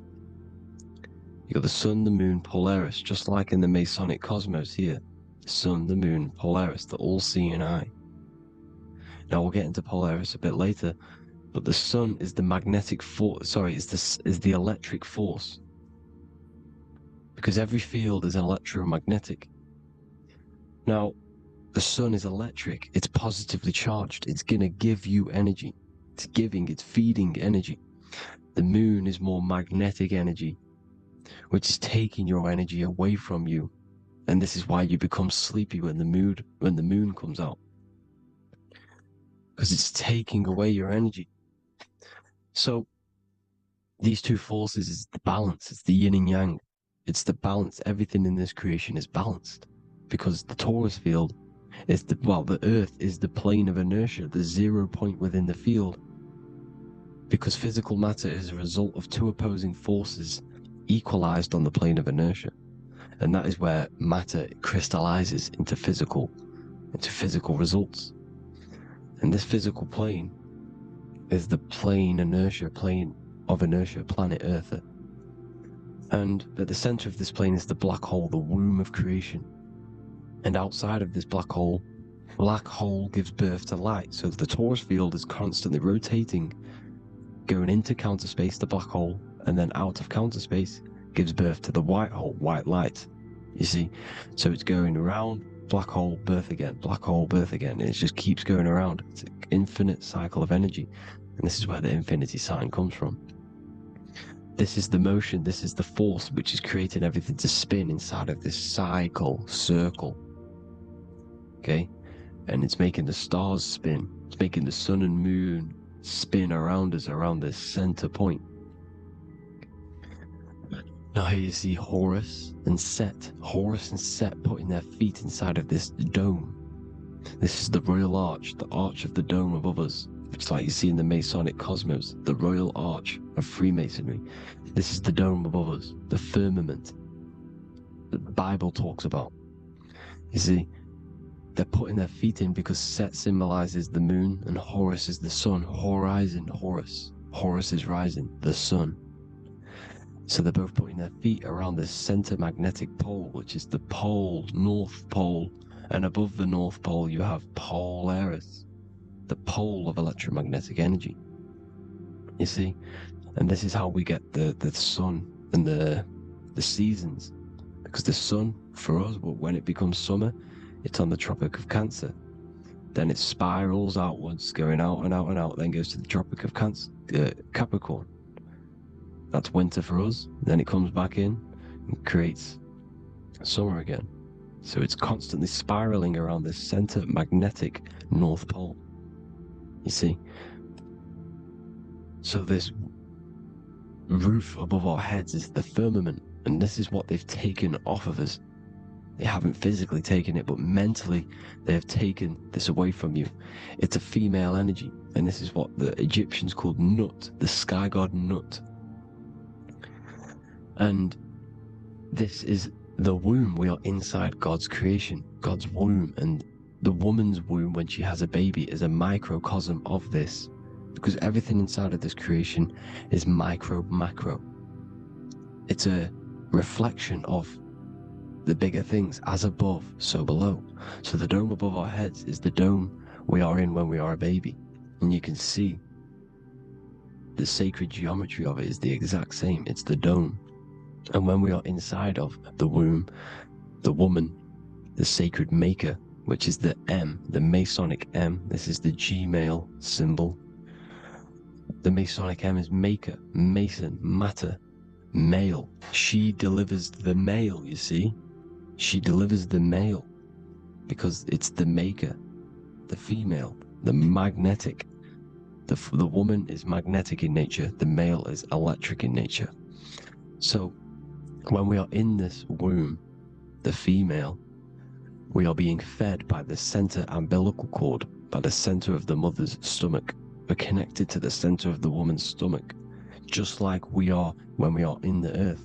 The center is where the aurora borealis is being emitted from, the electromagnetic aurora borealis, the northern lights. This is our spiritual umbilical cord, connecting us to counter space, connecting us to the realms beyond this world. Because at the center of every torus field is counter space. And at the center of the earth is our spiritual umbilical cord, and this is the earth's belly button, as you see. As above, so below. We had a physical umbilical cord, we have a spiritual umbilical cord, and this gets cut when we die, when we're cut away from the physical reality. You see, here's the ancient Egyptian tablet showing this female. You can see the hair, it's a female above us, because the female energy is nurturing, helping, looking after. And that's exactly what the dome is. It's protecting us. It's the Ark of the Covenant, the Ark covering us, you see? And this is what they've taken away from us. By you believing in space, it completely destroys the idea of this being a sacred creation. They've taken the roof off your head, whether if you believe in space, you believe that there's chaos, there's planets, there's asteroids that could kill us at any moment. But this isn't true. They've made you fear your own creation that you're inside of. They've made you fear what's above you. You see, and it's to hide the power of astrology, the power of the lights in the firmament, which are constantly flowing through the ether. These powers which are above us are sending rays down to the earth, which are influencing our psychology and how we behave. And this is what astrology is. It affects human consciousness. It interacts with our consciousness. And there's a different energy every day because the planets are in different houses, different alignments. And this is, we'll go into this a bit deeper later on. So the world tree, this magnetic North Pole, the pole of electromagnetic energy, was symbolized as a tree, the great tree at the center of the earth. You see? And this tree is symbolized everywhere. You can see here how the center person, this Egyptian person, is holding up the sky. This is the North Pole, the hyperboloid, at the center of every torus field. And this tree was in the Mayan cosmology. This is an ancient depiction. This is the torus field. There's the plane of inertia. Here's the center tree. Here's the tree in the center, the magnetic North Pole, the woman holding the stars. Here's the Hindu with the two birds symbolizing the sun and the moon revolving around this center tree. The Mayan tree, his Horus and Set around the North Pole. They all knew this flat earth cosmology. They knew these secrets. It's so sacred you understand the creation that you're inside of. Because if you don't, you'll be led astray. You don't know where you are. You're lost. You see? And here's the Masonic art with the rays of the stars coming down with the tree in the center. So it was personified as a tree. And we are in Asgard, Midgard, the middle garden, where there's good and evil. So the 7 layers of heaven, which is talked about in the Quran. Each planet has a different layer of the firmament, and this is the 7 layers of heaven, and these are our 7 layers of the energy centers in our body. So we start in the stars, so we are stars in a physical body. And this is why we say Mr., Sister, Fraudster, Sinister. Stir is star, and we are in the stars, and our star descends into the soul system, not solar system. And as we descend into the soul system, we enter Satan's kingdom, Satan's world. As it says in the Bible, Satan is the god of this world. Well, if you've been into my research for a while, you know Satan is Saturn. Saturn's world, because Saturn's the outermost ring. He's the Lord of the Rings. And you enter his kingdom, the kingdom of time, and this is why Saturn's the time god. As soon as you go past the rings of Saturn, you're now in the soul system, you're now in time, you're now bound by space and time. And you're bound to the earth plane, the heart. Earth is heart. It's a rearrangement, it's an anagram for heart. And the heart of the electromagnetic color spectrum is green, and that's why the earth is green. And above green is blue, and this is why the sky is blue. In order to go to heaven on the macro scale, you have to go through the blue sky, through the 7 layers of heaven. In order to reach heaven in your body, whilst you're here, you have to go through the blue chakra to your head, which is heaven. It's micro, macro. Everything is micro, macro inside of this creation. It's an ancient, I think this is a French image, piece of art from the ancient French, with obviously the 7 layers of heaven, which they all depict. And notice how it's like a dome. We'll go into this dome symbolization, the Royal Arch of Masonry, which is next. But these 7 layers of heaven give us the 7 metals, the 7 days of the week, the 7 diatonic tones, the 7 chakras, the 7 everything. It's God's favorite number. And this is why the Masons use the G inside of the compass, because the G is the 7th letter, and God starts with G. You see? So it's 7. God is 7. Here's another depiction of the heart, the soul system, the 7 layers of heaven. La Firmamente. You see, La Firmament, with the stars on the outermost layer. Here are the 7 planets. Jupiter, Mars. La Soleil, the sun. La Luna, the moon. So, Saturn.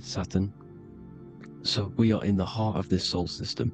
In order to ascend, we need to ascend up our chakra system, reach 144,000 hertz, God consciousness, the God man. You have to unfold God man, master of the mind, mastery of the mind. So, what are the stars? The stars make everything unique. The stars are constantly rotating around the center, magnetic North Pole, the tornado at the center, which is stirring everything. It's stirring the ether. The center is the ether, and the 4 elements are born out of this ether. There's 5 elements: ether, spirit, water, air, and earth. The ether gives birth to the 4 other physical elements which the whole of creation are made out of. about them 4 elements. 4 is the number of stability. You know, a chair, a table has 4 legs. It stables things. It's a foundation, and these 4 elements are the foundation of this creation. You see, and this magnetic North Pole is stirring this, and the 4 vibrational states of the ether are the 4 elements. Now let me get back to the stars. I just wanted to give you that. The stars are being stirred around this center point. Center. It's stirring everything. And they're always in different alignments. Every millisecond they're moving in different placements of the stars. And the planets are called the 7 wanderers because they're not fixed. The stars are fixed. But the planets are called the 7 wanderers, the 7 layers of heaven, because they move faster and slower than each other. Each planet is slower and faster. Has a different rate of speed it's moving. So these alignments are mixing in with the energies of the different 12 constellations. And this is why you have a unique characteristic. You have a unique look, a unique energy, a unique personality. This is because when you were born and you took your first breath, that energy which was in the ether, because the ether is all around you, and energy travels through the ether. The energy that the stars were casting down and the energy that the planets was mixing in with the 12 constellations was in the ether. So when you came out of the womb and your first breath, because breath is spirit, okay, so that first breath you took, that is the energy that is imprinted within your DNA, your soul, and you reflect that energy, you emit that energy. That's the energy that is with you forever until you die, till this physical body dies off. And that's what the stars are. The stars are giving a unique energy, characteristic, personality to every living thing. Every dog, every cat, every animal has a unique personality because it was born at a different time and place in the sky. Okay, the stars are your destiny. Now the stars are constantly changing as well. If you look at stars through a telescope, they're constantly changing and forming different forms. You can see here, it looks like water. It looks like light through water because it's the ether above us, a sea of ether. And this light is being emitted through it, and it's just constantly changing, giving different energies, each star. So this is why this is what the zodiac is. It's the expression of energy. It's the expression of the stars. And each constellation has many different personality, different energies, different traits. Each planet has different traits, depending where your planets are, depending what energies you hold. No two person have the same energy.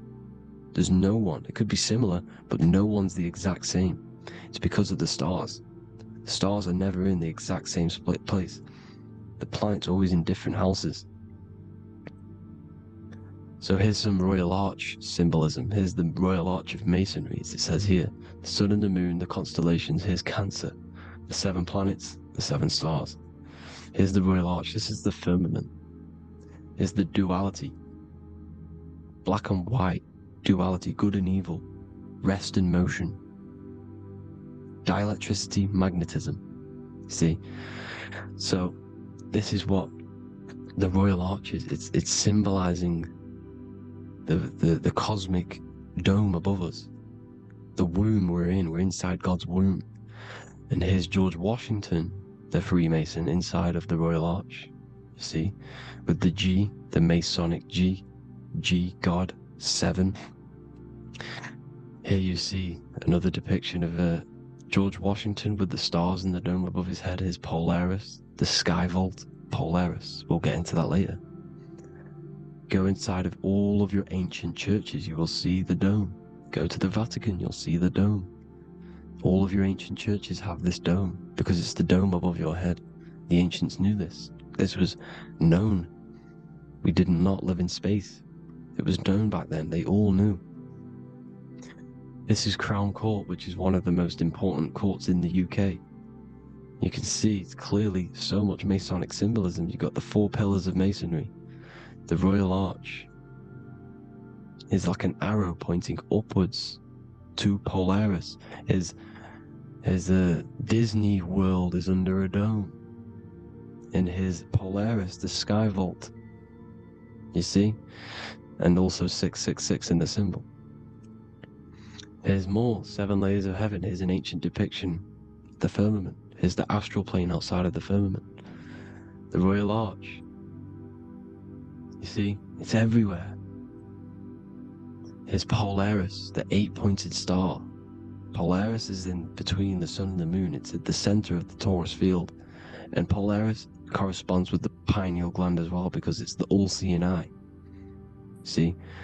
So, is Polaris, the 8-pointed star, which is at the very top. It's the very center. It's on top of the North Pole. And it's an 8-pointed star that's always symbolized as an 8-pointed star. Here you see the Vatican. The Vatican is a giant key with an 8-pointed star. See, it's a key. Here's the dome. Here's the Space Delta, the USA Space Delta logos. Here you see the Egyptian god looking from the center of the North Pole, looking upward to an 8-pointed star, Polaris. An arrow pointing up to Polaris. Here's another, the bear holding a key with an arrow up to Polaris. 7 holds the key to Polaris.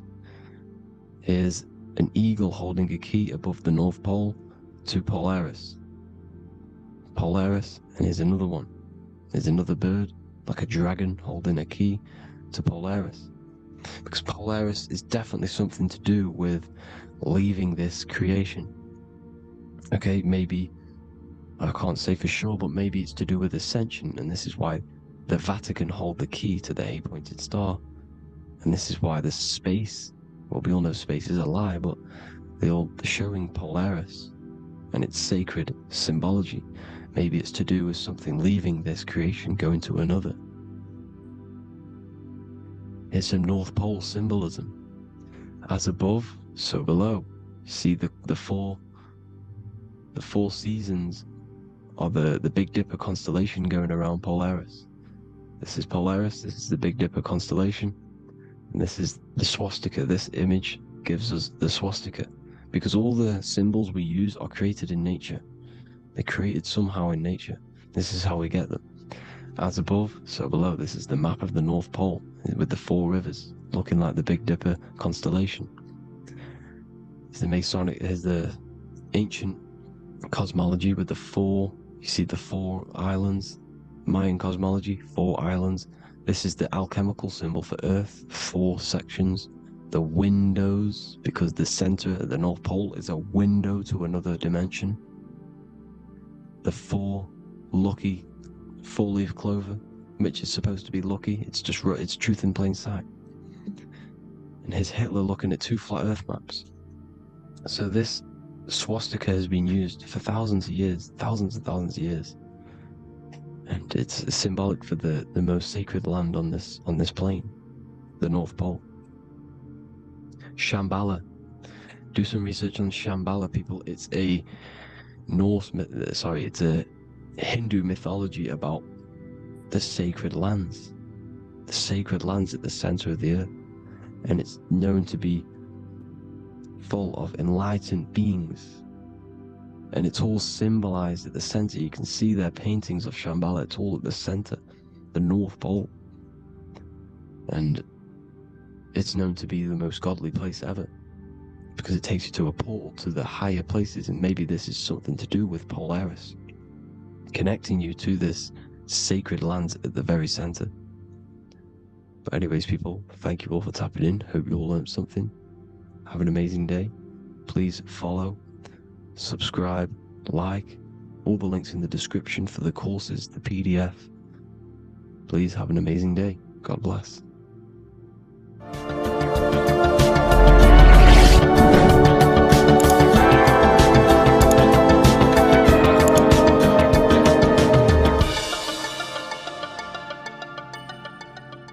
Welcome to Revival of Wisdom. This video is going to be about the flat Earth and the breakdown of the whole cosmology. I'm going to be digging very deep. I've got a lot of pictures and images to show you, and a lot of dots to connect. So let's start with the Freemasonry art. So this artwork we have here is the Freemasonic cosmology as they know and believe. So what is it symbolizing? Obviously have to start off with the 4 pillars representing the 4 corners of the earth. The 4 corners with duality. You see, there's everything on earth. There's good and evil. Good, evil, positive, negative. Good, bad. This is the checkered board. This is what it symbolizes. Okay, obviously we have the sun, the moon. The sun gives you energy. It's the anode.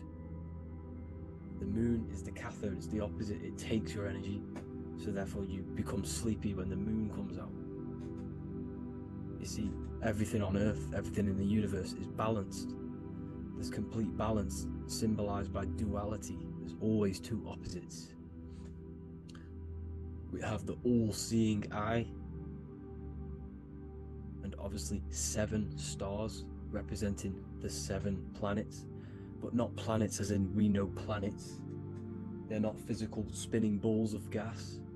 They are energies, they are lights emitting from the realm above this realm.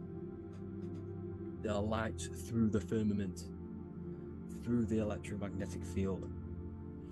So let's go through that again. The 4 corners, duality, positive and negative, cold, dry. Everyone on earth has an opposite. Everyone, there's 2. Okay, and then we have the sun, the moon, the 7 planets with a 5-pointed star. What's the 5-pointed star? Of course, it's the 5 elements: spirit, water, earth, fire, and air. Okay, that's what the 5-pointed star is symbolizing, the 5 elements of earth. And then, most importantly, we have the compass. The compass is very, very important, hence why it's in the center. The compass is symbolizing many, many things, and one of the most important things, but we'll get into that after. We have a boat with water outside of the earth. So we have a boat on water, symbolizing the waters separated by the firmament, the waters above separated by the firmament from the waters within the firmament, the earth. So this is what it's symbolizing. So the compass, what's the compass? This is where the compass comes from. The Polaris, the most important star there is, because it's in the center of Earth. The sun, the moon, and the black hole, black sun. Because all creation comes from center, the seed center.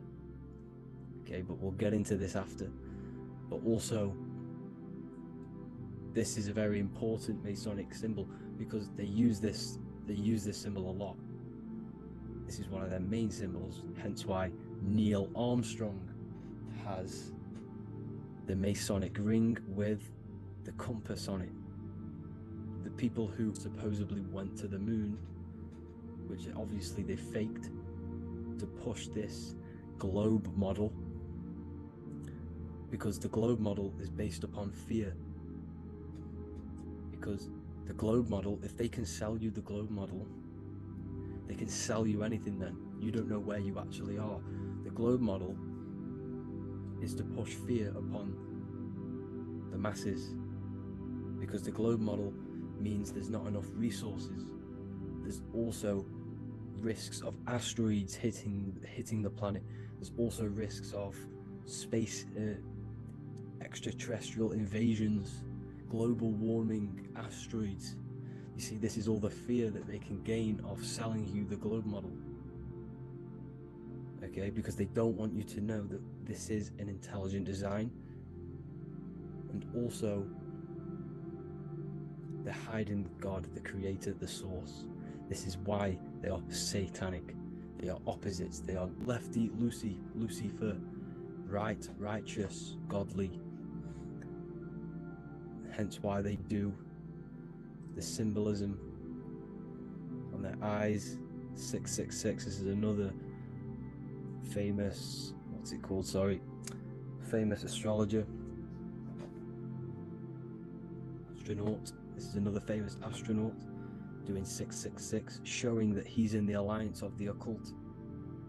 But even look at their 10th anniversary stamps. They have a Masonic compass on there. Also the Order Out of Chaos. Order Out of Chaos, double-headed eagle. Okay, the Order Out of Chaos ring, which they wear. So all of these astronauts are in the occult. They are lying to you. They are in with this order, this Masonic New World Order, whatever you want to call it. So let's break this compass down a lot more. Because as I showed you here, the center, okay, this is what the compass is symbolizing. Let's go into the North Pole map. This is from 1595. This is a rough estimate of where this map came from. It's from around the 1500s to the 1600s, maybe 1400s.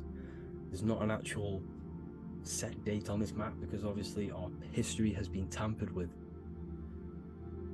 But let's break down this map and the symbolism that they use towards this map, because this map is the map of the North Pole. Okay, so in the center, we have the black rock symbolizing the tower, the pole, North Pole. And what's on top of the North Pole? Obviously, it's Polaris. North Pole and Polaris. Okay, with the 4 islands around the center. Okay, 4 islands around the center. And this is what blew my mind, right? They say that Santa sounds similar. And if you look at this pole that's pointing to the North Pole, you see this line here. So this is obviously from the 1600s. What color is Santa? He's red and white. Just like this map pointing to the center is red and white, and Santa comes from the North Pole. So it's not a coincidence that they use red and white. They're mocking this map because obviously they took over after the 1500s, 1600s. They took over around the 1800s. So they're mocking this map with Santa coming from the North Pole with this red and white line to the North Pole. Notice the 4 islands, okay, like windows, their symbol. They obviously in the occult, they're part of the New World Order, is symbolizing these 4 islands with the blue behind it for the water. Okay, so this is another occult logo. They're symbolizing this center because the center is so important. Okay, we'll get into that. Also, we have the Mayan cosmology. This is the Mayan cosmology. This is what they created. This is their artwork, with also 4 major lands around the center. You see this 4 with green in between them all. 4 major lands with the underworld. You see this underworld is also symbolized by the Masons with the coffin of the skull and bones, the deceased, the dead. Okay, so this is also mentioned in the Book of Enoch. Okay, and it's called Sheol. Sheol, the underworld. Okay, and in the Book of Enoch, it says all spirits of the dead go to these hollow places, that they are wait until their appointed time of judgment. And it also says in the Book of Enoch, there are 4 hollow places underneath. 4 as above, so below, representing the 4 islands. As above, so below. That's where that could link in. Okay. The Book of Enoch is very important because it was found in a cave thousands of years ago, and has a lot of truths about this realm and about this world we live in. So let's go back to the Mayan cosmology. So the ancient cosmology, they all must have had some sort of communication. They must all be at peace with each other, because all of their cosmologies link together. See, the Greek, Babylonian, Indian, Celtic, okay, they're all linked in together. They all knew that they were in an enclosed system with an underworld and obviously a firmament. Okay, so this is what they all knew. They all must have had some sort of communication. They were a lot more advanced than us. They knew the center of the realm. Okay, and obviously the United Nations flag also symbolizes their center. You see how it has like a grid with a circle around the center. It's symbolizing that center of the realm, because that center of Earth is so important. The United Nations flag, all have it. See, some different ones all have that circle around the center. Because the center is the seed. All things come from a center. So the torus field is so important because it is the spark of life. It's the building blocks of the universe, this creation. Because all things have a torus field. Just like an apple with what's in the center of an apple, a seed. Because the center is where the energies hold, is where the energies meet, and it creates that spark of life. Just like your heart is the center of your body, and it has an electromagnetic field. Because the center, all things come from the center. So this is why the North Pole is so important, because this is why it's so important, because this is where the creation sparked from, the center. This is where the most electromagnetic energy is stored. So this is why the northern lights come from the center. It's electromagnetic energy. This is what the northern lights are. It's being emitted from this black hole in the center. Okay? And obviously what else is on the center? Polaris. Polaris is the center star. Okay? So the center star is what sits on top of this North Pole, Polaris, because it's a pole of electromagnetic energy, symbolized as a black rock, a black hole, pole. You see, because all creation comes from void. Light is born from darkness. Without light, darkness can't be born from light. You see, but light can be born from darkness. This is why darkness is so important. And this is why there's a black hole in the center of our realm, like the black sun. The black sun. The Polaris star, the North Star. You see, so this is this North Pole, Polaris. This is what they're talking about. And this is why compasses are an 8-pointed star, because Polaris is symbolized as an 8-pointed star. This is where a compass will point you to. It will point you to that center. So notice how a compass has this black hole in the middle, you see, and it will point you to this meeting point, the north, because in the center is the center of the torus field of the earth. This is where the most electromagnetic energy is. You see, everything gets sucked into the black hole. Okay, this whole reality is being projected from that center point, just like your eyes suck in light. It's a black hole. Your eyes suck in the light of this light being emitted from this center place, this electromagnetic energy at the center, which is the seed of everything, of everyone.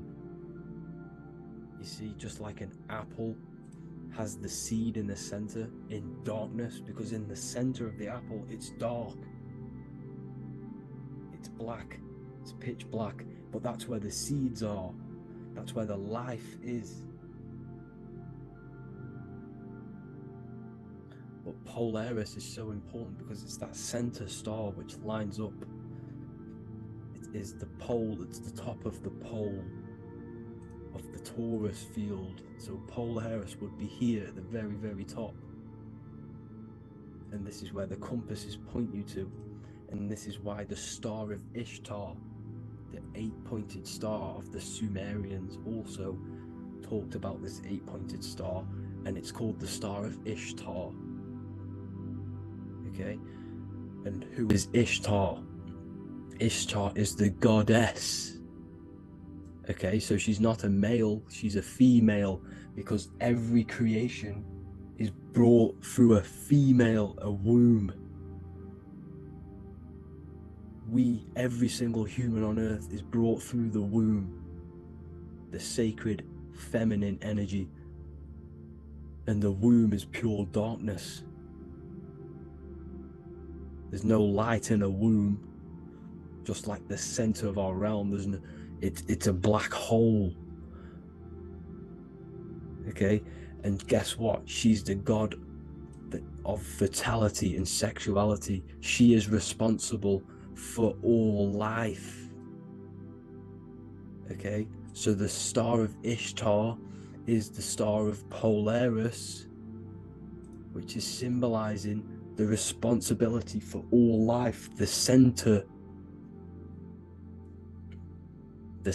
of our realm, the black sun, the black hole. Okay, so this is what that god of Ishtar of the Sumerians is talking about, the goddess, the womb, the seed of creation. So this would be the portal, more than likely the portal in and out of our realm, because it's the top of the Taurus field. And what's above this realm is the heavens. So this is where you get sucked in from the heavens. Your soul gets sucked in and brought onto this plane of existence called Earth. These are some space NASA symbols. Look how much Polaris symbolism there is, and notice how it's at the center. You see this circle? This is like a half circle, and at the center is an 8-pointed star of Ishtar. It's the same thing, it's Polaris, it's at the center. And notice on some of these, look, this one is a bear holding the key and an arrow pointing to the Polaris star, so that they hold the key to Polaris. Another one with like a demon holding a key to the what? Polaris on top of him. Also an eagle, which is a Masonic symbol, the eagle holding a key. On top of the center, you see, and notice how there's an arrow going up to the Polaris and an arrow down, as above, so below, to Earth. So you can go out to Earth, out of Earth, and into Earth through Polaris, and the eagle holds the key. You see? The eagle holds the key, just like this. This demon dragon holds the key to Polaris. And look at this one, Earth, with an arrow up to Polaris, the 8-pointed star.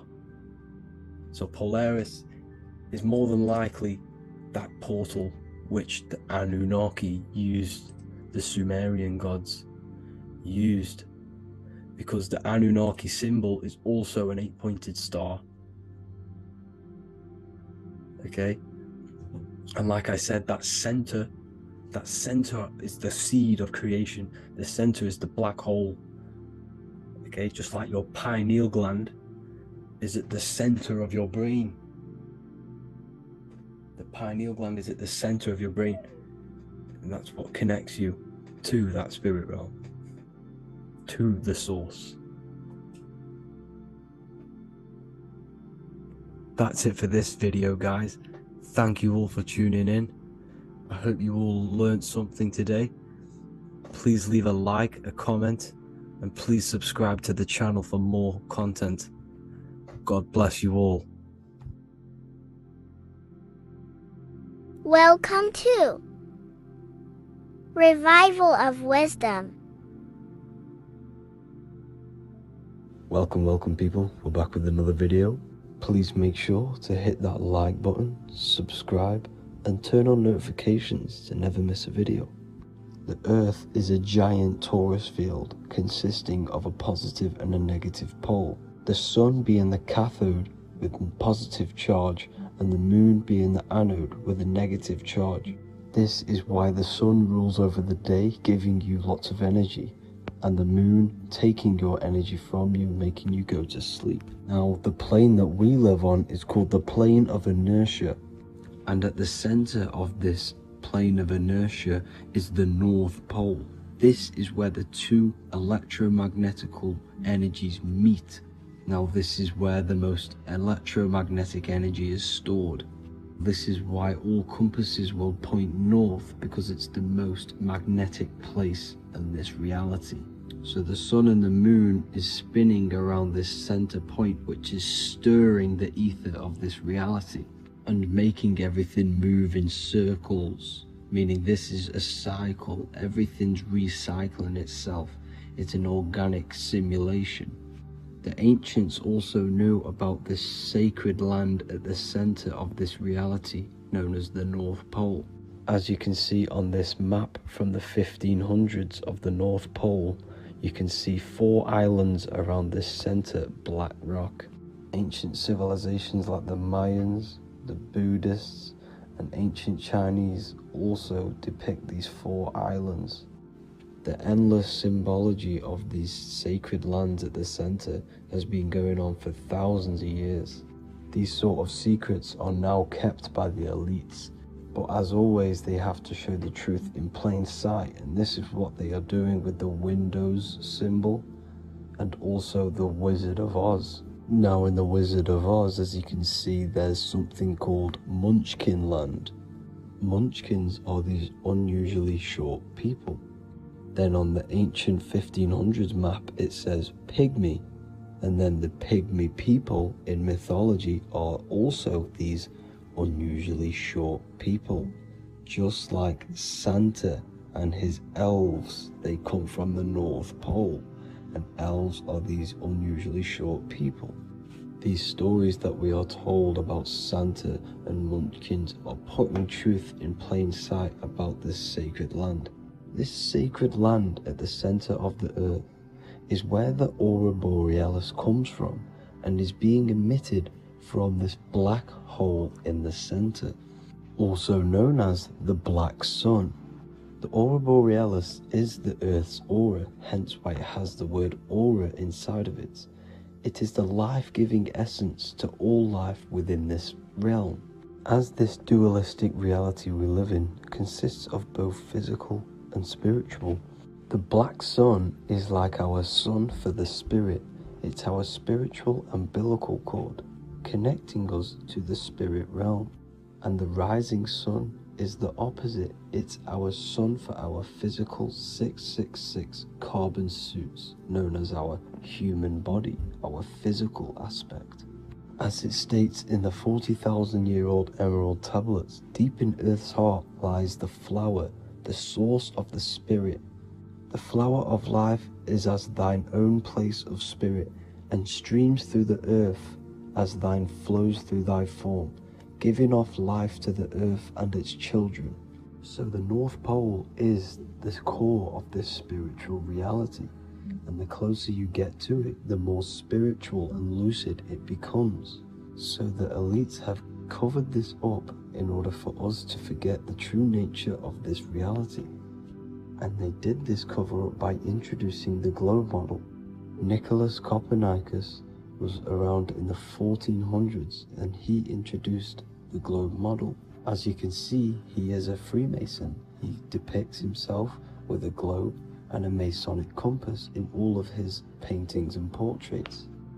Galileo was also a Freemason, as you could see in all of his portraits with a globe and a Masonic compass. He was also a massive part of introducing the globe model after Nicholas Copernicus.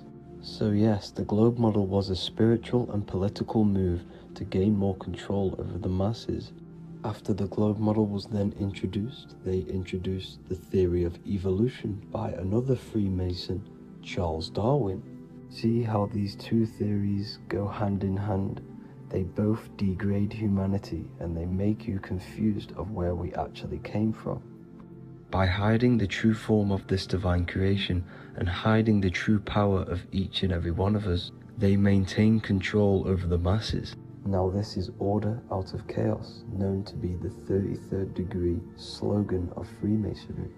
Now this is the Masonic cosmology, and as you can see you have the checkered board for the duality, the 5-pointed star for the 5 elements, the 4 corners for the 4 pillars, the all-seeing eye which is Polaris, the sun, the moon and the 7 stars. So even Freemasons are taught the flat earth cosmology and the true form of this reality. Now the true nature of the sun, the moon and the earth is shown and reflected through the Masonic compass. The Masonic compass is the sun, the moon, Polaris at the top and the black sun at the bottom. It makes sense why all the scientists who introduced the globe model all used the compass and the globe together, because it's truth in plain sight. As I explained in my other video, all Freemasons have to take the oath, so it goes to show, why are we all learning these theories from Freemasons who can't talk about certain topics that they learn about? Why should we believe their theories when they're holding back the real truth about this reality? Now going on to NASA. NASA means to deceive in Hebrew, and they are also funded by the government. They are not a private company. The old owner of NASA, Wernher von Braun, on his grave has the Bible verse Psalms 91. The heavens declare the glory of God, and the firmament showeth his handiwork. Now why would the owner of NASA put this on his grave? Seems a bit suspicious to me, alongside with the NASA astronauts are all Freemasons. And not to mention the countless mistakes they've made on their live videos in space stations